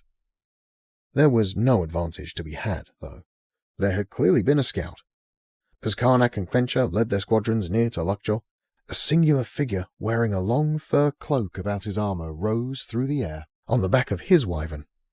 Clencher raised a hand signal and stayed the two squadrons, who were several leagues behind them. The wyvern squadrons began to circle in the air, holding their position, looking very much like buzzards awaiting some near-death meal.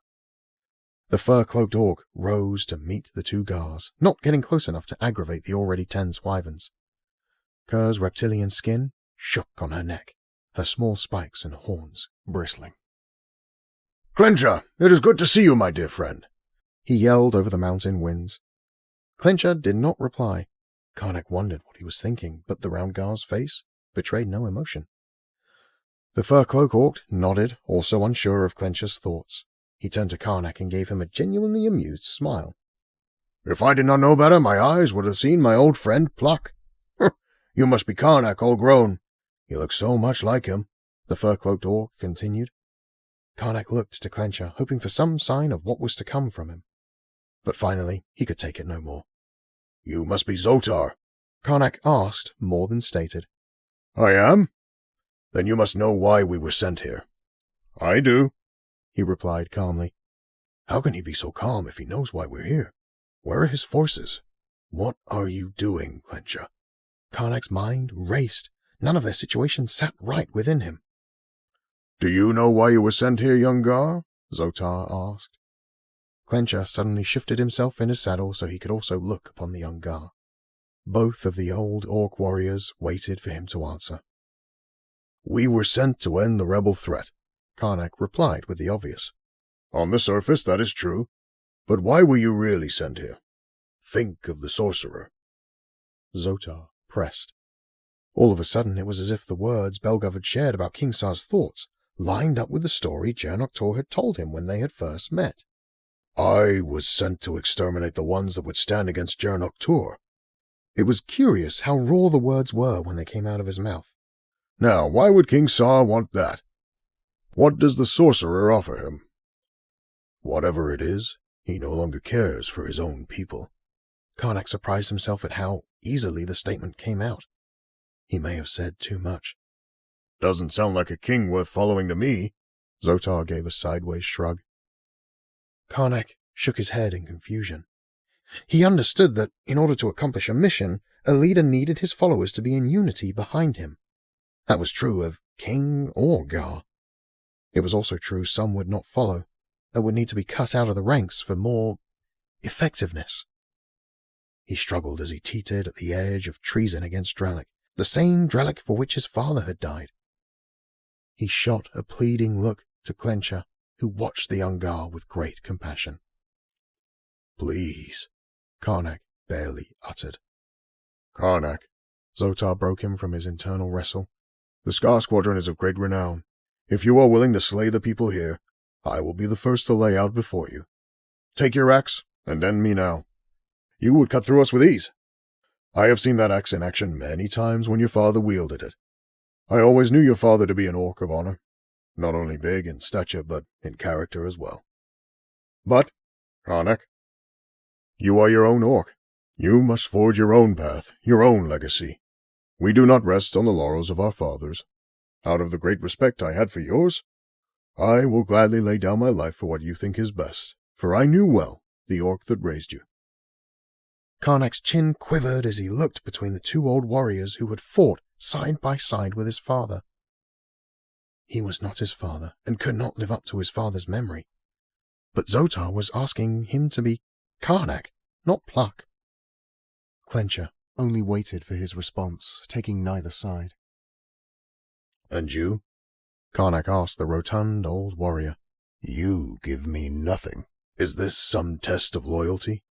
As you were a friend to my father, I thought you were becoming one to me. Oh, but I am, Clencher choked out. It was as though he had endeavored to be emotionless all day and wall up his words as securely as he could, but that wall had cracked. I see in you a future for our people, unlike any we have known. I am old, and old orcs speak of honor and legacy. As the after draws near to us, we no longer think of what we have, but what we leave behind. I won't be able to carry our future. It does not matter whether the threat comes from within, or from Tavern, or even from Kelvor. Things are in motion we do not yet understand. Greater battles await ahead that we do not yet see. But I have seen how you care first. I have seen compassion, sympathy, character, and regardless of what you choose now, young Gar, I will stand beside you. I will hope for a legacy greater than myself. Karnak gripped Delkiri in his great hand. He felt the power of the axe vibrate through his fingers. The orange stone glinted and magic flame burned bright around Firestorm. And in that fire flashed a memory in his mind. Or was it a prophecy? He did not know. He saw the young orc boy standing in the collapsing square of Renjak, flames all around. The young orc's devastation was as clear as when Karnak had seen it that horrible night. But something strange happened in the vision, and the boy's face morphed into another.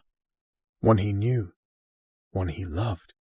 The face of his son, Jaernok. Karnak slammed Delkiri back into the saddle loop, recoiling his hand to erase the image from his mind as quickly as possible. But the phantom thought was seared into place. He thought of Tanessa and Jaernok at home in Calrok, playing in the field of flowers that sloped behind their cozy home. They would be out there, enjoying the last bit of sunshine before the night covered the coastal orc city. Tears flowed freely from his eyes. All the while the old orc warriors watched him. You would slay your oldest friend, and his people, the women and children, to stand with me? Not knowing exactly what the young Gar was thinking, Clencher let out a heavy sigh, and visibly slumped into his saddle. With a quiver and a hint of exasperation, he replied, I would not prefer it. And you? Karnak turned his tear-streaked face towards Zotar. You would just lay down your life? As my old friend has said, I would not prefer it. But, Zotar chose his words carefully, I want to see Drellic thrive again. If the only way for you to get close to the king is through my death, then so be it. What kingdom can thrive with a king who does not care for his people? Everything had changed so much since his visit to Rook. Jaernok Tur, the sorcerer from Kelvor, had brought war upon them. Karnak wondered for a fleeting moment what Kelvor looked like. How had that land fared under the march of Jaernok Tur? Regardless, Drellic was Karnak's land, the land and the peoples he was responsible to protect. And he could not deny the threat was from within. At the end of the day, though, his decision would change much. The worst part was he could not see how. All he could see was the decision before him, and he knew in his heart there was only one option that was right. Tanessa. forgive me. Zotar, the tension between them balanced on a dagger's edge. I hope you have a good plan. For now, you have the orcs to carry it out, but I will give account for how they are treated. Make no mistake, I will not let them be thrown into the mire. I will fight for them like a storm fights the flower. I will be a relentless fury. Karnak placed a large orc finger to his brow and bowed slightly in the customary action to signify honor toward another. Zotar returned the gesture. I have no doubt you will, and I would expect nothing less. Thank you, Clencher said aloud, grateful for the outcome. Don't thank me yet, Karnak replied. If Zotar can't lead us to victory, we march straight to our own deaths. Even worse, our families become traitors to the king. I have a plan already in motion, Zotar said, assuring them both. Suddenly, he laughed as he remembered something rather funny to him. I also have a letter for you. Karnak's features scrunched in confusion. Zotar enjoyed the look and the playful suspense, but continued. Perhaps you know of a Wrigley's from Rook?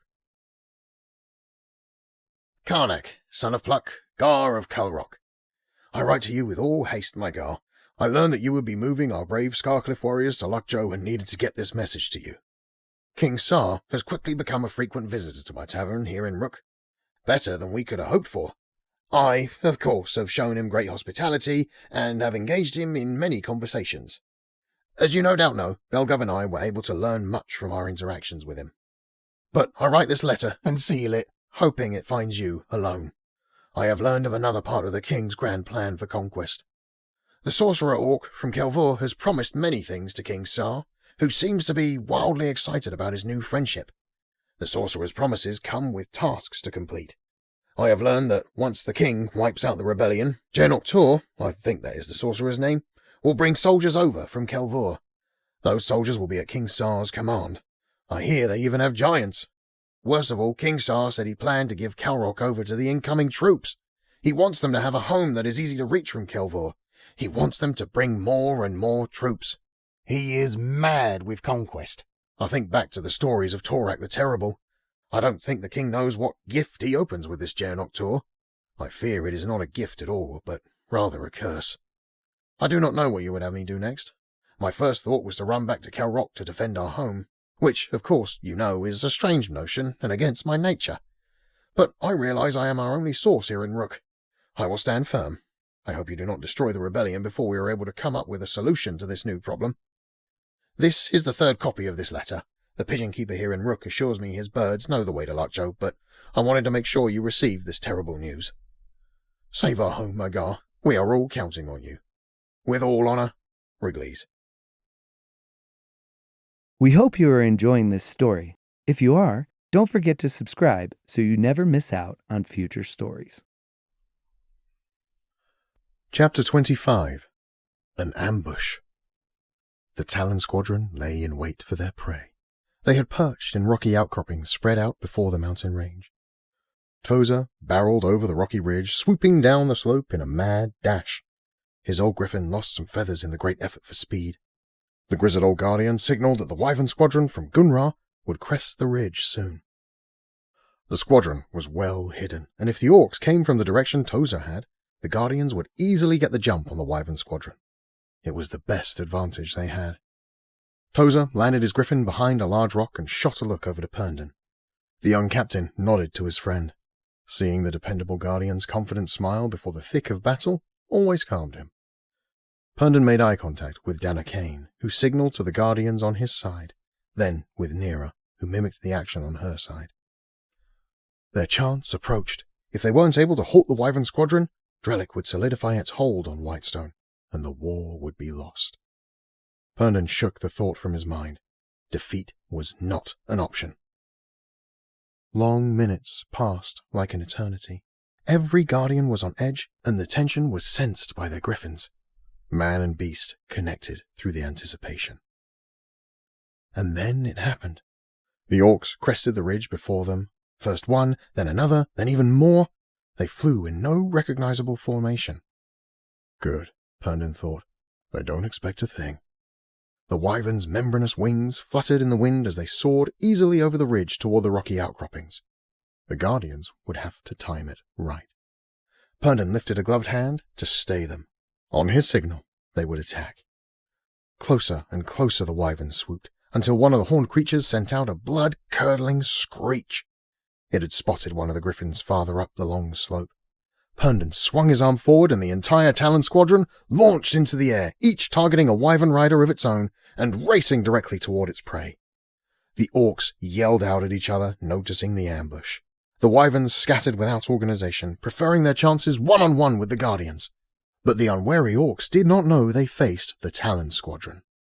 Wyverns and griffins collided in a furious battle of claw and talon, maw and beak. Guardians sliced and stabbed at orcs with swords and spears, while the orcs returned the violence with axes and lances. Herndon and Rocktail hurtled toward a particularly foul orc, but before they could engage, a javelin blasted the orc from his mount and sent him falling to the earth. Rocktail spun and dipped around the wyvern as Herndon sliced through the air with Wintertide, sending a blade of ice flying at the riderless creature. The magical ice blade connected with the unsuspecting wyvern's long neck, severing its head and sending it plummeting to the ground below. Herndon looked in the direction from which the javelin had come and saw Danakane shifting his attention to a nearby orc. "Focus on your own fight," he mentally scolded his mentor. The initial surprise of the ambush and its advantage had worn off. Orc and man clashed mid-sky. Herndon saw a flash of lightning smash against an orc and his wyvern, splattering and sparking onto another nearby. Other orcs in the vicinity scattered to gain more separation from their allies. Herndon smiled at Nira's ferocity. Those orcs did not know what they had unleashed upon themselves. His smile was short-lived as he caught out of the corner of his eye one of his own guardians careening into a rocky outcropping. He shifted his focus to another orc and kicked his feet, spurring Rocktail into action once more. They flew directly at the rider, who glared at them crazily and sped toward them. An aerial showdown. The orc raised a throwing axe above his head, and his greenish-grey muscular arms hurled the axe end over end at the young captain. Rocktail whirled into a barrel roll, saving his rider. The axe missed by only inches. The griffin flourished out of the roll, swooping just outside of the wyvern's biting reach. Rocktail swung around in a wide loop to face them again. It was Herndon's turn. The orc held a long pike in his grasp, ready to chop at Herndon on the next pass. The young man was not going to give him the chance. He held Wintertide poised in both hands. Energy rumbled through his body. In the fury of real battle, Herndon felt the weight of its power for the first time. He had not known it in his sparring with Nira. In war, he intuited more about the sword than he had previously imagined. Herndon swung the sword, the energy welling up a battle cry within him. Ice swirled ahead of the blade, forming into a massive lance. Herndon's muscles tightened in his arms as he leaned into the power. The more he let out the cry within, the more the power rose.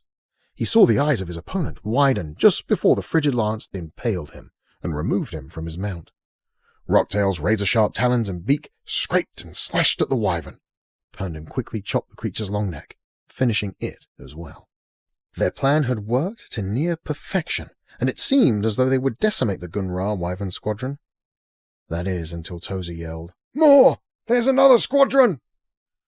Herndon turned toward the ridge to the north as the last orc wyvern and another squadron crested. The guardians stood at a disadvantage. Nira struck down another rider with a blast of electric energy from Santoraliere, which returned almost instantly to her hands. She flew near to Herndon, and some of the other nearby guardians joined them. Their best chance was to form up and meet these new riders head-on while the others finished the first squadron. Unfortunately, they were outnumbered and already growing battle-weary. Herndon looked quickly to Nira. He regretted not telling her what his heart had held for so long. Her golden eyes locked onto his, and he knew she already knew. He faced the oncoming wyvern squadron and raised Wintertide high in the air. He released another battle cry that was joined by the small group of Griffin Guardians that rode with him. They flew with a speed and a ferocity that would strike the bravest of hearts with fear, directly at the charging wyvern riders. Before they could engage, a violent blast of magical energy launched the lead orc right off his wyvern, spinning him away awkwardly through the air. A massive, falcon, almost as large as a griffin and speckled like the stars, collided with the confused wyvern as a man on top of the creature loosed arrow after arrow at the other orcs. The squad of Talon Guardians halted in surprise as a host of Pegasi riders engaged the orcs. The equine creatures flew with a beauty and grace that was stunning to behold. The shimmering armor of their riders danced in the sunlight. An orc axe slammed into one of the riders, sending him toppling. Herndon spurred his stunned group back into action. They flew into the chaos of the aerial battle, weaving and dodging until they could connect their weapons with an orc or wyvern. A nastily wounded orc turned his attention to Herndon while the young leader finished off another with the aid of an elf. The orc charged him, hoping for another kill before he succumbed to his mortal wounds. Tozer intercepted the wide-open maw of the savage wyvern. It clamped its teeth into the veteran's armor, piercing it easily. Its savage hind claws tore at the old griffin, killing it quickly. Tozer screamed in pain as the jaws crushed the life out of him. A lavender fire blast smashed into the side of the wyvern and the wounded orc, ending his lingering nuisance. The wyvern relinquished its hold on the man. He fell alongside the old griffin. They came to rest on the ground below with their deceased enemies. The magic-wielding elf with flowing silver hair flew up next to Herndon. Her lavender eyes were filled with compassion, and she examined him to ensure his health. Satisfied that the guardian was all right, she spun an intricate staff, glowing purple, from one hand to her other, and rode off to find another orc. Herndon stole a glance at Tozer, far below. Another mentor and friend was gone. King Garin, if one could still call him a king, looked like a sack of bones to Jalan. The aide that was brought in to spruce him up had done her best to make him look presentable. She had bathed him, and the new High Commander admitted the king smelled better, even if he didn't look it. She had dressed him in a kingly garb, though none of it fit well, and she insisted that Jalan get him to a tailor soon. She had even brushed his mop of hair and his beard. By all accounts, he would appear normal to those who did not know him well. But Jalan knew. He could see it in the way the dark circles ringed the young king's eyes. He could see the thinness in his cheeks and the shakiness of his now slender limbs. Jalan remembered the strong muscles of a young warrior prince, but this Garin had withered to half the man he was before. "Take him to the dining hall and put some food in his belly," Jalan commanded the aide, squeezing Garin's scrawny arm. Put meat back onto his bones." The aide agreed and slipped under one of the king's arms, ushering him down the corridor. It struck Jalan that he couldn't be sure the last time Garin had been out of the king's chambers. Certainly he hadn't been seen by the people since shortly after the rite ceremony of King Farron. When it was completely quiet in the king's chamber, he heard Jaernok Tur speaking in some foreign orc language behind the unusual curtains where the orc retreated. Jalan assumed it was of some magical skew, as it did not sound like the language orc used in regular conversation. Jaernok Tur's words were unsettling. That was the best way Jalan could describe them. The effect was amplified by the way the sorcerer's voice echoed in eerie whispers. Jalan did not want to listen in, but he could not help himself. He found himself drawn toward the curtained area. The strange markings in the weavings came from some language he did not recognize. His fingers ran along the weave, feeling the unusual raised lines. One in particular looked of ancient origin, as if it were from some lost language rather than any spoken among the races of his day. He studied it with great intent until the hair on the back of his neck raised in revulsion. "You are of curious mind, High Commander." He felt the breath of the whisper on his neck. He froze, unsure whether to turn and face the dark sorcerer. He had been so caught up by the markings, he hadn't realized the orc had stopped speaking behind the curtains. How did he get behind me? Jalan wondered, terrified at the notion. "You wonder at my power?" Jaernok Tur stated more than asked. "Yes," Jalan responded, still not turning to face the orc. "Ask what you would." Jalan took the invitation and converted it to courage. He faced the shrouded orc who stood inches from him. His gnarled skin, almost reptilian, was pocked and shaded, his wicked tusks yellowed at the bottom. The sight of the sorcerer was terrifying.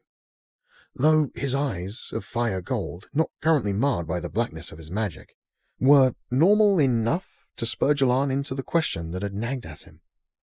"Could you bring back my son?" "Oh, Commander." Jaernok Tur's features softened, and he clicked his tongue at the commander like a father to a toddler. "The power you ask is great." I just...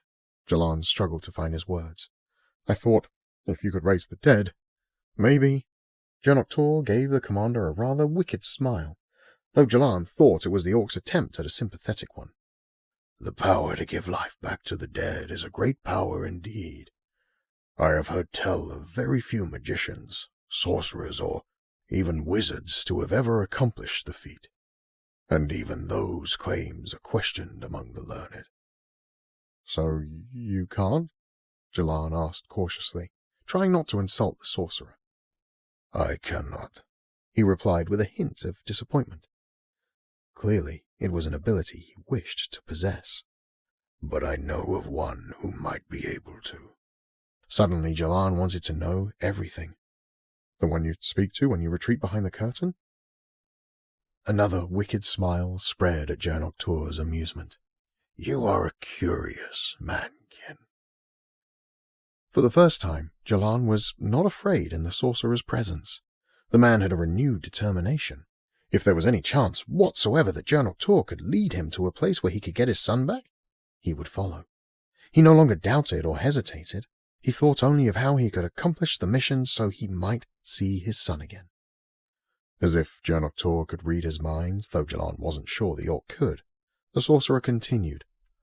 "I can show you ways of mystery and magic of an ancient variety. With you by my side, we can be invincible. And maybe, just maybe, together we could bring back your son." After the battle, the warriors gathered their fallen. They brought all the Elfkin and Guardians back to Clawstone, where they set up rite stands for each. The Elves were grateful for their compatriots' inclusion in the ceremonies, content with the means by which the Guardians honored their dead. Initially, the Guardians intended to leave their orc foes out for the buzzards and scavengers. The Elfkin insisted they honor the orc warriors the way that Trellic peoples would. They made short work of it, though, as the silver-haired mage utilized her magical abilities to bury them among the rocky outcroppings where the battle had taken place. The help of the Elfkin had been instrumental in the battle earlier that day, and Perndon had invited them to Clawstone without hesitation. He knew, and was affirmed by Danakane's wisdom, that they would be vital allies for the next phase of their plans. Taking back Whitestone from the sorcerer's grasp would be difficult, to say the least. They would welcome all the help they could get. When the rite stands were lit ablaze in Clawstone, hidden deep within Whitestone Forest, a celebration ensued for their victory and new allies. They would celebrate the brave sacrifices of their brethren and their entries into Carathane. Though the battle had seen losses, the leaders recognized the importance of the festivities. They needed to encourage their people to move forward. Man and elf intermingled seamlessly, as though they'd been friends for decades. There was great food and laughter. The table of honor had been set up at the head of the long feast table. There sat the leaders of the two groups, finally getting to sit and speak with each other. Danakane presented a stern elf, Commander Fario, to Perndon. The elf commander quickly introduced the other three with him, Rallowin and Lanrin of Laurelith, and Merrick, son of Grell, the huntsman of Temeria. Perndon acquainted them with Nera, who sat by his side. "I must say I am surprised to see a man with this band of elves," Perndon spoke directly to Merrick. "Of course, it's no complaint, I assure you. Your bird of prey was a spectacle, to be sure." "Valorwind," Merrick explained. Rallowin touched his elbow, though, as if he had said too much. "We are among friends," he comforted her, but took note of her suggestion not to share the mystical bird's name with just anyone. "Valorwind?" Perndon asked. "An astral falcon of great mystery," Merrick continued. "I am still forging our bond." "Where is the falcon now?" "Well, that I do not quite understand yet." "Valorwind returns to her own plane of reality among the stars," Rallowin explained. "She comes at the call of the one who knows her name." "So anyone could call upon this magnificent creature?" Nera asked. "No, not without this." Merrick produced the beautiful crystal and stone bird from his cloak. It glimmered in the firelight. There is some sort of connection with this carving that helps her hear me wherever I am. To be able to bond with the falcon is no small feat, Rallowin added. It requires more than the knowledge of her name. A gift, to be sure. Kane nodded at the thought of such a powerful ally. Yes, Merrick agreed, nodding at the crystalline falcon in his hand. He had grown fond of her quickly and hoped the bond was not only forming on his end. He also recognized he might run into people with ill intentions regarding Valowind. He did not sense lustful gazes at the bird here, but Rallowin's warning alerted him that he must protect Valowind from those that might long for her power. I am grateful for your involvement today, but I admit I still do not know the purpose of your timely arrival. Herndon brought the group of leaders back to their present concerns. Merrick pocketed the statuette and turned to Herndon with heaviness. I bear bad news. I believe our hearts are well prepared for any more bad news that might come. We've had much of late, Herndon replied with a resolved sigh and a weak smile. A dragon in Tureen, however, was a greater surprise than any of them had imagined. Merrick told them about the battle near Temeria, the closest recorded in as long as any could recount. He told them of the surviving guardian nursed back to health by his sister. He told them of their trip up the Palori River to the farmhouse. He told them of the encounter with the orcs at the Palori ruins, and he described, with the best detail he could recall, the dragon. The stunning news of the dragon impressed upon them the ever-increasing need for haste in their plan. Should Drellic decide to use the dragon to fortify Whitestone before they could win it back from the orc sorcerer, their odds of ever retaking their city would be slim. Recognizing the increased pressure, Herndon quickly filled their new allies in on the situation in Whitestone. He told them of the mission to the Gant Sea Narrows to retrieve the Alkhoren mirror. He told them of the mirror's terrible purpose, which brought a tinge of increased curiosity from Lanran. The mirror is a doorway? The elf mage asked. Yes, I have seen the magic myself, Danakane affirmed. How did it work? I do not know. Describe it to me, he pressed. It has rune markings along the frame that glowed. Then the light flowed like a river around the mirror. It was like all the sound in the room was sucked away and the walls began to bend. Suddenly we were thrown backward by the power. We saw smoke, and then the sorcerer stepped through it. One of my sources back in Whitestone says that the sorcerer uses great power to open the door and bring soldiers through. So it takes great effort for him to accomplish such a feat? Rallowin pondered out loud. I can't say for sure, Danakane admitted.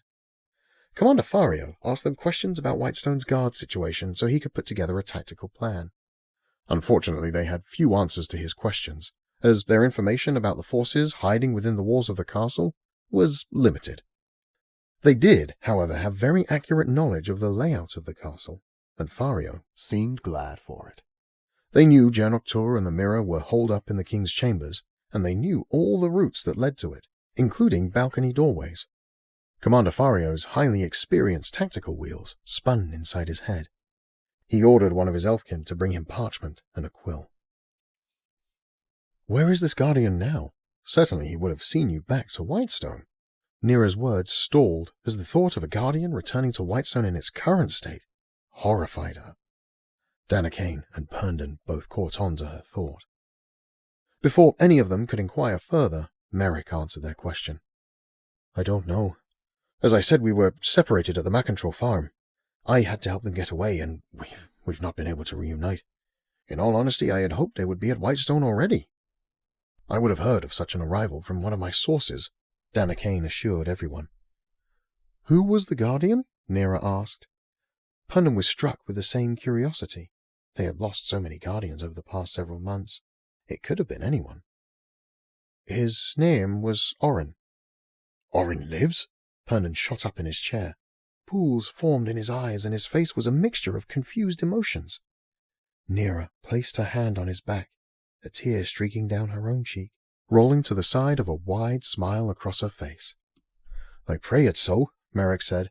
In our short time together, he became to me as close a friend as one could have, almost like a brother. I found him to be of high quality. If my sister must be out in the world facing dangers, I would want her to be with him. And Colin Azil, of course. They would make quite the formidable group, I'd say. Merrick smiled at the thought of the group's abilities.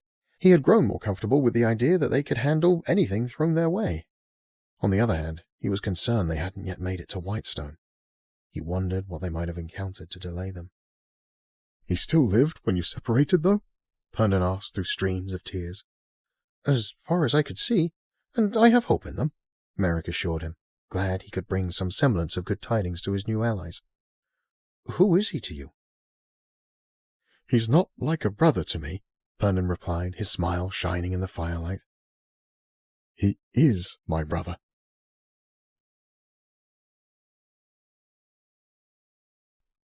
Chapter 26. Garvawk Warriors. Orin pressed back against one of the heavy barrels and twisted, stretching out some of the aches he still felt. He was careful not to go too far, as he didn't want to re-injure his ribs. The stretch felt good and helped him breathe easier. The wagon ride had been quite pleasant. The cozy nest that Tobin, the halfling wagoner, had created for them was more than comfortable enough for the weary travelers. Orin had only awoken from his long rest a few minutes previously. Little Azil snored next to him, cuddled up in a fur. Ilaria had fallen asleep at some point along the way as well. Occasionally, the wagon bumped hard on a rock and startled the nappers, but those rocks were few and far between. The road from Croston to Gallium was well-travelled and maintained by the two cities. They had wisely removed most of the dangerous rocks over the centuries people had been travelling the road. Overall, they'd had a relatively smooth trip, or as Tobin had put it, a wonderful journey experience. Amidst the rocking of the wagon, the cozy comforts of the nest, the smell of fresh air mixed with the sweet pipeweed Tobin puffed, and the wagoner's unending storytelling, for he had a soothing and kindly voice, they all experienced perfect conditions for rest. Everyone, that is, except Cole. The sun was setting low in the west behind them as they rolled into the outer hills of Gallium. Tobin had apparently had a pleasant time with Cole in the front of the wagon and offered to bring the group to his own home to stay the night. He even offered some of his wife's famous cooking, or at least he claimed it to be famous. "It's the best cooking you'll have had your whole trip, I promise you that. And then you could meet Button," he added, realizing the fortunate bonus. No, Cole said as gently as he could muster. "We couldn't impose on your family. They must be missing you terribly."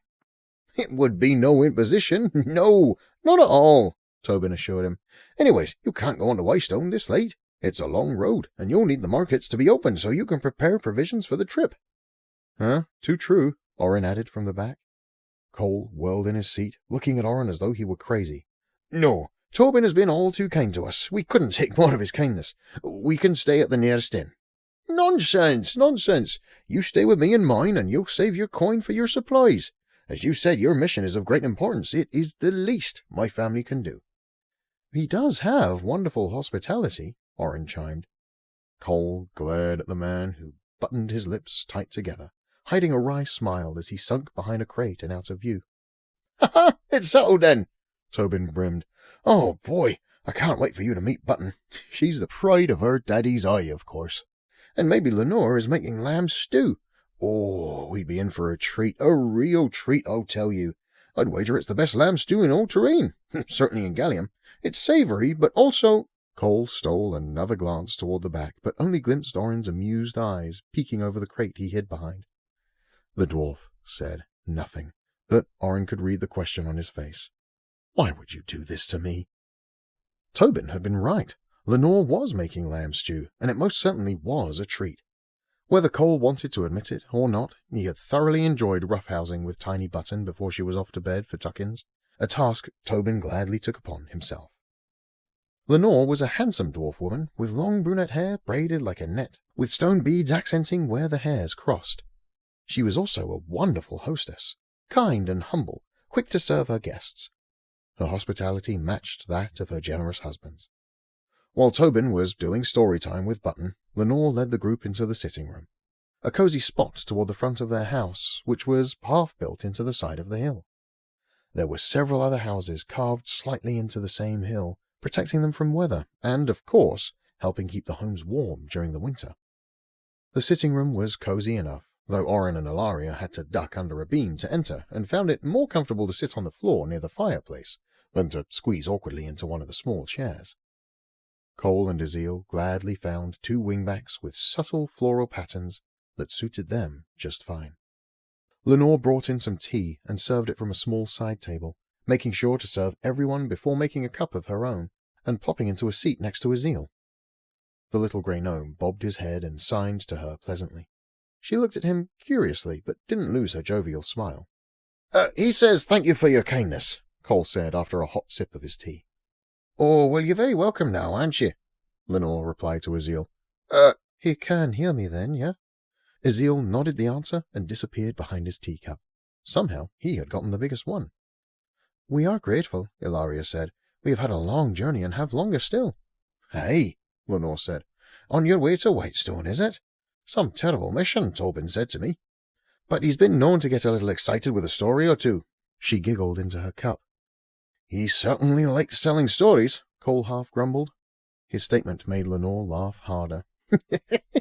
There's no shortage of words from my husband, she agreed. But his words are more sweet than bitter, and his heart is sweeter than honey. I can see that, Ilaria agreed with the dwarf. He was quite adamant about us staying with you. Surely you would let us pay you something for the hospitality. We would have spent the coin at an inn, if not for your generosity. Lenore raised a hand while she finished her sip. No, that wouldn't do at all.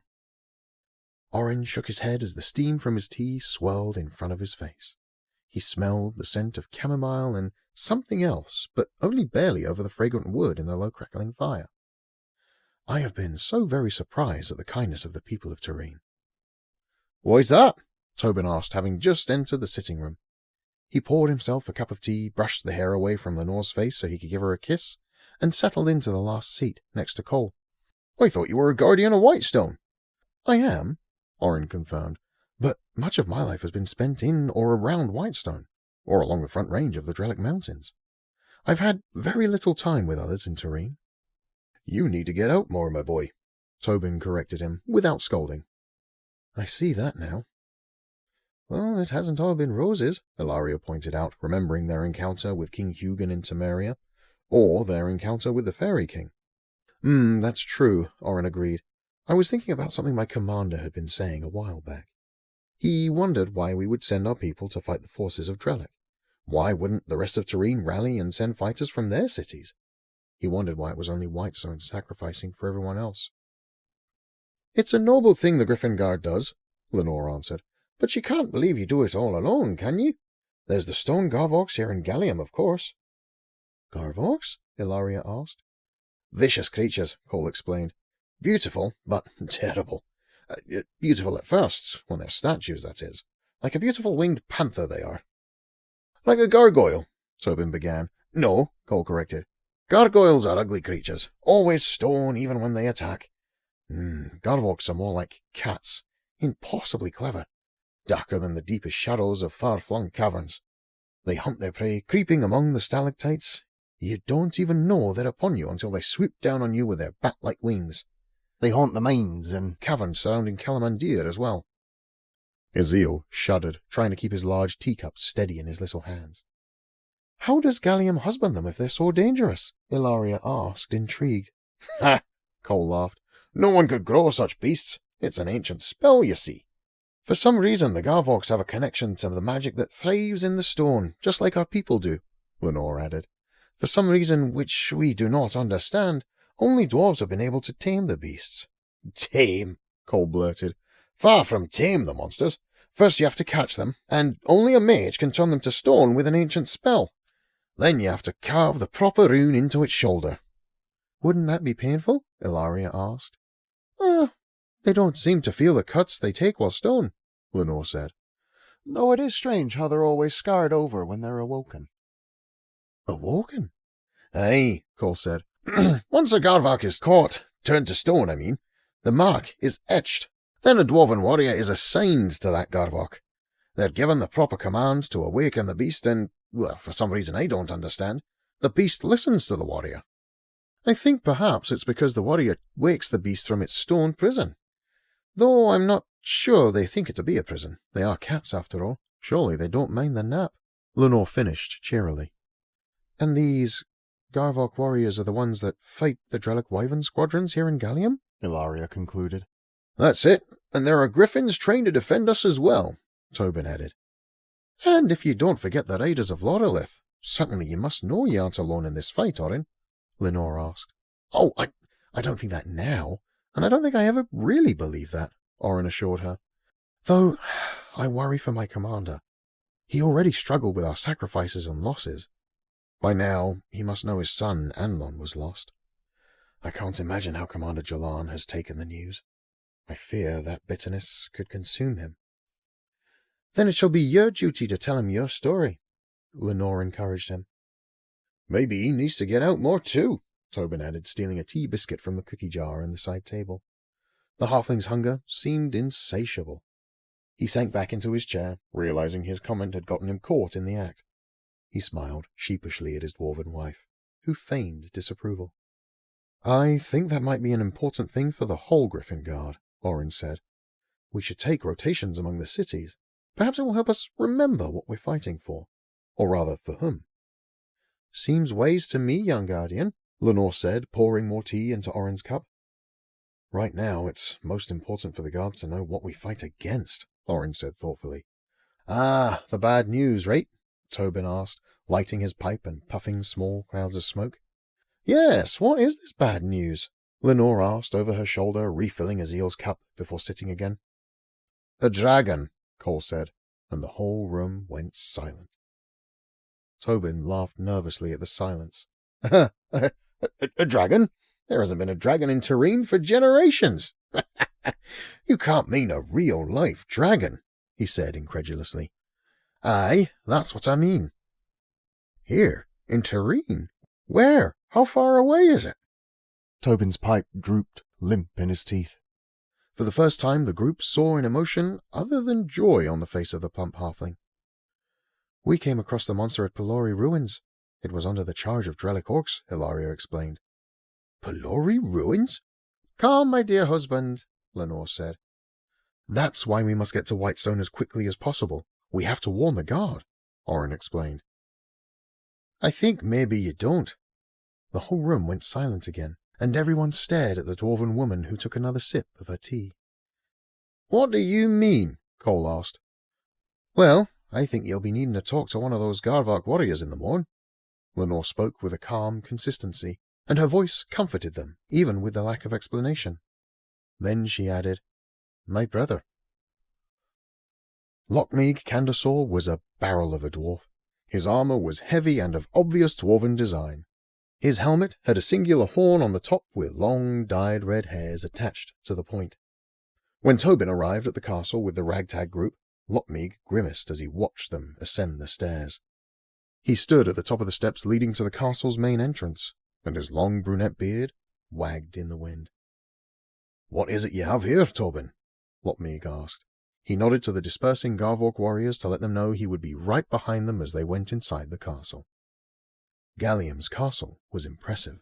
Much like the houses built halfway into the hills surrounding the city, the castle jutted in precise angles at the front and melded into the mountain seamlessly. The renown of dwarven stonecraft was on full display in the majestic architecture. Travellers with important news, Lockmeeg, Tobin replied. The sturdy dwarf released a prolonged sigh. It wasn't as though he disliked halflings. In fact, there were many whose company he enjoyed. Many worked in the castle, and he knew more around the city. His problem was his sister had chosen Tobin as her husband. The plump halfling had a jovial way about him, but Lockmeeg's duties were serious. He wished Tobin would be more serious once in a while. The dwarf doubted the halfling would be able to defend his sister if something were to happen. At the end of the day, it was Lenore's love for Tobin that encouraged Lockmeeg to be cordial.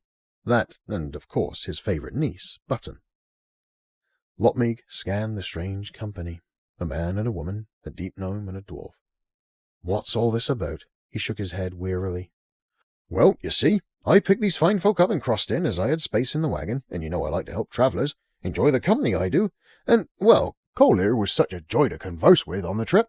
Cole looked awkwardly at Lockmeeg. He had hardly gotten a word in edgewise during their trip. More importantly, he could sense the tension between the Garvawk warrior and the halfling, and didn't want the dwarf to extend the same frustration onto him by association. And anyways, Lenore was making lamb stew, which you know is a treat. Truly a treat. But as we were having tea last night, your sister said they should speak with you about the news they bear. And of course I thought, and what news do you bear? Lotmeeg finally interrupted the halfling and asked the group, tilting his head in curiosity. News of a powerful enemy, Cole started. A powerful enemy? And who bears this news? Orin watched as Cole unravelled the linen wrappings from his calloused dwarven hand for the first time since they'd met. Cole rubbed at the palm of his sweaty left hand with the thumb of his right. He raised his left hand before him to bear a tattooed dwarven crest on his palm. Kolar, Prince of Calamandir, a son of Clan Craignick. Clan Caranig? Lotmeeg muttered, taking a step back in surprise. Tobin gasped. The only one not surprised was Ezeel. Though Orin and Ilaria knew very little of dwarven history, the surprise on the others' faces was enough to give them pause. The little gnome stood next to Cole with his arms crossed as if the dwarf had not just revealed a great secret. Caranig? Tobin spluttered. I would have asked Lenore to make a feast! When the initial shock had worn off, Lotmeeg's mind immediately shifted. Come with me. He led them straight through the main entrance into the castle. They hurried after the Garvawk warrior, who walked with great determination.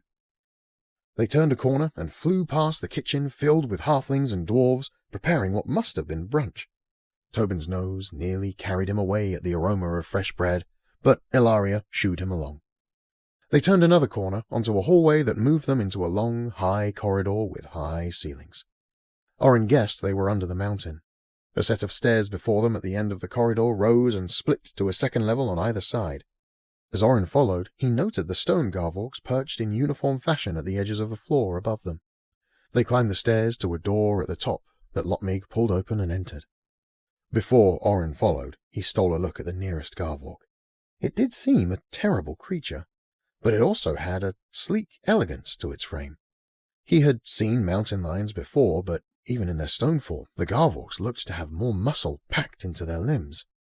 Their wings gave them a shadowy, ominous feel. Behind the Garvawk was a smaller door. Orin noticed a door behind each of the Garvawks lining the outside of the corridor. Tobin grabbed at Orin's tunic and ushered him into the room. "What is this, Lotmeeg?"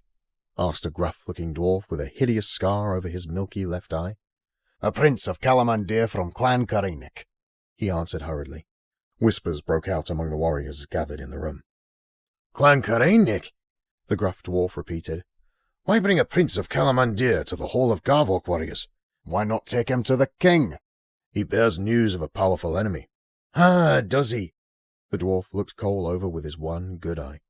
"Does he also have a voice of his own, or did Calamandir send us a lame prince?" A ripple of laughter sounded around the room from the gathered warriors. "Aye, he does have a voice," Cole growled. He moved past the other dwarves in the room until he stood before the gruff dwarf leader.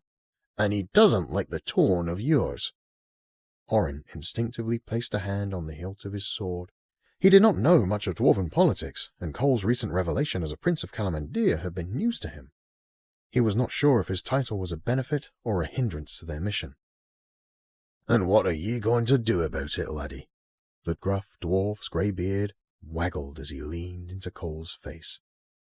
"I intend to change your mind." "Oh, is that so?" For a long moment they stared at each other, neither revealing anything that would give the other an upper hand. Orin and Ilaria watched in worry. Suddenly, Cole grabbed the gruff dwarf by the shoulders and slammed his forehead against the older dwarf's forehead. A raucous cheer erupted from the other dwarfs in the room. One of the dwarfs started filling flagons from a nearby barrel of mead as hearty laughter broke out. Tobin was more than happy to aid in the filling of mugs, especially at the 1-to-3 ratio he poured for himself. The gruff leader was boasting to a nearby dwarf with his arms slung over Cole's shoulder like they were the best of friends. Orin and Ilaria looked to Ezeel for an explanation, but the grey gnome just replied with a grin and a shrug, and signed, "Dwarves." As they enjoyed general merriment and fellowship, Cole explained what the group had endured since departing from Temeria. Ezeel used his magic to float mugs and other items into the air to reenact some of the scenes, to the great amusement of the Garvawk warriors.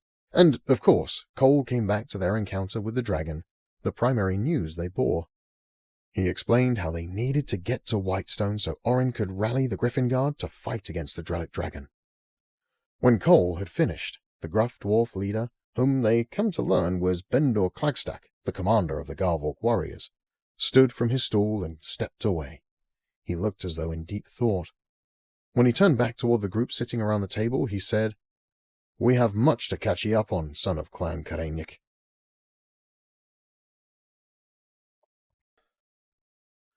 Chapter 27. An Orc Gar's Path. Karnak held the crinkled letter from Reglise in his large green hand as he sat near an exterior building high upon the mountain slope of Lakjo. The paper blew awkwardly over itself in the mountain wind, in the same direction the long black hair on Karnak's head waved. The letter had confirmed nearly all his concerns about King Sar's new friend, Jaernok Tur of Kelvor. The letter also gave him much-needed clarity. He was thankful he had chosen not to slay Zotar and his rebels. It was the decision he felt in his gut to be right. Reglise's letter affirmed that decision. When his and Gar Clencha's squadrons had landed in Lakjo without any resistance, several of the orcs had been confused. Karnak was not sure all of them would take the news of their shifted allegiance positively. To his surprise, as he explained his concerns regarding the power of the sorcerer of Kelvor and his twisting of their king, his squadron trusted his judgment, and none raised any noise against the change. There were a couple of questions, as orcs worried for their families back in Calrok. Karnak was able to share Reglise's letter and Jaernok Tur's plan to take Calrok away, which ignited greater zeal from the Scarcliff squadron. They would not let the sorcerer take their home so easily. As he leaned against the building, Karnak stared over the range before him. The sun was setting in the west. The sky's oranges and pinks gave the mountains a warm hue, even against the biting chill of the wind. Smarlo rounded the corner of the stone structure and perched beside his Gar. He sat for a minute, enjoying the view. "I think they're all settled now.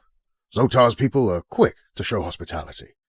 I think they're glad not to be fighting a battle they would not have won," Smarlo said, giving Karnak an update as well as his assessment of the situation. "The wyvern riders have opened their homes for our squadron. Their barracks is far too small to add all of us and Gar Clencha's orcs." "Good.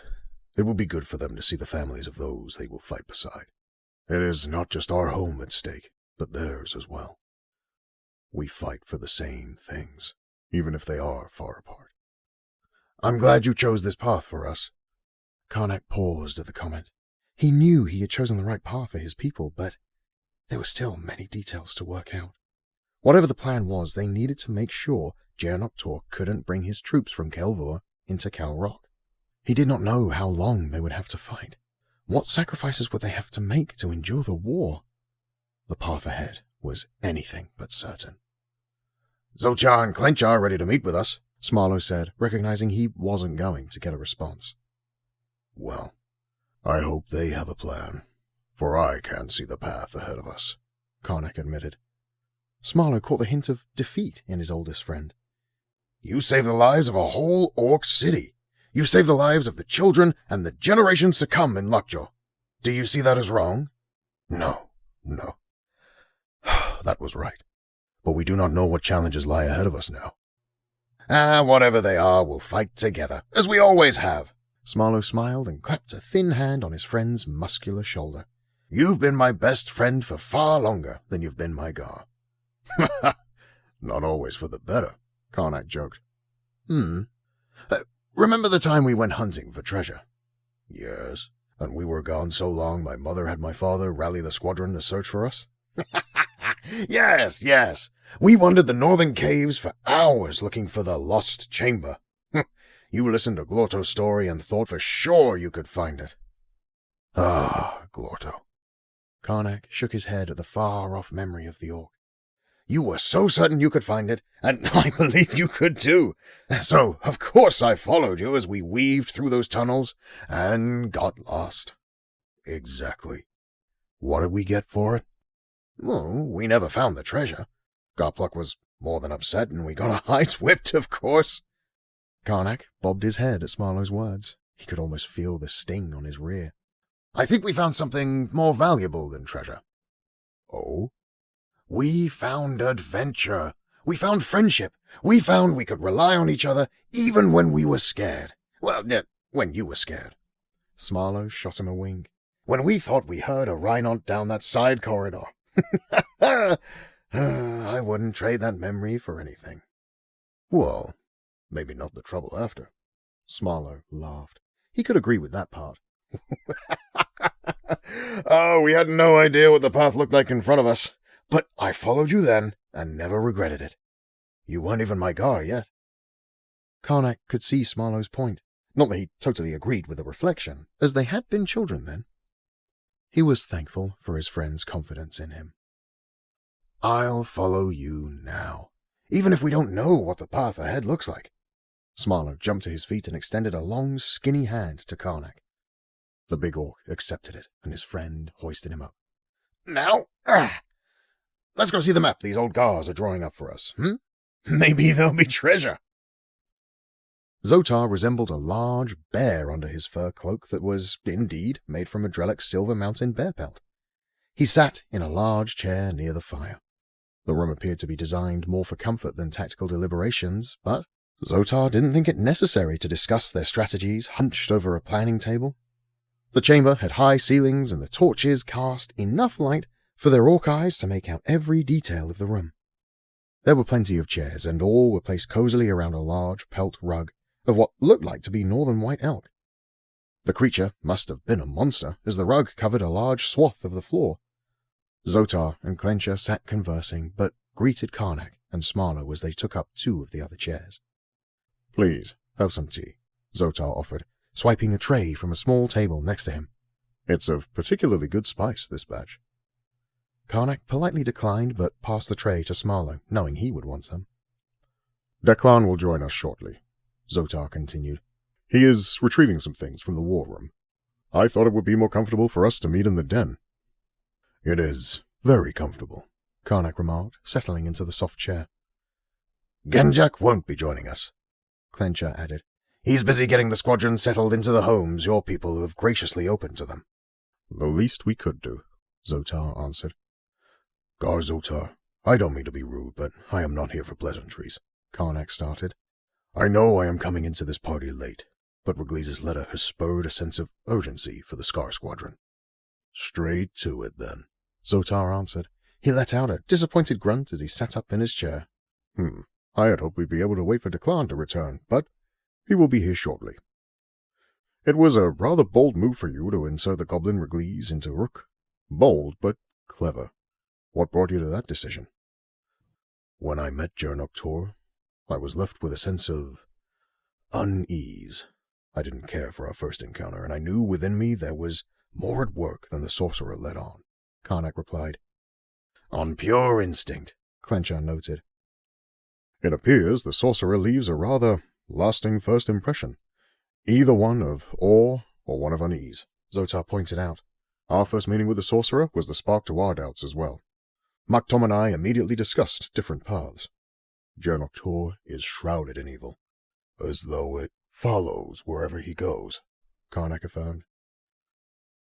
Unfortunately, as soon as Maktom brought it up to some of the others, we were marked as traitors. And here we are now, rebels. Or at least, here we are. Zotar's voice wavered, and Clencher's eyes fell into his mug. Karnak looked away, trying to fight back the searing image of the orc boy, surrounded by fire. Well, it seems you also saw through the sorcerer's illusions. Zotar got back on track. And made some clever moves. Regliz runs the tavern in Calrok, and his glorb wine is the best, Karnak said. Yes, if you don't believe us, he'll be sure to let you know, Smarlo added with a chuckle. The whole group was glad for the drop of humor. Again, very clever. But I've got a concern, Zotar said. And what's that? Karnak asked. We only received 2 letters from him. In this letter, he said he sent 3 copies. You think someone else got their hands on the 3rd? Karnak stated bluntly. The thought has crossed our minds. The flight between Lockjaw and Rook is quite easy. Pigeon carriers usually have no troubles. I discussed the matter with our own pigeon keeper here in Lockjaw, and she said it would be unusual for a pigeon to be lost between our 2 forts. So, Regliz could be in some trouble. I said unusual, not impossible. But if someone were to think him a traitor, he could be in grave danger. Karnak looked around the room as if trying to find a solution in the dim of the chamber. His jaw clenched and his lips fidgeted around his short tusks. He was frustrated. Why did I put him in that position? He thought. We must make haste with our plans, Karnak growled, not at the orcs in the room, more at the general situation. That is why we will fly this night, Zotar assured him. We fly for Rook this night? Karnak started to raise his voice. What do we know of the sorcerer? What powers does he wield? We know Jaernok Tur isn't in Rook. Zotar answered him calmly. Karnak's confusion grew. What? How do we know that? Suddenly the door to the chamber swung open and slammed against the wall. Declan, a tall, thin, strange-looking orc, shuffled into the room, trying to close the door with his foot. He balanced a load of scrolls and maps in his arms, but one fell to the ground as he attempted to sweep the door closed. Smarlo set his tea to the side and ran to aid the struggling orc. Thanks, he said to Smarlo, who picked up the wayward scroll and closed the door. Can you grab the table? Smarlo grabbed the short table, no higher than his knee, and followed Declan. He swung around him and placed it in the middle of the great rug. Declan unloaded his arms, unfurling some of the maps. Very good, Zotar said. Declan, do you have the shell? Yes, Magar. The quirky orc mage patted his robes, looking for the right pocket, and produced from one of them a beautiful green abalone seashell. Karnak and Smarlo leaned in to see the strange item, as Declan delicately laid it on the center of the table. This, my young Gar, is how we know Jaernok Tur is in Whitestone, Zotar said. Whitestone? Smarlo asked. Karnak did not take his eyes off the shimmering shell. Yes, the treachery of Jaernok Tur's plan is not limited to our people alone, it would seem, Zotar stated. What magic does this hold? Smarlo asked Declan, one mage to another. Well, Declan blinked uncomfortably, but Zotar nodded for him to explain. Argus calls them shells of Calencia. Argus? Smarlo asked. The name was unknown to him, which was quite unusual. The mage community among the orcs was rather small, and they all knew of each other, even if they had never met in person. Argus Azulacor, of Gallium. An orc in Gallium? A dwarf, actually, Declan corrected. A dwarf? Smarlo blurted. The revelation snapped Karnak upright. You dabble with dwarven magic? Zotar also stood. Though he was smaller than Karnak, his armor and fur cloak gave him bulk to match. He raised pleading hands to the young Gar. When we were first marked as traitors, Maktom thought it would be wise for us to seek aid in uncommon ways. We sent Declan with a couple of guards as an emissary to the dwarves in Gallium. We are fortunate they had a rather unusual mage there by the name of Argus Azulacor. Where others were suspicious, he saw an opportunity for our peoples to cooperate.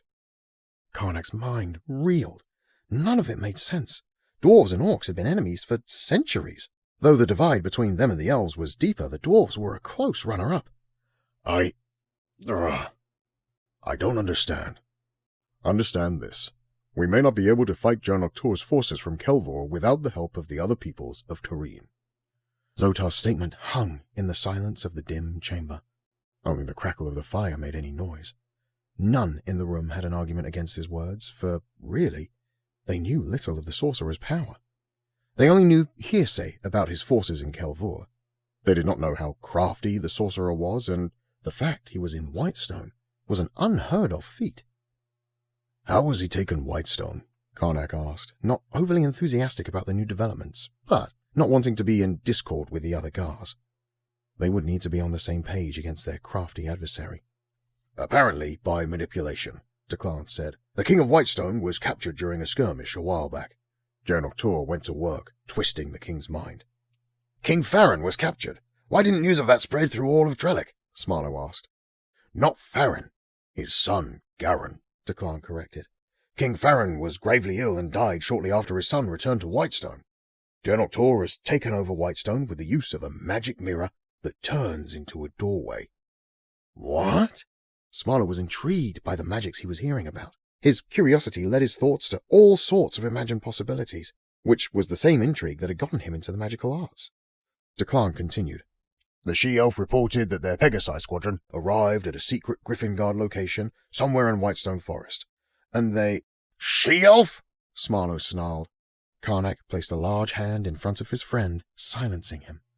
The young Gar patiently listened, trying to put everything together.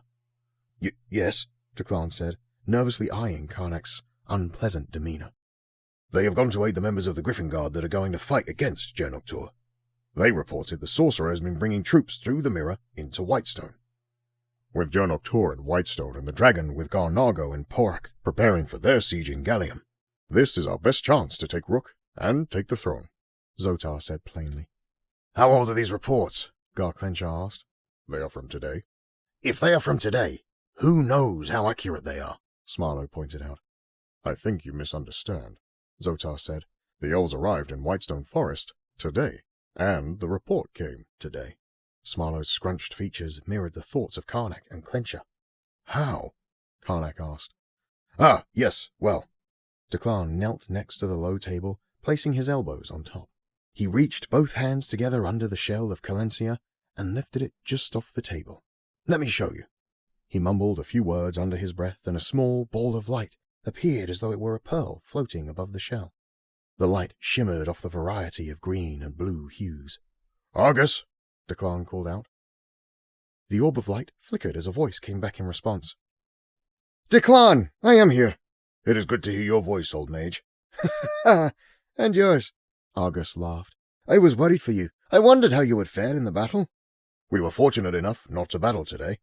Ah, so the young Gar from Calrok saw the reason behind your actions? Argus replied excitedly. He stands in this very room. There was little argument. He chose to join us out of his own convictions, Declan explained. Karnak stood, awestruck. He had never seen such magic, and judging by the looks on Clenchar and Smarlo's faces, neither had they.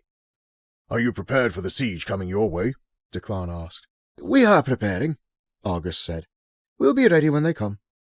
Do not underestimate the dragon, Karnak said. His words startled the others in the room, who were enraptured by the spectacle before them. Declan quickly relayed the sentiment. Karnak says to beware the might of the dragon. Do not underestimate its power. Wise counsel, Argus agreed. Pride often comes before one falls.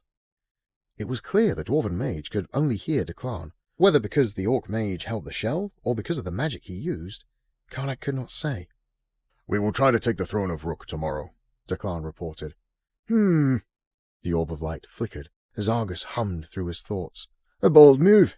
But if the riders of Lorelith and the remaining Griffin Guard attack Whitestone tomorrow as planned, then the sorcerer will be divided. Certainly, he couldn't defend both or be in both places at once. Our thoughts exactly, Declan replied. Good then. I wish you the best of luck. We will continue to prepare for the coming battle here. You win yours there, and at the end of all this, we can share a barrel of mead in celebration, Argus encouraged. I prefer Glorb, Declan ribbed back. As any good orc, Argus laughed. To a future hope. To a future hope. The orb of light dissipated, and the room fell silent. They looked around at each other, Zotar waiting for anyone's thoughts. Karnak wasn't sure what to think, but the revelations had all been much more than he anticipated. Suddenly he laughed, a rolling laugh from deep within him. The others started to laugh along with him, though none of them knew why. The sheer inability to understand everything that was going on sent them into laughter. It seemed if the energy did not come out as laughter, it could have come out as crying. As they settled down, Karnak shook his head and said, So, I suppose we'll even be allying ourselves with the likes of Mankin, then. Well, Zotar shrugged helplessly. He didn't need to finish the thought, for Karnak had already figured it out. Karnak pulled back the black hair on his head and tightened it into a knot, took a long, deep breath, and said, To a future hope. We hope you are enjoying this story. If you are, don't forget to subscribe so you never miss out on future stories. Chapter 28. The Talon Fights Back. Merrick soared high above the rolling emerald hills, peppered with monumental marble stones rising at odd angles toward the sky. The view was breathtaking. He'd only heard of Whitestone's strange beauty and stories. He'd never been to the city of the Griffin Guard. While the circumstance was not ideal, The view was quite the treat for him. He was still getting used to flying, though. Valorwind glided on the air effortlessly. The massive falcon easily bore the weight of the huntsman. The great bird's speckled feathers fluttered in the wind, and her wide yellow eyes darted about, taking in their surroundings. She was not used to such vibrant greens, for she flew amongst the stars when not called to this plane, and it had been some years since she soared over their world. Merrick caught Rallowin staring from her Pegasus not far away. She had expressed to him her complete astonishment at his ability to connect so easily with the astral bird. She looked at him curiously. He laughed to himself and thought, I am a falconer after all. Wouldn't be a very good one if I didn't work well with falcons now, would I? On his other side, Pandon floated, riding his griffin Rocktail. Merrick was humoured by all the new things he had experienced on their trip. Even Rocktail and the other griffins were of some awe to him. The only griffin he'd seen prior was the recovering Silverwing back in Temeria, as Ilaria had been mending him back to health. The memory raised thoughts of home. How was his mother doing? And his father? Certainly his brothers had been picking up the slack in his absence. Grell was a master hunter who had taught Merrick everything he knew. He didn't doubt his brother's skills were growing, and they'd be fine hunters to help the family. He found it strange that in the calm before the storm, he thought of home. He thought of his brother Grego, and wondered if he was sitting up in Carathane, looking down on him with pride. Did Grego know his sacrifice kept Merrick safe for this purpose? He nodded his head. Grego knows. Rocktail let out a brief caw, which made Valorwin roil slightly. Merrick gripped a little tighter.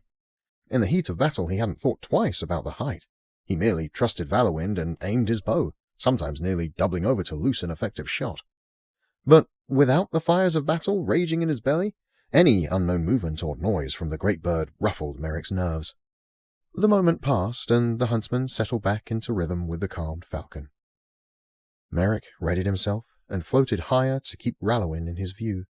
The three of them watched Whitestone from far off, waiting for the signal. Danakane and the rest of the Talon Squadron emerged from the forest edge just outside of Whitestone, walking directly toward the Grand Corral. They were only halfway across the field before they heard the horns sounding the alarm. The approach was clever, as they were able to get close to the corral without being spotted. Obviously, Commander Jalan had the guards watching the skies, not the ground. The horns continued to blow, and the Guardians spurred the Griffins into a quick lope. Once the other Guardians began to rise out of the Grand Corral like a swarm of bees from their hive, the Talon Squadron took to the air to meet them. By Danakane's count, only 2 squadrons were in front of them. Jalan must have the rest out searching for them. The ones that were present moved themselves into formation. While they were doing so, Danakane took the opportunity to approach the forming squadrons alone. As he neared, a wave of murmuring side conversations erupted. He did not know what lies had been spewed about his demise or defection, and could not hear their hurried words to each other. Many looked at him in utter shock. He wondered if they had all thought him dead. But then, why would they be searching so vigorously for him in the Talon Squadron? He thought himself close enough to yell out to them, but dared to fly nearer to ensure they heard his words. Suddenly, Commander Jalan shot out from the Grand Corral, racing past the forming squadrons. Danakane stopped. He wanted to be far enough away from the formed Guardians that he could have private words with Jalan, but close enough that if he raised his voice, they would be able to hear. Jalan zipped past the other Guardians and pulled his griffin into a stationary flapping. "I have been looking for you," Jalan said, seething. "I can see that." Danakane made his movements obvious as he scanned the 2 squadrons before him. "Where are the other squadrons?" "Some are on the coast of the Gant Sea. Some are scanning the forest. We even have one in Lake Run looking for you, and yet here you are." "Here I am." Danakane raised his arms and turned side to side, showing he held no weapons in his hands. Murmurs ran through the squadrons again. "Would you like to turn yourself in? Or, though I would not prefer it, would you rather die in this field?" What a curious question, Danakane thought to himself. He would gladly die defending Whitestone, but it seemed odd Jalan would ask such a question. "What do you gain from my demise?" he asked Jalan. "What?" Jalan looked confused. "What do you gain from my demise?" Danakane repeated, a little louder to make sure the others watching heard. Jalan's griffin stirred in obvious protest to the commander's increasing tension. "It is only the first step toward the future," he snapped, frustrated with his griffin and the old High Commander. "And what future is that? The future where goblins rule the halls of Whitestone?" More conversation rolled in a wave through the watchers. Jalan caught Kane's purpose. "You seek to turn them against me." "I do not. Don't you see the sorcerer twists us against each other? Divided it makes the guard weak. That's what he wants. He wants us weak so he can work his evil conquest." "You just want your command back." Jalan spat. "No," Kane said calmly. "No, I want my home back. I want Whitestone to rise to its former glory, untainted by the poison that has cast shadow over us." "No! Jaernok Tur is the only one who can make things right." Jalan's words were hoarse. "He's the only one who can—" Jalan seemed to fade away with his words. His mind had gone to another place, but it was his eyes that struck Danakane's heart with terror. Jalan's eyes had turned an abyssal black, his stare far off as he sat silently on the back of his griffin. Danakane took the opportunity to address the formed squadrons. "Brothers and sisters, guardians, our home has been invaded, and we posture against each other while the real threat stands unopposed.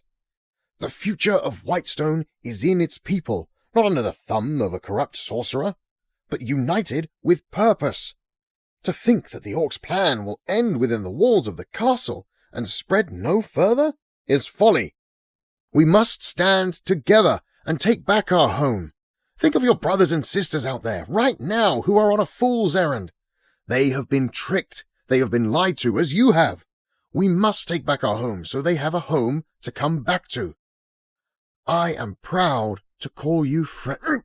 The dagger that struck Danakane's ribs knocked the wind from his chest in a sudden burst. His griffin reeled at the slumping master on its back, trying with great effort to get to the ground without throwing Kane from its back. The onlookers were stunned as they watched him float to the field below. The act was a jolt to their senses. Commander Matness, who had been positioned at the point of the closer formation, suddenly ached with sadness. She looked to the seething High Commander Jalan, his shoulders rocking up and down with deep, vengeful breaths. And then she looked at all those around her, none sure how to react. "We are the guard," she said to herself, but others around her heard the words. She repeated them. "We are the guard. Is it not our duty to guard? And if we cannot even guard our own home, we would be a pretty sorry guard indeed." Those around her nodded. Some even cheered. "That's right!" and "Yeah!" "We have been led astray!" she yelled. Commander Jalan turned his griffin to face her. He floated there, one against two whole squadrons, with the Talon squadron to his rear. The elite squadron had flown in closer after seeing their leader grounded. Jalan was completely outmatched. He bolted. "Get him, and bring him back to the Grand Corral!" Commander Matness barked to a handful of guardians, who sped off in pursuit of the fleeing Jalan. Matness flew to meet the Talon squadron before they could engage. Her action slowed them as they approached, and Matness held her hands out wide to stay them. "You two," she pointed to a pair near the front, "go and see to High Commander Kane." The two guardians didn't hesitate. They hurtled toward the ground, each swooping on wide wings near the bottom to avoid a collision. They dismounted quickly and ran to the side of the High Commander. Matness turned to the rest of the Talon squadron. "Deception has been plucked from our eyes like sleep. We must head to the castle and take back our home." Commander Fario's Lorelith elves looked nothing of the sort. The Talon squadron members had given them their own cloaks and garments to conceal their elven heritage. The naturally taller elves looked like teenage boys, outgrowing their sleeves and pant legs. The hoods and hats covered their pointed ears and fairer features to complete the ensembles. They had infiltrated the greater town of Whitestone before the dawn and made their way to the castle square. They had loitered around the square in nooks and crannies that hid them in complete shadow, and, one by one, immersed themselves in the crowds as the market stalls opened. One of Fario's elves climbed to the top of the wall surrounding the square to watch for any sign from the direction of the Grand Corral. Elf eyes are particularly adept at seeing long range, and his young eyes, only 300 years old, would see things others might not. Lanrin walked through the crowd, doing his best to fit in and go unnoticed. He stopped every once in a while at busy stalls where people were too engaged in bartering to recognize the odd figure. To his elf eyes, it was easy to pinpoint all the other elves around the square. But, thus far, no mankin had stopped long enough to catch one of them. He looked over to the castle at the end of the square and followed the straight edges up until he spotted what he thought was the king's tower. He would stand in that tower before the day was done. 2 human guards stood at the top of the square stairs leading to the castle entrance. Lanrin wondered if they knew what they were guarding. Did they know they defended a castle full of goblin foot soldiers? He didn't think so, or they were adequately charmed by the dark magic of the sorcerer. Either way, he was confident his squad would disarm the 2 without killing them. The elf on top of the wall, with his leg dangling like a bored adolescent, whistled like a bird. The whistle was echoed by several other bird calls across the square, which would have been noted as strange if the square hadn't been so preoccupied with business. 2 of Fario's elves, acting as boys playing a game with a sack of beans, lobbed it just past the guards. One of the guards was kind enough to turn around and pick it up for them. The elves, however, weren't there for the toy. They quickly subdued the guards with choking lock maneuvers that put them to sleep. Most people in the square were too busy to notice. Most. "Oi!" a man yelled across the square. "What are you boys doing?" He scolded them. Several others looked in the direction he was yelling. Seeing the 2 boys where the guards had stood a moment before struck them as odd, and they began to look in curiosity. The 2 elves ran to the castle doors, mighty and tall. They tried with all their strength to rend them open. One hooted the appropriate call they had designated to indicate the doors were locked. Lanrin strode through the crowd with purpose. More people looked in the direction of the door, and one man, also walking up the stairs, looked as though he meant to bring trouble down on the mischievous youths. Lanrin's wand slipped from his sleeve and into his grip. He raised it toward the massive doors, muttered an incantation, and let loose a blast of magical energy that smashed the doors in on themselves with a blinding light and explosive force. People in the square screamed as goblins poured from the doorway. Fario and the rest of the elves ran in, smoothly navigating the chaos with weapons drawn. Nera, who had been significantly disguised so she wouldn't be recognized by the citizens who knew her, threw off her cloak and hurled Santoralier into the swarm of goblins attempting to guard the entrance. A loud, deafening crack rang out, and it was as if lightning struck. The spear dematerialized into a line of pure electric energy colliding with the unlucky goblin at the front of the group, killing him instantly, and scattering like a spiderweb onto nearby goblins. Searing arcs of energy snapped at them like whips, downing some and wounding others. The goblins hollered in outrage. Lanrin let out another blast of his wand that sent 6 goblins flying in all directions. He paused on the stairs to help the man who had scolded the youths. He lifted the mankin to his feet and said to him, "We're here to help. Get your family to safety." The man could say nothing, but his fear-etched face nodded in understanding as he ran off. Pundin and Rocktail shot off like an arrow. Nera's lightning strike with Santoralier was their signal. Rallowin kicked her Pegasus into action and sped after the Guardian. Merrick took a deep breath, uttered a quick prayer, patted Valawind on the neck, and set them in motion. They caught the others quickly and took the lead. Valawind's speed and ability were unmatched by the other creatures. She and Merrick flew with all haste toward Whitestone Castle. He knew which tower was the king's, as Pundin had made sure to inform him and Rallowin, in case something should happen to the young captain. As they approached, they heard the screams of goblins fighting below and the clanging of metal on metal as some of them parried deft blades once and occasionally twice before being cut down by the swift elven warriors. The sheer numbers, however, were in the favor of the goblins, and eventually the elves would tire. Merrick and the other 2 needed to accomplish their task before then. Out of the corner of his eye, Pundin saw a speeding Griffin rider being chased by a handful of others. A mass group of Griffin Guards in the distance seemed to be heading toward the castle as well. For a fleeting moment, he wondered how the encounter had gone at the Grand Corral.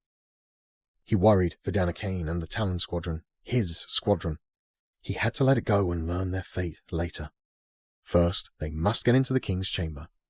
He spurred Rocktail on as Merrick's great falcon gained distance from them. A pair of goblins emerged onto the balcony of the king's chamber. They appeared to be trying to see the commotion. The surprise on their faces at the incoming falcon and huntsman was genuine. Merrick loosed an arrow that met its mark, downing one of them before Valawind swooped in to rip the other from the balcony and throw him. The goblin toppled headlong to the ground far below. The great falcon grabbed at the balcony railing, spreading her wings wide to balance long enough for Merrick to dismount. When he entered the room, he stopped instantly. The great orc sorcerer Jaernok Tur stood in the middle of the room, staring directly at him. Strangely, though, Merrick sensed the sorcerer was not seeing him, but something else entirely. A curious chill came over Merrick as he looked at the orc. The sorcerer was much taller than him. The orc's stone arm moved as he spoke in a strange language unknown to the huntsman. The orc's other hand firmly gripped a long staff with a black stone at the peak. His eyes seemed even more black, if that were possible. He seemed to be pleading, but not to Merrick, to someone else. The huntsman braved a few steps forward, his bow nocked and drawn. "Merrick, shoot!" Herndon yelled from the balcony. The Guardian had just arrived with Rallowin in tow. Herndon's sudden shout startled him, and he loosed the arrow. Time slowed. The arrow moved with sluggish speed through the air. Merrick heard his own heartbeat. There was a sudden flourish from the sorcerer. His stone arm reached out to deflect the arrow, but his return to the present was late. The arrow scraped and redirected off the stone arm, sinking into the flesh of the sorcerer's side. Jaernok Tur roared. He brandished his staff, sending a wave of slithering black energy flying at the trio. Rallowin slammed her staff to the ground, and a purple barrier erupted from the stone floor, blocking the sorcerer's attack. Upon hearing the commotion, goblins flooded into the room. Jalan's griffin dipped and flapped furiously, dodging arrow after arrow from the pursuers. They flew at breakneck speeds, gaining on the traitor even as he changed directions often to avoid being an easy target. He flew as direct a course as he thought was safe toward the castle. He had thrown his dagger into the side of the man he used to follow. Unfortunately for him, that had turned the others against him, so his only chance was to make it to Jaernok Tur's side. He had underestimated the love of the Guardians for the old High Commander, and it was possible he had overestimated the charm magic of the Kelvurian sorcerer. He couldn't think that way, though. Jaernok Tur was the only being he had ever met who knew some way to bring back his son. If there was any chance at all to see his Anlon again, Jalan would take it. First, he had to get himself out of this predicament. He banked suddenly to avoid another arrow that zipped past his ear. He shook his head, trying to keep himself out of his own thoughts and on the task at hand. That was too close. As they neared the castle, loud noises of battle rang from the square. The air sizzled with magic as explosions of energy blasted at the forces streaming from the castle. Jalan thought he saw lightning. The scene struck him as a javelin from one of his chasers struck his griffin. The griffin died instantly with his wings half unfurled. They careened into the castle, crashing through a window on a higher level, into a long hallway, and slamming into several goblin soldiers there. The scene was a mangled mess of feathers and shattered glass. The battle raged at the castle's entrance. The Lorelith elves cut down goblin after goblin with a symphonic and lethal dance. Their superior training and dexterity outmatched the goblins, but the continuous flow of goblin soldiers wearied the elves. Commander Fario, not one to leave from the rear, sliced down another goblin with his sword, which tangled in the sharp armor. He struggled to free it. He turned toward a laughing goblin, brandishing a jagged sword and even more jagged grin. Fario pulled his dagger from his belt and sighed. If he was going to die, so would the goblin. An arrow struck the goblin, and his wicked grin shifted to a look of confusion. He hobbled a step toward the elf commander before a frying pan clanged against the side of his head, dropping him instantly. Fario's face was almost as confused as the goblin's had been. But then he realized what had happened. The citizens of Whitestone, men, women, and even teenagers, were hurtling articles at the goblins. They hollered insults at their invaders and brandished lackluster weapons of all kinds. Pitchforks, scythes, frying pans, hunting bows, even broomsticks. Their heart gave Fario much encouragement. He gripped his sword and with a mighty tug and flick, plucked it away from the dead goblin's armor. As he faced the goblins once more, he caught the terror on their faces. Many tried to push their way back into the castle, toppling over others that were trying to join the battle. The goblins screamed as they fell over each other. Some pointed to the sky. Fario turned his head to see what horrified them. The Griffin Guard was coming. Herndon spun around a jabbing pike, bringing Wintertide down in a flash. The trio in the king's chamber fought tooth and nail against the goblins pouring into the room. Merrick loosed a few arrows but resorted to close combat, taking up a fallen goblin's spear. He twirled it like he used to do with his walking stick on so many hunts in his lifetime. Though he was an untrained warrior, he fought with ferocity and wit, following Herndon's movements and allowing Rallowin to strike down opponents he didn't think he could take with ease. Angry bickering rose from the hallway as goblins pushed each other out of the way. The huntsman tried to get a clear shot at the sorcerer from Kelvor again, but the wave of goblins had been too great a challenge. The entire time they had been distracted with the goblin foot soldiers, the sorcerer had been conjuring some magical incantation, and the corners of the room began to bend and shift at odd angles. Boom! A blast of energy sent goblins skittering in all directions. Merrick clambered back to his knees and nocked an arrow as all the others in the room regained their faculties. He took aim at the sorcerer, who was lifting himself from his knees, having also been affected by the power of the mirror. Merrick wobbled for a second, steadied himself, and loosed the arrow. "No!" Jalan screamed as he dove over the shrouded orc. The arrowhead pierced the guardian's shoulder between the layered plates of armor. Jalan looked quite a mess. He had feathers pinned between layers of his armor, though several layers seemed to be missing. The crash he'd endured was a bad one, but the goblins that his hurtling griffin had hit gave him a softer landing than a stone wall. When he'd composed himself enough to move, pure will and determination drove him through the corridors to the king's chamber. He'd finally pushed his way through hordes of goblins to the doorway when the room exploded. As he stepped through the door, he saw the huntsman taking aim and hurled himself in front of the sorcerer. Jaernok Tur turned a wicked eye toward the huntsman. He raised his staff and shot an orb of black magic at the mankin. The staff of Anvalorian, however, was swift in the elf mage's hands, and ribbons of lavender magic swept the black orb safely away. Rallowin spun the staff and sent a return volley toward the sorcerer, who batted it away with his own magic staff. The injured Jalan, looking quite like death, pressed the orc toward the smoky portal, and the wounded pair stumbled through. The goblins in the room were regaining their faculties and picking up arms once more. Herndon saw their opportunity slipping away. As he raised Wintertide to send a mystic blade flying after the sorcerer, a wretched figure tackled him from the side, screaming, "No!" The figure beat at Herndon, sitting on him and wailing with his fists. The face was of a man the captain once knew. Then again, he seemed more a wretched, vile creature than a man. He was so thin and pale. Herndon nearly didn't recognize his cousin Garen. The butt of a spear struck the side of Garen's head, knocking him unconscious, and allowing Herndon to get to his feet. "Hurry!" Merrick yelled as he jabbed the spear into the belly of another goblin. "We must get through the doorway before it closes," Rallowin added. "I do not know how to reopen it. If it closes, it could be months before we figure it out." She swirled the staff, and a wave of mystical purple force sent a group of goblins skittering into each other. Merrick grabbed Herndon's arm and hoisted him to his feet as the three hacked and battered at the goblins between them and the Alkhoren mirror. Screams erupted from the corridor outside the king's chamber, which halted several goblins by the door.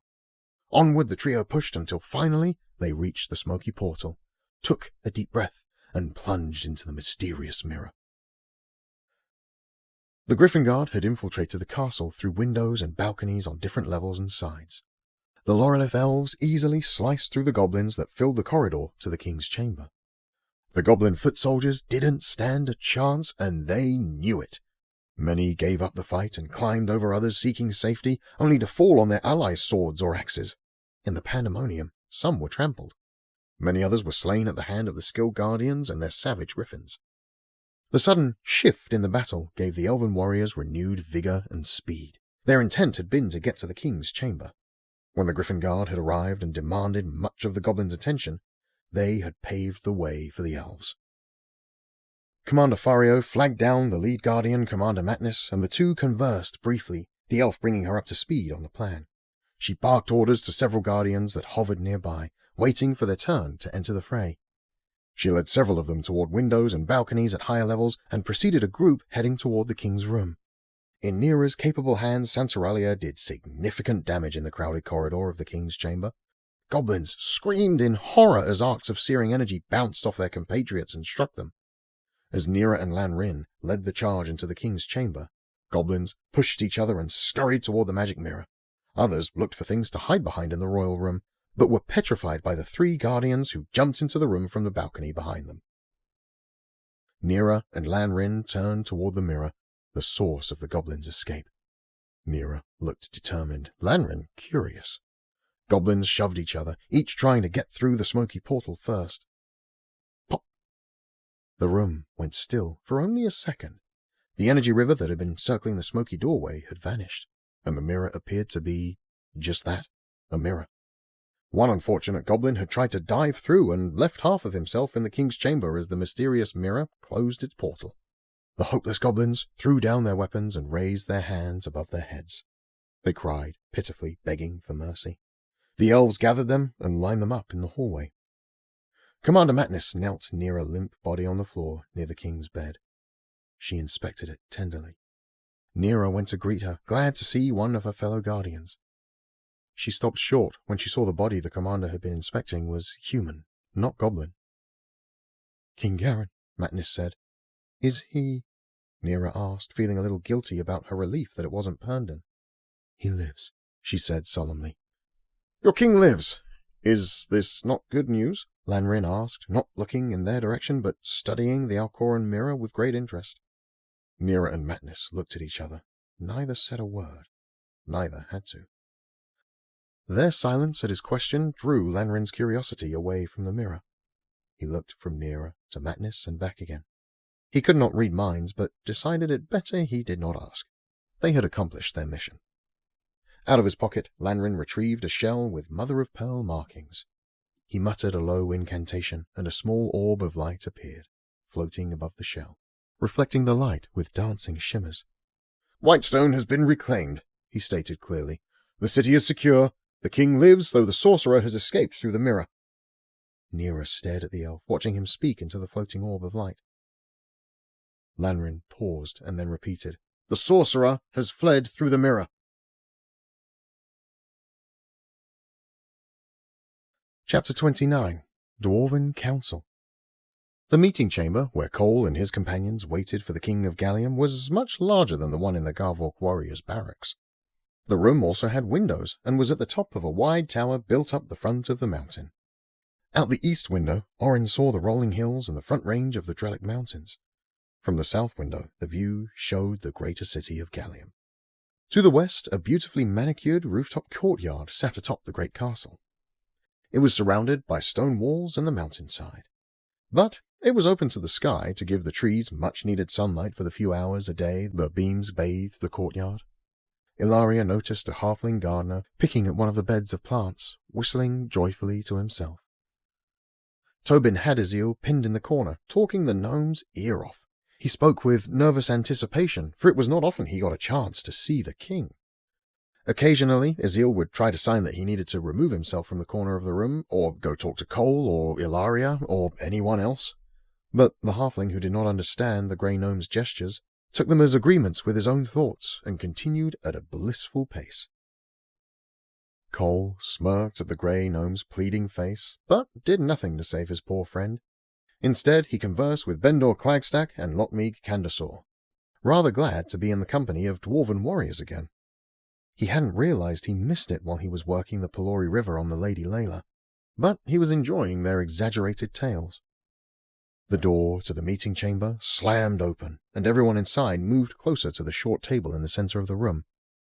An old dwarf with a long, white, wispy beard shuffled into their midst.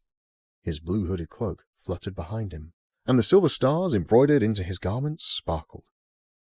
He muttered to himself, not looking at anyone in the room, and moved straight to the table where he deposited a stack of parchment. He paused, finished his audible thoughts, and nodded to himself, seeming quite pleased with his conclusion. He looked up and smiled. "Kalar!" he acknowledged Cole. "Argus?" Cole said, recognizing the old dwarf.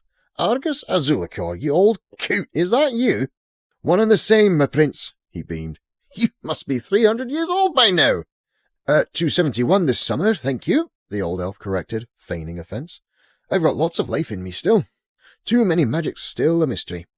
Too many things to discover."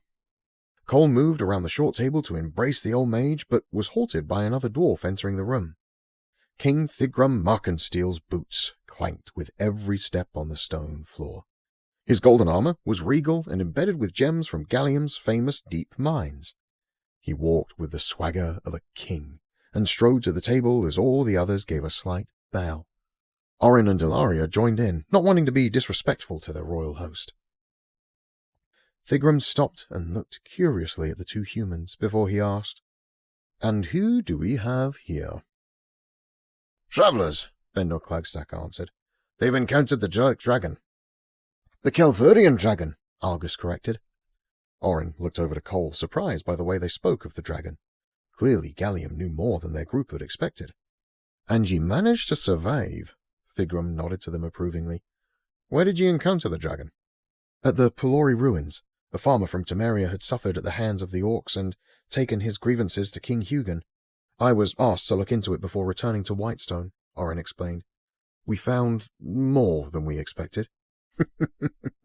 "I imagine so," the king laughed. "Testing the dragon's breath on the elven architecture, like Declan said," Argus pointed out to the king. "It seems so." "They have given us no reason to question their word," the old mage added. "So far," Thigrum replied airily. "Have I not gotten our army started on preparations for the battle to come?" Argus lifted his hands in resignation. "I did not mean to offend." "You don't," Thigrum assured him. He turned back to Orin. "Tell me of the creature's mate." Orin described everything they had seen to the best of his recollection, and Ilaria added details where she saw fit. "That matches Declan's account of the dragon," Argus said, again speaking aside to the king. "Excuse me," Cole butted in, "but it seems you know more of the dragon than even we do. How'd you come by this knowledge?" "And who inquires?" King Thigrum asked, giving Cole a once-over. "Oh, this is Kalar, Prince of Kalamandir, son of Onik, a son of Clan Karegnik," the mage answered for him. "Ah, an old friend, Argus." "I have known him in the past. He has always been a good, if not brash, dwarf," Argus replied. Cole's cheeks flushed. When he'd left Kalamandir years earlier, he'd been a young dwarf lacking the wisdom of grey hairs. He still had no grey hairs in his jet-black beard, but he had gained life experience on his travels. He believed himself to be a better dwarf than the one who had left so long ago. "I have grown," Cole replied. "I see that in you," Argus affirmed. "A touching reunion," the king said, reinserting himself into the conversation. "I welcome you, young Prince of Kalamandir." "I am grateful," Cole said in the customary dwarven response. "We have much to discuss," King Thigrum Markensteel said. "But I think it would be better on a full stomach." "Sagan!" A round halfling scuttled into the room from the hallway. His hair was matted with sweat, and Orin had a tinge of sympathy for the poor fellow. Many stairs led to the meeting chamber, and though the guardian did not know how long the halfling had been standing in the hallway, it appeared he was still recovering from the climb. "We'll take lunch here today," the king instructed. Tobin sucked in an audible breath of excitement as he straightened, looking around at his new friends. Certainly, he wasn't the only one who was hungry.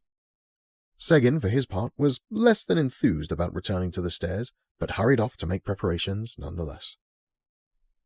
"It is always easier to hear bad news with a happy belly," the king said. "And what bad news is that?" Cole asked, an eyebrow shooting up.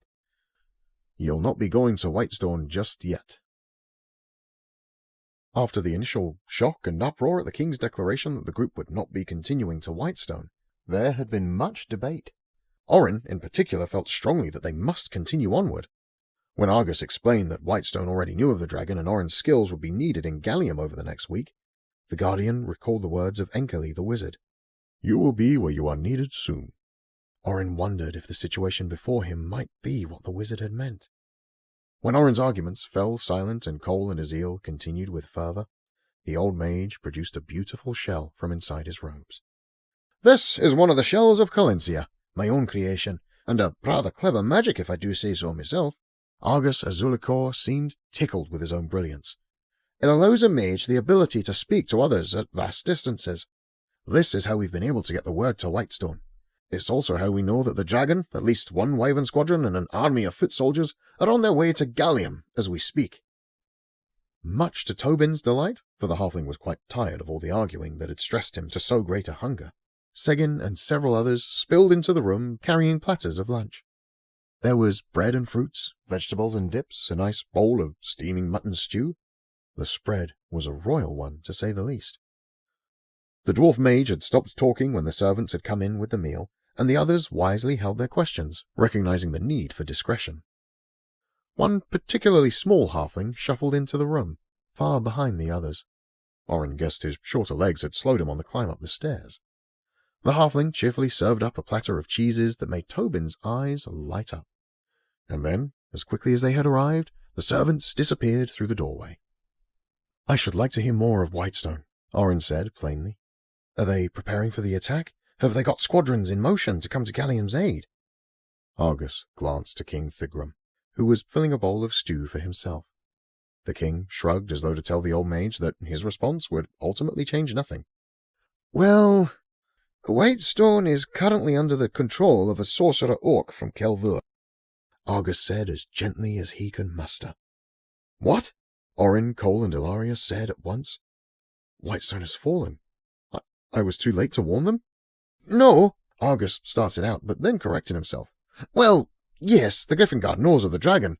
The riders of Lorelith have grouped up with the Talon squadron of the Guard to mount a counterattack, and they plan to retake Whitestone this very day." Orin's mind reeled. The revelation that his home had been captured by some orc sorcerer from across the Gant Sea was more than he could have imagined. Everything in his being wanted to run down to the Garvawk barracks and try every magical utterance he had ever heard to wake one of the panther-like creatures and fly off to Whitestone. But the notion was foolish. Orin had never once been able to do any magic. He knew no word that would wake a Garvawk, and even if he did, if the battle were today, he would never make it in time to help. Ezeel sensed the confusion and restlessness in the Guardian and grabbed Orin's hand. The little gnome's hand grounded Orin back to the present. The man looked at the gnome's eyes, blue even without the fairy fires burning, and the compassion on his tiny face nearly broke the Guardian. "This must be a lot to stomach, young Guardian," Argus continued. "I assure you, the riders of Lorelith have sent a couple of mages along to aid in the battle of Whitestone. I have no doubt they will be victorious. Talon Squadron is the Guard's best unit. They will fight with a fury unseen in ages," Orin said, trying to comfort himself as much as agree with the old mage's hopes. The old mage brightened as though he remembered something. It was a strange coincidence of sorts, and he felt compelled to share. "They tell me of a human huntsman who rides with the elves to Whitestone's aid as well. Now, remembering the details relayed to me, I cannot help but wonder if you might know him." Tears poured from Ilaria's eyes, though her face was a picture of pure joy. Cole looped his arm around the young woman's waist and pulled her in for an excited hug. Ezeel and Orin exchanged bewildered but relieved looks. "With all the bad news going around, I don't think you could have given us better news than this," Cole said graciously. "I am happy to share it then," Argus replied. "The battle for Whitestone is not the only battle happening today, though," King Thigrum cut in, having finished a bowl of stew. "You said earlier that we have a couple of days before the army of Drellic arrives here," Orin said, confused by the king's words. "Ah, yes, but our friends from Lockjaw fly to take Rook today as well," Argus explained. "Friends from Lockjaw?" Cole retorted. "Yes," the old mage continued. "The ones who warned us of the coming army. They are in rebellion against King Sar of Drellic, who allied himself with Jaernok Tur, the sorcerer of Calrok." As the puzzle began to piece together in his mind, Cole still couldn't reconcile the fact that they were calling orcs of Drellic friends. "And the orcs are working with us?" Cole asked. "Yes," Argus said. He understood the dwarf would need more explanation. "Declan is a mage among their people. They sent him and a pair of guards here as emissaries to Gallium. We imprisoned them immediately, of course. Orcs ascending an olive branch was the last thing we ever thought we'd see. But as they explained the situation they found themselves in as rebels against the king and his new ally, I sensed no deception on their part, and Declan used no magic to veil their intentions. After days with them, I could find no malice and had to concede that they, indeed, wanted to extend friendship. I spent another couple of days with Declan and decided they would be great allies in the war to come. Before they went home to Lockjaw, I gave Declan one of the shells of Colensia. A risk, to be sure, but one I felt we had to take. At the very least, if we sense them using it against our combined efforts with the elves, we could stop using it immediately. And they have been speaking to you through this shell? Cole asked incredulously. Yes, the old mage replied. They have given us reports to keep us informed, and they have given us no reason for distrust. Cole squirmed, still not comfortable with the idea. He had a sense that the Union could come back to bite them. But then again, he had no experience trusting orcs. All of a sudden, the shell sitting on the table in front of Argus sparked to life. A bright orb of light appeared above it and flickered with a voice from far away. Whitestone has been reclaimed, the voice said. The city is secure. The king lives, though the sorcerer has escaped through the mirror. Landrin, Argus said to the others, who watched in absolute amazement. A mage from Lorelith. Their hearts soared. Whitestone was reclaimed. Orin could hardly contain his joy. He was overwhelmed with the news. That is, until the voice came through the shell once more, and he heard the part that he dismissed the first time. The sorcerer has fled through the mirror. Chapter 30. The Orc and the Huntsman. The orc warriors of Calrok, Borok, and Lockjaw only got a few hours' rest before they were awoken in the middle of the night. All of the orcs gathered in the center of an open area on the side of Lockjaw Mountain. A large fire roared in the middle of the gathering, and the Gars walked up on top of a flat rock so the orc squadrons could see them. Smaller, Declan, and Renjak stood beside their respective Gars, holding huge bowls in front of them. Our home has been infiltrated by a crafty enemy, Gar Zotar shouted over the surging fire. An enemy that walks under a cloud of evil. He has twisted our own king against us. King Sar has traded his birthright for a bowl of elk stew. He no longer thinks of the welfare of the Drellic peoples, orc, troll, or even goblin. No. He only wishes to satisfy his own gluttonous desires. He has chosen a Calvurian sorcerer's false promises over his own people, but we will take back our home. The orcs erupted in a raucous roar. They cheered their leaders and cursed the wicked king. Zotar raised a wide hand high above his head to settle them down. We ride for Rook this night, for tomorrow we battle. Tomorrow will be the dawn of a new day for Drellic. As such, we mark ourselves for battle with the colors of Calrok. Calrok is the first of our great cities to taste the sun each morning, and it will be the first to taste it in the new dawn of Drellic. Gar Zotar dropped his wide hand into the bowl that Declan held. He lifted his hand, covered in orange paint, and raised it high. All watched in reverent silence as Zotar drew his hand down Karnak's face, leaving jagged lines of orange war paint all the way to his chin. For great wisdom and sight as you fight and lead. The Oldegar swiped his hand from Karnak's shoulder over his large pectoral to the center of his chest. That your fight should always be in line with your heart. Karnak put a finger to his brow and gave Zotar a slight bow of respect. He turned and put his hand into the bowl Smarlo held, and Karnak blessed Clencher the same way. Clencher dipped from Genjak's bowl and blessed Zotar to finish the ritual. When the three Gars were finished, their commanders carried the bowls throughout the crowds of orcs. Each orc dipped their hands and partnered up to ensure every orc had been covered. The voices were low, and most could not be heard over the raging fire in their midst. Once the three commanders returned to the front, having decorated one another, Gar Zotar overlooked the gathered squadrons with pride in his brothers. We do not know what greatness the future holds for us, but neither does Jaernok Tur. The orcs cheered. Let us fly to a new dawn for Drellic, and to a future hope. The orcs scattered to their wyverns. The fire burned in their bellies. They were fueled for war.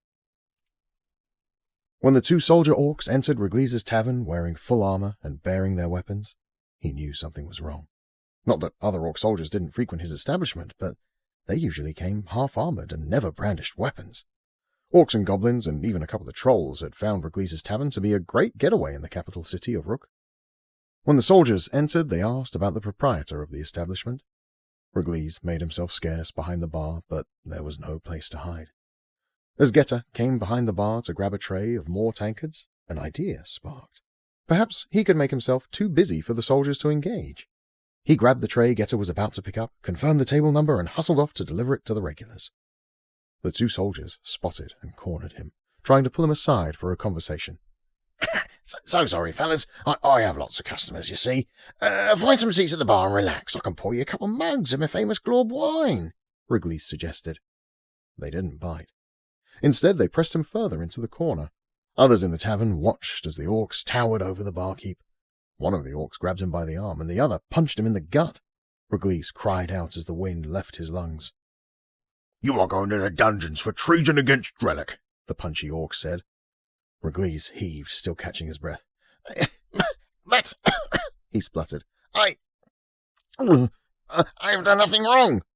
A letter has been found with your name on it, suggesting you stand against King Sar and Drellic. You will be punished for your treachery and tortured for years to come. Wrigley started to cry. All he wanted to do was make Glorb wine and lots of gold. Was that too much to ask? He wanted to help his home too, of course. He never thought he would spend the rest of his life on the torture racks in the dungeons of Rook to do so. Getter and Kig had both drawn close to the encounter, neither one sure what was going on. Wrigley's had been a good partner and a kind boss. Neither of them understood what was happening, but neither of them wanted to lose him either. Suddenly, the caverns and tunnels echoed a low rumbling, as if there was a far-off collapse somewhere along the mountain network. When that one ceased, another started a few seconds later. Everyone in the tavern sat statue still, listening. And then they sounded. Horns of alarm blew and echoed throughout the tunnels under the great mountain, bouncing off stone walls and ceilings, rounding corners, even reaching the deepest depths of the mountain city. All the orc soldiers in the tavern, except the two holding Wrigley's, jumped into action, running out the tavern door. In the chaos, as other regulars ran for the exit, likely headed to care for their families or defend their shops, Getter made her move. She swung a mighty fist connecting with the punchy orc's jaw, sending spittle flinging from the ends of his tusks. His body crashed hard to the ground. The other soldier spun on her and shook his jagged sword in front of him. He took 2 steps forward, but then took a cast-iron frying pan to the head. The orc's dazed gaze turned to see Kig standing on top of a table next to him, frying pan held high. He dropped to the floor and slipped into unconsciousness. Wrigley's looked at his friends with surprise and gratitude, and a dash of fear. Several goblins and a couple of orcs remained in the tavern, all too terrified to leave. Let's watch over these ones, Wrigley said to his friends, pointing to the scared patrons. I have a feeling this could be a long day. The combined forces of wyvern squadrons from 3 different cities descended upon Rook like a swarm of locusts. The surface forces had obviously been warned by a spotter as wyvern riders of Rook poured out of 2 holes in the side of the mountain. The Lukjo orcs flew in formation, guarding the biggest of their wyverns, who carried an immense boulder between its clawed feet. The attacking orcs collided with the resistance forces of Rook, peeling away to engage as more emerged against them. Enough riders were in place, however, to escort the big boulder carrier all the way to the barracks hole, as wyvern troops spilled out in spurts. The large wyvern released its massive boulder, which crashed down on the exit, collapsing it. Orcs and wyverns screamed in agony until they were silenced by the collapsing tunnel. To Karnak's great pleasure, Clencher's Borok squadron accomplished the same task at the other barracks exit. Their plan was working perfectly so far. He would have liked fewer wyvern riders to fight off, but all things considered, they had trapped probably half of Rook's wyvern riders in the tunnels. Should all things continue to go according to plan, they would dig them out later and give the survivors the option to join their new dawn. As the squadrons from Lukjo and Borok engaged the riders of Rook, the Scar squadron barreled in for the King's Landing. Goblin soldiers poured out in formation from the corridor leading into the mountain. Several trolls joined their ranks as the goblins knocked bows to launch arrows at the incoming orcs. Karnak raised Dalkiri. The axe blazed with magical fury as if it were excited to taste battle again. Kerr dipped to the right and flourished her membranous wings wide, leveling them out after dodging a pair of arrows. Karnak heaved back and hurled Dalkiri, which flew through the air, blazing like a storm of fire. The axe crashed into an unfortunate goblin in the center of the ranks, spouting flame on others around him. Even with no axe in his hand, the wild smile on Karnak's orange, war-painted face sent chills down the spines of the goblins toward the front. Kerr tore one of the goblins with her jaws and battered others with her wings, sending them soaring off the landing into the crevasse below. The other Scar warriors landed in similar fashion, sending half the goblin forces into a terrified frenzy. The orcs quickly dismounted, and the wyverns took off to avoid the goblin arrows, though not one of them managed to do so unscathed. One unfortunate wyvern took more than her fair share of arrows, tearing holes in her wings. That slowed her escape, and a large troll skewered her with a well-aimed javelin. She toppled and fell into the ravine. One goblin thought himself rather fortunate to face Jaernok without a weapon, and raised his spear with glee. Jaernok's malicious grin made the goblin waver just before Delkiri blasted through the goblin back into Jaernok's open hand. The large Gar turned his attention to several other goblins who thought they would take the orc together. He slammed his axe down hard on one of them and sliced sideways in another. The fury of Delkiri's hunger for battle would be satisfied. The day would not be a good one for the goblins. High above them, Declan pulled himself away from the fight as he felt the magic of the shell of Calencia in his pocket. He pulled out the shell and the little light orb was flickering above it, saying, "King lives, though the sorcerer has escaped through the mirror." He slid his scepter into a saddle loop and patted around himself, looking for his horn. The orb flickered again. "The sorcerer has fled through the mirror." Declan finally found his horn and sounded it in a quick burst of 3 blows. He did that repeatedly to be sure all the forces heard his warning. The sorcerer was coming. Herndon and Merrick stumbled in opposite directions as they emerged from the smoky portal. Rallowin was the only one unaffected by the disorientation caused by the Alkhoren mirror. She stepped quickly from the shadows and into the light next to the throne in the large chamber. "We are in Rook," she said quietly to the men with her. "We must hurry." She turned toward a side door that was flung wide open and heard loud battle cries and clanging metal. They had arrived in the midst of a battle. Though it was relatively dark in the massive chamber, her elven eyes easily picked up a trail of blood drops headed in the direction of the open door. The other 2 joined her near the doorway. "He went this way?" Merrick asked, noticing the spots of blood on the stone floor. "So it would appear," Rallowin said, unsure. She sensed something wasn't right. "What are we waiting for?" Herndon asked. "We have the sorcerer injured. We should finish him while he's weak." "I concur, but it seems as though—" Rallowin's thought was cut off as a wave of magical energy slammed into their backs and sent them sliding across the stone floor into the long hallway. The doors creaked and slammed behind them. Merrick saw the wicked grin of Jaernok Tur just before they closed. "No!" Merrick jumped to his feet and banged on the door. "Help me get it open!" Herndon ran up next to him and the 2 slammed the door in unison. "Wait!" Rallowin said, but the men did not hear her. "Wait! Be quiet!" When they stopped and looked at her, they saw her visage turn to fear. "What is it?" Merrick asked. "I can hear his mystical mutterings." "What is he doing?" Herndon asked. "We can't let him get a spell on us." "Oh, no," she said under her breath, looking around. "What is it, Ral?" Merrick caught the sight of the gargoyles sitting on podiums lining the hallway. They were no longer statues, immobile and lifeless. They were shaking off the dust of long years of sitting, their stone bodies crackling as they stretched. As one, they spotted the intruders. The gargoyles screeched and flew into the air. The hallway became a mess of stone bodies flying in a chaotic fury. Rallowin launched a purple orbed magic missile and blasted one of the gargoyles into the hallway wall. It was dazed by the attack, but it shook it off quickly. The trio would not survive in the narrow hallway with the rampaging gargoyles. They had to reach open air. "Run!" Rallowin shouted. She used her magic to lob a spell that sucked several of the gargoyles together mid-air. They roiled angrily, kicking and scratching at each other, trying to separate themselves. It wasn't much, and the spell would only hold for a moment. It was enough for them to start their escape. They bolted down the hallway as a dozen hideous stone gargoyles chased them. Herndon took a swing at them from the rear. Wintertide sent a frozen blade slicing at them. Some of the gargoyles grew streaking icicles, but they remained undeterred by the half-hearted attack. The chase was on. Jaernok met a troll that loomed high over his large frame. The troll was particularly nasty.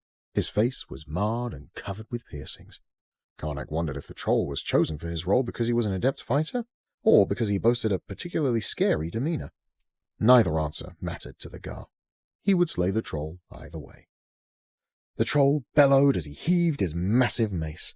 The wicked weapon whirred past Jaernok's head as the Gar dodged its path. He rolled to one knee and poised himself for a counterstrike. A nearby goblin rushed him, but was blasted away by a powerful magic missile from Smarlow. Jaernok nodded to his friend before Smarlow sought his own troll to battle. Swiftly, the troll was on Jaernok again. The brute came down with a heavy slam of his mace. The Orc Gar rolled away again, but that time caught his momentum and turned it for a counterattack. He leapt into the air and hammered Delkiri into the shoulder of the great troll. The troll hollered in pain as the axe seared his flesh. He writhed in agony, catching Karnak with a massive elbow to the face, sending the orc sprawling to the ground. Dalkiri blazed, stuck in the shoulder blade of the monstrous troll. Smarlow was fully engaged with another troll on a large platform. As Karnak recovered to his knees, he let the ringing in his head work itself out. His vision was unclear but strangely focused at the same time, a disorienting feeling. He looked around and saw his Scar Squadron warriors battling the Rook soldiers in blurry sequence. His clarity of vision unfortunately landed on the warriors who had fallen. Goblins and trolls of Rook. But not only them. Orange, war-painted orcs of the Scar Squadron and several from Barok who had joined them lay sprawled across the platform. It was a disheartening sight. As his faculties returned and the ringing faded, Karnak realized he was surrounded. 3 goblins took measured steps toward him, each with their weapons leveled at him. The troll, Dalkiri wavering and burning in his shoulder, stalked near with rage on his hideous face that convinced Karnak it would be the last face he saw. Tanessa, I am sorry, he whispered. Merrick batted at another gargoyle that swooped in to scratch at the huntsman. The 3 companions bolted out of the hallway into a great entry corridor that opened to fresh mountain air. As they entered the corridor, the gargoyles scattered from the trio and flew to attack other intruders. The scene playing out before the companions was a shock. They did not stop running, but their pace slowed so their minds could make some sense of what they saw. Rook was experiencing some sort of civil war. Orcs, goblins, and trolls fought one another. "Wait! The gargoyles chase after new prey!" Pernin shouted to his friends over the noise of the battle. "We must get through the door to Jaernok Tur." "No, wait!" Rallowin said. "The orcs with the war paint, they fight for the rebellion." "Good for them! Let's go!" Pernin shouted back. "No, we must help them push through," Rallowin insisted. "They will aid us against Jaernok Tur. Lanrin told me of the rebellion. They are our allies." "Orc allies?" "Yes!" Pernin looked at Rallowin as though she were crazy, and turned to Merrick for support. Merrick shot a glance at the tunnel, and then to the battle scene on the great landing area before them. He knew nothing of these allies, but he trusted Rallowin greatly.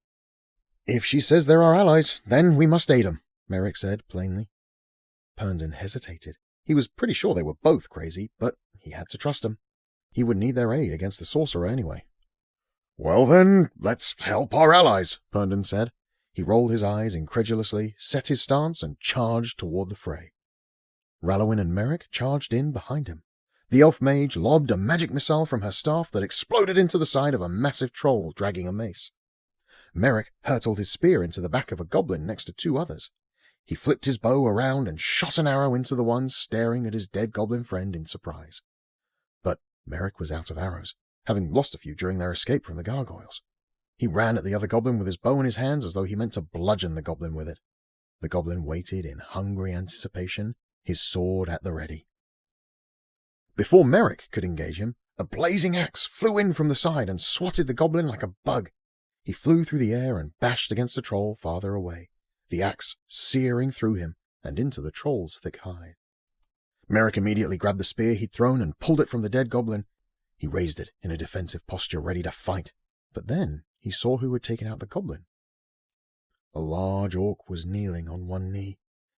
His dark black hair was tied in a knot on the back of his head, and his face and chest were covered in smeared orange war paint. Merrick recognized that orc face, even behind the war paint. "This is some twist of fate, Huntsman," Karnak said, baffled and exhausted. Dalkiri had been loosed from the massive troll when the explosive lavender spear had erupted in the monster's side. The axe had immediately flown back to Karnak, who was then able to bat away the remaining goblin to protect his rescuer, the huntsman. A slew of emotions welled within Merrick. He stood before the orc who had killed Rora, his beloved falcon, and the orc was defenseless. He gripped the spear in his hands, his knuckles turned white. Merrick could skewer the orc and avenge Rora. Something aside from vengeance brewed within him. "I am sorry, Huntsman. I didn't know we were of like mind," Karnak said with all sincerity. "I wish our first meeting had been different." Merrick's chin quivered. He walked to the kneeling orc slowly, never taking his eyes off him. His spear pointed directly at the orc's heart. Karnak nodded solemnly.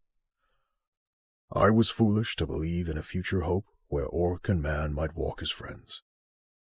There is too much past for us to overcome. I understand if you need vengeance. Even now, the others are pushing through the last of the king's forces. They will accomplish the mission without me. I only wish you to know this warrior's heart is one of sorrow before I die. Merrick glared at him as he spoke. His eyes brimmed with tears at the memory of Rora. Karnak closed his eyes, ready to accept his fate. My name is Merrick. Karnak opened his eyes and stared at the mankin in surprise. He loosened his tense stance and stood with the spear at his side, his hand extended to the large orc. You don't have to call me Huntsman. My name is Merrick. Karnak, the orc gar replied and took the man's hand. Merrick heaved him with all his might to help the great orc to his feet. Karnak gave a slight chuckle. Perhaps there is a future for us to hope toward yet. I believe we have to hope for something greater than ourselves. You and I should still have words when this is all done. But I want to hope for something greater than vengeance. Karnak looked down at the mankin, though he thought him large and mighty. The Orc-gar placed a finger to his brow and gave a slight bow to the man. The huntsman had surprised him yet again. The battle for Rook ended quickly when the wyvern riders of both Lockjaw and Borok finished off the riders of Rook and joined the fight on the King's Landing. Only a few trolls remained standing, and perhaps 15 goblins. They threw down their weapons and surrendered as soon as the other squadrons joined in. The battle was already lost, and goblins didn't tend to be particularly brave to begin with, save for a few notable exceptions. Some of the wyvern's wings had been torn by the pesky gargoyles. Those steeds would be grounded for life. Thankfully, Smarlo and Declan were able to wrangle the stone monsters back into their statuesque rest, though some of them were rather ornery and plummeted into the ravine when they were put to sleep. The Gars set up guards and put together teams to dig out the riders of Rook, so their wyverns would not suffocate in the collapsed tunnels. The surviving orcs would certainly have gotten out through doorways into the inner tunnels. The Gars sent teams to go through the inner tunnels and pass along the news to all the occupants of the city. Let the people know King Sar is no longer king of Drellic, Zotar instructed. Gar Zotar and Gar Clencher joined Karnak and the 3 companions from outside of Drellic in the hallway to the throne chamber. Karnak threw Dalkirian to the doors, and the axe blazed into an inferno as it wedged itself into the magic-imbued wood. Rallowin, who made several of the orcs uncomfortable with her elven magic, flourished the staff of Unvalorian and sent forth a streak of lavender fury that connected with the blazing magic of Firestorm. The combined power exploded the doors wide open. They immediately turned toward the mirror in the corner of the chamber, but it was too late. The mystic river of energy faded just as they entered the room. A crazy laugh rang out and echoed in the large chamber. They've gone! They've gone! They've gone! The voice sang. Then came a loud hacking, as though someone were coughing up their lung. Who do you think you are, entering my throne room without being summoned? Where is the sorcerer? Zotar yelled at the Mad King. Through the mirror he goes! The king laughed wickedly. Took his pet, the mankin, with him. But I couldn't go. No. His voice trailed off. Jalan went with him. Herndon growled under his breath to no one but himself. Wait, did he go back to Whitestone? The sudden realization that the sorcerer could have returned to Whitestone made his heart sink into his stomach. You let this dog speak to your king? Sar screamed. With every word, his head waggled crazily. You are no king to anyone, not anymore. Zotar spat back at him. What? King Sar grabbed a sword he clearly did not know how to use and dashed like a rabid animal at Zotar. Before anyone else could move, the king ran himself through on the spear of the huntsman, who had positioned himself quickly between the Mad King and the Gar.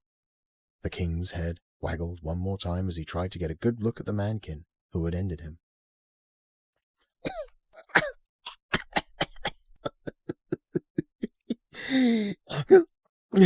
You don't know what fury you have unleashed, mankin.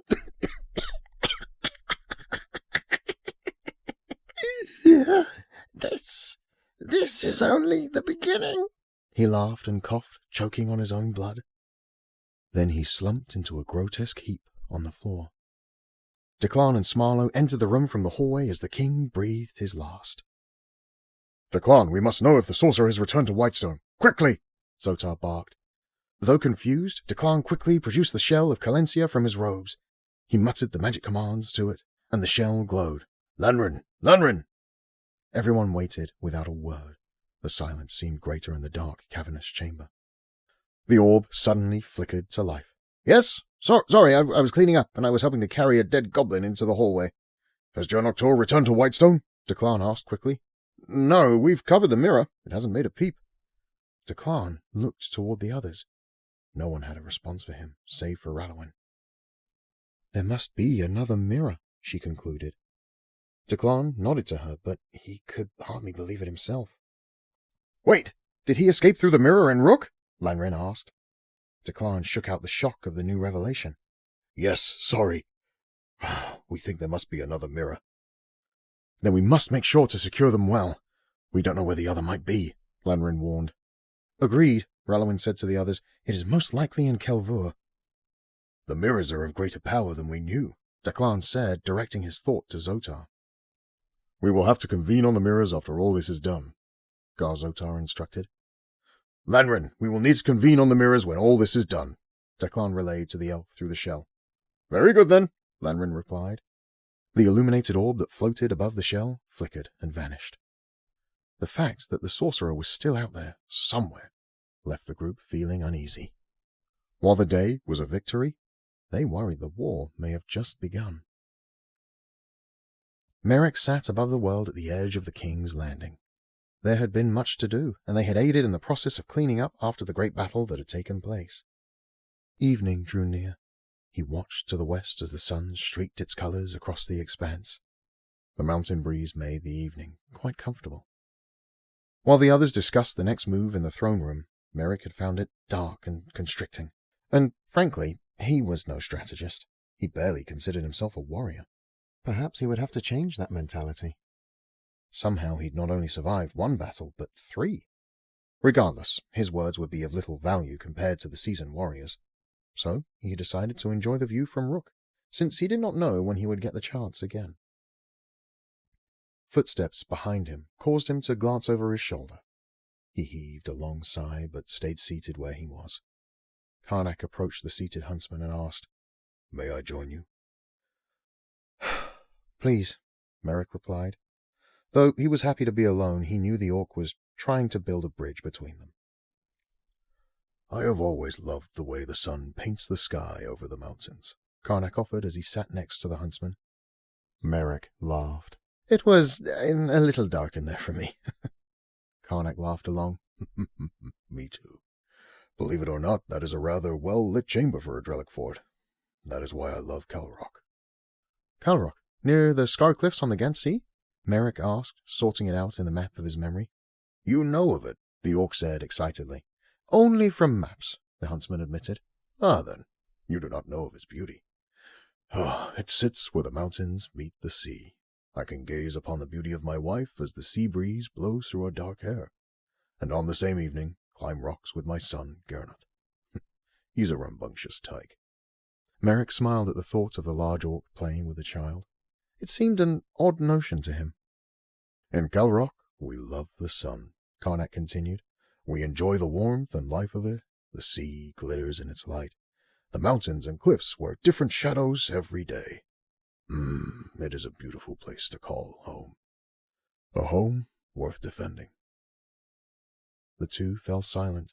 Neither knew how to address their previous encounter. Honestly, neither really wanted to do so. After a long silence, Merrick spoke again. "I have seen many wondrous things on this wild journey, and I think I should like to see Calrok as well." Karnak smiled at the huntsman. "And I think I should like to welcome you." The two sat, quite content in their silence as the sun continued to set. They watched over the mountain range, a truly inspiring sight, and one Merrick had never seen the like. They sat in each other's presence, neither harboring hard feelings. Both were ready to let go of the past.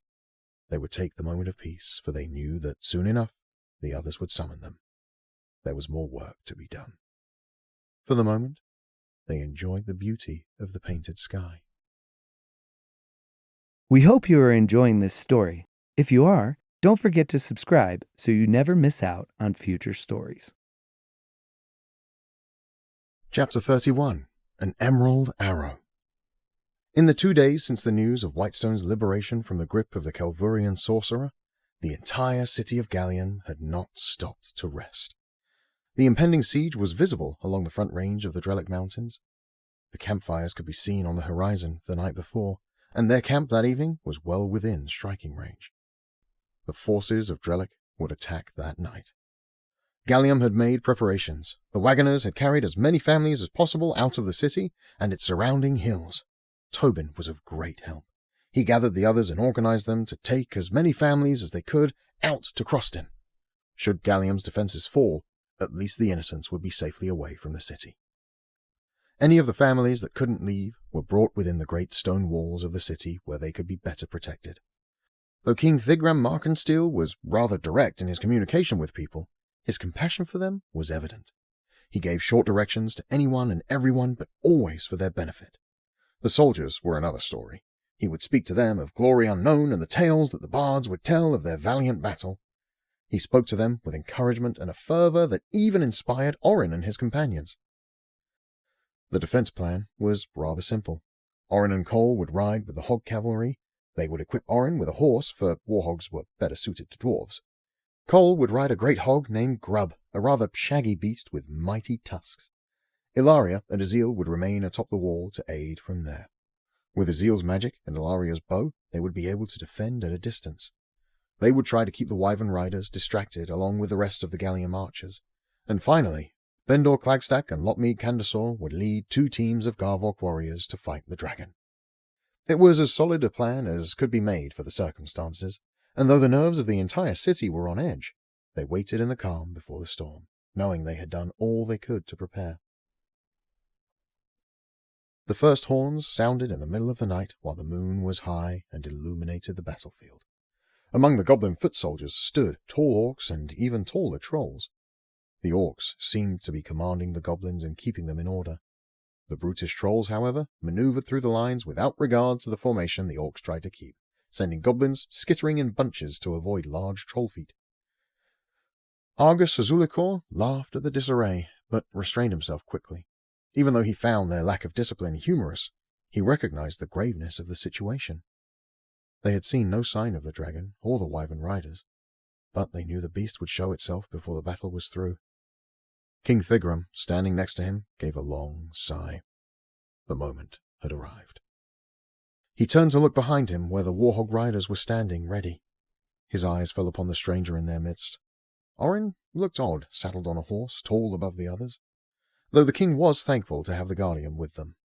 The Griffin Guard trained expert warriors, and he had no doubt Orin would fight a good fight to defend his kin. "The hour is here," the king spoke over them.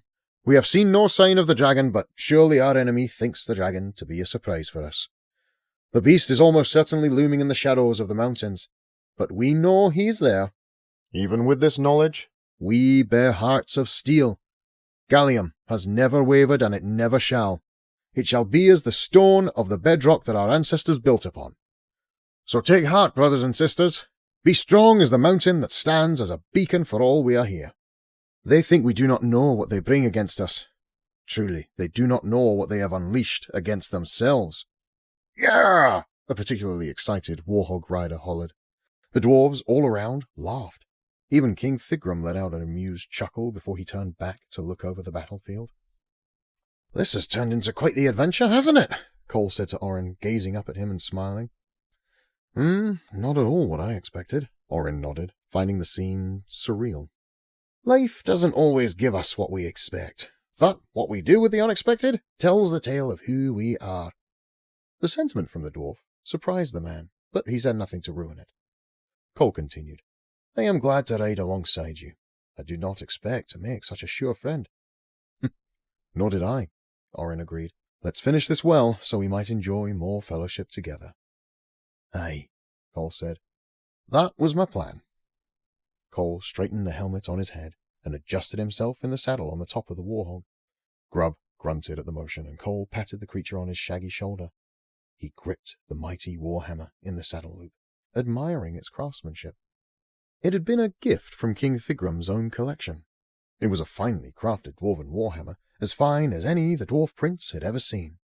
The metal shimmered in the moonlight, and the golden accents and runic markings brought the whole piece together with a beautiful elegance. It was equal parts art and tool of destruction, and Cole was ready to use it for the latter. Atop the wall, Ilaria shrugged in the light armor the dwarves had put together for her. It was not uncomfortable.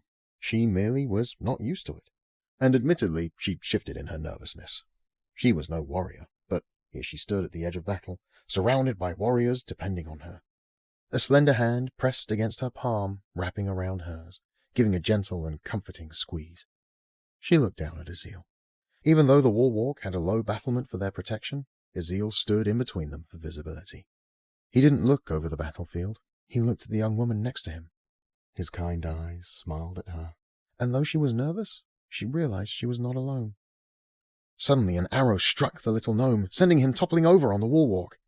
He still held Ilaria's hand so he didn't tumble off the back of the wall. She released a terrified scream that sent shivers down Orin's spine.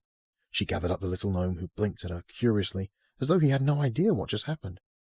The hardwood medallion he wore around his neck glowed with an auburn tint. Even stranger, the arrow was nowhere to be found. Argus Azulacor rushed to the side of the gnome and stared at the token. "What is that?" the old mage asked hurriedly. Azil looked at it with surprise as well. He had not learned anything about the medallion yet, but somehow it was imbued with a magic that had just saved him. "I don't know," Ilaria answered the mage. "The wizard Enkelly gave it to him." "A wizard?" Argus restated, stunned. He inspected the little grey gnome and, finding no wounds on him, declared, "I think that wizard just saved your friend's life." "Is he able to stand?" King Thigram asked. "Oh, he's quite fine, my king," the old mage replied. "I should very much like to inspect that token later, though," he said to Azil. The gnome nodded his agreement. Perhaps the dwarf mage would be able to help him understand the gift. "Good," the king said. He turned back to look out over their enemies' formations. "It appears our enemies think they are ready to face us." King Thigram Markensteel waved his hand above his head to signal the warhogs into action. "Let us show them how wrong they are," the king shouted. With those words, the battle for Gallium began. Dwarven arrows fell like rain upon the Drellic forces. For their part, the goblin archers had moved into position to return fire, but the superior height advantage went to the dwarves atop the wall of Gallium. The warhog riders burst forth from the gates and charged ahead to meet the warriors of Drellic. The boar's large tusks met ill-fated goblin bellies, though the ones that took the brunt of dwarven steel might have argued themselves as less fortunate. As the dwarven warriors barreled through the first line of goblins, the clanging of steel on steel erupted. The goblins fought back with all they had. Lotmeeg Candasaur itched to join the battle, but Bendor Clagstack stayed the younger warrior with a steely look. They sat hunched in the dark spots of the mountains, hiding in crags as if they were the shadows themselves. The Garvawks waited silently, totally obedient to their dwarven riders. The sky was still unplagued by wyvern riders, and they'd seen no sign of the dragon yet. As the intensity of the battle far below raged more and more, so did the fire in the warriors' bellies. Lotmeeg knew they had to wait, for Drellic would not so carelessly attack Gallium. The dragon would come. Cole's mighty battle hammer slammed into a goblin's face as his warhog greeted another with its vicious tusks. Cole laughed, happy that Grub had turned out to be such a fierce battle companion. Orin had become quite the target as the largest member of the cavalry. His height upon the horse made him easy to pick out. The horse, however, was rather set on surviving the battle, and moved swiftly as Orin cut down the foes that came against them. Several goblins with spears rallied together to surround the warhorse. They inched ever closer as the horse bucked uncomfortably. Orin turned it side to side, looking for an out, but saw nothing. As he was preparing to dismount and fight them on foot so the horse could get away, a blazing green arrow pierced one of the goblins right through the neck, dropping him instantly. A blue bolt of fairy fire blasted into another just before another arrow whizzed by. Orin looked up to his friends on the wall and gave them a nod as the surrounding goblins panicked. He was not sure they would see his gratitude from the distance, but he felt it still. He would have to make sure to show it when they celebrated later. Cole rode in behind one of the spear-wielding goblins and heaved his hammer into its back. A loud crack sounded and the goblin dropped. Orin noted that the dwarf looked as though he were having fun. Though a fire burned within him and adrenaline coursed through his veins, the man wouldn't say he was having fun. The Guardian was optimistic, and he would keep that attitude. A hopeless warrior sees no future and shrivels in battle. Orin would fight for his friends and their new allies. There was a lot more at stake than just his life. "Take down the troll!" Orin shouted to Cole over the clanging of weapons. Cole nodded to him, and the two rode straight at a nearby troll who was causing havoc among some of the other hog riders. Grub ran straight for the troll's legs, cutting the monster's thick hide with its razor-sharp tusks. The troll squealed at the pain in its leg as Cole laid a hammer blow right into its knee. The massive troll reacted and swung down hard with its mace. It slammed into Grub, sending the warhog and the dwarf flying off to the side. Two other warhog riders started beating at the troll's injured leg as Orin rode past, slicing at the troll's middle. The troll swung wildly, not sure which enemy to go for first, feeling as though it were being swarmed. A haphazard swing caught Orin right in the chest, sending him flying to the ground. Fortunately for him, he had been close to the troll and taken the extended handle of the mace rather than its spiked head. Orin coughed as he tried to breathe. He'd gotten the wind knocked clean out of him, and it took everything he had just to suck air back into his lungs. He rolled over in the dirt, heaving. He looked up at the troll as it moved toward him with rage in its eyes, lifting its mace high.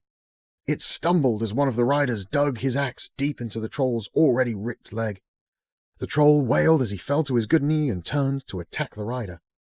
As he turned, Cole's mighty warhammer came in like an avalanche, smashing into the troll's lowered head. In his dazed state, Orin watched with amazement as the dwarf seemed to fly through the air to hit the troll. Orin coughed a couple more times as Cole heaved the Guardian to his feet. "You right there?" the dwarf asked, concerned. He looked the man over for any punctures Orin's armor might have taken from the spiked mace. "Hit with the handle.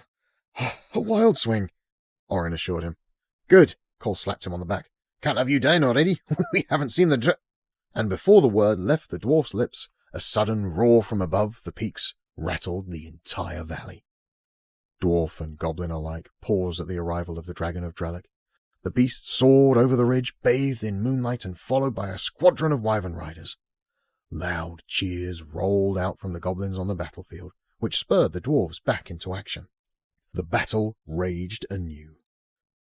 The dragon swooped low over the battlefield and released a burst of flames, scattering warriors from both sides. It wafted high into the air once more and charged toward Galleon. Orin watched in awe. "Come on, then," Cole said to the Guardian. "That one is for the Garvawks. These ones are for us." He turned toward the goblin army and squeezed the mighty warhammer in both hands. "Then let us have them," Orin agreed, and the two ran back into the fray. Argus Azulikor swelled his hands in a well-practiced but seemingly aimless way. He chanted some ancient illusion spell that crackled and sparked magic energy in the air around him. Sparks turned to flame, and suddenly the magic blazed into life in a red and orange symphony of lights. The flames flew up into the air and unfurled mighty wings, taking on the shape and size of a dragon, which flew across the front of the ridge. Much to their delight, the Drellic dragon immediately changed course to chase after the mage's illusion. The dragon flew with the fury of hurricane winds. It had never seen such an opponent, and the dragon raged to destroy it. When its great maw took on only sparks and flames with no flesh to sink its teeth into, the beast flapped in great fury. The wind from its wings split the illusion into pieces, sending sparks flying in every direction. The distraction had done its job. Bendor, Lotmeeg, and the rest of the Garvawk warriors appeared suddenly through the sparks and flames, and attacked the great dragon's underbelly with their piercing panther claws. The dragon writhed in confusion, and the waves of wind from its massive wings sent several of the Garvawks spinning away. The dragon launched itself high into the air to get away from them, and scratched and kicked at the ones still clinging to his underbelly. One poor dwarf got scraped right off his Garvawk and flung to the mountainside below. His Garvawk didn't fare any better, as the dragon's great claws clamped around its body and crushed it. It took a minute for the wyvern riders to realize the dragon's screeches and roars were a result of it being attacked. They had initially swooped in to aid the ground forces, but were quite distracted with the archers on the wall. Half of them had been on their way to the wall when they swerved to aid Garnago and the dragon. The other half was too engaged with the ground forces to notice. No, no, no! Argus cursed the situation. When the wyverns arrived to aid the dragon, Lockmeeg took his Garvawk into a dive along the ridge. They couldn't fight the dragon and the wyverns. He whistled as loud as he could, and his team of Garvawk riders fell into a dive behind him. The motion of the Garvawks diving into the shadows of the ridge halted the wyvern riders as they lost sight of the warriors. The moon was high and bright, and the contrasted shadows made it difficult for the orcs to spot their opponents. A couple of the wyvern riders moved closer to the ridge, trying to find the dwarves in the shadows. Suddenly, the Garvawk warriors reappeared out of the shadows, overcoming the two wyvern riders who had ventured too close. The other orcs swooped in to engage the Garvawk warriors while they were visible in the moonlight. Tooth and claw and maw and sword and axe and spear collided in mayhem. With fewer Garvawks to contend with, the Drellic dragon ripped through the warriors quickly. Bendor Klagstack's face ran with tears as he did everything he could to fight the dragon, while his brothers fell left and right. He was the last of his team remaining and came face to face with the dragon. He looked past the great maw of the dragon to lock eyes with the orc that rode the vile beast. Bendor's great grey beard flew sideways in the mountain breeze. He wiped his face with his sleeve, took his last throwing axe in his hand, and settled himself in the saddle. "I'm sorry, love." He patted his Garvawk's sleek fur and kicked hard. The Garvawk shot off, and the two charged at the massive dragon. Bendor let out a primal war cry as they flew. The dragon's neck began to glow as it worked up the fire from its belly. It opened its great jaws and unleashed a blast of fire, but not before Bendor Klagstack loosed his last throwing axe. The dragon turned its body ever so slightly as it crunched its teeth down on the cooked snack. The throwing axe flew harmlessly by the orc rider, ringing with a clang off the hardened scales of the dragon's tail. "Our Garvawk warriors have failed," King Thigrum said to Argus. He turned his attention to the archers. "Focus all of your arrows on the wyverns over the battlefield." Argus looked up into the sky at the mighty dragon. It was coming their way. Ilaria grew more in tune with the magic of the green stone around her neck as she loosed arrow after arrow. In fact, she had run out of physical arrows and had not replenished her quiver from the arrow barrels. Instead, she simply knocked and drew her bowstring with arrows made of pure, green, magical energy with seamless, fluid motions. As she stole a look up at the dragon and saw the beast burn and eat one of the Garvawk warriors, she realized their original plan was failing. She loosed another green arrow toward a wyvern rider, and at that exact moment, one of Azil's blasts struck the same wyvern. The green and blue mystical forces came together and erupted into a massive explosion against the unlucky wyvern and its orc rider. Both hit the ground, unmoving. A sudden idea came to her, and judging by the similar look in Azil's eyes, it was in line with his own thoughts. "Argus!" she yelled. "What is it, milady?" the mage asked as he lobbed a fireball from his short silver and blue scepter. "I have an idea!" she yelled before loosing another blazing emerald arrow. "Azil and I need to get to the tower. Can you get the dragon to come this way once we're there?" "The beast comes this way now," Argus replied. Ilaria and Azil turned, and sure enough, the dragon was on its way. They bolted along the wallwalk, running behind dwarven archers and hopping over the fallen, wishing for more time to proceed past them with reverence. They ran with the urgency of active battle. The pair slipped through a doorway and turned down the hall toward the stairs, which they ascended rapidly. They heaved through the door at the top and tried to catch their breaths. But the dragon was upon them. The dragon of Drellic swooped low over Gallium and unleashed a shower of fire. The archers that didn't dive and scatter away from the fire shot arrows feverishly. The hardened scales of the dragon rejected entry to the bee stings, and arrows fell dangerously back at the dwarven archers. "We're going to need a better shot," Ilaria said to Azil, looking out one of the great windows. She climbed out the window onto the ledge and used the cleverly smithed stonework on the outside of the tower to climb onto the roof. Azil managed the climb as well, and they readied themselves for the dragon's next pass. The smell of smoke rose into the air, and the embers of reduced buildings inside Gallium lit the city. The dragon took a wide turn before settling on its next path of destruction over the dwarven city, and then it charged. "We'll fire on 3, yeah?" Ilaria said to Azil. She didn't need to look at him to know he was with her. 1. The dragon flew with a madness in its great eyes as though it were hungry for more devastation. 2. Ilaria held her bow taut, the muscles in her arms shaking, not out of weariness, but with the power of the magical stone. Azil swirled his hands in a holding pattern, waiting to unleash the blast. His eyes blazed with blue fairy fire, and several of his runic tattoos were alight. Their faces were set like flint as they watched the incoming dragon. The furious monster's neck glowed amber as the fires welled within him. Just as the dragon began to spew his vile flames, 3! Green and blue magic intersected in mid-air to become one bolt of ruin. The bolt landed a massive blow to the shoulder of the dragon, which instantly turned and spewed flame at the tower and slammed its wicked tail against the building. The beautiful stonework was undone as the roof of the tower was smashed below them, sending the woman and the gnome toppling off the side. They tumbled through the sky together. Ezeel had grabbed Ilaria and combined his magic with the magic of the token to shield her from the fire. All seemed to slow down. Ilaria and Ezeel had only a split second to think of the demise that raced toward them before a silvery griffin swooped in and caught the pair. Stunned, Ilaria gripped the griffin tightly, tears flowing freely off her chin. She clung to the griffin as Ezeel clung to her. Tied around the griffin's foot was a small banner of crimson cloth with golden stitching. "Enkeli!" she joyfully shouted to Ezeel. She had thought him dead, but here was the helper he'd promised to send. When she regained some sense about her, she realized she knew the silvery feathers of the griffin. She shook herself upright on the creature to view him properly. "Silverwing!" she shouted with glee. "You silly boy!"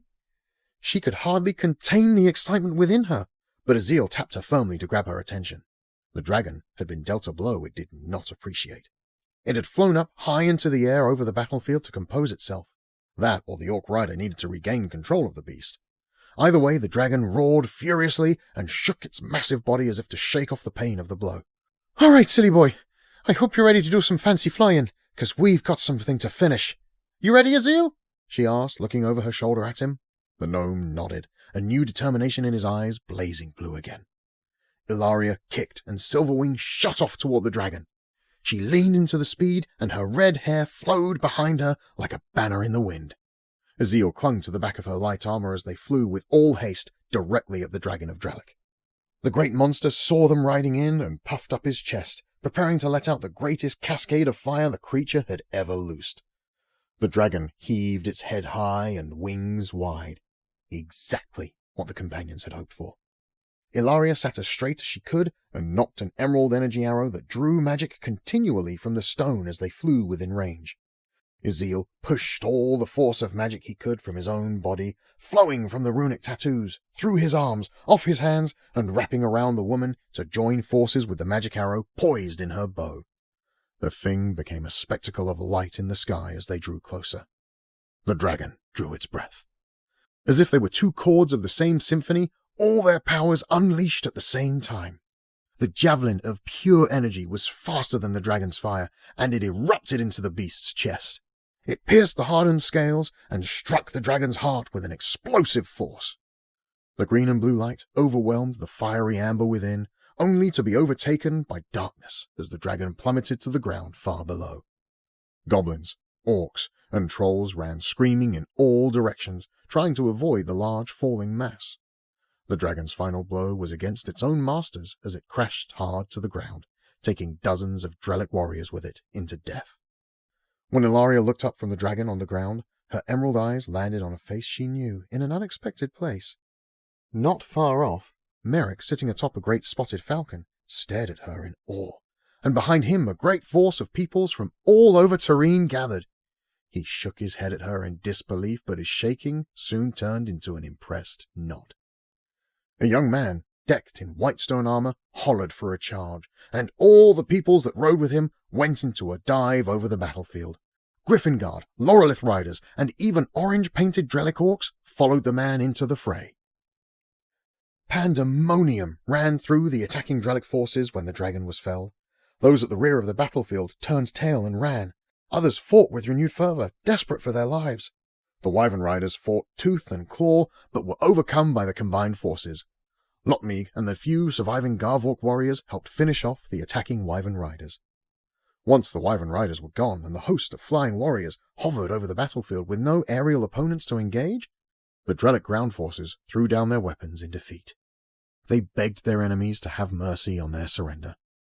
Karnak and Smarlow landed near a large group of surrendering goblins to help the dwarves, while the Scar Squadron and the Griffin Guard secured all the prisoners.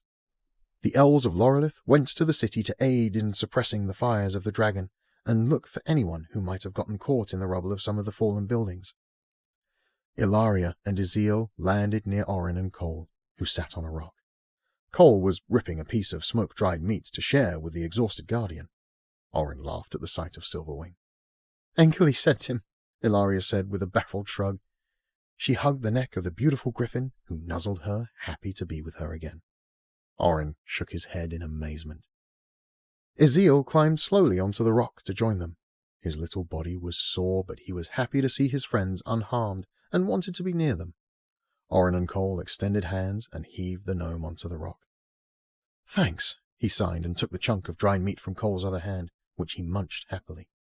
Cole's confused expression revealed he had no idea what just happened, or why he no longer had any jerky. Then a great falcon swooped in and landed near Silverwing and Ilaria. Merrick hopped off the mighty bird and ran to his sister, taking her in his arms and squeezing her hard enough to make sure she wasn't an illusion. "I knew it!" Cole yelled. "Never doubted your survival for a moment!" Orin and Ezeal shook their heads and grinned as they took bites of the meat and watched the family reunion. "It's good to see you!" Orin shouted to Merrick. "I thought I might never see you again, but then again I've never known one as stubborn as you, little brother," came a familiar voice from the side of them. Orin turned and there stood Herndon. He hopped to his feet, tossed the meat to Cole, who happily accepted it, and climbed off the rock. "I feared what had become of you," Orin said. "It's been a rather busy season at Whitestone," Herndon shrugged. "I feared you dead." Orin smiled at his brother, only a year and a half his elder. The two shared a brotherly hug, and Herndon grabbed at his brother's shoulders, taking stock of him. "I'm fine," Orin assured him. "I'm fine." A quiver ran through his face, and he stepped back and pulled Rayan's sword from his sheath. Herndon understood immediately. Their younger brother had died.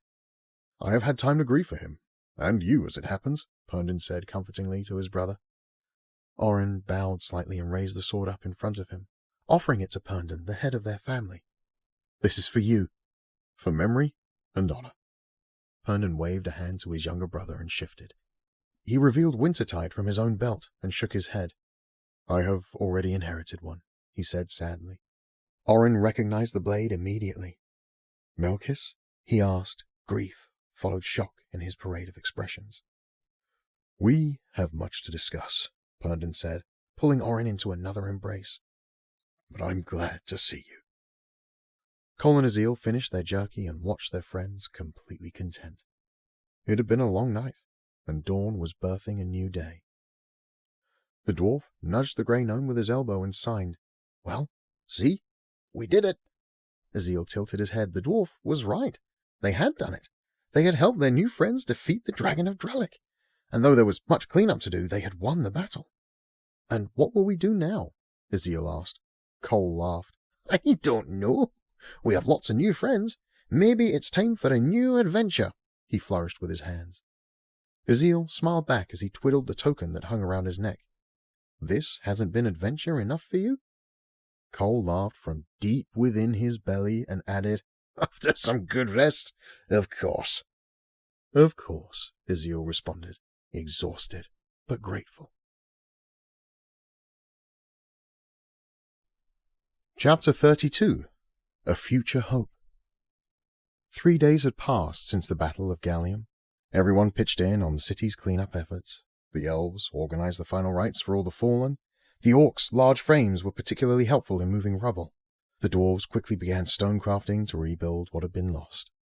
The Griffin Guard aided in corralling prisoners, then helped the peoples of Gallium get back to their homes, or find new ones if theirs had been lost to dragonfire. None could remember a time in their history books when all the peoples of Tureen had worked together in such a way. The common cause of helping their neighbors inspired them, and through the days of working and intermingling, many formed new and unlikely friendships. King Thigrum Markensteel prepared a grand feast for the gathered peoples. The banquet hall of Gallium was filled end to end with orc and elf and man and dwarf. Tables lined the length with every square inch covered in amazing food that halflings and dwarves had prepared. Tobin and Lenore had returned with Button and many of the other families that had fled to Croston for safety. Since Tobin had brought Orin and his companions to the castle, he and Lenore were invited to the great feast. Tobin piled food into his mouth and spoke almost unintelligibly between bites. Lotmeeg listened graciously to his brother-in-law as he played with his favourite niece. The Garvawk warrior had a renewed perspective on life after losing so many of his compatriots, and found the halfling's ramblings less annoying than before. He knew that even with his faults, the halfling loved him as a brother. He was happy to have loved ones. Though he'd lost many friends in the battle, he did not want to waste their sacrifice by wallowing in self-pity. That wouldn't do. He wanted to celebrate their entry into Carathane and live the life he still had, enjoying the ones he loved. General merriment filled the buzzing banquet hall. Despite their vast differences, the peoples gathered had one thing in common. They were warriors, and warriors know how to talk to warriors. There was laughing and joking, some taught others games, while others discussed the beauty of their homes. At the front of the banquet hall, leaders from the different groups spoke with ease. Argus, Lanrin, and Declan huddled together while Smarlow, Rallowin, and Ezeel listened with great interest. The mages were excited to be all together for the first time. Before long, Argus produced from his blue robes another shell of Calencia and handed it to Smarlow. "This'll allow you to speak with us as well," he said excitedly.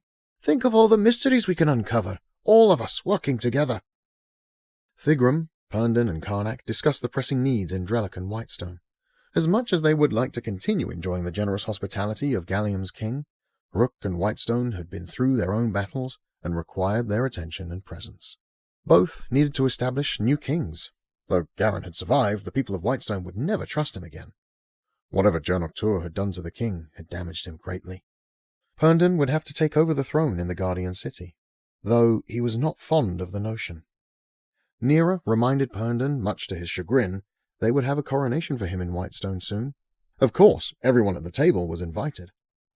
Karnak promised he would make it to Whitestone for the coronation if Herndon did not think it too raw for the people to see an orc in the city after the ordeal they had endured. "We sit together, we eat together, we speak together," Herndon pointed out. "Seems to me our peoples have had some false illusions of each other's qualities. It will be a sign to all that we embark on a new path." "A future hope," Karnak put in. "To a future hope!" The mages at the end of the table echoed joyfully, raising their mugs high. They were obviously having fun in one another's company. Karnak shook his head at the mages' humorous display before turning back to Herndon. "It would be an honor." The large orc looked across the table at Merrick, who had an approving look on his face. "I wonder if I might be able to join you back to Drellic?" Merrick asked. His question caught the attention of the woman flanking him. "Merrick, I just got you back," Ilaria said with worry in her eyes. "Garkarnak and I have had time to speak before this. He tells me of the beauty of the city of Calrok by the sea. I should greatly like to see it." "And I should like to join him, if the Gar permits," Rallowin nodded to Karnak. "Then I should like to show you both." He smiled around his tusks. He assured Ilaria, "And fear not, I will bring him back to you in Whitestone for the coronation celebration." Cole and Orin watched and listened, each happy just to be at the table. It had been a long journey, one with many twists and turns. Embarking on a future hope that saw all the peoples of Tareen coming together would have no shortage of adventure. They looked forward to it. Orin realized that in all the preparations and everything that had happened, he hadn't asked Cole about his clan in Calamandir. "So, clan prince, huh?" the Guardian whispered to him. "I don't want to talk about that. This is a celebration," the dwarf deflected. "All right," Orin nodded suspiciously. "But you will tell me at some point. I should very much like to hear that tale." "Bah!" Cole waved the man away. King Thigrum Markensteel climbed atop the table in front of the assembly and clanged his gauntlets together. Everyone paused their side conversations to give the Dwarf King their attention. "The merriment of this evening brings great joy to my grieving heart," he yelled so all in the banquet hall could hear. "To see so many peoples gathered in one place is a sight unseen. Surely this is a mark in history where the peoples gather for a future hope. And I see that hope in you. Look around, elf sitting and laughing with orckin, and dwarf and man, halfling, and even our very own deep gnome." He nodded to Ezeel. The gnome's eyes brimmed with tears, overwhelmed by the mention. "We have lost much," Thigrum went on, "but our loss is to their gain. Surely the fallen share a feast in the halls of Carathane, celebrating our victory with us. Quiet agreements resonated throughout the great banquet hall. A mixture of loss and pride in their fallen comrades rolled through all present. This is not the end of this triumph. It is only the beginning. That future hope is now. We will not let the spark that burst into flame here go out. The peoples of Turin will write a new history, starting from this point. The Battle of Gallium will never be forgotten. It is truly the day we battle for the heart of Turin, and will always be remembered as the day a new sun dawned. In memorial of this mark in history, we will paint the ceiling of this great hall with a mural that includes all the peoples that were a part of this victory. But again, this is not the end, only the beginning. I encourage ye, drink, eat, and enjoy each other's company. Make friends and send pigeons and ravens to each other. Make future plans with one another. This is how we build our future together. An unusual, chilly fog hung over the next morning. The Guardians of the Talon Squadron and the Orcs of the Scar Squadron talked easily as they prepared to set off for their homes. They utilized the last moments together to joke and have more fun. Up in one of Gallium's towers, Argus, Lanrin, Declan, and Smarlow waited until the last possible moment to part. They had been up the whole night discussing different magics and learning from one another. They discussed, too, some of the more concerning matters. Lanrin told them of the foreboding warning of Seer Zelor in Loreleth. Argus scrunched his face at the words, but did not give away his initial thoughts. "Does the elven witch think something else is coming?" Declan asked. "She's not a witch. She's the current seer of Loreleth, a position of great tradition," Lanrin corrected the orc. Declan looked at Smarlow. She sounded like a witch to them, but they weren't elves, so what did they know? "It would be wise for us to be on guard," Argus cut in. "The Alkhoren mirrors allowed Jaernok Tur to escape, and he was not found in Rook-Kor Whitestone. We should be very cautious with the artifacts. We don't know how many there might be." The graveness in his tone put a damper on the attitudes of the gathered mages. They had enjoyed their time with one another, and were optimistic about what they would be able to accomplish together in the years to come. The thought of something coming against that put them in a foul mood. "We mustn't get down, my friends," the dwarf encouraged them. "We do not know what tomorrow will bring, but as far as it is up to us, we will live peaceably with one another, and we will be of one accord. Should something come against one of us, the others will rise to answer." His words raised their mood again, and they talked excitedly as they left the room. They made their way down the stairs and out to the stables, where Smarlow and Declan needed to saddle their wyverns. Argus and Lanrin offered their heartfelt goodbyes to the pair of orcs, and walked back into the castle. "I had hoped the riders and I could stay until it was time to travel to Whitestone for the coronation of young Perndon," Lanrin said to the old dwarf. "I would be glad to host you a little longer. In fact—" Argus's thoughts trailed off, and then he continued. "I could very much use your help." "With what?" the elf mage asked, curiously. "A wizard artifact." "A wizard artifact?" he repeated. "Yes, one given to our gnomish friend by a wizard." "Ezeel?"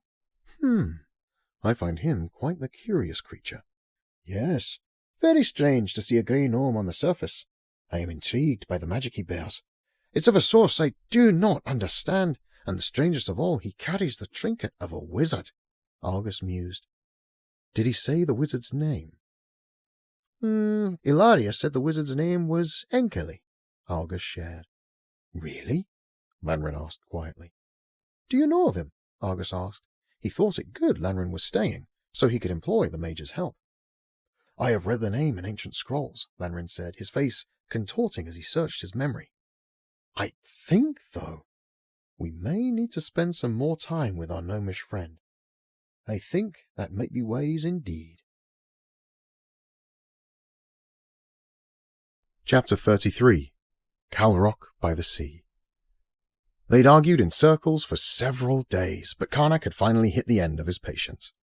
"I won't take the throne, Zotar. I am no king," he said plainly. "You will have to raise another."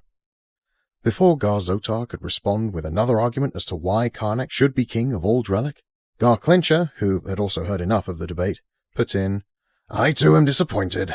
I also had hoped you would be the new king." That truly was the reason Zotar argued with such fervor. He had hoped Karnak would be the new king as well.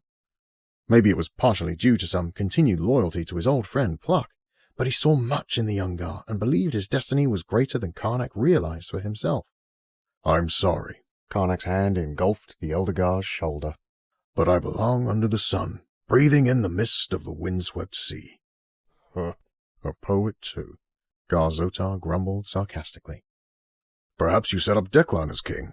If Jaernok Tur were to return, at least he would be able to fight magic with magic and defend his own mind from being twisted, Karnak suggested. Declan quickly shut the idea down. I am engaged with the other mages south of the mountains. I would not have the focus to care for the peoples of Drellic. I still don't understand why you can't take it, Gar Zotar. You were the one who raised the rebellion when others followed blindly, Smarlo said, trying to help Karnak. Gar Clencher and I are too old. The peoples of Drellic need a younger face, a face that is unknown to them, a face that signals change and a new direction. It will be hard enough for the peoples of our nation to break down the barriers in their minds regarding our new allies, Zotar said, gesturing to Merrick and Rallowin. The two had been listening to the debate in silence. They did not want to interfere with the discussion, for they were honored even to be in the room for such an important moment. Right now is the time for change that holds the tradition of honor among our peoples in high regard, but leads to greater honor as we grow into our world. Zotar's explanation was well crafted, and they were inspired by the idea. Karnak still wanted nothing to do with the throne. He wanted his simple life back in Calrok. Then Genjak, Karnak said, trying anything to keep the attention off himself. Everyone in the room turned to Gar Clencher's second-in-command. The younger orc stood there, not sure what to say. He'd said next to nothing during the proceedings, anyway. No one else knew what to say either. None of them had considered the idea. Once he was presented, none of them could think of a reason why he couldn't be raised up to lead. Young Genjak looked to the throne with great hesitation. The fact that he did not jump at the opportunity and that the rest of them had no immediate arguments made Karnak feel as though he were onto something. He cares deeply for the people. When we were all meeting at Lakjo to discuss Jaernok Tur's movements and our engagement with the dwarves, Genjak was the one helping soldiers settle into homes where they could get some rest before our departure, Karnak pressed.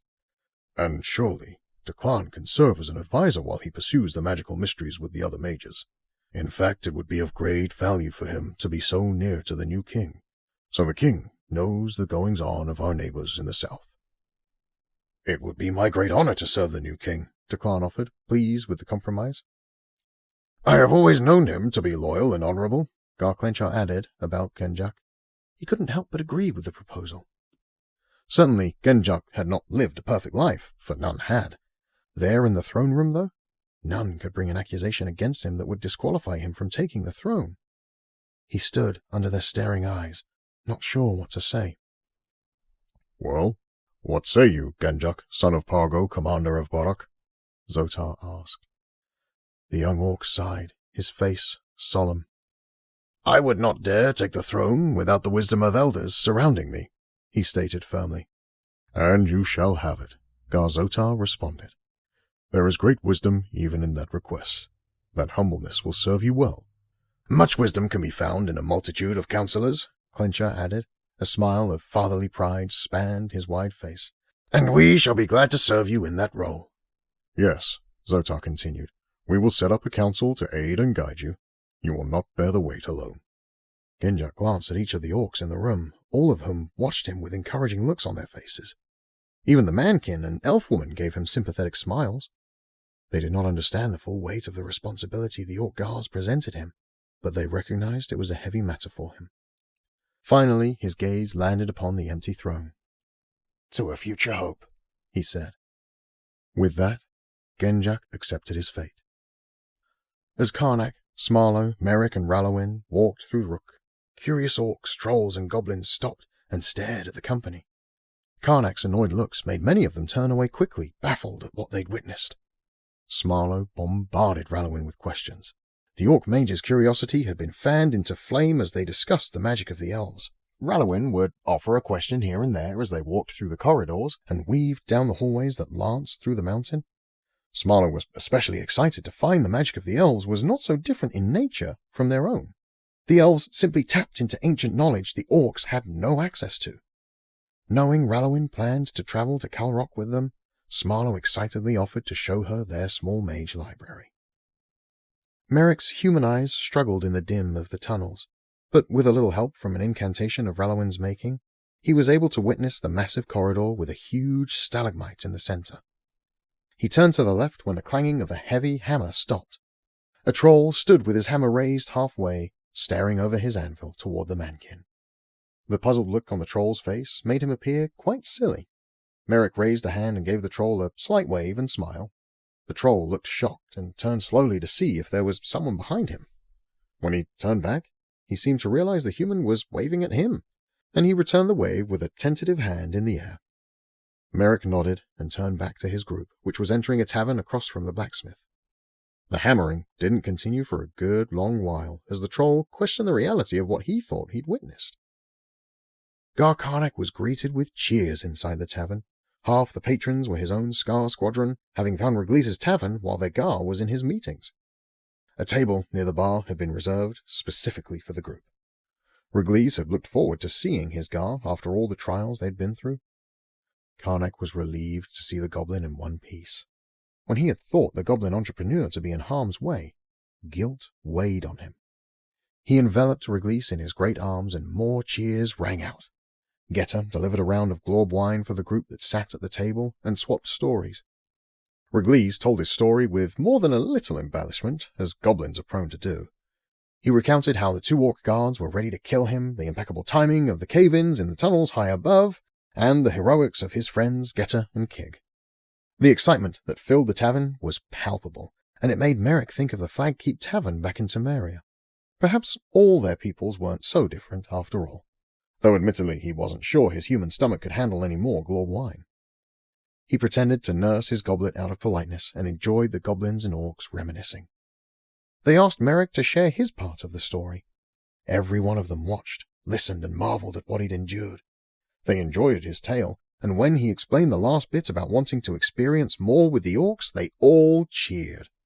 Many slapped large hands on his back with excitement. Rallowing giggled as she took a second away from her and Smarlow's continued conversation to watch Merrick take all the encouraging but rough backpats. Reglis, Garvawk started, you've served Calrok with great honor. It will not be forgotten.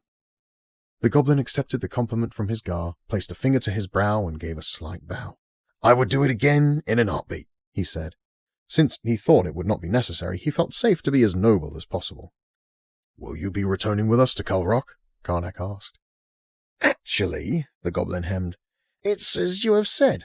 Lox is good at his job, and he didn't run the tavern in Calrok to the ground. And Gar and Kig are very capable here. I thought I might try to open another in Borok, and then maybe in Ductan. And then I can expand west to build a tavern on the glorb wine in every orc fort in Drellic. Great dreams you have, Garvawk smiled. I am happy to see you chase them, but I want you to know you are always welcome back home in Calrok. Garvawk stood and yelled, Scar Squadron! The entire place went silent as all the riders from Calrok stood and listened. One for Reglis, honorary warrior of Calrok. Garvawk placed his finger to his brow and bowed. All around the tavern, Scar Squadron members did the same. Merrick and Rallowin were moved by the scene as others throughout the tavern stood and joined the Calrok warriors in honoring the goblin. Reglis was overwhelmed with the display, and tears escaped his eyes. Garvawk looked at the goblin directly and said, Thank you, my friend. My Gar, Reglis nodded through his tears. Then Garvawk raised his goblet high. The next round's on me! Cheers rang out once more, and excited goblins and orcs clanged their tankards together, resuming their celebration. Garvawk had never been more excited to see the Gantsi appear as they crested the mountains on the eastern edge of Drellic. He glanced over to Merrick riding the marvelous astral falcon and caught the mankin's mouth agape in wonder. His response did not disappoint the orc, for the mankin was in utter awe. Having talked with Merrick, the Gar had learned the huntsman had never seen the sea, and that seeing things from this altitude was also a new experience. Garvawk had expected the moment would be quite the experience for the man. Indeed it was. Scar Squadron riders split off in multiple directions as they made their way to their individual homes. Even Smarlow nodded and waved his goodbye to Rallowin and Merrick, who were to follow Garvawk on his descent. They landed in a field of wildflowers that sloped away from the rocky mountain with a graceful ease. Garvawk slipped out of his saddle and removed it from Kerr's back. He slid his hand along her neck and thanked her for her faithful service before releasing her to an evening of fishing. She would probably find some time to rest up on the Scar Cliffs at some point during the night, but she had been far from the coast for a long time and was excited to enjoy fresh fish. Merrick and Rallowin followed suit and dismounted. Merrick stroked Valowin's speckled feathers, and the great astral bird clicked its tongue happily. They were getting along quite well, and Merrick found great comfort in knowing the bird would come whenever he called. In the meantime, the mighty bird would be off to the astral plains, soaring among the stars. Valowin flapped her great wings and lifted herself away from the trio, who watched as a glittering black mist swirled about her before she vanished. "Is there a place where this one will be safe?" Rallowin asked Karnak as she unsaddled the grey-spotted Pegasus, whose name was Henry. A rather ordinary name for a Pegasus, Merrick had thought to himself. Having seen the Pegasus in person, he did not think the creature to be ordinary in the least. "Of course," Karnak said. "This paddock is my family's. That small barn over there is where we can hang our saddles. Come, I'll show you." As Rallowin followed the large orc to the structure, Merrick stretched his back and gazed over the city of Calrok. The Scar Cliffs stood with a mighty presence high above the city to his left, their ridges and face chiseled with shadow and light. The Gant Sea glinted in the evening sun that was trying to disappear over the mountains behind them. The view from the field was almost as incredible as the one he had enjoyed when they'd crested the mountain ridge. Karnak had not exaggerated the beauty of his home. Henry nuzzled Merrick's shoulder, content as he munched on some wildflowers he'd found to be rather tasty. Karnak and Rallowin came out of the barn, laughing with each other. As they did, a small green creature with wild black hair darted across the paddock to greet them. "Da-da!" he squealed, his hands waving above his head out of control as he ran. Gernot! Karnak returned the call and scooped up the little tyke in his arms. He swung him through the air to make the little orc feel like he was flying. Karnak then tucked the chubby orc in close and hugged him for a long time. "I have missed you, my son." "Save some of that affection for your wife, too, now," the female orc called from the doorway of the cozy house at one end of the field. Karnak's smile grew into a great grin. "Why don't you come and get it?" he called back. Tanessa feigned offense but started walking through the field of flowers to meet her husband. Karnak couldn't help himself and met her halfway. They embraced each other with a kiss and a tight hug that made Jaernok laugh as he was squished between them. Rallowin stepped next to Merrick as they watched the family's touching reunion. It seemed odd to Merrick that in all the stories he'd heard about orcs in years past, he had never heard one of orc families. He thought that peculiar, for it seemed to him so obvious that Karnak, as Merrick had come to know him, would be an orc who loved his family. Tanessa prepared a fine meal for the weary travelers. The fish in the center of the table was larger than any Merrick had ever seen. The cooked creature was one of the sea and made the river and brook fish he'd eaten before look like snacks. Tanessa had seasoned the fish with a mixture of herbs, some grown from her own garden and some acquired from Calrok's market square. She had also prepared a spicy grain rice and some form of purple cruciferous vegetable. Merrick was pleasantly surprised at how appetizing everything looked. The mix of spices and the crackling fire made for a warm and welcoming aroma. Merrick insisted on cleaning up after dinner, even though Tanessa tried to shoo him away several times. When he proved himself adept at cleaning, the orc woman relaxed and embraced his help. Merrick laughed with Tanessa as he brought more from the table. "My mother would have my neck if I didn't help tidy." I suppose mothers have that effect on their sons in many cultures," Tanessa smiled. "Karnak's mother used to live in the cottage when we first got married and his father had passed. She got on him all the time for chores around the paddock." Merrick chuckled at the thought of the giant orc being scolded by his mum. Mothers can be pretty good at pointing out what their sons should do. Nevertheless, she doted on him as though he were a treasure. Tanessa looked into the sitting room where Karnak sat on the floor with Jaernok, laughing and playing. Rallowin used magic lights to create moving images in the middle of the room for the little tyke's entertainment. Jaernok tried to grab a flying lavender Pegasus, which spun and whirled into a form of a wyvern out of the little orc's grip. He laughed crazily at the game as Karnak spurred him on with encouragement. Rallowin noticed the two watching from the kitchen and flashed them a joyful smile. "It seems like a treasure to me," Merrick said to the orc wife and mother. "I like them all right," she teased. "I'll keep them around a while." The night drew to a close after a riveting orc tale that put the wiped-out Jaernok to sleep. Tanessa walked Merrick and Rallowin to the cottage near the barn, while Karnak tucked his son in for the first time in weeks. Tanessa opened the door to the small cottage and explained there was only one room with a proper bed. Karnak's mother had always run cold, though, so there were enough blankets to make up another sleeping spot in the small sitting room.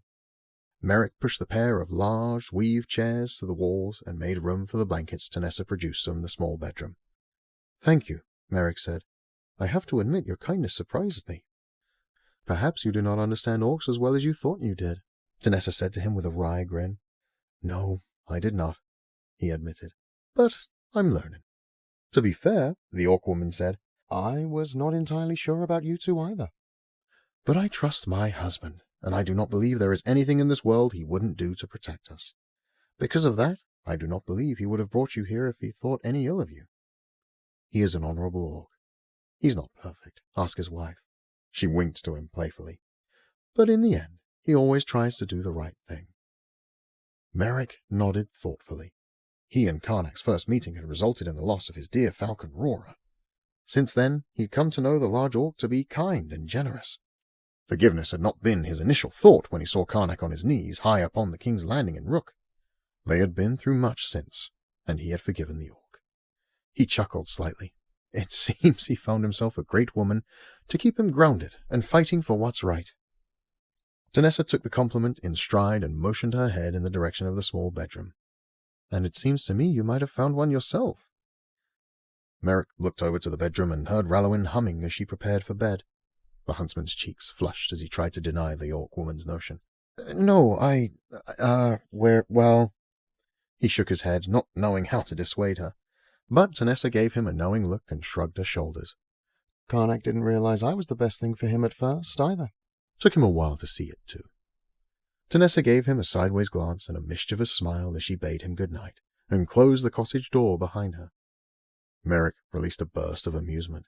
He walked to the doorway where Rallowin was standing the staff of Anvalorian in the corner. The bed was without wrinkle as she had fixed it with different blankets. They had taken the thicker ones off the bed so Merrick could have them in the sitting room. He watched her for a moment as she hummed to herself. She turned and caught him at the doorway, staring. Her bright grin added to her shimmering beauty, as flowing strands of silvery hair fell in front of her face. She shyly pulled them back behind her pointed ear. Merrick smiled at her and said, "Good night, Fair Rallowin." He turned away and returned to the sitting room where he would make his nest of blankets into a usable bed. "Good night," he heard from the other room as the door closed quietly with a wind of magic. He smiled as he gathered 2 blankets and a pillow. When he got comfortable, he put his hands behind his head and stared at the ceiling in the small cottage. The moonlight formed interesting shadows as it crept through the window. Merrick thought of all of the things that had happened since he left Temeria. It had been quite the adventure, with highs and lows.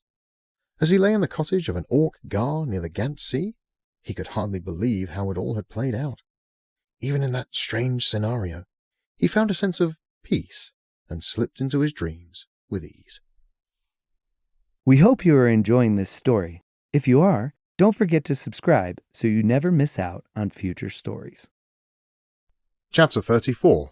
A Gathering in Whitestone. Coronation Day snuck up on them all. Everyone had been busy recovering from the various battles. Not only did they have repairs and preparations to make, they also had funerals and leadership changes that needed to take place. Whitestone, in particular, had been in a mad scramble over the past couple of weeks. People worked together to clean up and prepare their city for visiting guests from all of Terrene. The Griffin Guard had taken some huge blows, and many of them had fallen prey to the deception magic of Jaernok Tur. Over the past 2 weeks, though, all of them had been able to shake off the residual effects of the dark magic. The Guardians who had been thrown into the dungeon and tortured during the Sorcerer's brief control were released and healed. Many of them had already returned to duty. The Griffin Guard was being rebuilt and restructured. The loss of High Commander Danakane was particularly heavy for all of them. He had been well loved and regarded by the Guardians with unwavering trust. Herndon and Commander Matness had many discussions, and she had accepted the call of her soon-to-be king and taken on the role of High Commander of the Griffin Guard. Herndon had always known her to be tough but fair. The fact she was able to shake the dark magic of the sorcerer at the perfect time and rally the rest of the Guardians was a testament to her ability to lead. She was the obvious choice. Nira had led beside him for a long time, so Perndon quickly chose her as his replacement for captain of the Talon squadron. The squadron knew her well. Not to mention her new prowess with the magical spear Santuralia left none in doubt of her abilities. She would lead them well. Plus, while Perndon would have many new responsibilities as king, he considered the close access he had had to the king when he had been captain of the Talon squadron. Whether he would admit it or not, he wanted Nira near him. He greatly valued her advice and opinions, two assets he welcomed as he took on his weighty role. Orin had lost his entire squadron, and diving into another was not at the forefront of his mind. Perndon thought better of it as well. As Orin had explained his experiences and the need for the Guardians to remember who they fight for, Perndon could think of no one better to organize the initiative. Orin had spent more time among the peoples of Tureen during his sojourn than most the Guardians had in years.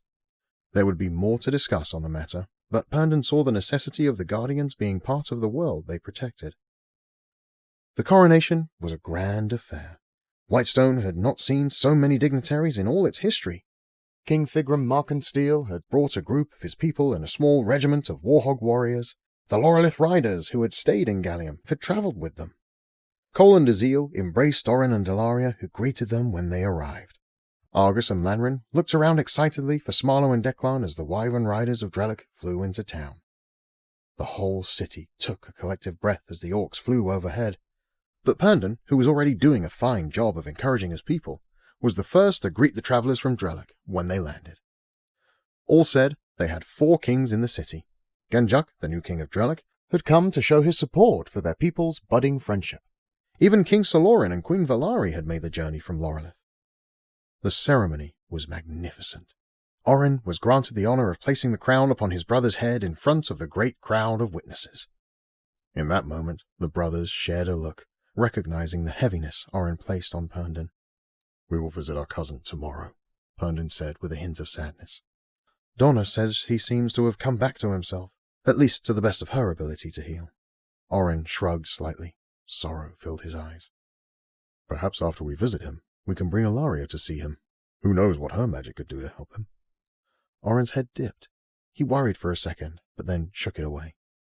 "That is a matter for tomorrow." He hugged his brother close, took a step back, placed his fist on the whitestone crest on his new armor, and bowed low. The entire gathering bowed low to honor the new king. Even the other royals present gave him a slight bow, acknowledging his new position.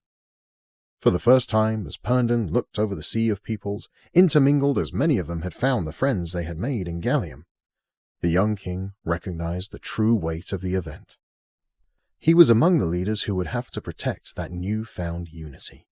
They would have to nurture and grow the future hope for their peoples. He had always been confident in his abilities, not prideful, but certain he could handle anything. Melkus had trained him and his brothers well, and instilled in them a solid foundation of confidence and faith. Perndon had been selected to serve in the Griffin Guard's elite Talon squadron from a young age because of his abilities.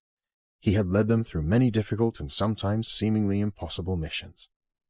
But the task ahead was different. For the first time in his life, his confidence wavered. He had always led warriors on warrior tasks.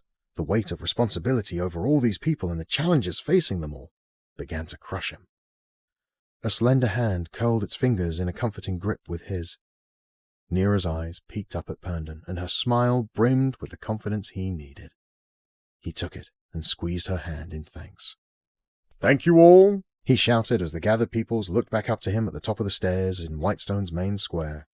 "I am honored to be called your king, and I will do my best to live up to that call." The crowd watched him silently. He wasn't sure, but it seemed as though they waited for him to make some rousing speech. He looked to the leaders who stood nearby, and all of them beamed at him with pride. He looked out over the crowd again and decided it was much too quiet, and he had no such speech. "I'm pretty certain this is supposed to be a celebration." He paused again as everyone looked at him in confusion. "So, let's celebrate!" The crowd exploded in an uproar of applause and laughter. Musicians around the square played old songs of kings and new songs of heroism inspired by recent battles. People enjoyed food and drinks, stories and jokes. Where there was hesitation about the orcs earlier, they now enjoyed great fellowship. Many came to congratulate the new king with excited dreams about the future of Whitestone. Merriment echoed around the city, reverberating off the white stone and reaching into the depths of the damp dungeon. The fallen king drew himself nearer to a high window so he might hear some of the joy he utterly lacked in his current state. Garen's mind was cleared to an extent, but he had spoken very little to anyone, including Donna. She had been nursing him back to health and had been kind to him. A shuffling noise behind him shifted his attention into the darkness of the dungeon. His eyes had a difficult time adjusting to the pitch after staring at the brightness of the window. He peered hard into the darkness, but saw nothing. Though blind, you have seen. Garen's heart pounded as though it wanted to climb out of his chest. He shook his head and blinked his eyes, trying to see through the dim or shake the voice out of his mind. When the light of the window glinted off some flowing golden fabric beyond the bars of his cell, he realized he was not alone and hearing whispers. "What?" Garen stammered. "Who's there?" "Though blind, you have seen." The figure groped at the bars with gangly fingers. She pressed her face between two bars and Garen recoiled at the sight. It was a she-elf who wore a strange cloth over her eyes, and streaks ran down her face. "Who are you?" he asked. "I am like you. I am a seer," she responded. "You know the land is destined to be covered by shadow." "No!" Garen started to argue, but he could not. "Yes, you know it to be so." Her voice came out in a hoarse whisper as she scolded him. "No, my cousin has defeated him," Garen started again. She cackled. "How does a man defeat one who walks among the shadows?" "He's an orc. Orcs can be killed." "And how did that work out for you, fallen king?" "You what?" she yelled. "The wave is coming. None shall be saved from the flood of darkness." "Then warn them," Garen yelled back, frustrated by her blasé tone. "If he intends to return, then you must help them." "They do not listen to my ways anymore. The peoples of Tareen have gotten arrogant. The old ways are forgotten," she spat. "The end draws nearer, and they cannot see. This war cannot be won." "I don't believe you," Garen growled. "You lie to yourself," she laughed. "For you have seen. You know it to be true." A sudden noise of children running and playing a game outside the window startled Garen. When he turned back again from the window, the seer was gone. Tears streaked down his own face, and pressure built up in his creased forehead.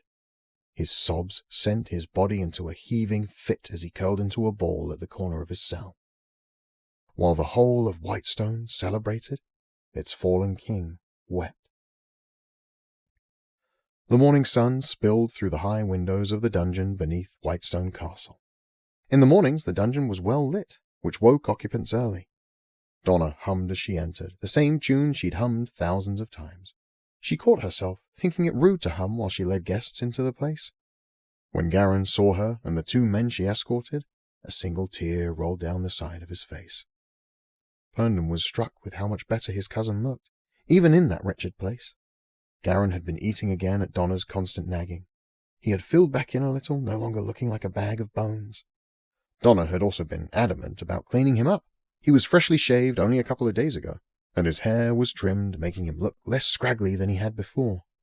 Garen approached the bars and stared in shock as Orin stepped to Herndon's side.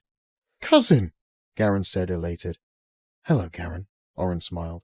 "It's good to see you again." "You would not have said so only a few days ago. Donna has been taking very good care of me." He paused and looked over at the nurse, who waited with a raised eyebrow, as if to let him know he should finish his thought with care. "Even if I'm not always happy about it." They all shared amused looks, even Donna. "How do you feel, cousin?" Herndon asked. Garen shifted uncomfortably. There was a long pause. An uneasy tension filled the room. "I am sorry," Garen said to Herndon. "I was out of my mind. I was not myself." "I know," Herndon said. "This whole thing has been a mess." "Yes." Garen's head drooped as he agreed. After another brief silence, Orin laughed. Do you remember that time when we were young boys? And Melkus had Garen spend the week with us at the corral to give him a taste of what life would be like when he eventually came to train with us." The other two snickered at the memory. "Garen was always getting us into trouble," Herndon added. "I seem to remember a certain young Orin who climbed through the window of the war room to unlock the door for us. Garen said, feigning offense. Yeah? And who was it that said we should add tar to the feathers before we covered the whole room? Orin asked. Yeah, who was that? Garen echoed, giving Herndon a wry look. Okay. Herndon surrendered with his hands up. That was a sticky mess. I had tar on my hands for weeks, the only reason we even got caught. It felt like it took weeks to clean the war room, Orin said. It was only a few days, Garen shrugged humorously. And I took most of Melkus's... There it was. He hadn't said Melkus's name since... Orin noticed their flinches, and the awkward silence fell in the room again. He tried to recover the heartfelt moment. You know, no matter how much trouble you two got me tangled up in, he smirked at them both, you always managed to fix it later. Herndon and Garen looked at each other. I'm sorry for what I have taken from all of us, Garen said, tears welling. I am too, Herndon replied. I'm also sorry that the weight of the crown has fallen upon your shoulders. It was my responsibility, my duty. But I cannot be the people's king. I have killed the heart of their trust. No, you can't, Herndon sighed. He did not want to be the king of Whitestone. It had never been a thing he considered. But the duty had fallen to him, and here he was. I will carry the burden the best I can. I will help in whatever way I can, Garen said, reaching his arm to Herndon through the bars. Herndon took the extended arm. We will get you better and get you out of here. All of a sudden, Garen was caught in a difficult position. He heard the words of the elven seer in his mind, the doom she foretold, the devastation he knew was coming. He wanted to warn them. He wanted to tell his cousins what was coming. But he also realized how crazy he would sound, and he did not want to stay in the dungeons anymore. No, perhaps if he waited for the right time, if he waited until they could see he was sound of mind again, then he could tell them, and they would listen. Garen drew in a deep breath and tipped his chin. I look forward to it. Cole and Azil happily munched on a couple of skewered meats they had acquired from a vendor in the Whitestone market. They hurried along to keep up with their friends' longer strides. The vendors of Whitestone had quite enjoyed the many visitors from out of town. Many of the orcs and elves and dwarves were eager to try all that Whitestone locals had to offer. It was great for business, and after everything that had happened, it revitalized many of the merchants. Orin led the group onward, following the road through the city. He intended to show them the renowned Grand Corral, a place that had been his home for so many years. It was then, as they walked and laughed together, that he remembered their time at the beginning of their journey on the Lady Layla, rowing up the Palori River. Though Rallowin had not been with them then, she and Merrick seemed to be growing closer. As she had spent more time with them, she fit right in with their ragtag group. When they arrived at the Grand Corral, Orin took them inside and gave them a thorough tour. So thorough, Cole ribbed him about the tour being so long it was time for another meal. Orin paused for a moment. His muscle memory had him moving toward his old room. When another guardian emerged, it took a second for him to remember they had all thought him to be dead. The thought that he would not get another room in the barracks, but rather one at the castle, was still odd. He would miss being here with all the other guardians. Like the Griffin Guard, Whitestone, and the rest of Tureen, Orin too was entering a new season. Once the tour was over, Orin took them to the corral's main dining hall, but was redirected to the officers' dining hall by an adamant High Commander Matness. Orin graciously accepted the redirect because of his guests, but felt awkward about eating there. He'd spent so many years eating with the other guardians, it gave him an uncomfortable twinge not to do so. The rambunctious group that accompanied him distracted from the location, and he soon fell into conversation with his friends. I'm thinking Azil and I'll stay here in Whitestone with you and Ilaria for a while, if that's all right, Cole said. Of course, Orin replied. In fact, I may need some help with a new mission from Herndon. That is, if you don't have other plans. I don't know, Cole trailed, tugging at the long black braid in the front of his big beard. The last time we helped you, it caused us all sorts of trouble. Of course we'll help, Azil sighed. Of course, Cole waved him off. I was only playing with him. I need a break from Gallium for a while. Yeah, no kidding, Cole said. Argus has always been a little bit pushy. A little? Cole laughed. Well, yeah, maybe more than a little. But he and Lanvin, ugh, you know the elf mage from Lorelith? Cole shrugged a knowing hand toward Rallowin, hoping she could chime in on the elf mage. I know him, she said, looking quite amused, while the rest of the group nodded. Well, Anyway, those two have been asking Azil questions about our time with the wizard Encully. They want to know how the token works and what else it might do. I guess it's not every day you run into a wizard artifact. I also think they don't like that they don't understand Azil's magic. I tried to explain it to them. It was a sea witch that saved his life. A monster of a pirate had nearly killed him, you know. Everyone stared at the dwarf, no idea what he was talking about. Oh, I haven't told you that story yet.